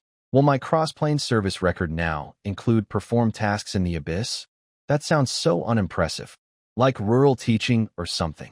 The silver dog-headed creature was clearly intimidated by the stronger, more refined silver-level soul pressure emanating from Baigua, as well as the low murmurs that sounded like mind-influencing spells. Hard to understand but annoying as. It instinctively took a half-step back, clutching an old, worn spellbook, and desperately tried to put on a respectful, though more like snarling, expression. Using stiff, canine-like whines in a universal language, understood on the soul level, it hurriedly said, "Respected.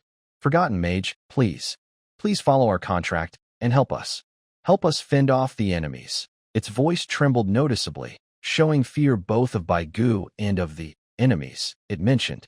Enemies? Baigua forcibly suppressed his inner complaints and quickly expanded his soul perception outside the cave. Sure enough, at the end of the tunnel, he sensed a large number of chaotic, hostile life energies approaching, including beings of the same level or even stronger. Besides the smell of sulfur, a cold hissing sound with scales rubbing against each other began to mix into the air, making his spine chill. At that moment, from the direction of the cave entrance, still some distance from this inner summoning chamber, came hurried footsteps and frantic barking of the dog-headed creatures.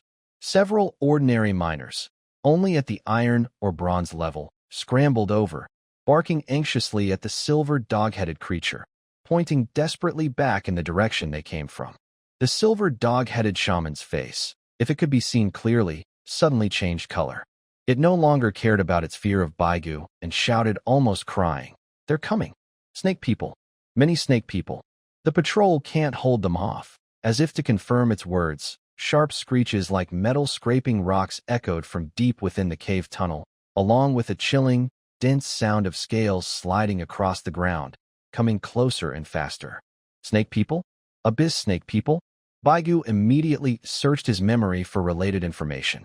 They are a common race in the abyss, cold-blooded, cunning, usually with a human upper body and a snake lower body.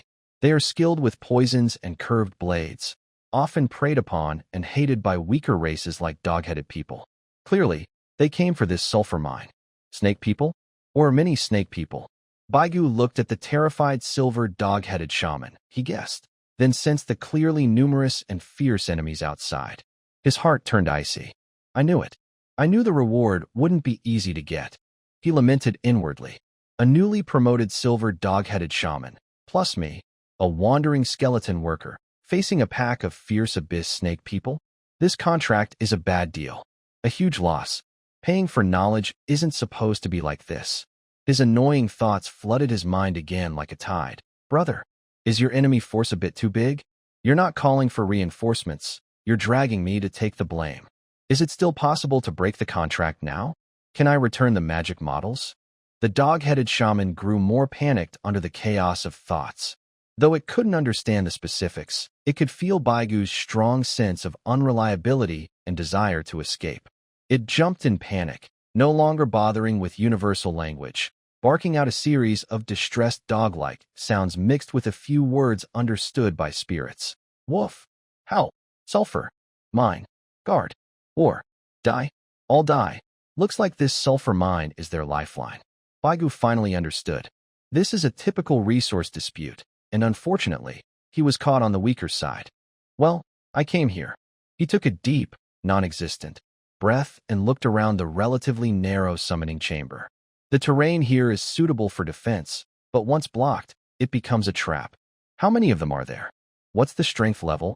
Baigu tried to communicate with a simple mental message, blocking out useless complaints. The goblin shaman was stunned, apparently surprised that this strange skeleton mage finally started talking about serious matters. He quickly responded, many, very many, dozens of bronze-level warriors. Leading them is Purple Scale Baylor, a silver mid-level warrior. Very scary, silver mid-level, and dozens of bronze minions? Baigu felt his jade bones turn cold. With this setup, I could take down a small human village easily. Why come to fight a goblin mine? Overkill. The screams and fighting sounds inside the tunnel grew louder, showing that the goblin's simple defenses were collapsing quickly. The smell of the snake people's characteristic stench was carried by the wind. Fine. Looks like I'm unlucky. Baigu clenched his teeth, gripping his jade bone staff tightly. The three-sided bone shield spun rapidly, making a sharp whistling sound. Just treat this as deep dive training and a test of my new spells. I'll earn this tuition myself. He turned to the goblin shaman and issued his first command. Tell your people to retreat here. Use the terrain to prepare for battle. The goblin shaman was overjoyed, barking, woof woof, and hurriedly making the panicked goblin miners crawl behind the summoned stones. He himself raised a wooden staff embedded with poor-quality sulfur stones, the tip beginning to gather unstable sulfur flames, nervously staring at the tunnel entrance. Baigu stood in front of the summoning circle, his jade bone robe billowing without wind. The hollow eye sockets burned with calm soul fire, locking onto the deadly-smelling tunnel end. The snake's shadows twisted, hissing approaching.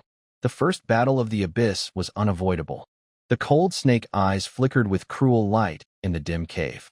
The vanguard snake warriors moved swiftly, like lightning skimming the ground. Their scaled snake tails twisted agilely between the ground and cave walls, unleashing incredible speed. Poisoned curved blades in their hands drew deadly arcs, aiming straight at Baigu's conspicuous black golden robe covering his bones. Wow, they just attack without warning? The Abyss's folk are truly straightforward. Baigu internally complained, while his battle instincts kicked in. He stood still, slightly raising his jade-bone staff. The three-bone shields spinning rapidly around him seemed alive, quickly changing their positions. Clang, clang, harsh crashing sounds kept ringing out. The bone shields accurately blocked the first two curved blades attacking him, sparks flying everywhere. The toxins refined on the blades had no effect on the pure bones. Instead, they were corroded by the death energy within the shields. The faint green glow on the blades dimmed a little. But the third snake person was very clever. Using his companion's fake attack, he slipped past the bone shield at a tricky angle, like a slippery eel. His cold curved blade hissed as it aimed straight at Baigu's neck. "TSK, your movement is pretty flashy." Baigu was calm. His empty left bone hand suddenly reached back, opening his fingers. Instead of blocking, he grabbed the poisoned curved blade directly. The snake warrior looked at him with a hint of disdain, as if he already saw this spooky skeleton hand being cut off. But just as the blade was about to touch Baigu's pale finger bones, his left hand suddenly covered with a solid layer of cold death energy. A sharp sound. Baigu's bone fingers weren't cut off. Instead, like iron tongs, they tightly gripped the sharp blade.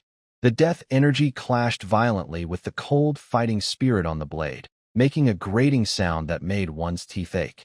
Hand to hand with the blade. "But you didn't see that coming. My bones are jade, worked over time." Baigu felt proud, but he didn't stop.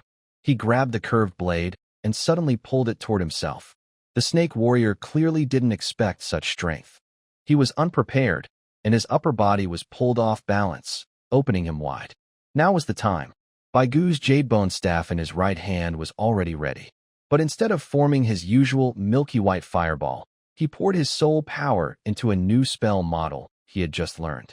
A cold, sticky, dark energy spread out from the top of the staff, as if it could freeze the soul. There was no bright fire or loud explosion, only several black mist tendrils, alive with negative energy and deathly resentment, like lurking snakes. They suddenly burst out from the void, wrapping around the unbalanced snake warrior at incredible speed. This is exactly the reward he just earned, withering wrap. The black tendrils ignored the snake man's scaled armor and, like a shadow, directly seeped in, tightly wrapping around its limbs and torso, even trying to enter its mouth and nose. The snake man's movements suddenly froze. It felt as if it had fallen into a thick, sticky pool of tar, making every move extremely difficult and slow. Its once swift speed was taken away, replaced by a slow, struggling motion like a slow-motion scene. Moreover, a cold, biting chill accompanied the ongoing loss of life energy coming from the black tendrils, making it feel weak and scared. Effective. Haha, it really works. Baiguo watched the snake man as if it had been slowed down, twisting and struggling in a funny way. He was very happy inside. This control effect is awesome. Much more interesting than fireball magic. Of course, he wouldn't miss this perfect target. He raised his jade bone staff again, forming a solid, milky white fireball that radiated intense heat, accurately blasting toward the snake man's head, which was tightly held and almost impossible to dodge. Bang! The close-range explosion of the fireball shattered the fierce snake head. The headless snake body twitched a few times in vain, then was completely consumed by residual death energy and collapsed to the ground. Done. Control plus explosion. Perfect combo. Baiguo happily felt the faint flow of soul energy entering his body. Although it was small, even a little bit counts. While he handled that, the battle nearby was not looking good. The silver dog-headed man, although of the same level, seemed more like a shaman or sorcerer, with poor close combat skills. It swung a wooden staff embedded with low-quality sulfur stones, summoning a few fireballs about the size of basins, emitting a foul sulfur smell. It barely held off two other snake men, but was already struggling. Its leather skirt was torn in several places, looking very battered. The other ordinary dog-headed men could only hide in the back, throwing stones and making harmless barking sounds. This teammate is a bit hard to support. Baiguo sighed inwardly. Oh well, I guess I paid the tuition. His gaze fixed on the other two snake men attacking the dog-headed man, and he waved his staff again. This time, he was more skilled. The power of the soul surged, and two more focused, swift black mist tendrils silently spread out like shadowy hunters, precisely wrapping around the lower bodies of the two snake-human warriors' tails. The two attacking snake-humans suddenly froze. They felt as if their tails were bound by invisible chains, making movement and force exertion very difficult. Their attack rhythm was instantly disrupted. The goblin-headed man's pressure eased. He quickly blew several sulfur fireballs, forcing the two snake-humans to retreat repeatedly. That's more like it. Good teamwork, Baigu nodded with satisfaction. He was about to cast a fireball spell again, but sensed a denser, more powerful aura at the cave entrance. More snake-humans rushed in, and this time, there were more of them. Among them, one aura reached the silver rank. It was a larger snake-human warrior with dark purple scales, wielding dual blades, with cold, bloodthirsty eyes. The main enemy is here. Baigu's spirit, soul, was invigorated, but he also felt some pressure. 1 silver, plus a bunch of bronze minions. This will be a tough fight. The new snake-human warrior clearly saw his companions being entangled by strange black mist and moving slowly. He also saw the headless snake-human corpse. The silver-ranked leader let out a furious roar, crossing his dual blades. A cold, corrosive dark purple energy began to gather. Wanna unleash a big move? Didn't ask me first? Baigu wouldn't give it a chance to charge up. Without hesitation, he pointed his jade bone staff at it.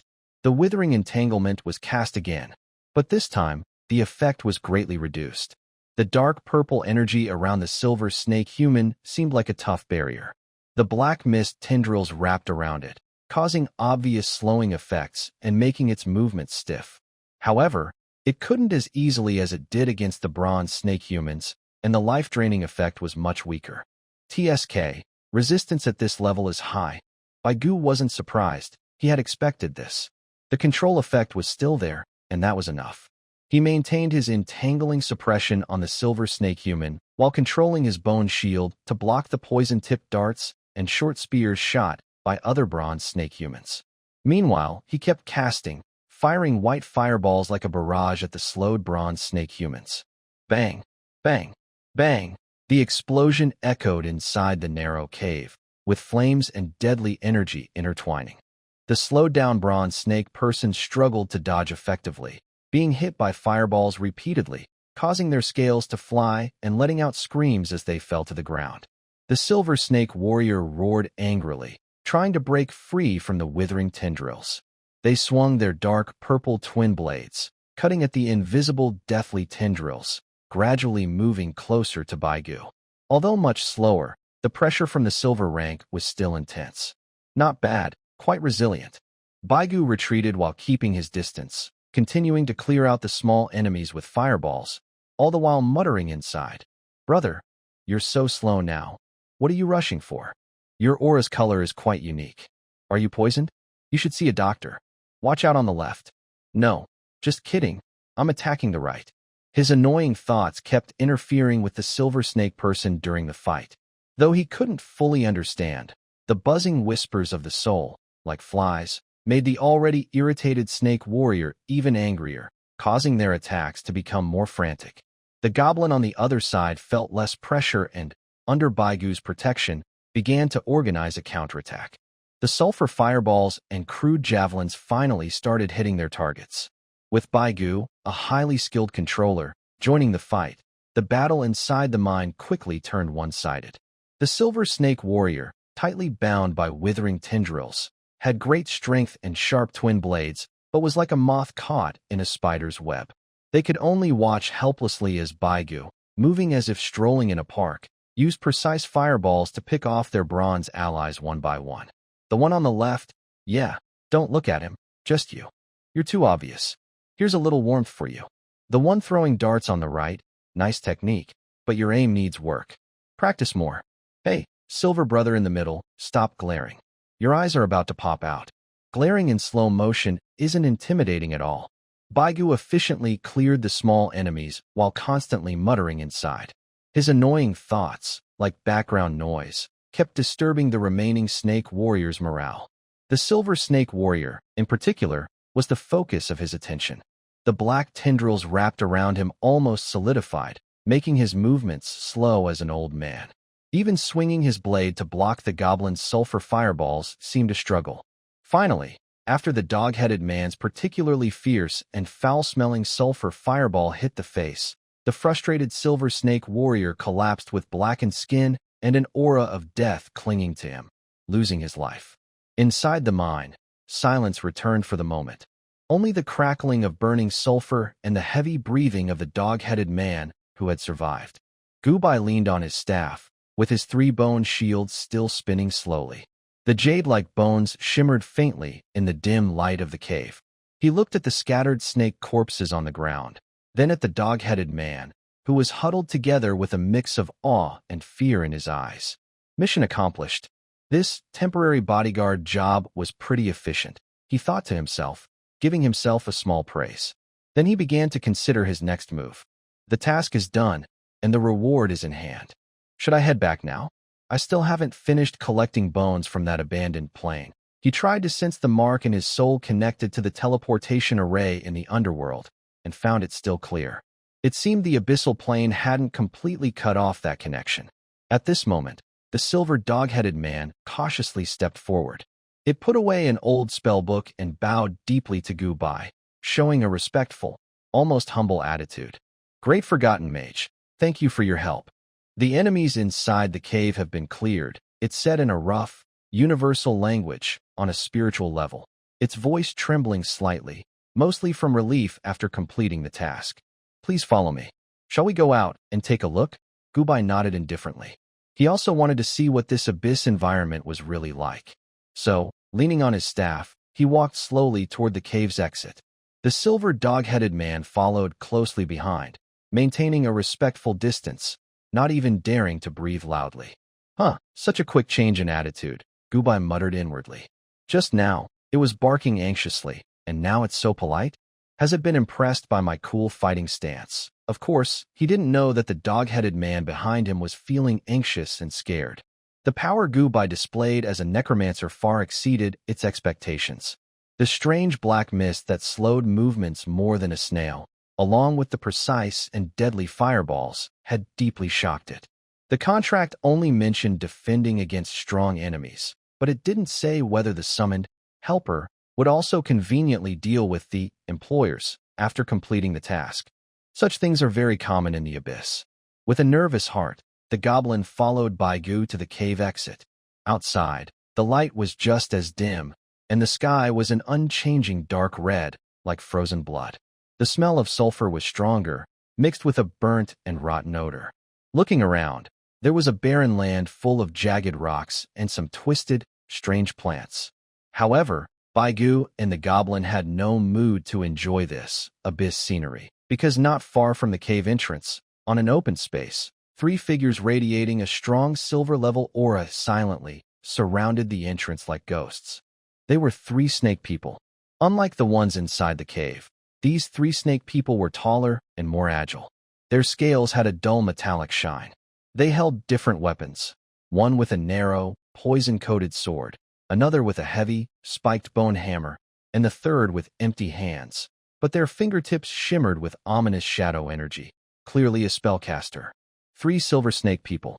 Their cold, vertical pupils locked onto Baigu, who just stepped out of the cave, full of scrutiny, anger, and a hint of seriousness. They clearly knew that their companions inside had all been defeated and sensed the pure death aura on Baigu, different from abyssal creatures. What? Buy 1, get 3 free? And all silver? Baigu's inner voice exploded instantly. Is this snake tribe doing wholesale silver? Why so many? He felt his moment of easy mission completion vanish instantly. Against one same-level enemy, he could use new spells to play tricks. But facing 3 same-level enemies, especially with clear roles, warrior, tank, mage, the pressure was completely different. The silver dog-headed person behind him was so scared he let out a yelp and almost collapsed, his face full of, "We're doomed. This is a huge loss." The reward for 1 control spell barely covers a silver enemy, and 4 silver enemies?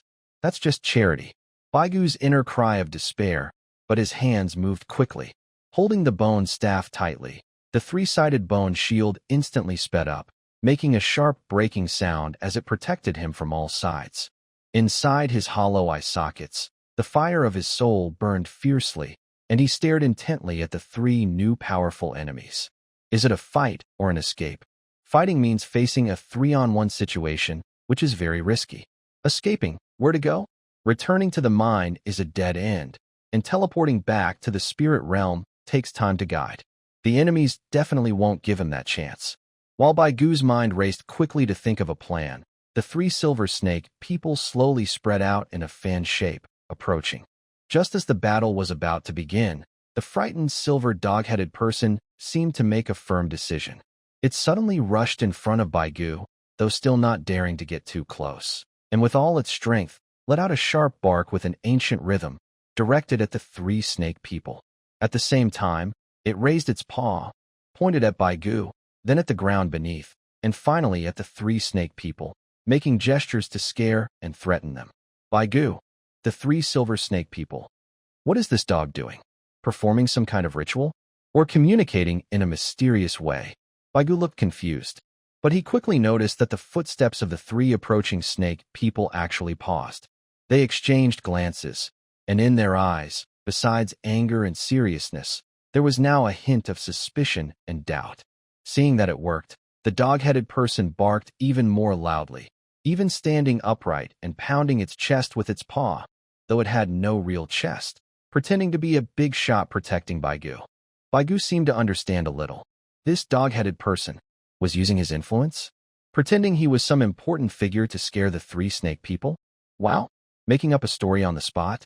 Your improvisation skills are impressive, Baigu thought to himself, now looking at the dog-headed person with new respect. But can this fool the three snake people who don't seem stupid? Sure enough, the snake with a thin sword let out a sharp hiss, seeming to question. The unarmed spellcaster snake raised its bone claw, sending out a subtle mental wave to probe Baigu's background. White Goo felt a sudden movement in his heart. He immediately used his soul power to fully release his unique, cold, silent spiritual wave. At the same time, he focused his distracting, meaningless thoughts like a loudspeaker, covering the snake caster with intense mental noise. Why are you looking? Haven't you seen such a handsome skeleton before? What are you staring at? Believe it or not, I can give you a slowdown spell too. 3 against 1. Is that fair? Why not fight me one-on-one if you're so brave? The snake caster was suddenly disturbed by this strange, incomprehensible, yet stubborn mental noise. His mental probe was instantly interrupted, and he felt annoyed and restless. The dark energy he had gathered almost lost control. He hesitated and took a step back, looking at White Goo with more fear. It worked. Seeing this, the goblin cheered louder and even started scratching strange, seemingly mysterious but actually random patterns on the ground with his claws. For a moment, the scene fell into a strange deadlock. The three silver snake people hesitated to attack, afraid of provoking trouble. White Goo prepared himself, thinking whether to continue cooperating with the goblin or find a chance to escape. The goblin was desperately performing, trying to scare off the enemies. All right. White Goo looked at the goblin's energetic performance and then at the three suspicious snake people. He sighed inwardly.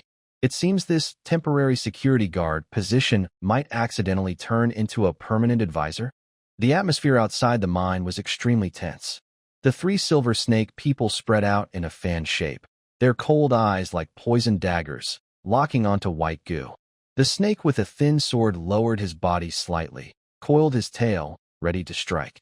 The snake wielding a bone hammer had tense muscles, giving off a heavy, mountain-like pressure. The unarmed snake caster's fingertips shimmered with dense shadow energy, as if about to unleash a deadly spell at any moment. White Goo tightly held his jade-bone staff. 3 bone shields spun rapidly, producing a chilling hum. His soul fire was highly concentrated, calculating his chances against 3 same-level enemies, and planning how to use decay spells and fireballs to fight back, even considering a strategic retreat. The silver goblin completely gave up on pretending to be friendly. It shrank behind Baigu, trembling and holding its head, making meaningless whimpering sounds.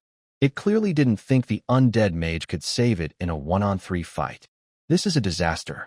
Fighting 3 people at once, and they're a well-coordinated team. This is extremely difficult, Baigu thought anxiously. I should have just escaped right after I saw the chance. Teleport away.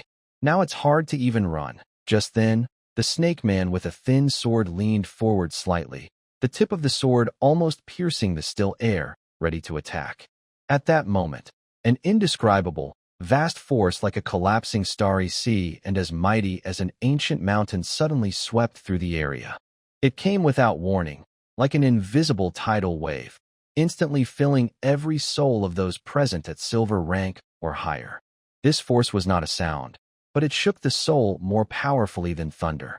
It had no shape, but felt like an invisible giant hand gripping all senses. It carried the heat of sulfur, the chaos of the abyss, and an absolute dominance that surpassed all things. I, the fallen dragon, Ongmar, a name, filled with supreme authority and ancient age, was like a mark branded into the soul.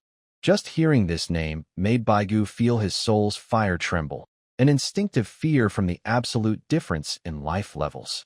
This was the will of a sacred domain being. In the name of the land's owner, the force swept over the barren ground, filled with sulfuric smell, declaring undisputed control. Order all beings of silver rank or higher on this land to come to my lair. The command was simple and direct, with no explanation or room for negotiation. The force behind it was even more commanding than the cold declaration of the undead king before, carrying an undeniable death or else tone of absolute dominance. As soon as the words finished, Baigu suddenly felt as if a hot, subtle energy had marked his soul core with a clear sign. This mark was like a lighthouse in darkness, pointing clearly in one direction and sending a sense of urgent pressure, like a voice saying, "Immediately, now move." Not only Baigu, but also the 3 silver snake people across from him, and the silver dog-headed person behind them, all trembled violently. Their eyes showed clear shock and fear. It was obvious they had received the same command and were marked in the same way. Just moments ago, both sides were ready to fight to the death, but now they were stunned by a sudden, higher-level force's command. Their hostility disappeared instantly, replaced by confusion and obedience in the face of absolute power. The 3 snake people looked at each other. Although their eyes remained cold and hostile toward Baigu, they showed no hesitation. They quickly lowered their weapons, turned, and swam away at full speed toward the direction indicated by the soul mark, as if even a second delay could mean disaster. The silver dog-headed person also scrambled to stand up, looked nervously at Baigu, then at the direction the snake people left, and finally gave a quick bow to Baigu. With its tail between its legs, it hurried after them, ignoring the mine tunnel behind. In an instant, only Baigu's skeleton remained at the entrance of the mine. Baigu. He looked down, gazing with hollow eye sockets at the land beneath his feet, covered with broken stones and sulfur crystals, undoubtedly belonging to the fallen dragon Manhwa. He then looked up again at the direction the snake people and the dog-headed person had left, which seemed ominous. A strong sense of absurdity flooded his mind. "No, this can't be. Boss, he mentally complained like a volcano erupting. Isn't your domain of control a bit too broad? Even those passing by briefly and only standing here for a moment are included.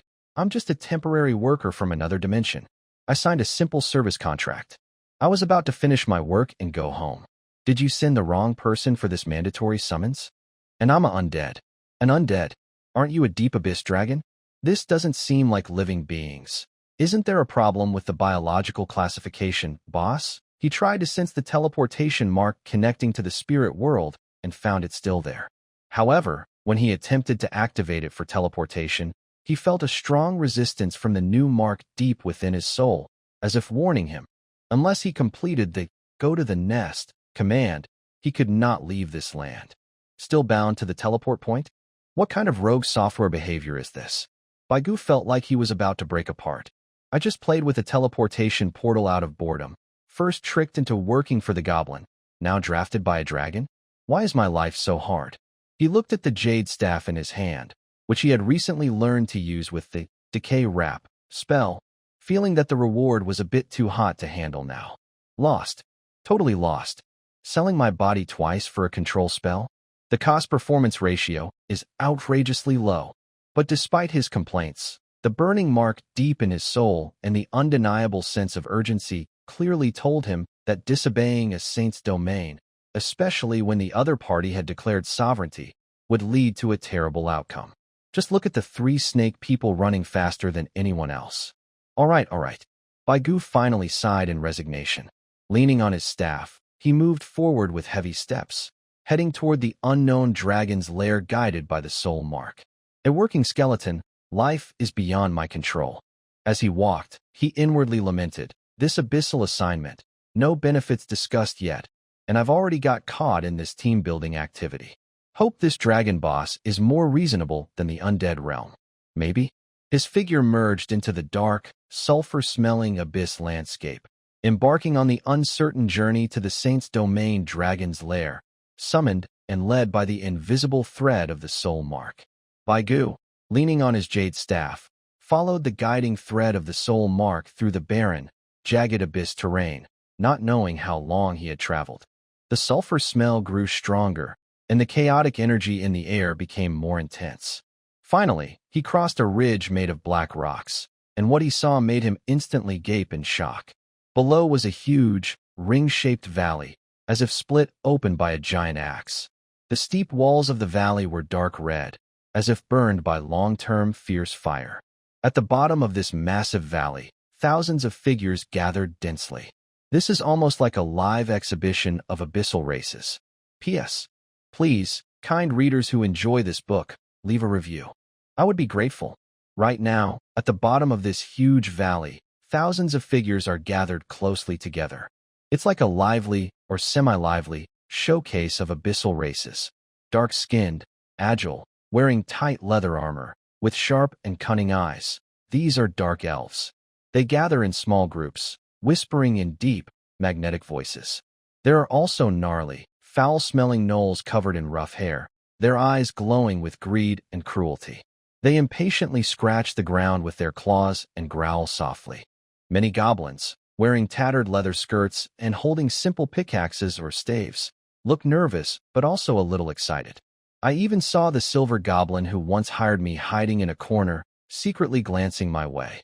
There are also short, stocky, muscular, with unhealthy dark red skin, tough iron wire beards, and eyes burning with chaotic fire. These are demonic dwarves. They carry large, black smoke-emitting forging hammers and seem more temperamental than their relatives in the main world. Chattering and noisy, the green-skinned goblins are the most numerous and chaotic. They dart around the edges, sometimes fighting over glowing crystals or mysterious bug carcasses. Then there are some very tall, heavily muscled, almost deformed creatures with strange magic symbols on their skin and a desire to destroy. These are berserk orcs. They stand silently, like volcanoes ready to erupt. Dark elves, gnolls, goblins, demonic dwarves, orcs. All kinds of races, with different shapes. Their numbers seem to exceed 2,000.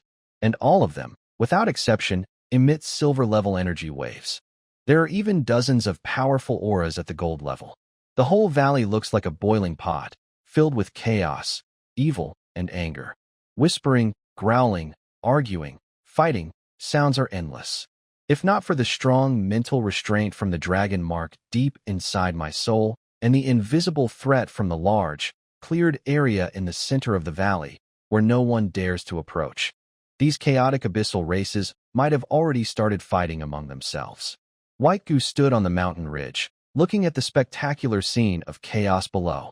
He felt that his limited experience from the underworld was utterly insignificant. Wow. Did they really send over all the top elites from the abyss above the silver level? He was deeply shocked. With this lineup, they could fight a war across dimensions. What is that demon dragon trying to do? Form an abyss team to debut? Then, an even clearer fact appeared before him. He looked down at himself, smooth, jade-like bones, wearing a slightly dusty but still stylish black and gold robe, holding an elegant jade staff, with 3 white bone shields quietly floating around him. Looking further, in the noisy, chaotic valley filled with bright colors, mainly black, green, brown, and red. He was the only skeleton, pale, silent, with a strange, artistic style, creating a sharp contrast with the lively, vibrant abyss creatures around him. Some alive, some semi-living, full of energy. He was like a drop of water in hot oil, instantly becoming the center of attention. Countless gazes, full of surprise, curiosity, disgust, greed, and even hunger, some races might not be picky, all focused on this newly appeared, out-of-place outsider. I knew it. White Goo felt his jade-like face, if he had one, flush with embarrassment. This feeling is like walking into a market in a tuxedo at 4 or 5 in the morning, shopping wholesale. He could even hear some unhidden comments, malice perceived on a spiritual level. Undead? Where did this skeleton come from? Hee, this skeleton looks pretty good. Take it apart and use it as decoration. How did it get in? Does the demon dragon's summons include undead? Smells like grave dirt, so disgusting. Inside, White Goo was frantically complaining. What are you looking at? Never seen such a fashionable skeleton before. You're the stinky one. Your whole family stinks. I maintain my bones with negative energy every day, much cleaner than your hairless, unwashed fur for hundreds of years. Decorations? Believe it or not, I'll tear you apart and burn you as firewood? He forced himself to walk forward, facing countless intense gazes that felt almost real. Step by step, he moved down the mountain ridge, choosing a spot near the edge where it was less crowded and easier to escape. He tried to look like just an ordinary skeleton passing by, hoping to blend in. However, his unique appearance and silent aura made it hard not to stand out. Just then, some restless creatures, like goblin wolves and wild orcs, seemed unable to hold back. They wanted to get closer to study this rare creature. Suddenly, the entire valley darkened. It wasn't just the light disappearing, but a deeper darkness that seemed to drain all energy from the space itself. An indescribable, terrifying pressure filled with sulfur, flames, destruction, and absolute power suddenly fell from the sky, like a mountain weighing billions of tons, crushing the spirits of all living beings in the valley. A low hum filled the air. All sounds and chaos vanished completely. The arguing goblins froze in place. The snarling goblin wolves crouched on the ground. The cunning dark elves bowed in fear, and even the most furious orcs froze, holding their last movement. Only their eyes showed raw, primal fear. Baigu felt his soul's fire like it was thrown into a furnace or frozen in absolute zero ice. This pressure was more powerful than silver, gold, or even the high-level lich ether from the sacred domain he had known before. It was even more overwhelming and destructive, possibly higher than the peak of the sacred domain itself. He struggled, almost instinctively, to lift his head and look toward the cleared area in the center of the valley. Above that empty space, the air twisted and rippled like water waves. Suddenly, a huge dark red claw, covered in thick, cooled lava-like scales, shot out from the void. It casually rested on the rocky edge of the valley. Just this one claw was several times larger than the biggest wild orc. Its sharp tip shimmered with a dull metallic glow, and the heat radiating from it distorted the surrounding air. Then, another claw appeared. Then, a huge shadow slowly emerged from the twisted space, carrying absolute power that crushed all obstacles and causing everyone present to feel their minds collapse. It appeared above the valley, complete and unstoppable. It was a dragon, a real, living, abyssal demon dragon. Its size was so enormous that it blocked half the sky over the valley. Its dark red scales looked like flowing lava, with faintly glowing cracks revealing a hotter core inside. On its fierce head, two large, curved horns burned with black flames that never went out, like crowns. Its wide, fleshy wings spread out, casting shadows that seemed to drag the entire valley into eternal night. A long tail covered with bones and spikes hung behind it, swaying gently and carving deep grooves into the hard ground. The most terrifying part was its eyes, like two boiling pools of melted gold, full of endless rage, wisdom, and a cold indifference that saw all creatures as insignificant. It floated there silently, without any movement. Its overwhelming dragon presence made over 2,000 silver-ranked abyssal elites below dare not breathe, their souls trembling with fear. Gubai looked up at the mythic destroyer, feeling his jade-like bones almost under the pure pressure. I'm going. His inner voice felt powerless against the extreme shock. This boss's display of power. Is it a bit too much? Compared to this mighty demon dragon, the previously impressive undead king seemed a little simple. The fallen demon dragon, Angmar, had officially arrived. Demon dragon Angmar's eyes, like two molten suns, coldly swept over the valley below. The trembling ants, dark elves, and savage orcs bowed their heads deeply, too afraid to meet his gaze. Only their souls shivered instinctively. A massive will, mixed with the burning heat of sulfur and a desire for destruction, like a tangible sound wave, slammed into every marked soul, showing no mercy and full of contempt and greed. Ants. His opening words were direct and insulting, but in the face of such overwhelming power, no one dared to object. Your existence is just to satisfy my greed. It declared its blatant usefulness, as if stating a basic fact that the abyss sky is dark red. Baigu blended into the crowd, or swarm, of demons, lowering his head, but his mind was already in turmoil. Wow, this boss speaks so directly. Not even bothering to draw a create brilliance or realize self-worth pie.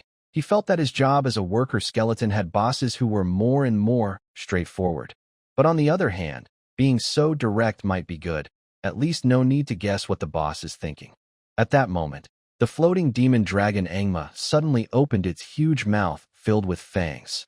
No deafening roar, only a deep, sticky, shadowy energy that seemed capable of swallowing all light gathered and compressed in its throat. Next, a breath over 10 meters in diameter, made purely of destructive shadow, erupted like a black flood from the dragon's mouth. But this breath was not aimed at the tiny creatures below, but at the open space in the middle of the valley. Snort. Boom. There was no earth-shaking explosion, only a strange sound of space being forcibly torn and twisted. Where the shadow breath touched the void, the space cracked like shattered glass, then was forcibly stabilized and held open by powerful energy. A huge portal, over 10 meters in diameter, swirling with unstable shadow energy on its edges, appeared in just a few moments, created by this wild force. The portal floated steadily in the air, emitting an ominous pull. Inside was a deep darkness, so profound that even the soul's perception could be swallowed. The demon dragon Angma's molten gold eyes glanced at its masterpiece, and its will descended again, carrying the final command. Go, fight for me. Its voice was cold, emotionless, as if commanding a group of tools about to be used up. Until every drop of your filthy blood is drained. With the command given, the mark deep within their souls instantly became blazing hot, transmitting a strong, irresistible order. Enter the portal. In an instant, the entire valley boiled. Not with cheers, but with a chaotic flood driven by force. Dark elves let out a suppressed scream, their figures like ghosts rushing first toward the portal. Howling orcs waved their weapons and rushed forward eagerly. Corrupted dwarves let out dull battle cries as they carried heavy hammers and took slow steps. Goblins, like a green tide, chattered loudly and were swept along. Fierce orcs moved silently at top speed, like streaks of red lightning. No one dared to hesitate or resist. Under the will of the divine dragon of the sacred realm, their only choice was to obey and go to unknown places, fighting for a goal they didn't even understand, pouring out their last drops of blood. Baigu was caught in this chaotic rush, moving involuntarily toward the huge teleportation gate. Inside, he was overwhelmed with frantic thoughts. Drain every drop of dirty blood? Boss, I'm a skeleton. Where would I get blood? Even my marrow is negative energy. Is your performance standard a bit off? This is blatant discrimination against bones. So, our group of over 2,000 elite soldiers is just a disposable cannon fodder team? No battle report? Who are the enemies? Where are they? What do they look like? We know nothing. How are we supposed to fight? Rely on looks to scout the bushes? This teleportation gate doesn't look very stable. Will it collapse halfway through? Or teleport us somewhere strange? Like the core of a star? Or another dragon's lair? Do I still have time to regret coming? I want to go back to the undead realm to pick up bones. I want to go back and be a security guard. At least I'd be safe. Despite 1,000 reasons to resist and almost concrete complaints, the burning urge of his soul mark and the surrounding frantic colleagues made him unable to stop. He looked back at the floating, deathly dragon Ungra Manu, whose molten gold eyes seemed indifferent as they swept over the chaotic swarm of ants, offering no response. Fine, you're ruthless. Baigu clenched his teeth, gripping the jade bone staff tightly, with 3 bone shields protecting him. Fodder is fodder. Maybe my bones are tough enough to last a little longer as cannon fodder. He no longer resisted the push, following the flow of the crowd or magic stream, and plunged into the ominous, huge, dark teleportation portal. A familiar and extremely uncomfortable tearing sensation in space returned, but compared to the violent teleportation array in the realm of the dead and the gentle summoning gate of the goblin, this time the feeling was somewhere in between. It was more like sitting on a battered small boat in a raging storm, bouncing and spinning, as if it could fall apart at any moment. Bad review. Absolutely bad. No seatbelt at all. Baigu muttered inwardly amid the dizziness. After what felt like only a few seconds, or maybe an eternity, he felt his feet solidify, and the tearing sensation of space teleportation suddenly disappeared.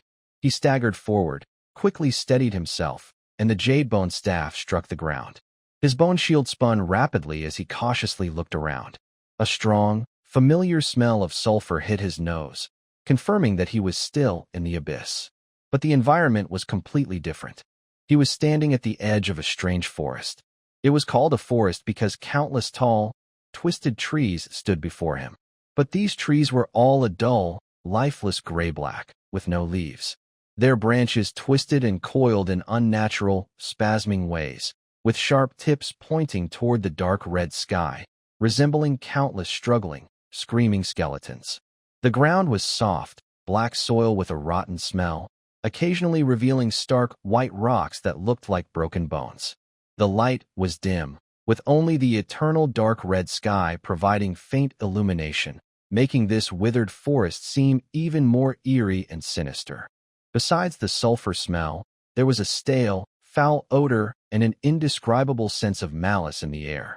The abyss creatures that had teleported here earlier had already scattered along the edge of this strange forest. Most, like him, looked confused and cautious as they examined this unknown, dangerous land. Some groups had already started arguing and fighting, clearly because without the direct pressure of the dragon, certain races' instincts were surfacing again. Baigu looked at this silent, twisted, withered forest and felt again the fiery dragon mark in his soul, which seemed to have no further instructions for now. His inner complaints surged again. So, is this the new dungeon, Twisted Withered Forest? It doesn't look like there's any treasure here. What's the mission goal? The enemies? Are we supposed to play a big survival game in this ghostly place, and only the last one alive counts as completing the KPI? This place feels even more uncomfortable than the wasteland of the spirit realm.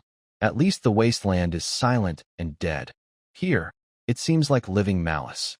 He tightened his grip on his staff and decided to find a relatively safe spot to observe the situation. This is his second stop in the abyss, starting with a map of hellish difficulty, literally.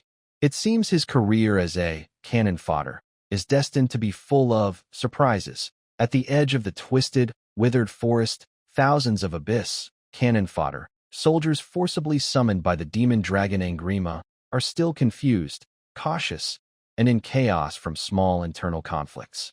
Dark elves and gnolls are tense, fighting over a slightly more solid-looking rock shelter.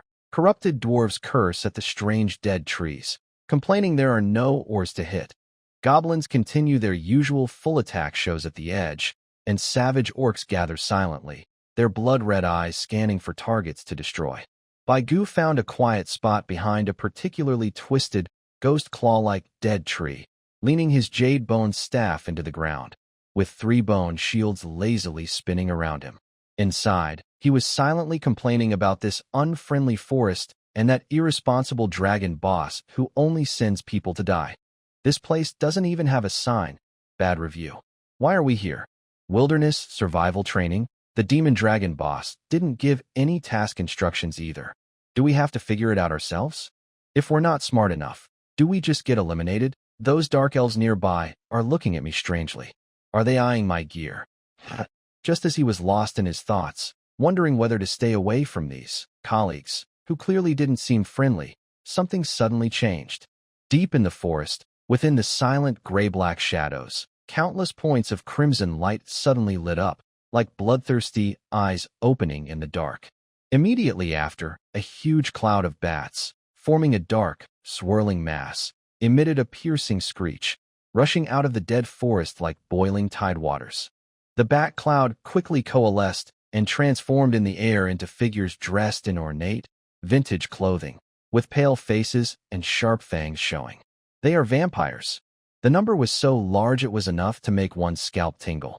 Looking out, the scene is densely packed, almost blocking the already dark sky. Roughly estimating, there are definitely over 20,000. These vampires clearly form a well-organized army. Leading the charge are dozens of powerful vampire counts, dressed in exquisite clothes, cloaked in dark red, with eyes shining like gold. They are the top fighters of the army, terrifying beings of the golden rank. Following behind are over 1,000 vampire barons, also strong, dressed in noble clothes, with sharp eyes. They are all silver rank. The main force of the army is made up of a huge number of vampire servants, with wild eyes, quick movements, but slightly weaker energy. They come in waves like a flood. This large vampire army has obviously been waiting here for a while. Their clear goal is this group of abyssal cannon fodder, who were just teleported here and are still in chaos. Enemy attack. Vampires. The chaotic shouts instantly explode among the abyssal cannon fodder. No need for any orders. Survival instincts and the fierce nature of abyssal creatures make this disorganized group quickly unite, for now, roaring loudly and howling in defiance. Almost at the same time the vampire army appears, dozens of powerful beings from different races also rise into the air. The dark elf shadow dancer, the wolfman bloodthirsty chieftain, the rune lord dwarf, the destruction overseer ogre, all of them powerful beings of the golden rank, unleashing vibrant energy or dark power, rushing to meet the dozens of vampire counts. Boom, boom, boom. The battle of the golden rank erupts in the sky. Explosive clashes sound like continuous thunder, shockwaves sweeping like fierce winds, tearing apart nearby lower-level creatures. Dark magic and vampire secret arts intertwine. Fierce combat techniques clash with strange movements, turning the sky into a giant, dangerous meat grinder. Meanwhile, the fight on the ground also begins. Thousands of abyssal silver elites face off against over 10,000 vampire barons and servants. Although they are outnumbered, their individual strength, especially since they are all elite from different races, seems to give them a slight advantage. Dark elf rangers move through the shadows, shooting poisoned arrows precisely at the hearts of the vampires. A savage orc berserker wields a giant axe, charging into the enemy ranks like a whirlwind. A demonic dwarf swings a smoking warhammer, each strike shaking the ground with immense power. A wild ogre acts like a human tank, tearing apart enemies with pure strength and a desire to destroy. Even goblins scream as they throw all sorts of chaotic, corrosive, or explosive devices. The vampires show their strange and swift nature. The barons hold thin swords, moving like ghosts, leaving afterimages behind. Their servants rely on numbers and fearless attacks, trying to overwhelm opponents with claws and fangs. Dark magic, blood control, bat transformations, and other vampire powers are constantly used. At the edge of the withered forest, the scene instantly turns into a huge, chaotic battlefield. Roars, growls, screams, explosions, bones breaking, and flesh-tearing sounds mix together, creating a symphony of chaos. Baigu immediately enters battle mode when the enemies appear. His bone shield speeds up, and he grips his staff tightly. He watches the flood of vampires coming at him, especially the silver-ranked vampire baron who clearly targets him, eyes shining with bloodthirsty greed. Inside, Baigu's mind starts to complain again. Wow, vampires? Is this a special from the abyss? Is the style a bit off? Over 20,000 against just a few thousand? The strength difference is huge. Boss Dragon must be really trying to kill us. The big gold bosses over there are fighting fiercely, like fireworks, but it's a bit costly for their subordinates. A vampire baron, holding a crimson sword, with a pale, handsome face and cold eyes, moves with elegant and swift steps. It bypasses a few demonic dwarves fighting with their servants, like a venomous snake targeting prey, and rushes straight at Baigu. It clearly sees Baigu as a delicious opponent because of his unusual appearance. Looking at the sharp fangs and bloodthirsty eyes of the vampire, an extremely sudden thought flashes through Baigu's mind. Just as the vampire baron is about to attack, a powerful, curious, and probing mental wave, like a precise psychic strike, hits the opponent directly. Hey, do you want a blood? The mental message also includes a clear diagram of Baigu's internal structure. His jade-like bones are hollow, with no blood or marrow inside. The rushing vampire baron suddenly staggered, nearly losing its elegant posture. Its pale face showed clear signs of shock, confusion, and perhaps a hint of playful anger? Vampiric blood? Just blood from a skeleton? Isn't that funny? Its proud fangs, meant for biting, faced this smooth, hard bone. What could they do? Gnaw on it. At that moment, when it was distracted by this sudden, unbelievable, soul greeting, and its movements became awkward, Baigu moved. The jade bone staff struck swiftly. The already prepared withering tendrils instantly activated. Several cold, sticky black mist tendrils like lurking snakes suddenly shot out from the void, wrapping precisely around the vampire baron's legs and sword-wielding arm. The vampire baron froze suddenly, as if caught in an invisible mud pit, its speed dropping sharply. A flash of fear crossed its eyes as it tried to unleash its blood energy to break free from this strange restraint. But Baigu wouldn't give him a chance. Whoosh, whoosh, whoosh. 3 concentrated milky white fireballs, like a rapid-fire cannon, shot in a V-shape with intense heat, targeting the slowed vampire baron who couldn't dodge effectively. Bang, bang, boom. The first 2 fireballs were hurriedly blocked by the vampire baron's sword, but the third hit solidly on its chest. Hot flames and deadly energy exploded on its noble clothes, knocking it back staggering, with a blackened chest and a smell of burnt flesh. Looks like he's not going to blood anymore, Baigu silently confirmed, raising his staff again, ready for the next attack. Then I'll just send you to meet your ancestor, Cain. His first experience in the abyssal battlefield began with this soul-searching question about whether to blood, officially opening the curtain. At the edge of the deadwood forest, the battlefield had become a complete furnace of blood and chaos. The sky was filled with fierce clashes among powerful beings at the gold rank, like moving natural disasters. Explosive energy bursts echoed non-stop, and shockwaves like the scythe of death swept across the ground, clearing areas in their path.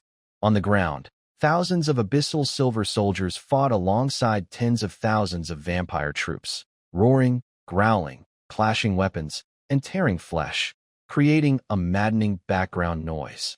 The dark elf's mysterious dagger sliced through the vampire servant's throat, causing a splash of dark red blood. The goblin berserker was surrounded and attacked by several vampire barons. He tore through one enemy before a slender sword pierced his heart, and he fell with a fierce roar of frustration.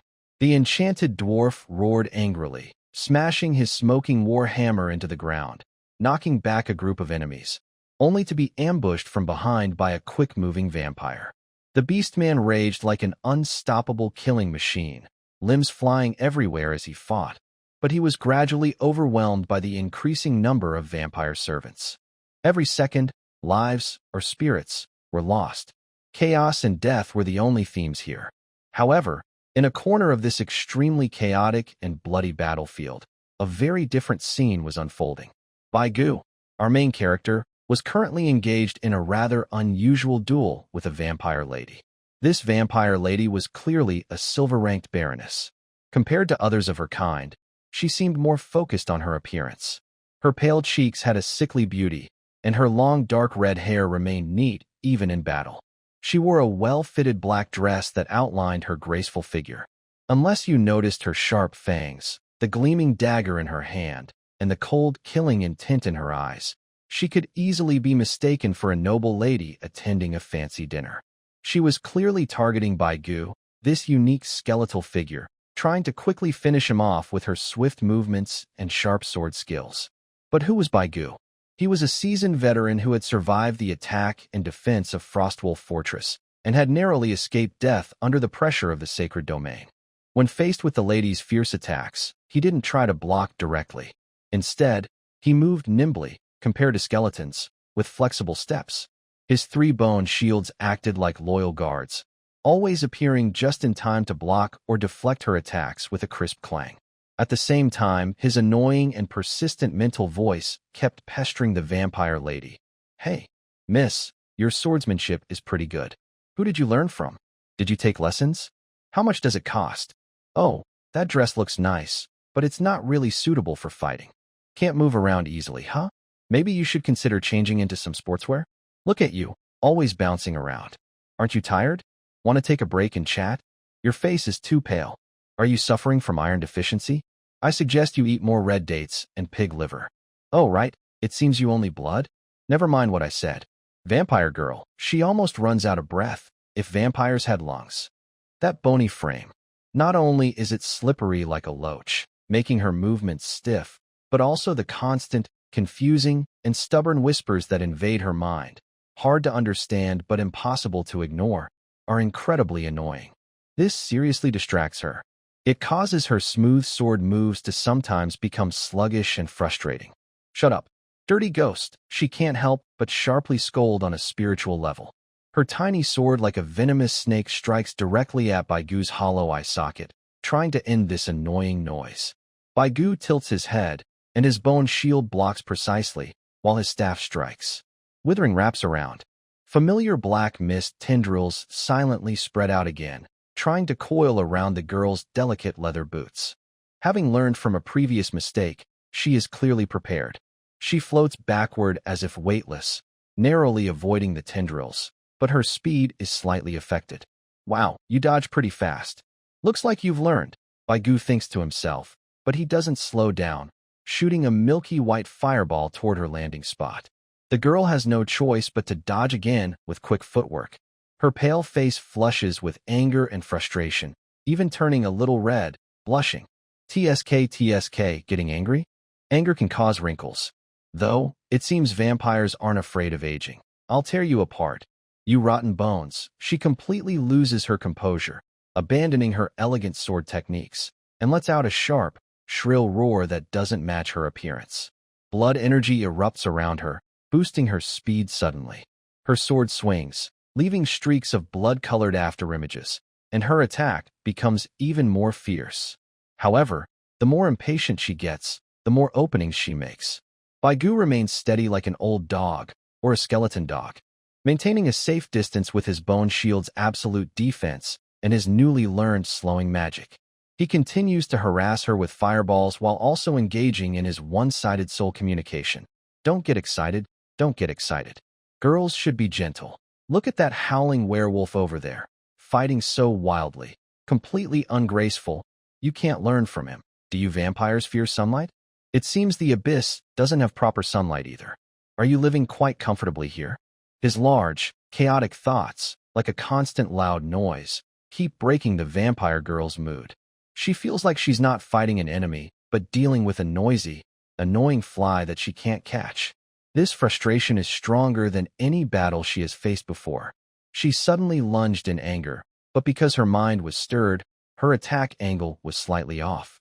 She didn't fully bypass the bone shield's defense. Her sword tip scraped a spark on the white bones, but didn't cause real damage. Instead, her force made her stiff for a moment. Would Baigu miss this chance? Entwining decay. This time, she finally wrapped her around her little leg. Black tendrils like a deadly infection instantly slowed her movements, turning her actions into slow motion. I've got you, Baigu thought happily. At the top of his jade bone staff, a solid, milky white fireball quickly formed, giving off a dangerous aura, aimed at the girl who was slowed and couldn't dodge effectively.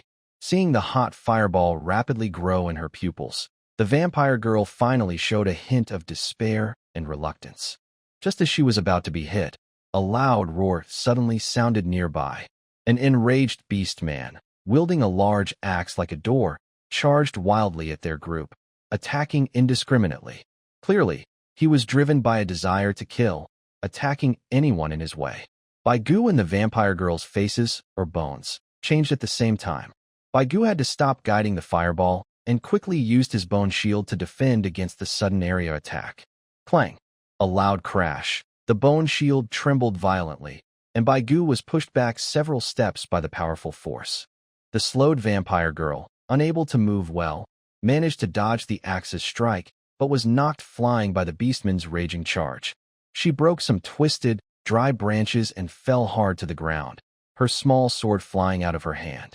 She struggled to get up, but the decay entanglement on her leg hadn't fully disappeared, so her movements were still slow.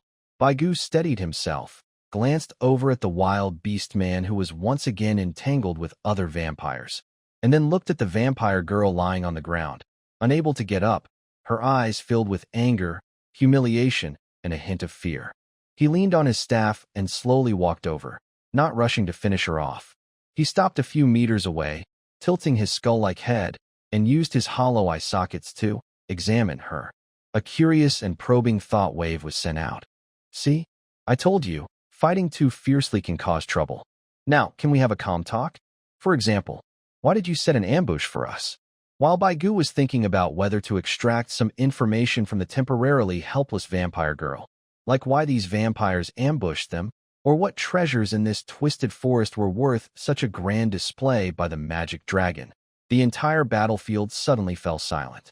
All sounds, whether from the sky or the ground, seemed to be seized by an invisible giant hand and stopped abruptly. A pressure far more profound and soul-freezing than when the magic dragon Angma descended pressed down. It was like a mountain of darkness weighing tons, pouring down unexpectedly from the sky. This pressure carried ancient age, absolute coldness, and a noble, indifferent aura that seemed to transcend all beings. In the sky, the fierce battles among the golden-ranked experts, be they the abyssal chieftain, the overseer, or the vampire viscount, were suddenly halted as if struck by a paralysis spell. They looked terrified toward the source of this pressure and instinctively moved aside, creating a wide passage like a tide receding. In the higher, originally only occupied by the golden-ranked fighters, the space rippled like a water surface disturbed by stones. A tall, elegant figure silently stepped out from within. It was a man who appeared to be a middle-aged gentleman. He wore a very refined black formal suit decorated with dark gold patterns. His skin was as pale as marble, and his features were so handsome they seemed almost otherworldly. His blood-red eyes were deep and cold, like a frozen pool of blood, reflecting centuries of wisdom and ruthlessness. He held no weapons, standing casually, but the natural aura he exuded caused all fighting below to come to a complete halt. The Grand Vampire, an ancient being standing at the same sacred level. His blood-red eyes swept indifferently over the battlefield filled with corpses, especially pausing briefly on the fallen vampire bodies. A faint hint of displeasure flickered in his eyes. Then he turned his gaze to a distant point in the void, speaking in an ancient, poetic tone, like a chant, using a universal language, directly transmitted through will, understandable by all intelligent beings. His voice was soft but clear, reaching into every soul. Angmar, you savage lizard.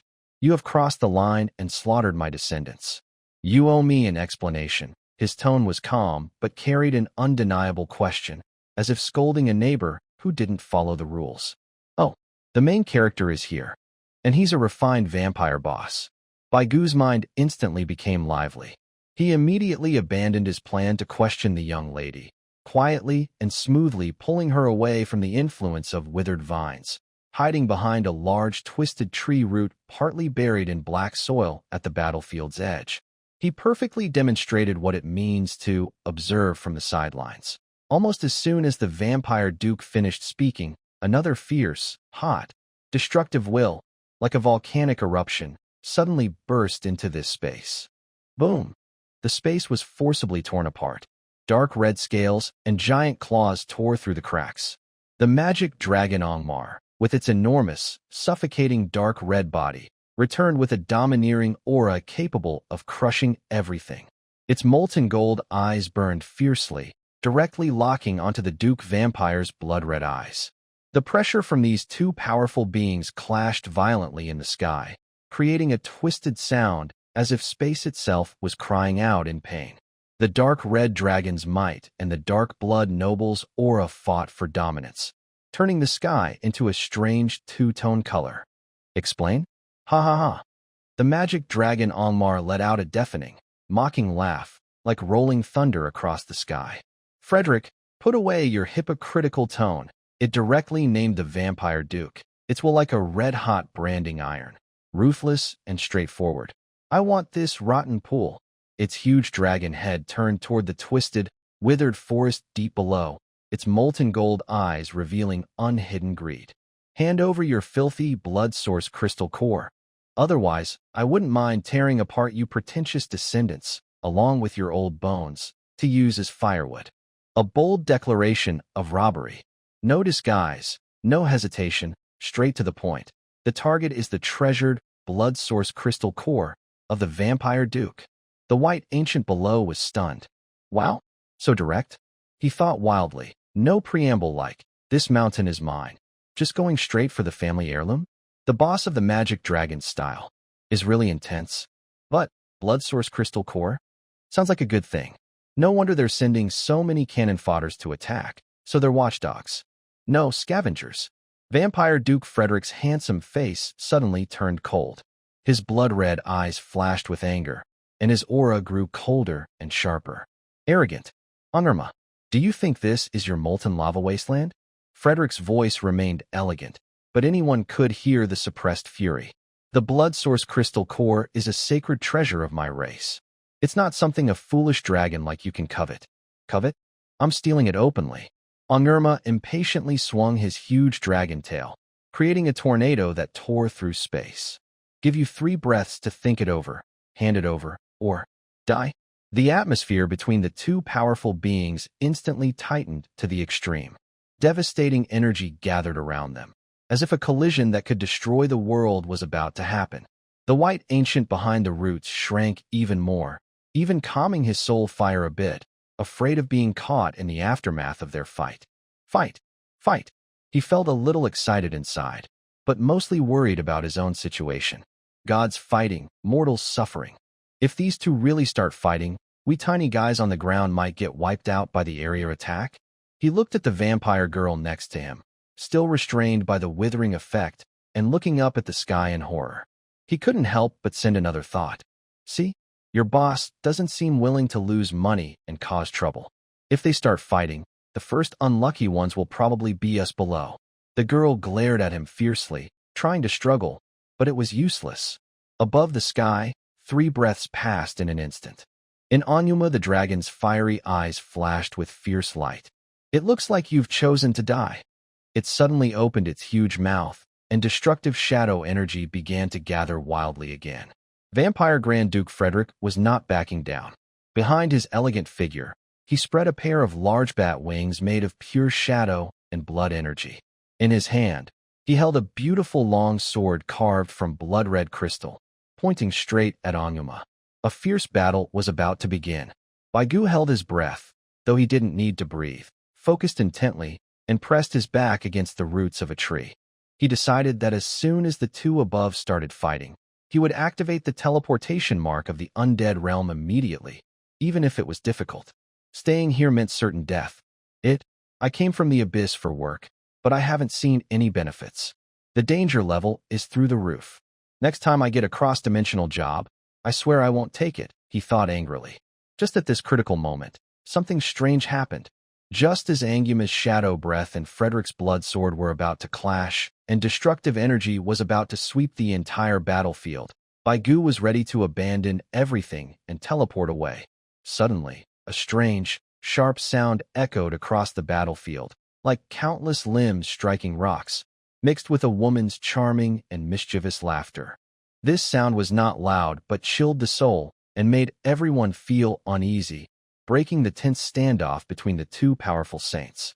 Then, from the twisted, withered forest at the edge of the battlefield, the ground began to move and ripple unnaturally, as if some huge creature was about to emerge from underground. Snick, snick, snick. Countless thick spider limbs, covered with hard chitin shells and ending in sharp spears, suddenly tore through the black soil, rising like a forest of death. Soon after, a terrifying figure slowly emerged from the ground, a giant upper body of a woman, enlarged many times. But below her waist was the huge abdomen of a spider demon lord. Another abyssal powerhouse at the Saint Domain level. Her upper body skin appeared unnaturally pale, with a charming and seductive face. Her compound eyes shimmered with cold, colorful light, and her long black hair moved as if alive. Upon closer look, they were tiny black spiders. Her lower body was a large spider abdomen covered with strange patterns, supported by 8 limbs like giant sickles, emitting a nauseating, sweet, rotten smell. Her appearance brought a strong sense of danger, mixed with a nerve-numbing toxin, creating a tense atmosphere alongside the fierce magic dragon and the cold vampire lord. The magic dragon Angma and the vampire Duke Frederick both paused their attacks, watching this unexpected guest carefully. Angma's golden eyes showed annoyance at being disturbed, while Frederick's blood-red eyes looked more serious. Arachne, Frederick called out coldly. Are you here to join the fight? The spider demon Lord Arachne let out a chilling, teasing laugh. Her colorful eyes swept over Angma and Frederick, finally resting on the deep forest below, showing greed similar to Angma's. Join the fight. Frederick, that's a rude way to put it, she said with a strange trembling voice that seemed to tempt people, but her words were direct and greedy. You think I came to be a peacemaker? No, no, no. She stretched out her voice, and her huge spider abdomen trembled slightly. Because she suddenly raised a chitin-covered jade hand, pointing into the forest's depths. I also want that thing. Rude. Direct. Unhidden. Wow. Another one. A spider spirit again? By goo, hiding behind a tree root, felt their soul fire almost flicker out of fear. 3 big figures from the sacred realm fighting over one thing? What is this blood source crystal core? Is it really that precious? Is it worth such a big fight? And this spider sister, she looks quite charming, but her speech sounds like a bandit's. She doesn't have the elegance of the other two, but maybe it fits the style of the abyss. As Arachne declared her desire, even more despairing things happened. Sha sha sha sha. The sounds, causing intense discomfort, came from all directions. At the edge of the battlefield, in the withered forest, countless spiders suddenly swarmed out like a rising tide. These spiders varied in size and shape. Some were as small as fists, completely black, and moved as fast as lightning. Others were as large as grinding stones, with fierce patterns on their bodies, and their mouths dripped corrosive venom. There were even giant spiders as big as mammoths, like moving small fortresses, with 8 glowing eyes full of menace.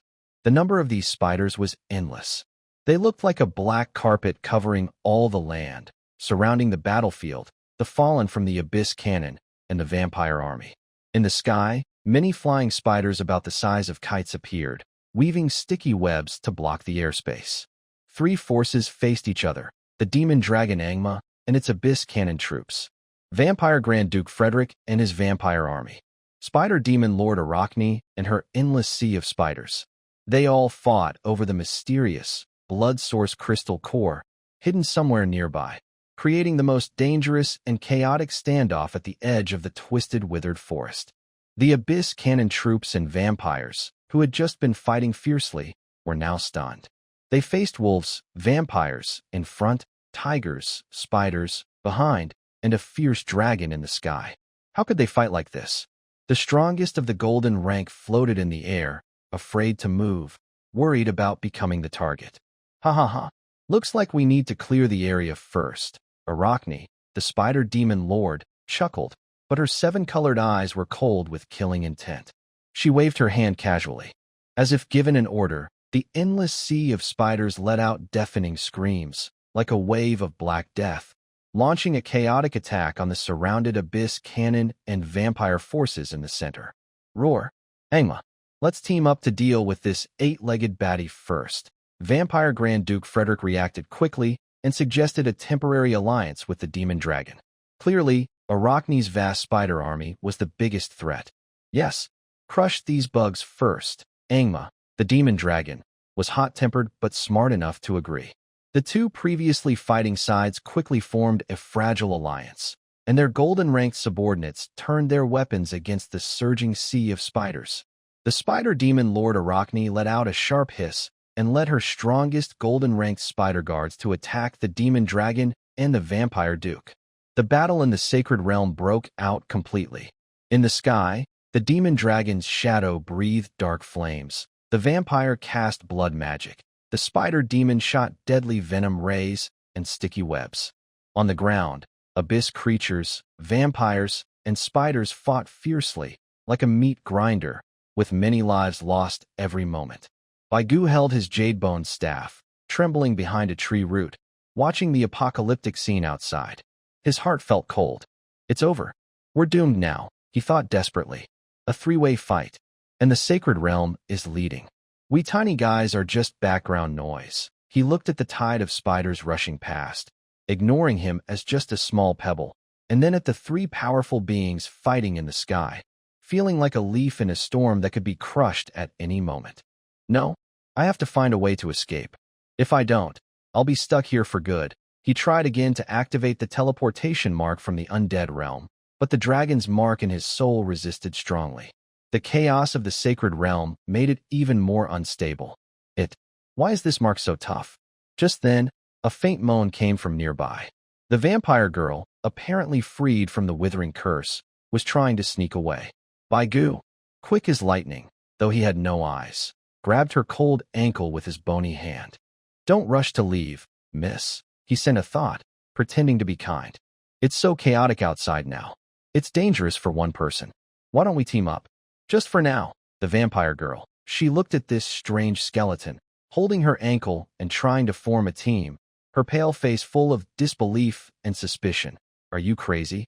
But before she could respond to this bizarre idea, a cursed spider about the size of a millstone, with strange face patterns on its body, seemed to have spotted the snack hiding behind the roots. It hissed and rushed over, spitting out a jet of dark green venom. Even the soy sauce isn't allowed to be properly used?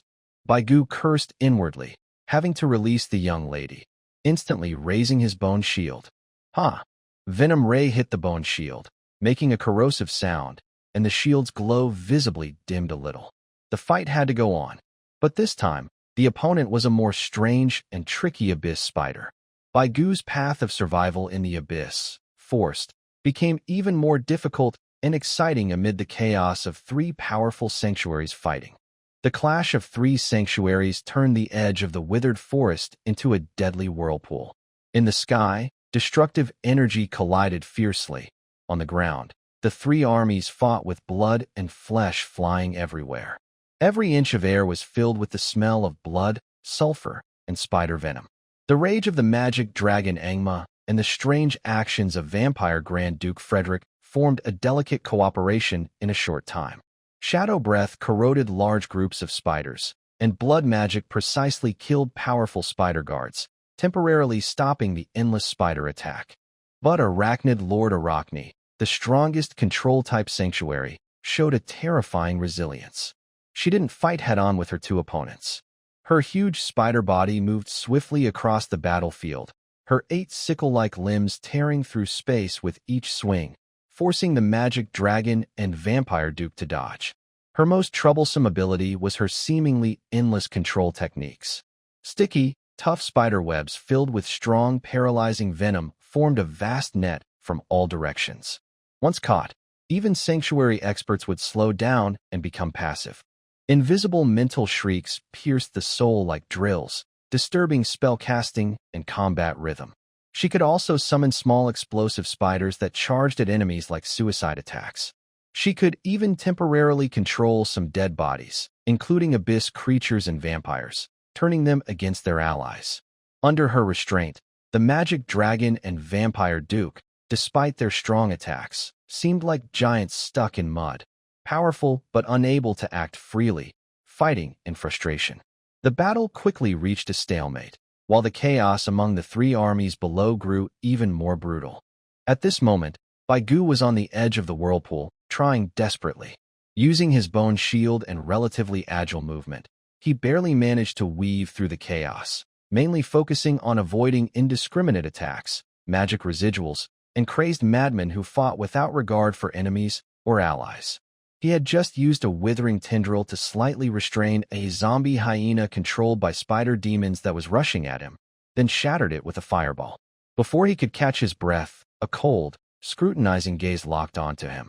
He suddenly turned his head and saw, not far to his front side, a silver-ranked spider about the size of a calf, covered in dark purple, hard armor, with 8 compound eyes shining with cold, rational light. This spider was quietly watching him. Unlike lower-level spiders that only knew how to attack wildly, it seemed to be evaluating.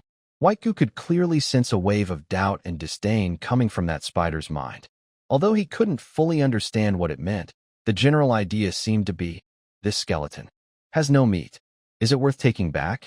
It was like dismissing a piece of trash with no use. White goo. Wow, what kind of look is that? His inner commentary instantly flared up, even temporarily overriding his fear of the surroundings. Disdain me for having no meat? Aren't you spiders supposed to eat bugs? When did you become food critics? What's wrong with bones? Did bones offend you? Bones are rich in calcium. Although my bones are mainly negative energy and jade structure, if there's no meat, can it have some other value? Like as a decoration? Or a gnawing stick? Though you probably don't have teeth? Your queen is still fighting up in the sky, and you're just loafing around here, being picky? Do you believe I'll report your unprofessional attitude? His huge, chaotic, and angry thoughts involuntarily flooded toward the silver spider. The spider's 8 compound eyes seemed to blink or flicker at the same time, clearly disturbed by this sudden, incomprehensible yet stubborn mental noise. Its originally cold evaluation gaze now carried a hint of irritation. It seemed to have reached a conclusion. This skeleton not only has no meat, but is also very noisy. No hunting value, but very annoying. Hiss. It let out a sharp hiss, no longer hesitating. It suddenly stood upright, with 2 front limbs like sharp sickles, cutting through the air with a whooshing sound, slashing directly at White Goo. The speed was astonishing. White Goo cursed inwardly, but his movements remained quick.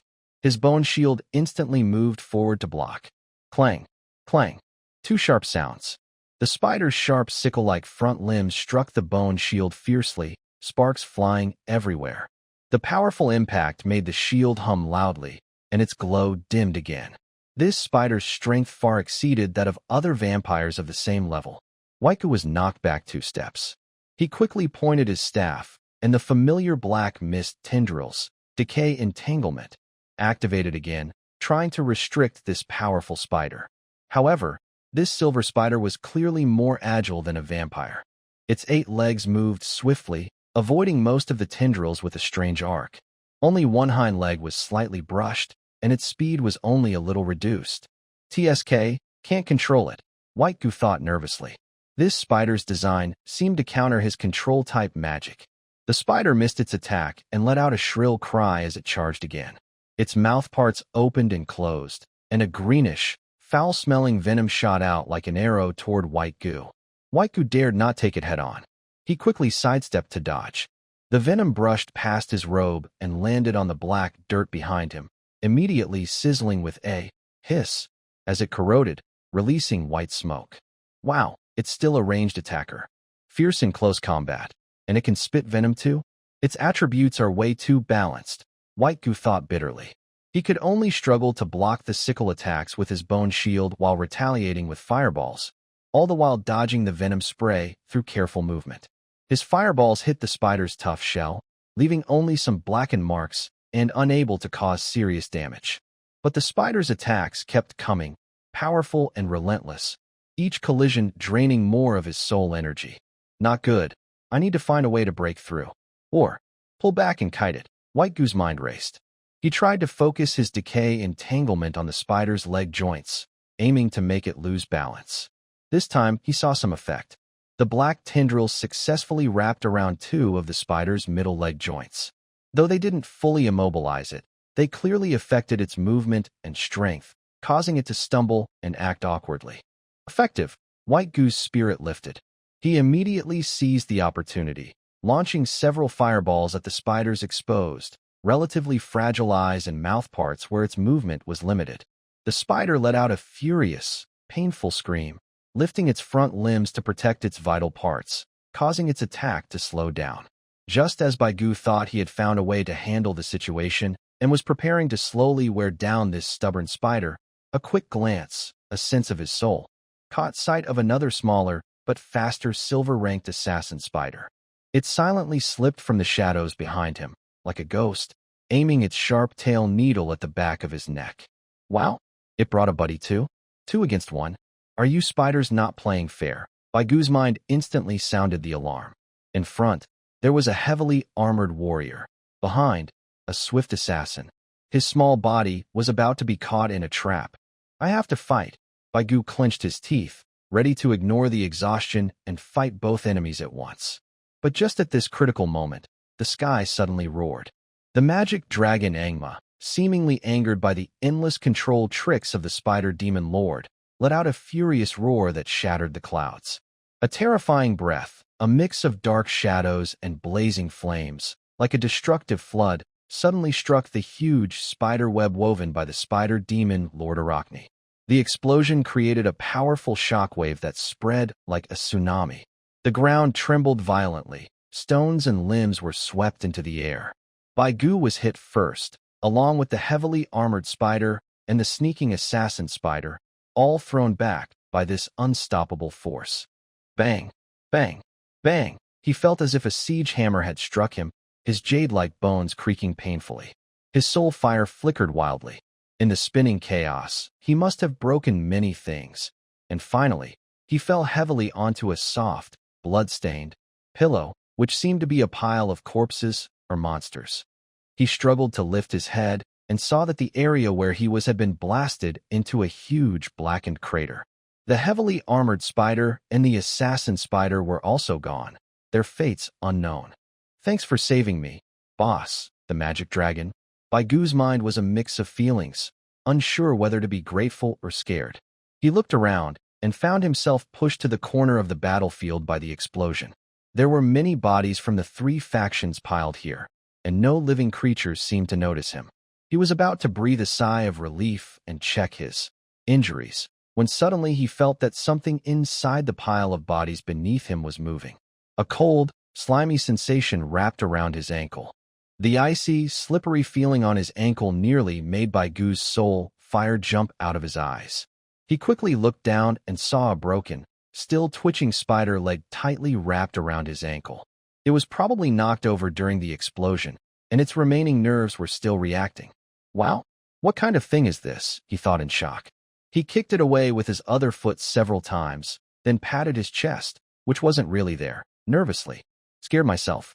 I thought some lurking monster was touching me." He struggled to climb out of the soft pile of bodies, mostly flesh and internal organs, quickly checked his condition. His jade-white bones had a few tiny cracks, but nothing serious. His soul energy was more than half used up and needed time to recover. His stylish black and gold robe was now torn into rags, covered in unknown dirt, and his crown was nowhere to be seen. Only his jade bone staff was still tightly in his hand. "Big loss. My equipment durability is completely gone after this deep abyss trip," he lamented, looking sadly at his nearly ragged robe. He looked around. The explosion had thrown him into a relatively quiet corner of the battlefield. The piled-up corpses blocked the noise from the main fight. He could still hear distant, deafening clashes and the terrifying sounds of the sacred domain fighting, but there were no living enemies nearby. "Now's my chance. If I don't move now, when will I?" he thought. He no longer hesitated. Despite his soul being tired and his bones aching, he leaned on his staff and limped toward the deeper, more twisted, withered forest opposite the main battlefield. His only thought was to get away from this cursed meat grinder, find a safe place to hide, and figure out how to remove that cursed dragon mark and teleport back to the undead realm. He carefully moved along the edge of the pile of bodies, trying to hide behind the twisted dead trees and terrain shadows. The smell of sulfur, blood, and spider venom in the air was almost solidifying. The soft black soil under his feet often made him sink in with a disgusting squelch. "This place is terrible, negative quality. Bad review," he muttered to himself as he struggled forward, still complaining inwardly. There isn't even a decent road, just mud and bones, just as he bypassed a huge, twisted, spiral-shaped dead tree. Thinking he was temporarily safe, he suddenly stopped in his tracks. Ahead, in a small, relatively clean hollow made of bare, pale rocks, he saw a familiar figure curled up, wearing a torn black dress. It was the vampire girl. She also seemed to have been thrown here by the explosion shockwave, and she looked worse than Baigu. Her delicate dress was torn to shreds, revealing pale skin and deep wounds that showed bones underneath, though not much blood. Her long dark hair was messy, covered in dirt and bloodstains. She was hugging her knees, burying her face deep in her arms, shoulders trembling slightly. She seemed to be crying softly, or maybe cursing. Baigu didn't notice her approaching at first. Baigu. Wow, what a small world. How come I keep running into her everywhere? His inner alarm blared, and instinctively he gripped his staff tighter. The bone shield around him flickered faintly, surrounding him again. His movement finally caught her attention. The vampire girl suddenly looked up, revealing a pale but terrified, exhausted, and hopeless face. When she saw Bai Gu, her eyes flickered with surprise, then quickly shifted to suspicion and a hint of helplessness. She clearly had little strength left. Their eyes, hollow sockets meeting blood-red eyes, made the atmosphere tense and awkward for a moment. Bai Gu looked at her miserable state and felt his own soul's energy. His fuel tank was completely empty. He knew that if he fought any longer, it would probably be a fight to the death. He tried again, releasing a gentle, tentative mental message, breaking the silence. Miss Vampire, we're just passing by. He waved his jade bone staff, showing he had no fighting intent. Look at me, he said, opening his empty bone hand and pointing to his ragged clothes and bare chest. Do I have anything you can take?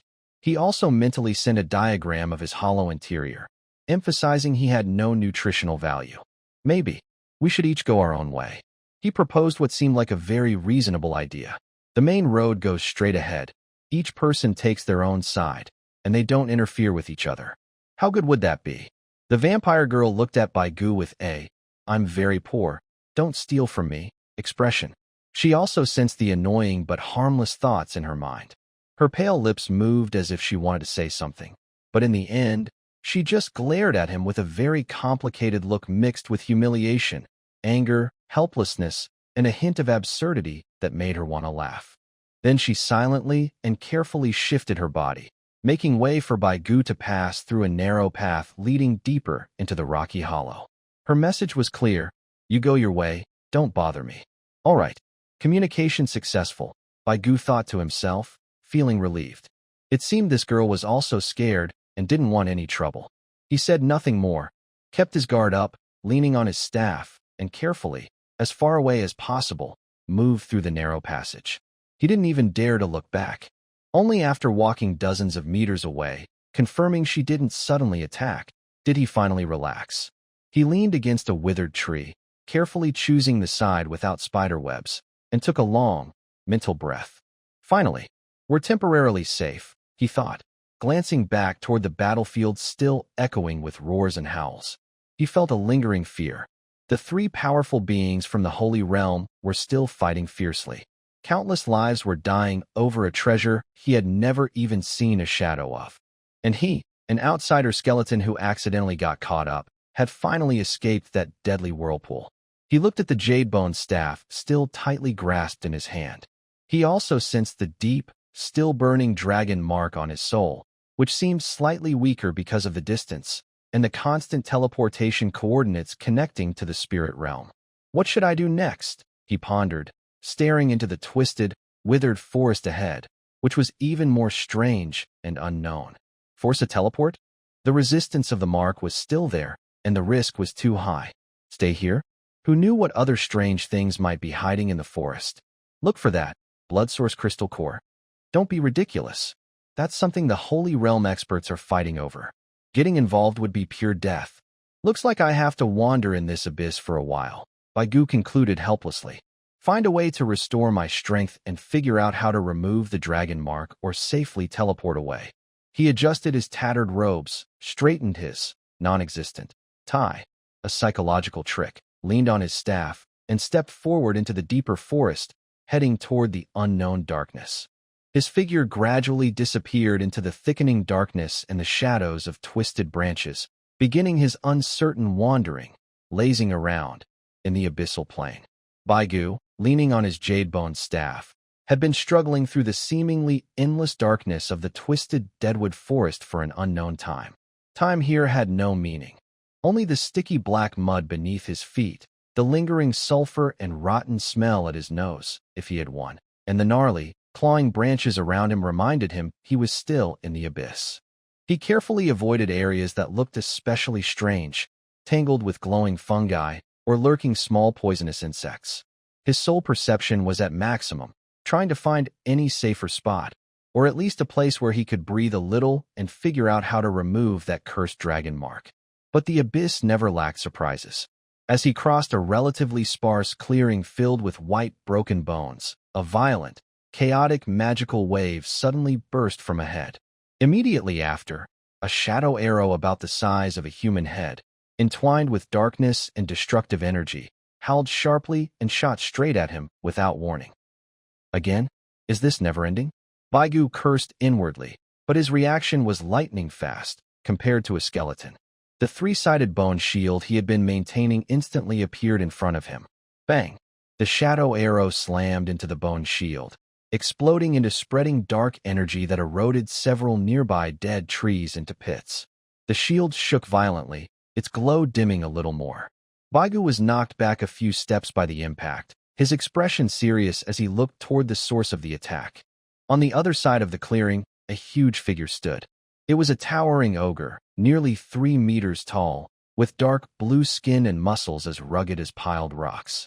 Unlike ordinary creatures that only know how to wave their clubs, this ogre wears a simple robe made of animal skins and bones. On its large head, it has a crooked bone crown embedded with cloudy crystals. In its thick, rough hands, it holds a staff that is longer and thicker than Baigu himself, topped with a huge skull. This is an ogre mage, a master of shadow and destruction energy, at the same silver level as Baigu. Its small, foolish-looking eyes, filled with brutality and stupidity, but maybe a hint of cunning, stare fiercely at Baigu, clearly seeing him as prey that has entered its territory. Ogre? Or mage? The career paths in this abyss are really hard to understand. Baigu mutters inside, "Your look is more suited for a warrior. Such muscles are wasted on magic. Don't you feel awkward following a magic route?" Without any unnecessary words, it seems ogres aren't good at talking much. The ogre mage raises its staff again. A complex, difficult-to-understand spell, or perhaps an instinctive force guide, escapes from its large, fong-filled mouth, and another more solid shadow arrow begins to form. Baigu won't just sit and wait. He quickly taps his jade-bone staff, and a milky white fireball whizzes out, trying to interrupt the enemy's spellcasting. The ogre mage clumsily turns sideways, using its thick arms and staff to withstand the explosion of the fireball. Though it is torn and blackened, it doesn't seem seriously hurt. Instead, it gets angry, and the shadow arrow forms faster and shoots out. In this forest clearing, a unique magic duel unfolds. The shadow arrows and milky fireballs clash and explode in the air, with continuous booms.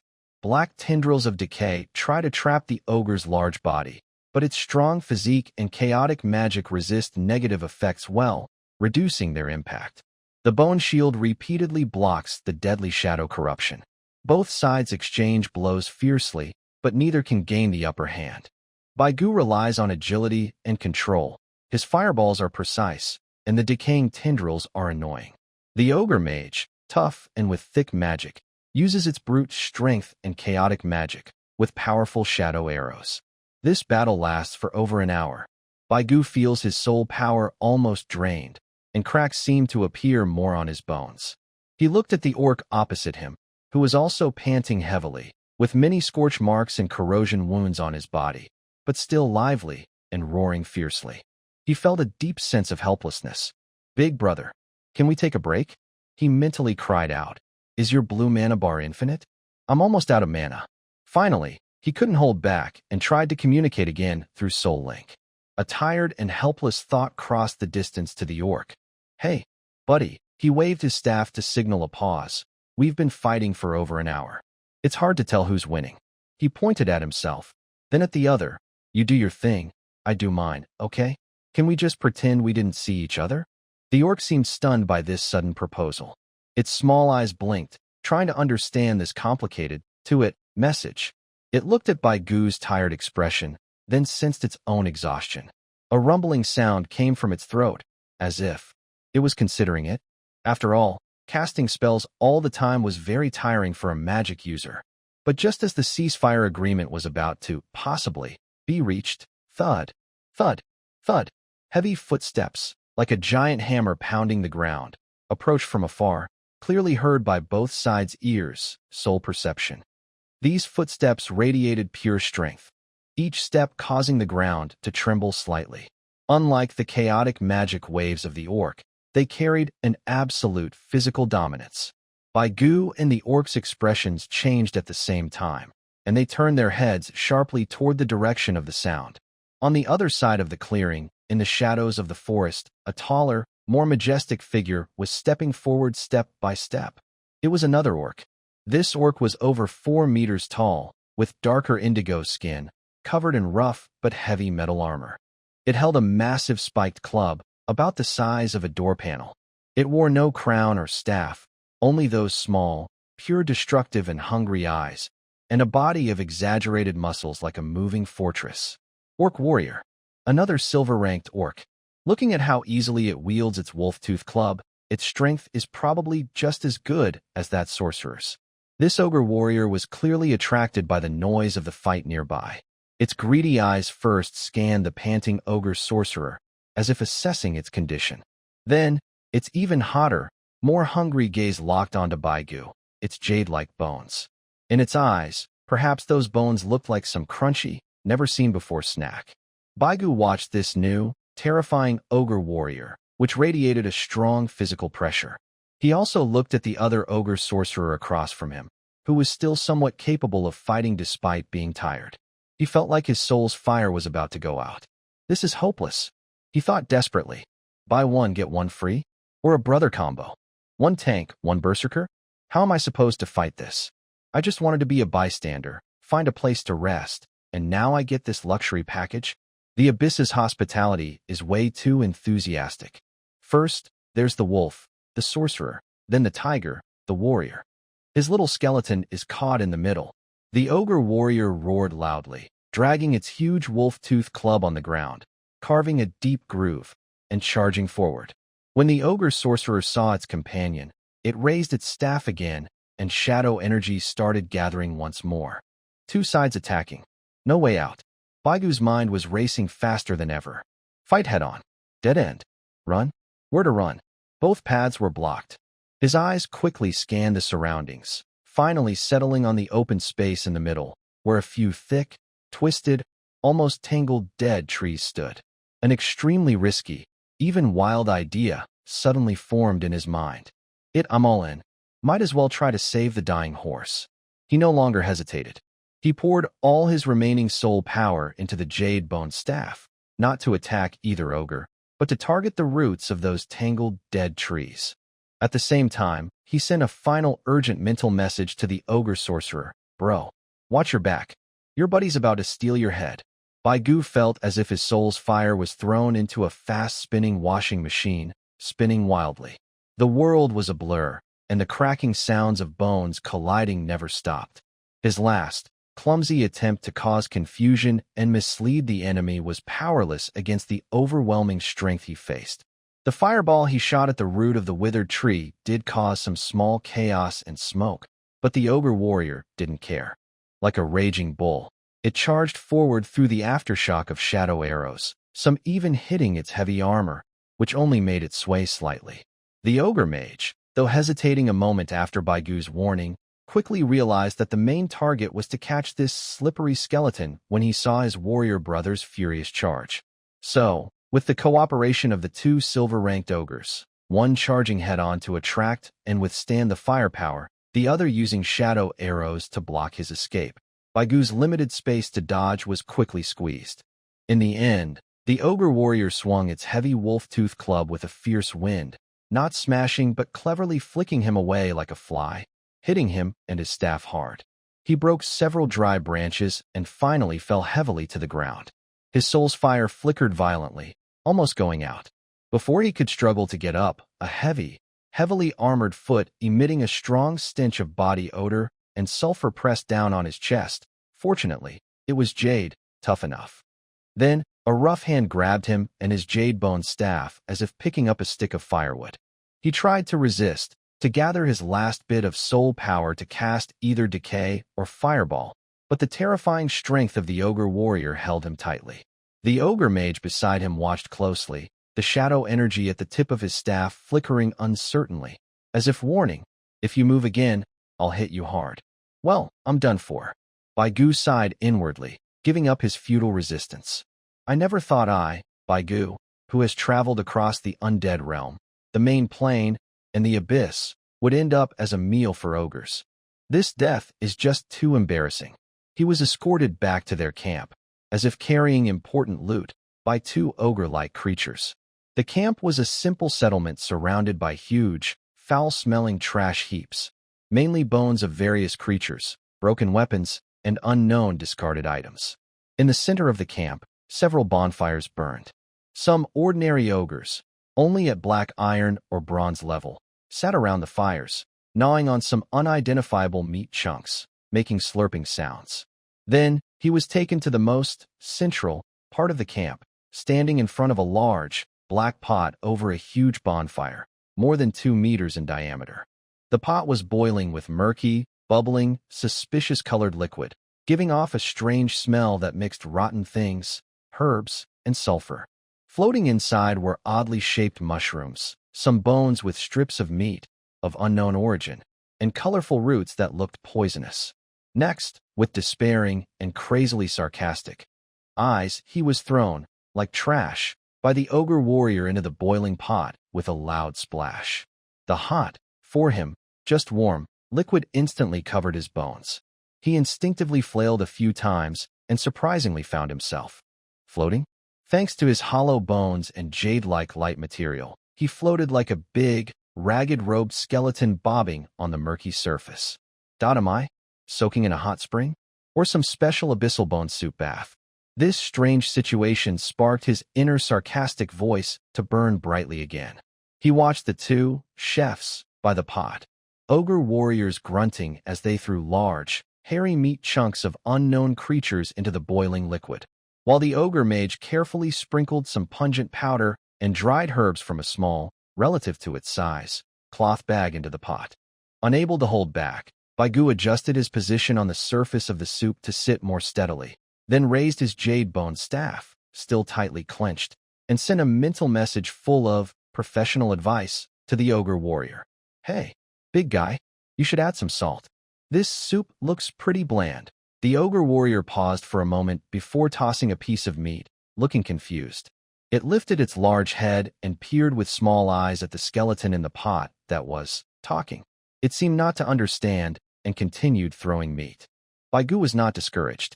He turned to the ogre mage who was sprinkling spices, pointing his staff at a bright purple, glowing poisonous mushroom in the pot. Hey, you, friend, that mushroom looks toxic. You should use less of it. Eating too much could upset your stomach. The ogre mage tilted its head, wearing a bone crown, seeming annoyed by the talking skeleton. Still, it instinctively avoided the most purple mushroom and sprinkled spices elsewhere. Hey, it's actually listening? Baigu felt encouraged and kept giving his cooking advice. Do you have chili powder? Add some. Eating spicy makes you sweat and helps detox. Do you have green onions and garlic? They are essential for removing fishy smells and enhancing flavor. Your cooking skills are too primitive. His persistent mental voice echoed near the pot. Although the two ogres couldn't fully understand, they grew irritated by the constant spiritual noise. Their movements slowed, and they occasionally shot him annoyed looks, as if thinking, why is this skeleton so noisy? Just as Baigu was considering suggesting they try a 3-flavor broth or a tomato base to change the taste, he caught a glimpse of another figure being brought to the edge of the pot. It was a petite figure dressed in tattered black clothes, with a pale face. It's the vampire girl. She seemed recently captured, in worse shape than Baigu. She was being carried like a chicken by a regular ogre, her eyes full of despair and numbness. When the ogre was about to toss her into the pot, Baigu quickly waved his staff, still splashing in the soup, and sent a warm mental message to the girl. Hi, little sister. Nice to see you again. What a coincidence. You're here for a bath. Oh, I mean to soak in the hot spring? The vampire girl. She looked at Baigu, floating in the murky soup and still chatting happily. Her pale face instantly shifted from despair to shock and disbelief, as if saying, how are you not boiled yet? And you're still chatting? With a loud splash, she was thrown into the pot, landing beside Baigu, splashing muddy water everywhere. She struggled to surface, coughing violently. Even though vampires don't need to breathe, it's an instinctive reaction. She looked at the skeleton beside her, which was still clutching a staff in the pot, with the fire of a soul flickering in its eye sockets. showing a curious glow. She felt that her hundreds or thousands of years as a vampire were slowly collapsing her worldview. Baigu watched her look so messy and shocked. He kindly, or so he thought, sent a comforting thought. Don't be afraid, miss. The water temperature is just right, and it feels pretty comfortable. It's just the seasoning that's a bit off. I'm talking to the chef about fixing it. The vampire girl thought. She silently swam closer to the edge of the pot, trying to stay away from this crazy skeleton. By the pot, the two ogres looked at the ingredient that had appeared in the pot and the skeleton still chattering on a spiritual level. They exchanged glances, their small eyes full of confusion. Should they keep cooking this soup? Why is this skeleton talking so much? In the murky, strangely smelling bone soup, Baigu and the vampire girl floated like two uniquely shaped ingredients on the boiling surface. Baigu still tightly gripped his jade-bone staff, as if it was not just a magic tool, but his last dignity, and a way to vent frustration.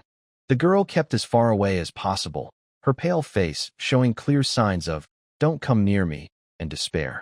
By the pot, the two silver ogres seemed confused and conflicted because of the noisy ingredient, mainly Baigu's one-sided spiritual output.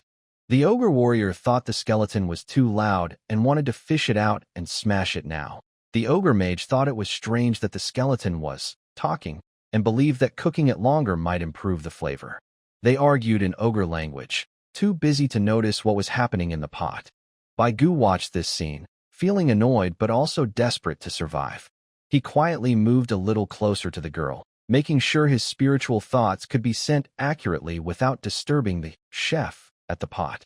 He organized his thoughts on a spiritual level, using a clear and direct message, carefully poking at the girl's mind.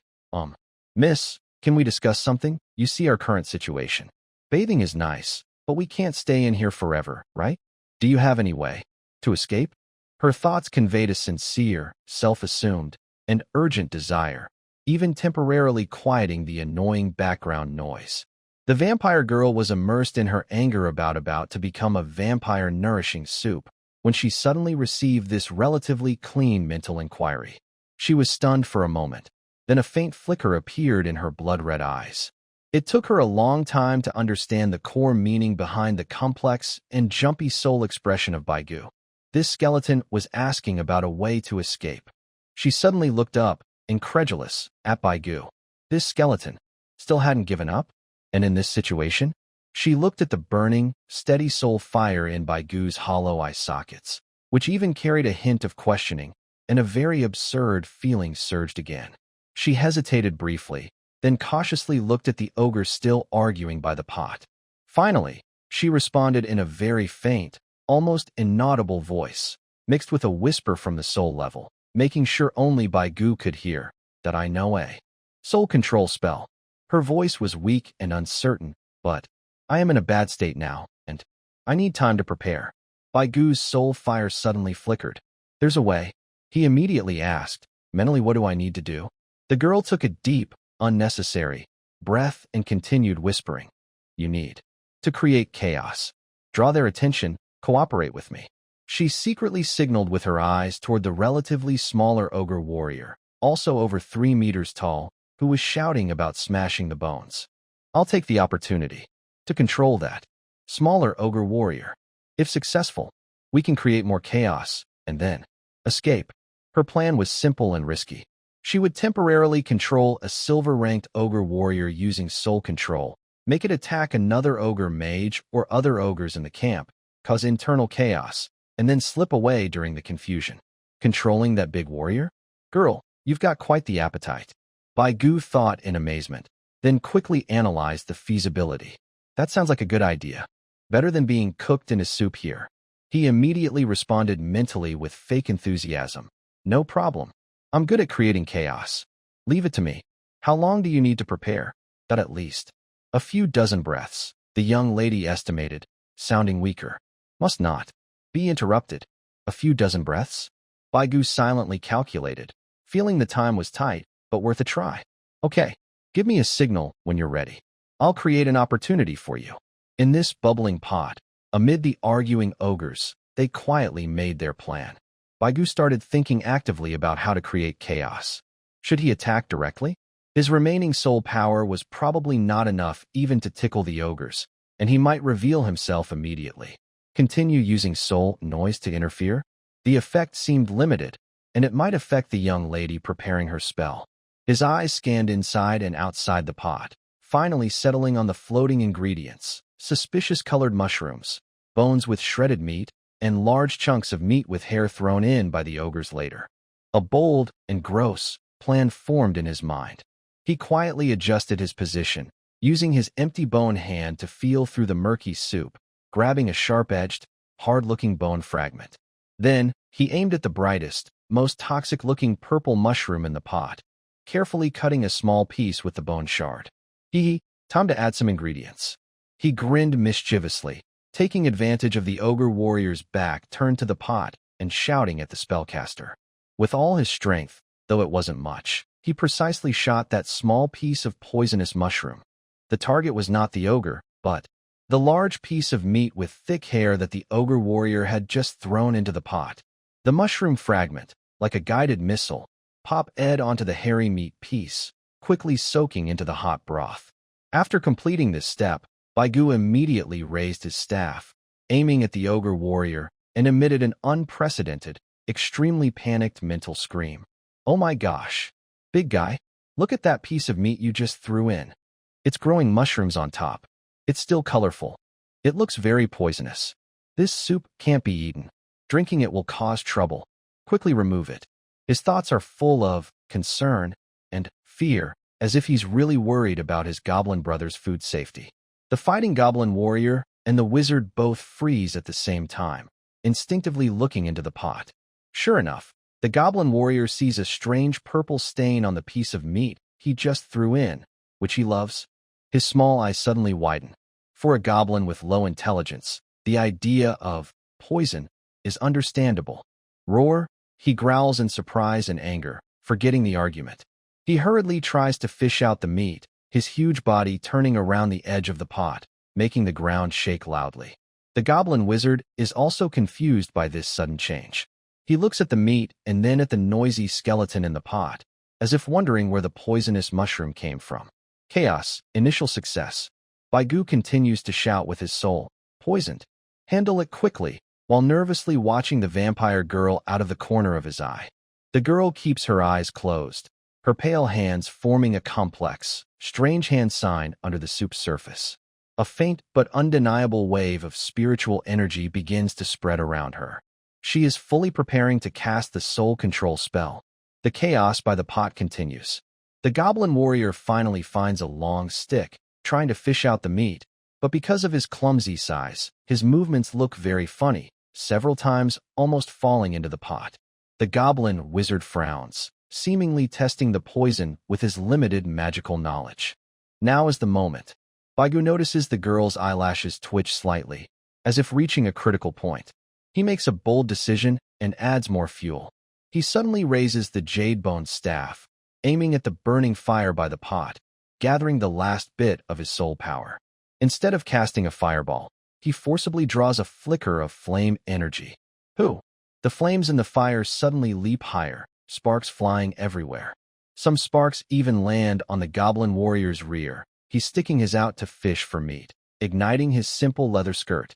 Yow! The ogre warrior let out a loud roar of pain and suddenly jumped up, frantically waving his arms and slapping the flames on his backside, completely losing his composure. This distraction drew the attention of other ordinary ogres in the camp, who all looked over. In that moment of chaos, the vampire girl suddenly opened her eyes. Her blood-red eyes flickered with tiny symbols. She raised one hand, with a faint, almost invisible thread of red soul energy curling from her fingertips, precisely targeting the ogre warrior, who was furious and jumping because of the fire on his rear. Soul control activate. Time seemed to stretch and freeze at that moment. Baigu watched helplessly as the 3-meter-tall ogre warrior, still smoking from his backside, was struck by the blood-colored soul thread. His huge body suddenly stiffened, and his small, savage, and pained eyes lost focus, turning hollow and dull. Then, before anyone or anything could react, he did something that stunned everyone. He ignored the flames still licking his rear, ignored the stunned ogre mage nearby, and ignored the curious gazes from other directions in the camp. Like a puppet set to a single program, he suddenly took a big step toward the rolling cauldron, his thick arm like a mechanical excavator arm, reaching into the murky soup with precision. Splash! Water splattered everywhere. His target was clear. The vampire girl who had just finished casting her spell, her face pale as paper, nearly exhausted. He grabbed her wet, drenched as if she had just been caught in a rainstorm, holding her tightly in his palm.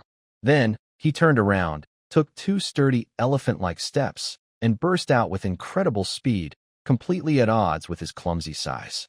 Like a blue whirlwind, he charged out of the ogre camp without looking back, smashing through piles of trash, disappearing in a flash amid the bewildered gazes of the ogres.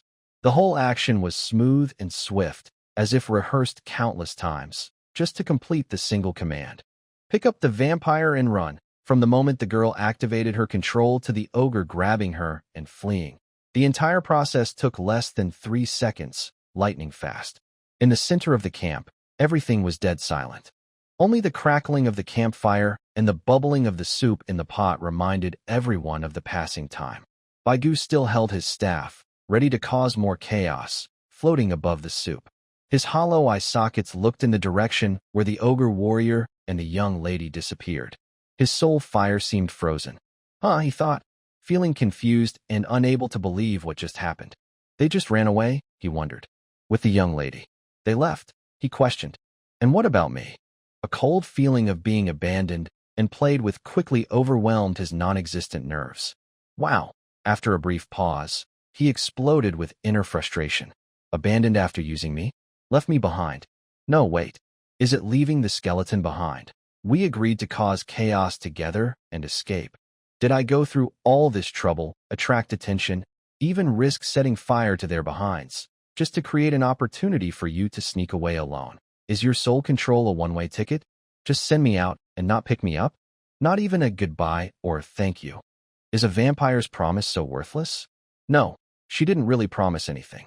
But still, that's so rude. He felt his non-existent heart grow cold. He thought this young lady was cold, but at least consistent in major matters. Now she had just sold him out. As Baigu's inner rage roared, feeling like a tool discarded after use, the silence by the pot was broken.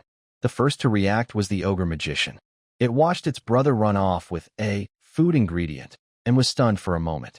Then, its small eyes suddenly flashed with anger and a hint of realization.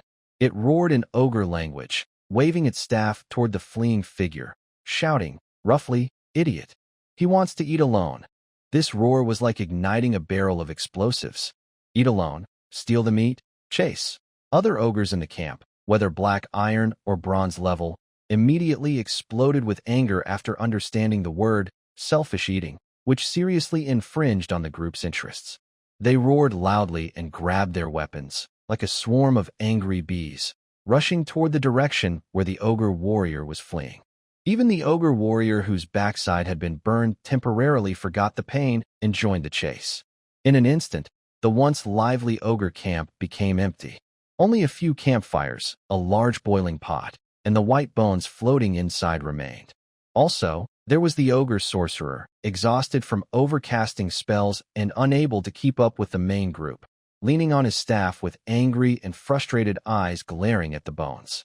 Clearly, it transferred its anger over the betrayal and the delicious food being shared only by some brothers onto the remaining noisy bones. Looking at the suddenly empty camp and the increasingly unfriendly ogre sorcerer by the pot, Whitebone felt a surge of sadness and anger almost like a flood.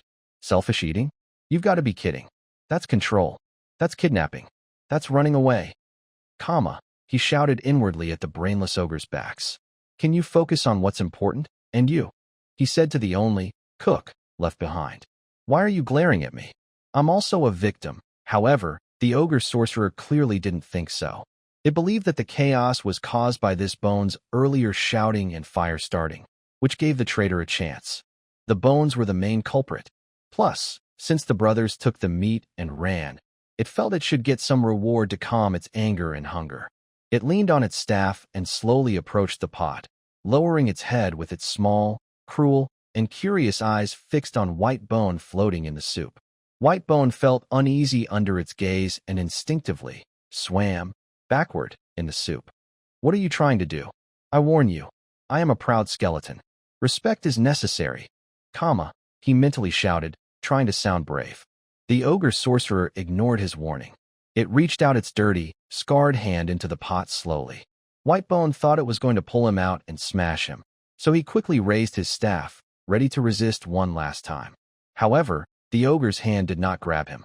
Instead, it pinched one of his ribs. Then, under Baigu's terrified and disgusted stare, the ogre sorcerer brought his large, fong-filled head close, opened his mouth wide, and with a rough tongue as coarse as sandpaper, carefully and forcefully licked the smooth, warm jade-like rib from top to bottom. Slurp. A clear, sticky sound echoed through the empty camp. Baigu, he felt his soul's fire almost burst out of his eyes in fear. What? What the heck are you doing? He screamed inside, terrified. Let go of my bones. You pervert. You brute. After licking once, the ogre sorcerer clicked his tongue, with a look of confusion and dissatisfaction in his small eyes. There was no taste. Not a hint of flavor at all. No meat flavor, no marrow aroma, not even a salty taste. Just a smooth, hard, cold, tasteless bone. Unwilling, it grabbed another arm bone and brought it close again. Slurp, another lick. Still no flavor. It was angry. It thought the bones were playing tricks. It suddenly grabbed Baigu out of the pot, ignoring his struggles. Physical resistance was useless against the silver ogre.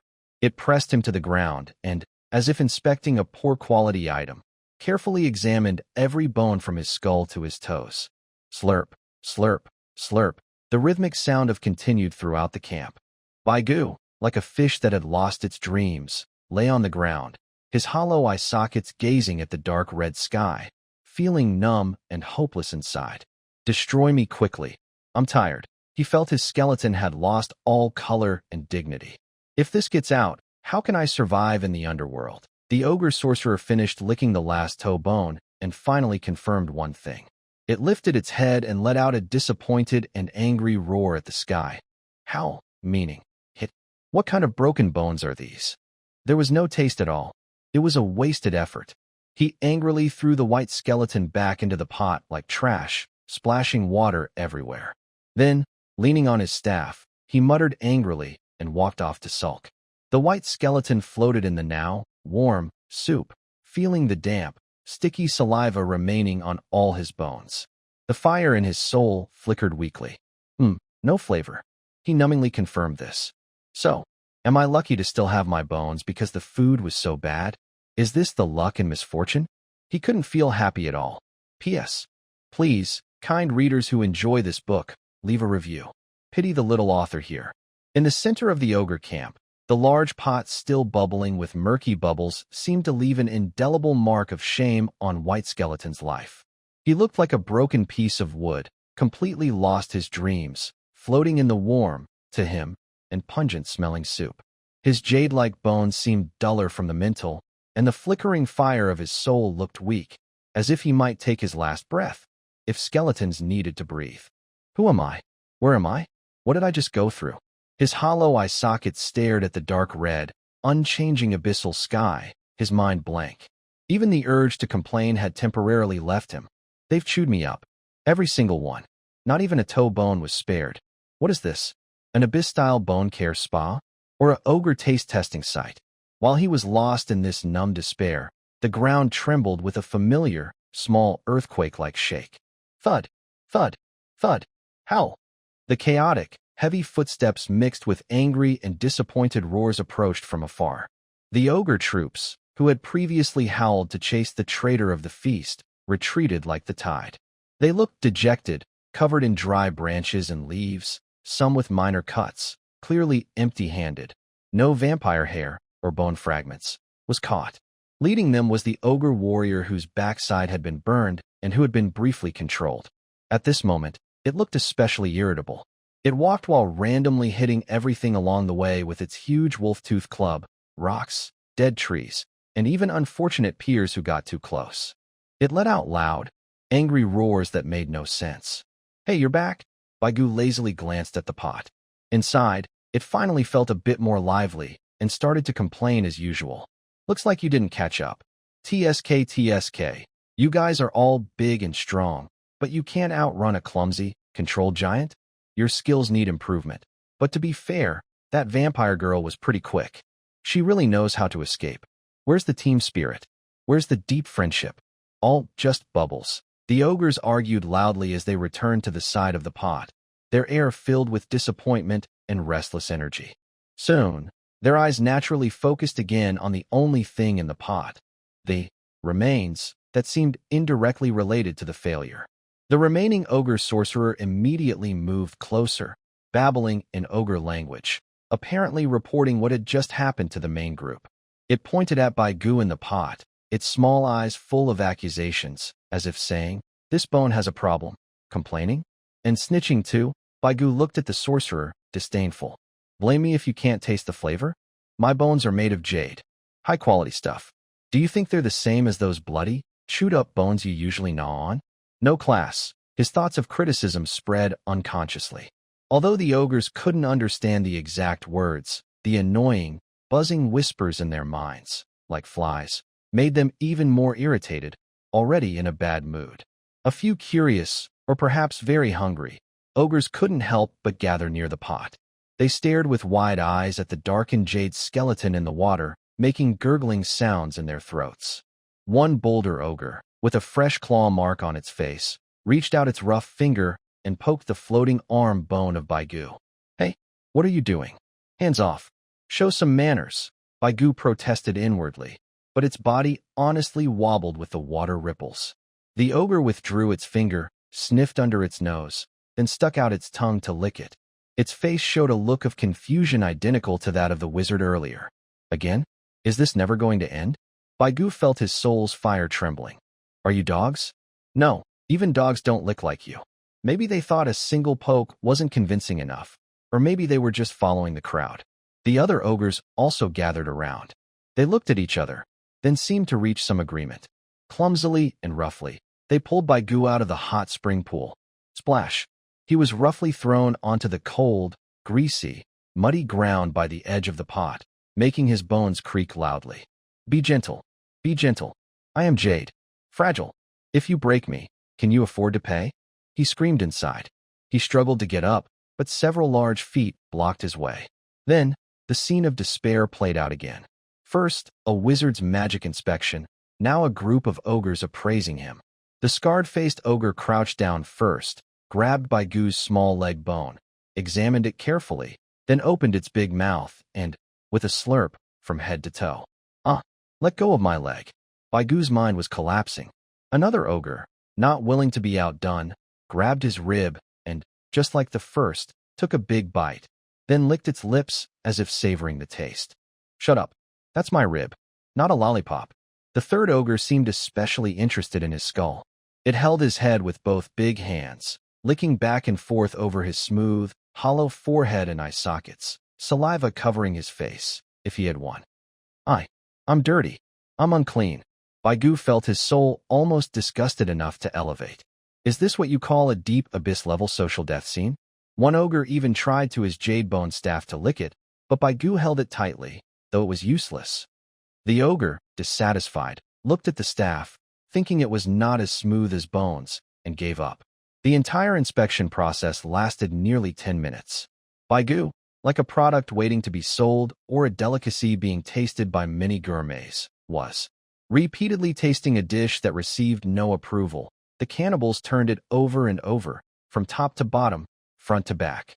Not a single bone was spared, and once again, it was coated with a layer of saliva that reeked of the cannibals' characteristic bad breath. In the end, all the cannibals involved in the tasting reached a very clear agreement. They gathered together, shouting loudly in their language, occasionally shooting disdainful glances at the lying, hopelessly resigned Baigu. Ugh. Grr. Meaning, no flavor. Snort. Phew. Meaning, no oil or juice at all. Roar. Ha. Meaning, hard and rough, hurts the teeth. Ugh. Ugh. Meaning, better to chew on rocks. After a democratic discussion, the cannibals unanimously decided, This bone stick is not food. It has no meat, no blood, no marrow, not even a hint of salt or mineral flavor. For cannibals who seek fats, proteins, and anything edible, this thing is worthless, just a waste of space. So, under Baigu's confused gaze, the scarred-faced cannibal, as if discarding kitchen scraps, casually grabbed him, walked to the mountain of bones and debris at the camp's edge, composed of various creature remains and waste, and raised his arm. Clack. Baigu was precisely thrown onto the top of the bone pile in a large, skull-shaped shape, face down, though he had no face. A few ribs, probably from some creature, rolled aside from the impact of his fall. So, am I officially classified as non-recyclable waste? He lay on the cold, deathly, decayed-smelling bones, feeling a mix of emotions.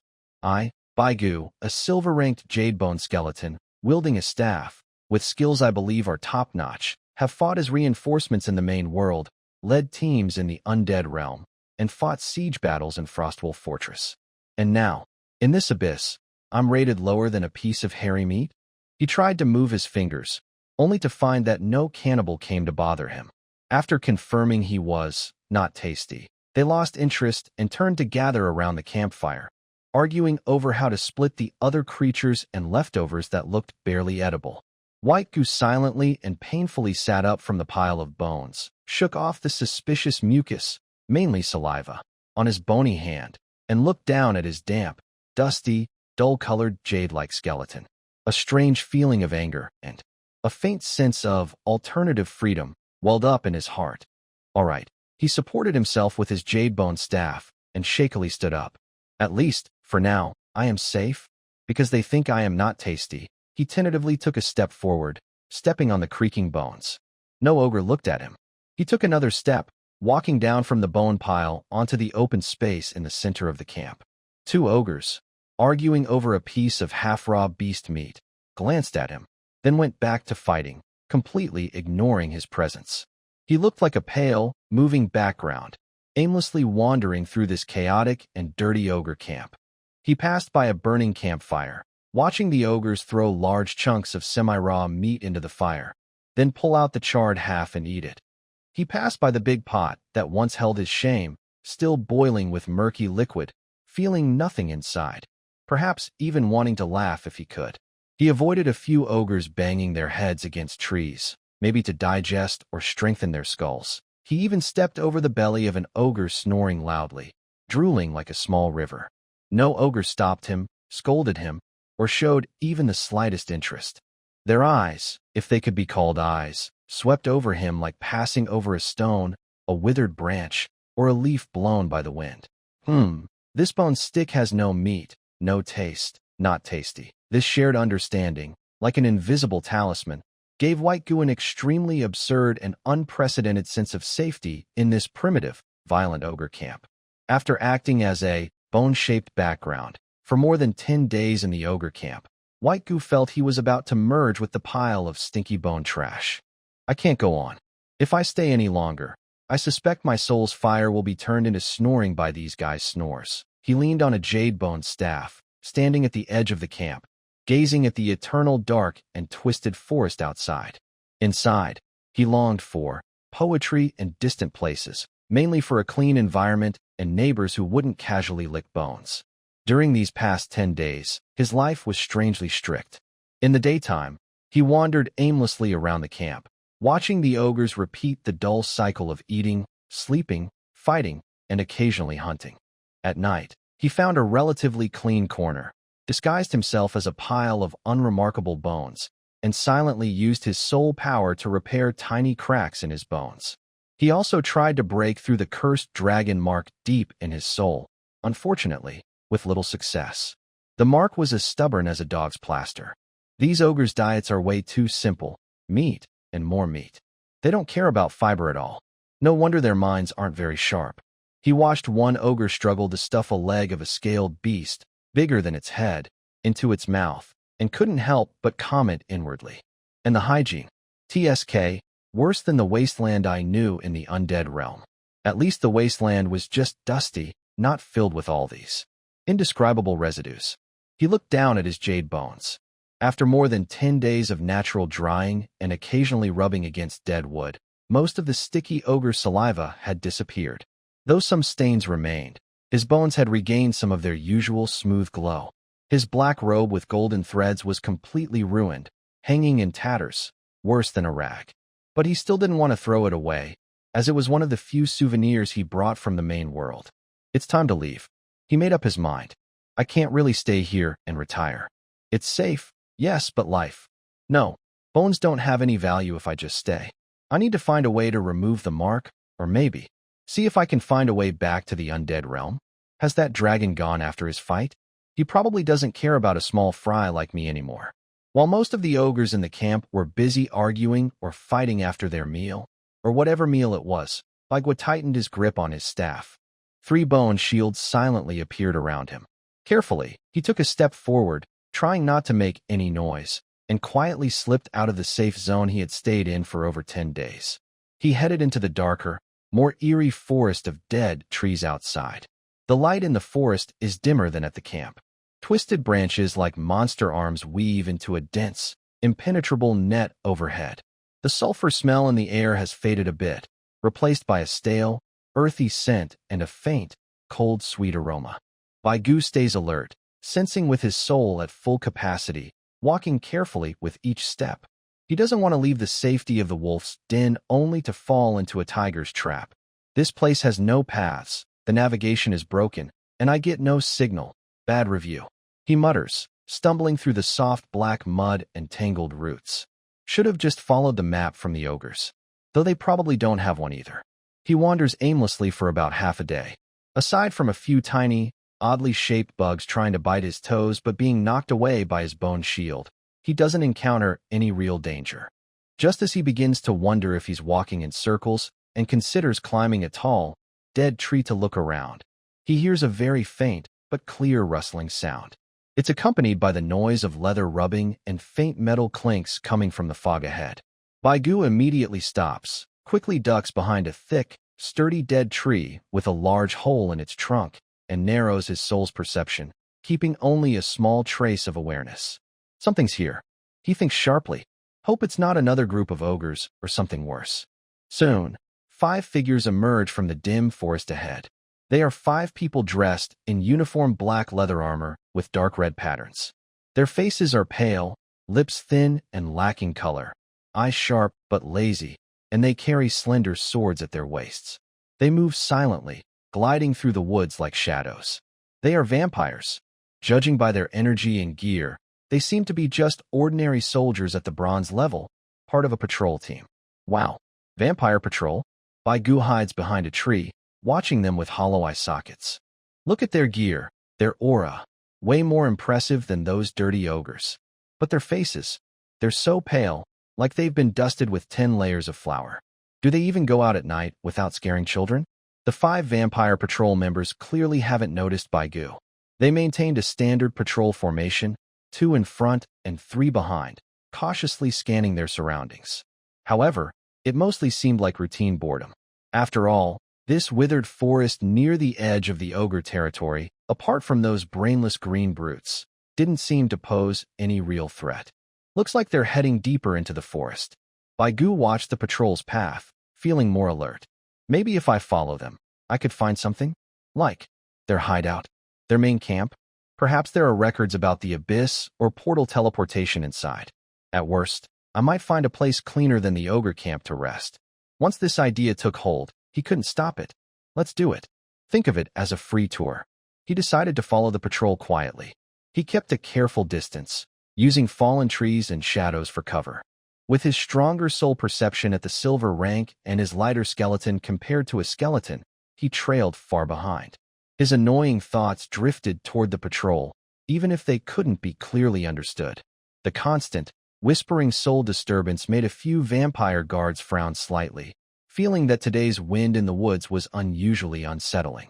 That one on the left walks a bit bow-legged, messing up the formation. The one on the right didn't button up his leather armor properly. Big fail? And the leader in the middle looks so serious. What's with that stern face? No one's paying you, if they were. Bagua kept following, silently criticizing the patrol, unaware of his role as a stalker. The patrol clearly didn't realize someone was tailing them. They followed their usual route through the twisted woods, moving at a steady pace. As he followed, Baigu noticed the scenery around him subtly changing. The black dirt underfoot was gradually replaced by a harder, dark-colored stone slab with fine lines. The jagged, withered trees seemed to become more orderly, still twisted, but arranged in a faint pattern. The cold, sweet smell in the air grew stronger. There's a sign. This is definitely evidence of frequent magical activity. Baigu's spirit lifted, and he became more eager to follow. After walking for about half an hour, the fog ahead seemed to thin out a bit. The patrol team slowed down and finally stopped at the edge of a relatively open area. Baigu hid behind a strange bush that looked as tough as black wire, peeking out to look around. This look made his hollow eye socket seem to widen a little. At the end of the open space, there was a huge castle built into the mountain. It looked like a sleeping dark beast, quietly standing under the dull sky. The castle style was very strange and dark. Tall spires like swords pointed at the sky, with carvings of twisted, suffering faces and bat-shaped reliefs. The walls were made of a dull black stone that seemed to absorb light, covered with dark purple vines that looked like blood vessels. Inside the large arched windows, it was pitch black, with occasional flickers of faint green lights like ghostly flames. Around the castle, there was a moat that gave off a cold feeling. The water was thick, nearly black with a dark red hue, like frozen blood. A fierce-looking drawbridge made of bones and black metal stretched quietly across the moat. The whole castle gave off a strong feeling of ancient, elegant death and blood, a stark contrast to the primitive chaos of the ogre camp. I'm going. Baigu's soul seemed to pause for a moment. Is this the vampire's lair? Such size and aura, it's not inferior to the skeleton castle. But the decor style, so dark and gothic.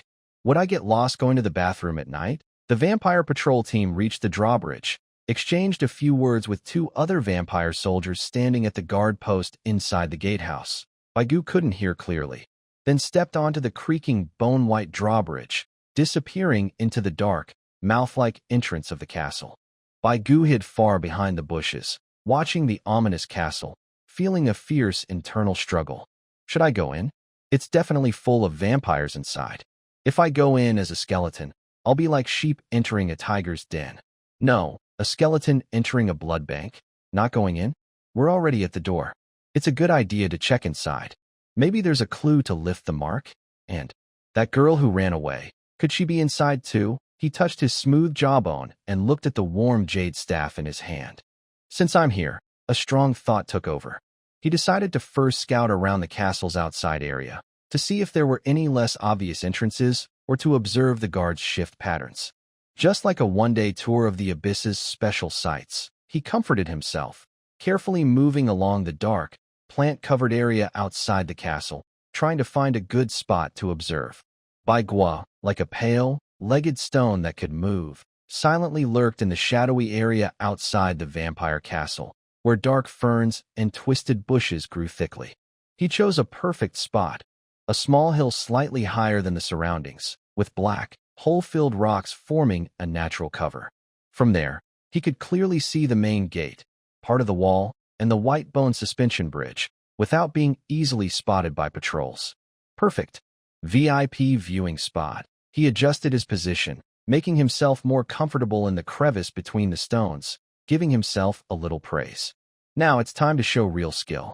Let's see what secrets this dark mansion is hiding. He watched like this for 3 whole days.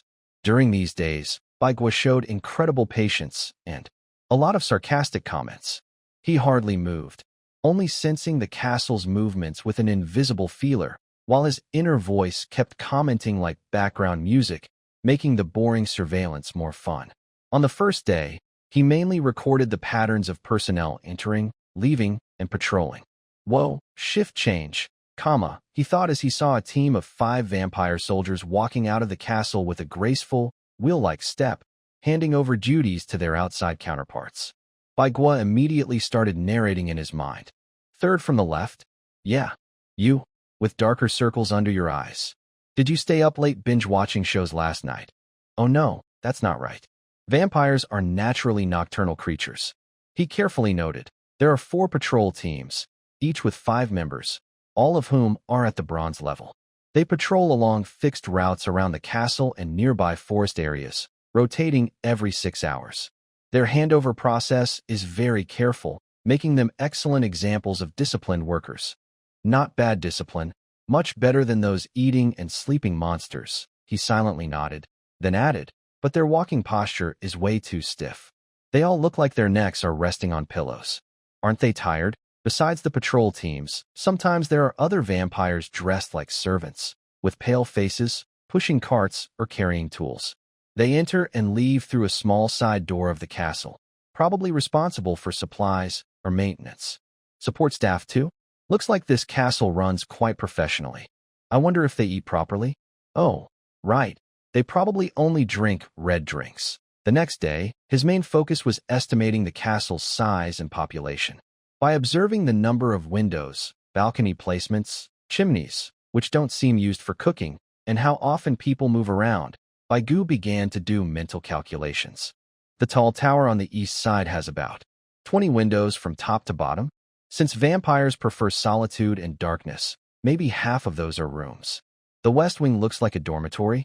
The main building probably has luxury suites. Combining observations of patrols, guards, and the number of servants, he repeatedly calculated and reached a rough conclusion.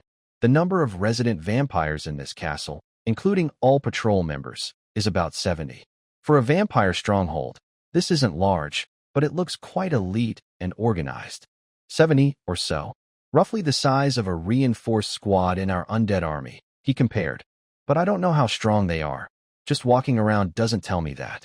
On the third day, his focus was on the castle's owner. Just when Baigu thought today would be dull again, a change occurred. Near dusk, judging by the energy tide fluctuations sensed through his soul, the heavy black door of the castle, carved with intricate bat and thorn patterns, slowly opened. A man dressed in a luxurious dark purple gown with gold trim, wearing a black velvet cloak, stepped out slowly. He was accompanied by a butler-like figure and an older servant, both also vampires. The man stood on the porch, seemingly gazing at the land in front of the castle. Baigu's sole perception instantly focused on him. Wow, he thought quietly. The male vampire looked middle-aged but was very well-groomed. Perhaps the gift of immortality kept him at a charming, mature age. His features were like a carefully crafted piece of art, deep and handsome. His pale skin didn't weaken his presence. It made him seem more cold and noble. His dark red hair was neatly combed, and his deep eyes looked like aged wine, full of wisdom and a hint of sadness. Just standing there, he naturally gave off a calm, commanding aura. Is this the owner of the castle? He looked so impressive. Baigu felt like his non-existent heart skipped a beat if he had won. With that face and style, in his old world, he'd be a top idol or a powerful CEO, like a vampire version of a 1,000-year-old legend. He carefully sensed the energy coming from the man. It was a refined, cold-blood energy, much stronger and purer than the patrol soldiers made of bronze, with a clear sense of authority from someone high in rank. Silver rank. Yes, that's right. And not a beginner. Baigu quickly judged. He's probably a vampire baron? Looks like he's the boss of this castle. The handsome vampire lord didn't stay outside long. It seemed he just came out to get some air, or to show off his presence, and whispered a few words with the old butler. Baigu couldn't hear what they said. His gaze lightly swept over the withered woods ahead, calm and steady, as if he had everything under control. Wow, such style and presence. Baigu thought in awe. He's even more stylish than Morlag, the golden skeleton. No, I mean, he's got more class. It seems vampires really put effort into their image management.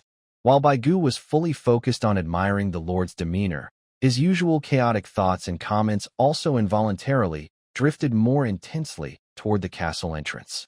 The clothing material looks good and probably expensive. Your hairstyle is very well maintained. What brand of hair gel do you use? Could you look less gloomy? You're not young anymore. You should try to be more cheerful. Oh, right, you're afraid of sunlight. The vampire lord, who was about to turn back to the castle, paused slightly, almost imperceptibly. His handsome eyebrows furrowed gently, and his deep eyes looked again toward the dark forest outside the castle, as if searching for something. Strange, he muttered softly, with a hint of magnetic confusion. Lately, I feel restless, as if countless tiny insects are whispering in my ears, disturbing my peace. The old butler slightly bowed. Master, perhaps the restless creatures in the forest are affecting you.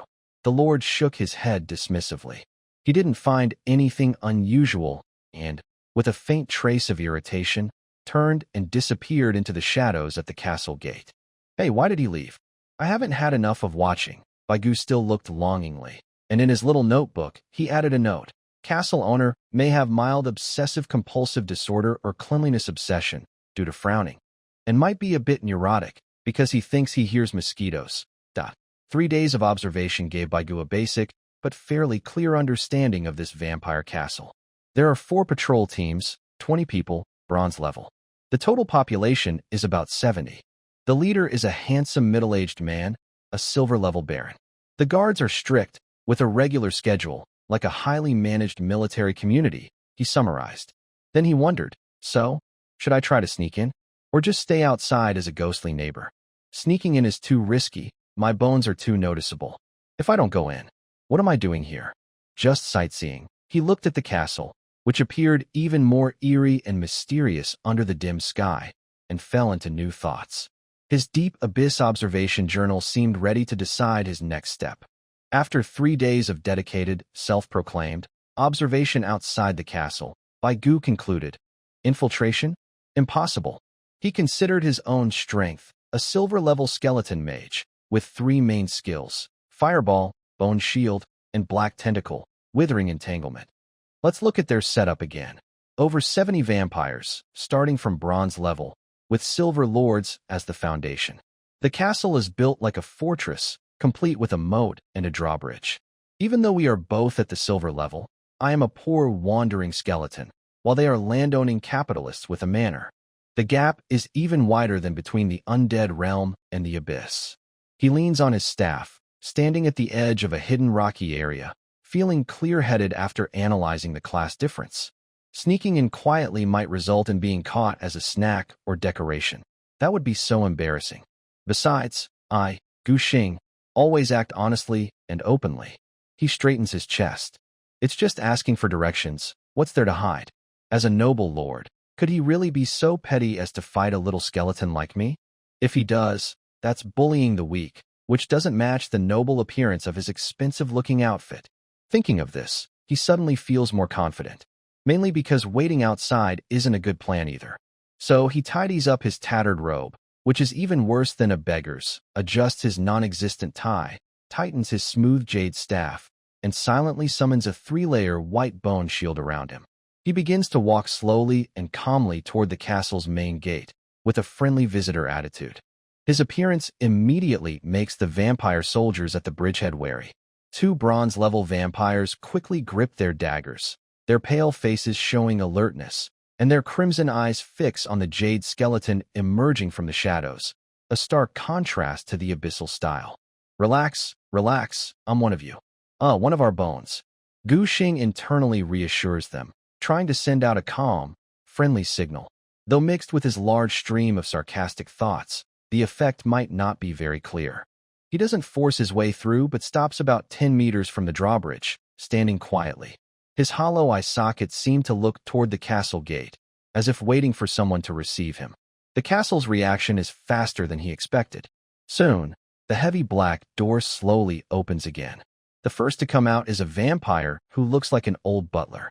He eyes Gu Xing carefully, especially pausing on the 3 spinning bone shields and jade staff, then slightly turns aside. Next, the very handsome vampire Baron Lord appeared again on the porch.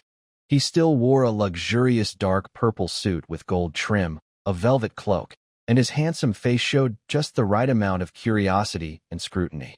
His calm eyes fixed on Baigu. He didn't speak immediately, just looked him up and down with deep, blood-like eyes, as if evaluating his background and intentions. The air around them felt tense and heavy.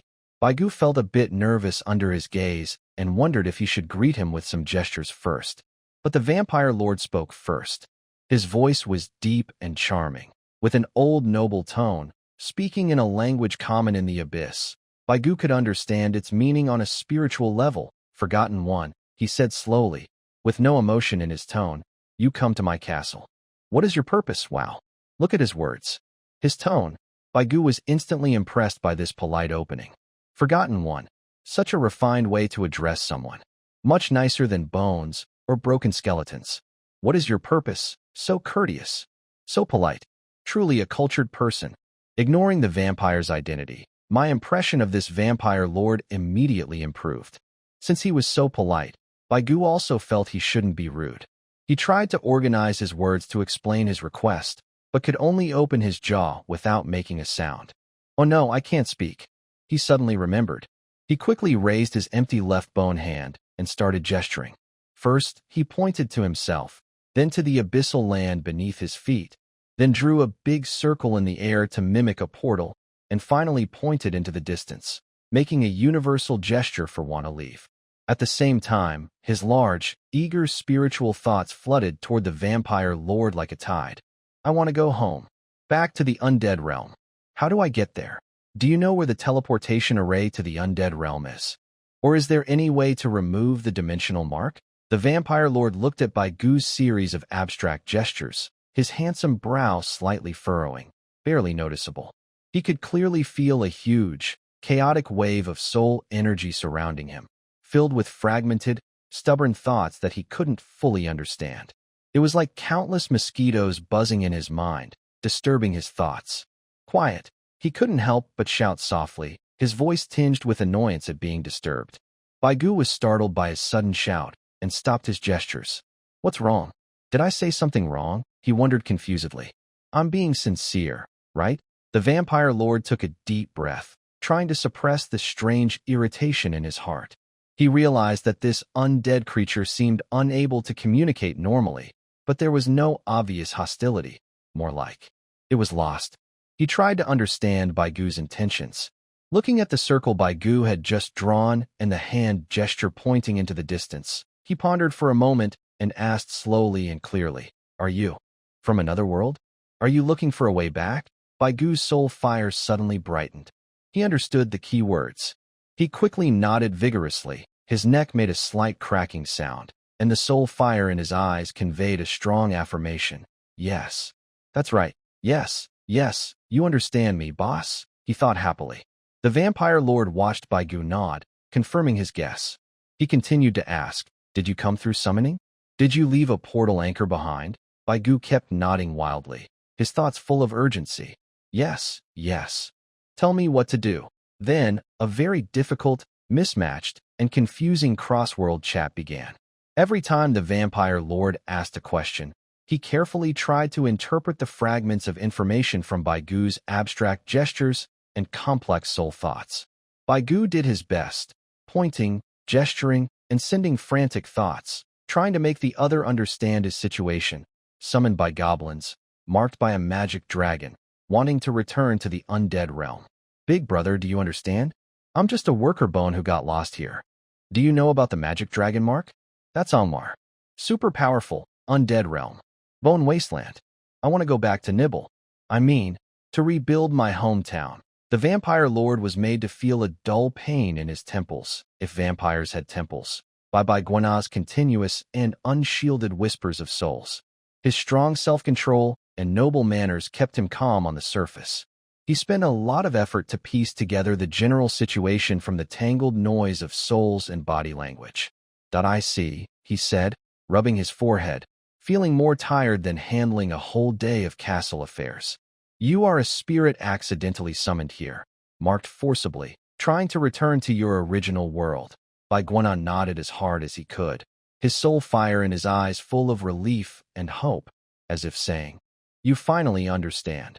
The vampire lord looked at the skeleton in front of him, who, despite being unable to communicate, surprisingly, or perhaps forcibly, seemed straightforward, and slowly gave the answer he wanted. "The forgotten, wanting to return to your original realm, there are usually two ways." Gwena immediately perked up his non-existent ears, focusing his soul perception completely. "First," the vampire lord said, extending a long, pale finger, "using the teleportation array that initially summoned you here. That is the closest connection, with the highest chance of reversing the process." Gwena's heart sank. That broken goblin cave? Not to mention whether I can find it. Even if I do, it might be collapsed. And who knows if some strange thing might be summoned again. Second, the vampire lord said, raising a second finger calmly, waiting or forcing the anchor point that summoned you here to completely disappear.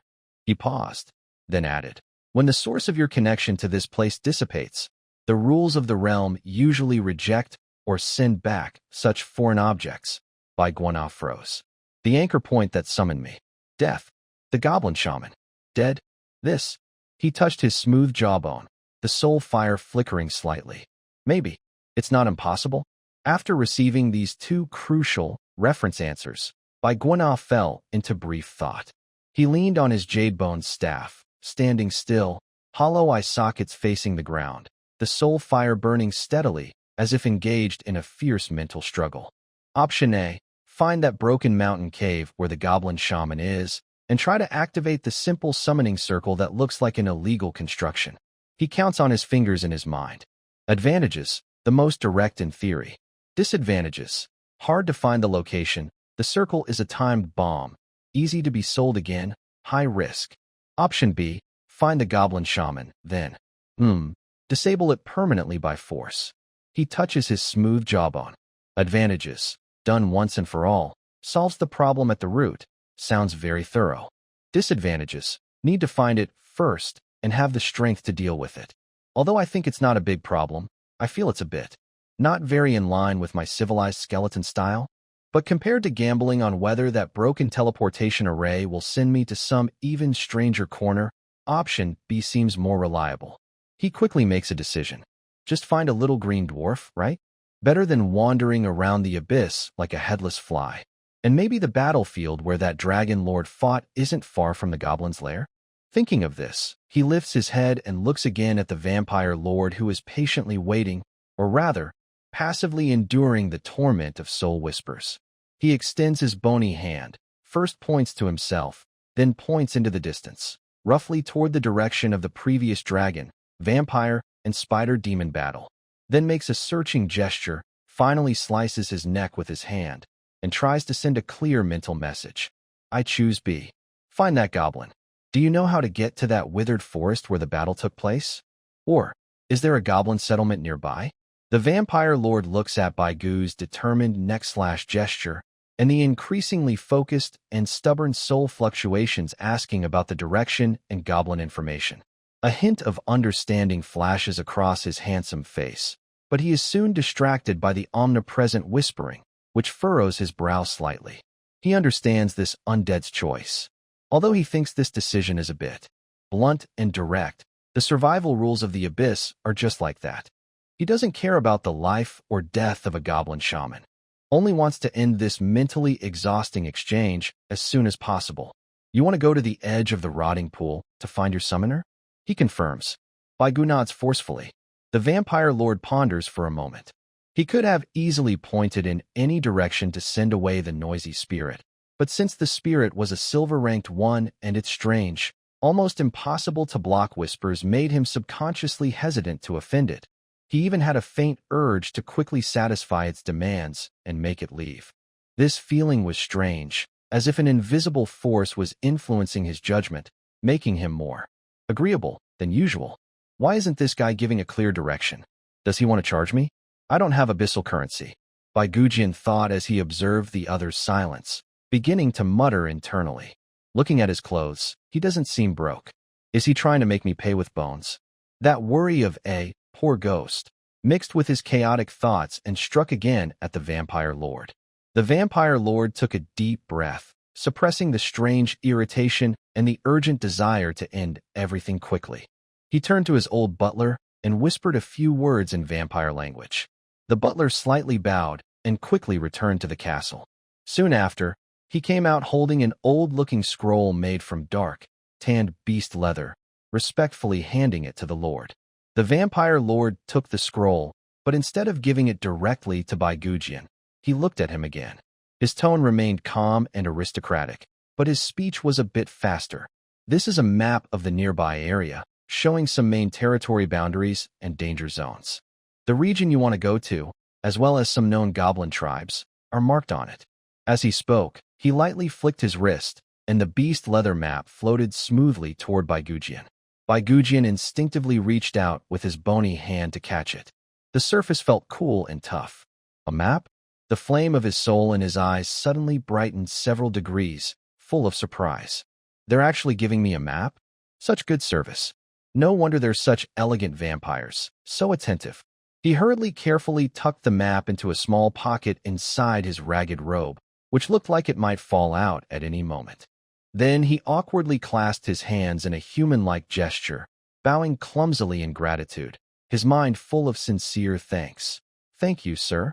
You're such a good person, a good vampire. Wishing you eternal youth and a more beautiful castle. The vampire lord's lips twitched slightly at this sudden, mixed feeling of good person card and blessing from the soul. He waved his hand, indicating there was no need for formalities, and simply wanted to end the conversation quickly. May you find your way home soon. There was a faint, almost unnoticed sense of relief in his tone, as if he was letting go of a burden. I'm leaving now. I won't bother you anymore. Baigu also understood the other person's meaning and politely bowed again. Then he turned around, leaning on his staff. His steps, though still a bit worn, seemed lighter. He stepped onto the white bone suspension bridge and headed toward the dark forest outside the castle. The vampire lord stood under the porch, watching the pale skeleton figure with a tattered bundle disappear into the fog of the woods. He finally let out a long, silent sigh. It felt like the whole world had become quiet. At least, his ears were peaceful now. Master, why? The old butler asked softly, feeling puzzled. He thought the master was being unusually kind and patient with this unfamiliar spirit. The vampire lord waved his hand to stop him and simply said calmly, just a special lost soul. With its silver-rank strength, crossing this dangerous abyss to reach its destination is nearly impossible. No need to discuss further. He turned back toward the castle, deciding to go to the cellar and pick out the oldest bottle of red drink to soothe his nerves after the ordeal. After leaving the vampire castle, Baigu couldn't wait. He found a relatively safe tree hollow, spread out the animal hide map on the ground, and carefully read it with his sole perception. The map was very detailed, drawn with a dark red pigment that looked like dried blood. It marked twisted abyss words and symbols. Baigu couldn't read the words, but he understood the shapes and signs. Soon, he found his current location, marked with a small castle icon. Then his gaze moved across the map to a large area marked with dark brown and twisted tree symbols, with a tiny fire-breathing dragon icon nearby, probably representing the rotting pool and the power of the magic dragon Angma. At the edge of the map, near the withered forest, he saw several points marked with simple hut icons, with sketches of dog-headed humanoids next to them. Found it. Baigu's spirit brightened. He pointed with his bone finger at one of the dog-headed huts closest to the edge of the rotting pool. Let's start searching from this one. Maximize efficiency. He deeply engraved the route and markers on the map into his soul, then carefully rolled up the map and tucked it back into his chest. All right, goal clear. He stood up, brushed off the dust from his clothes, clenched his jade bone staff, and the three-sided bone shield appeared quietly. Let's go? To get home, I need to find that troublesome goblin anchor point and settle the score. He identified the direction, took a step forward, and once again entered the endless, mysterious, twisted, withered forest. This time, he was no longer wandering aimlessly but had a clear goal. The long journey to find the anchor point officially began. Baigu's figure moved through the dim forest, steady and lonely, with a touch of humorous background music, heading toward the distance.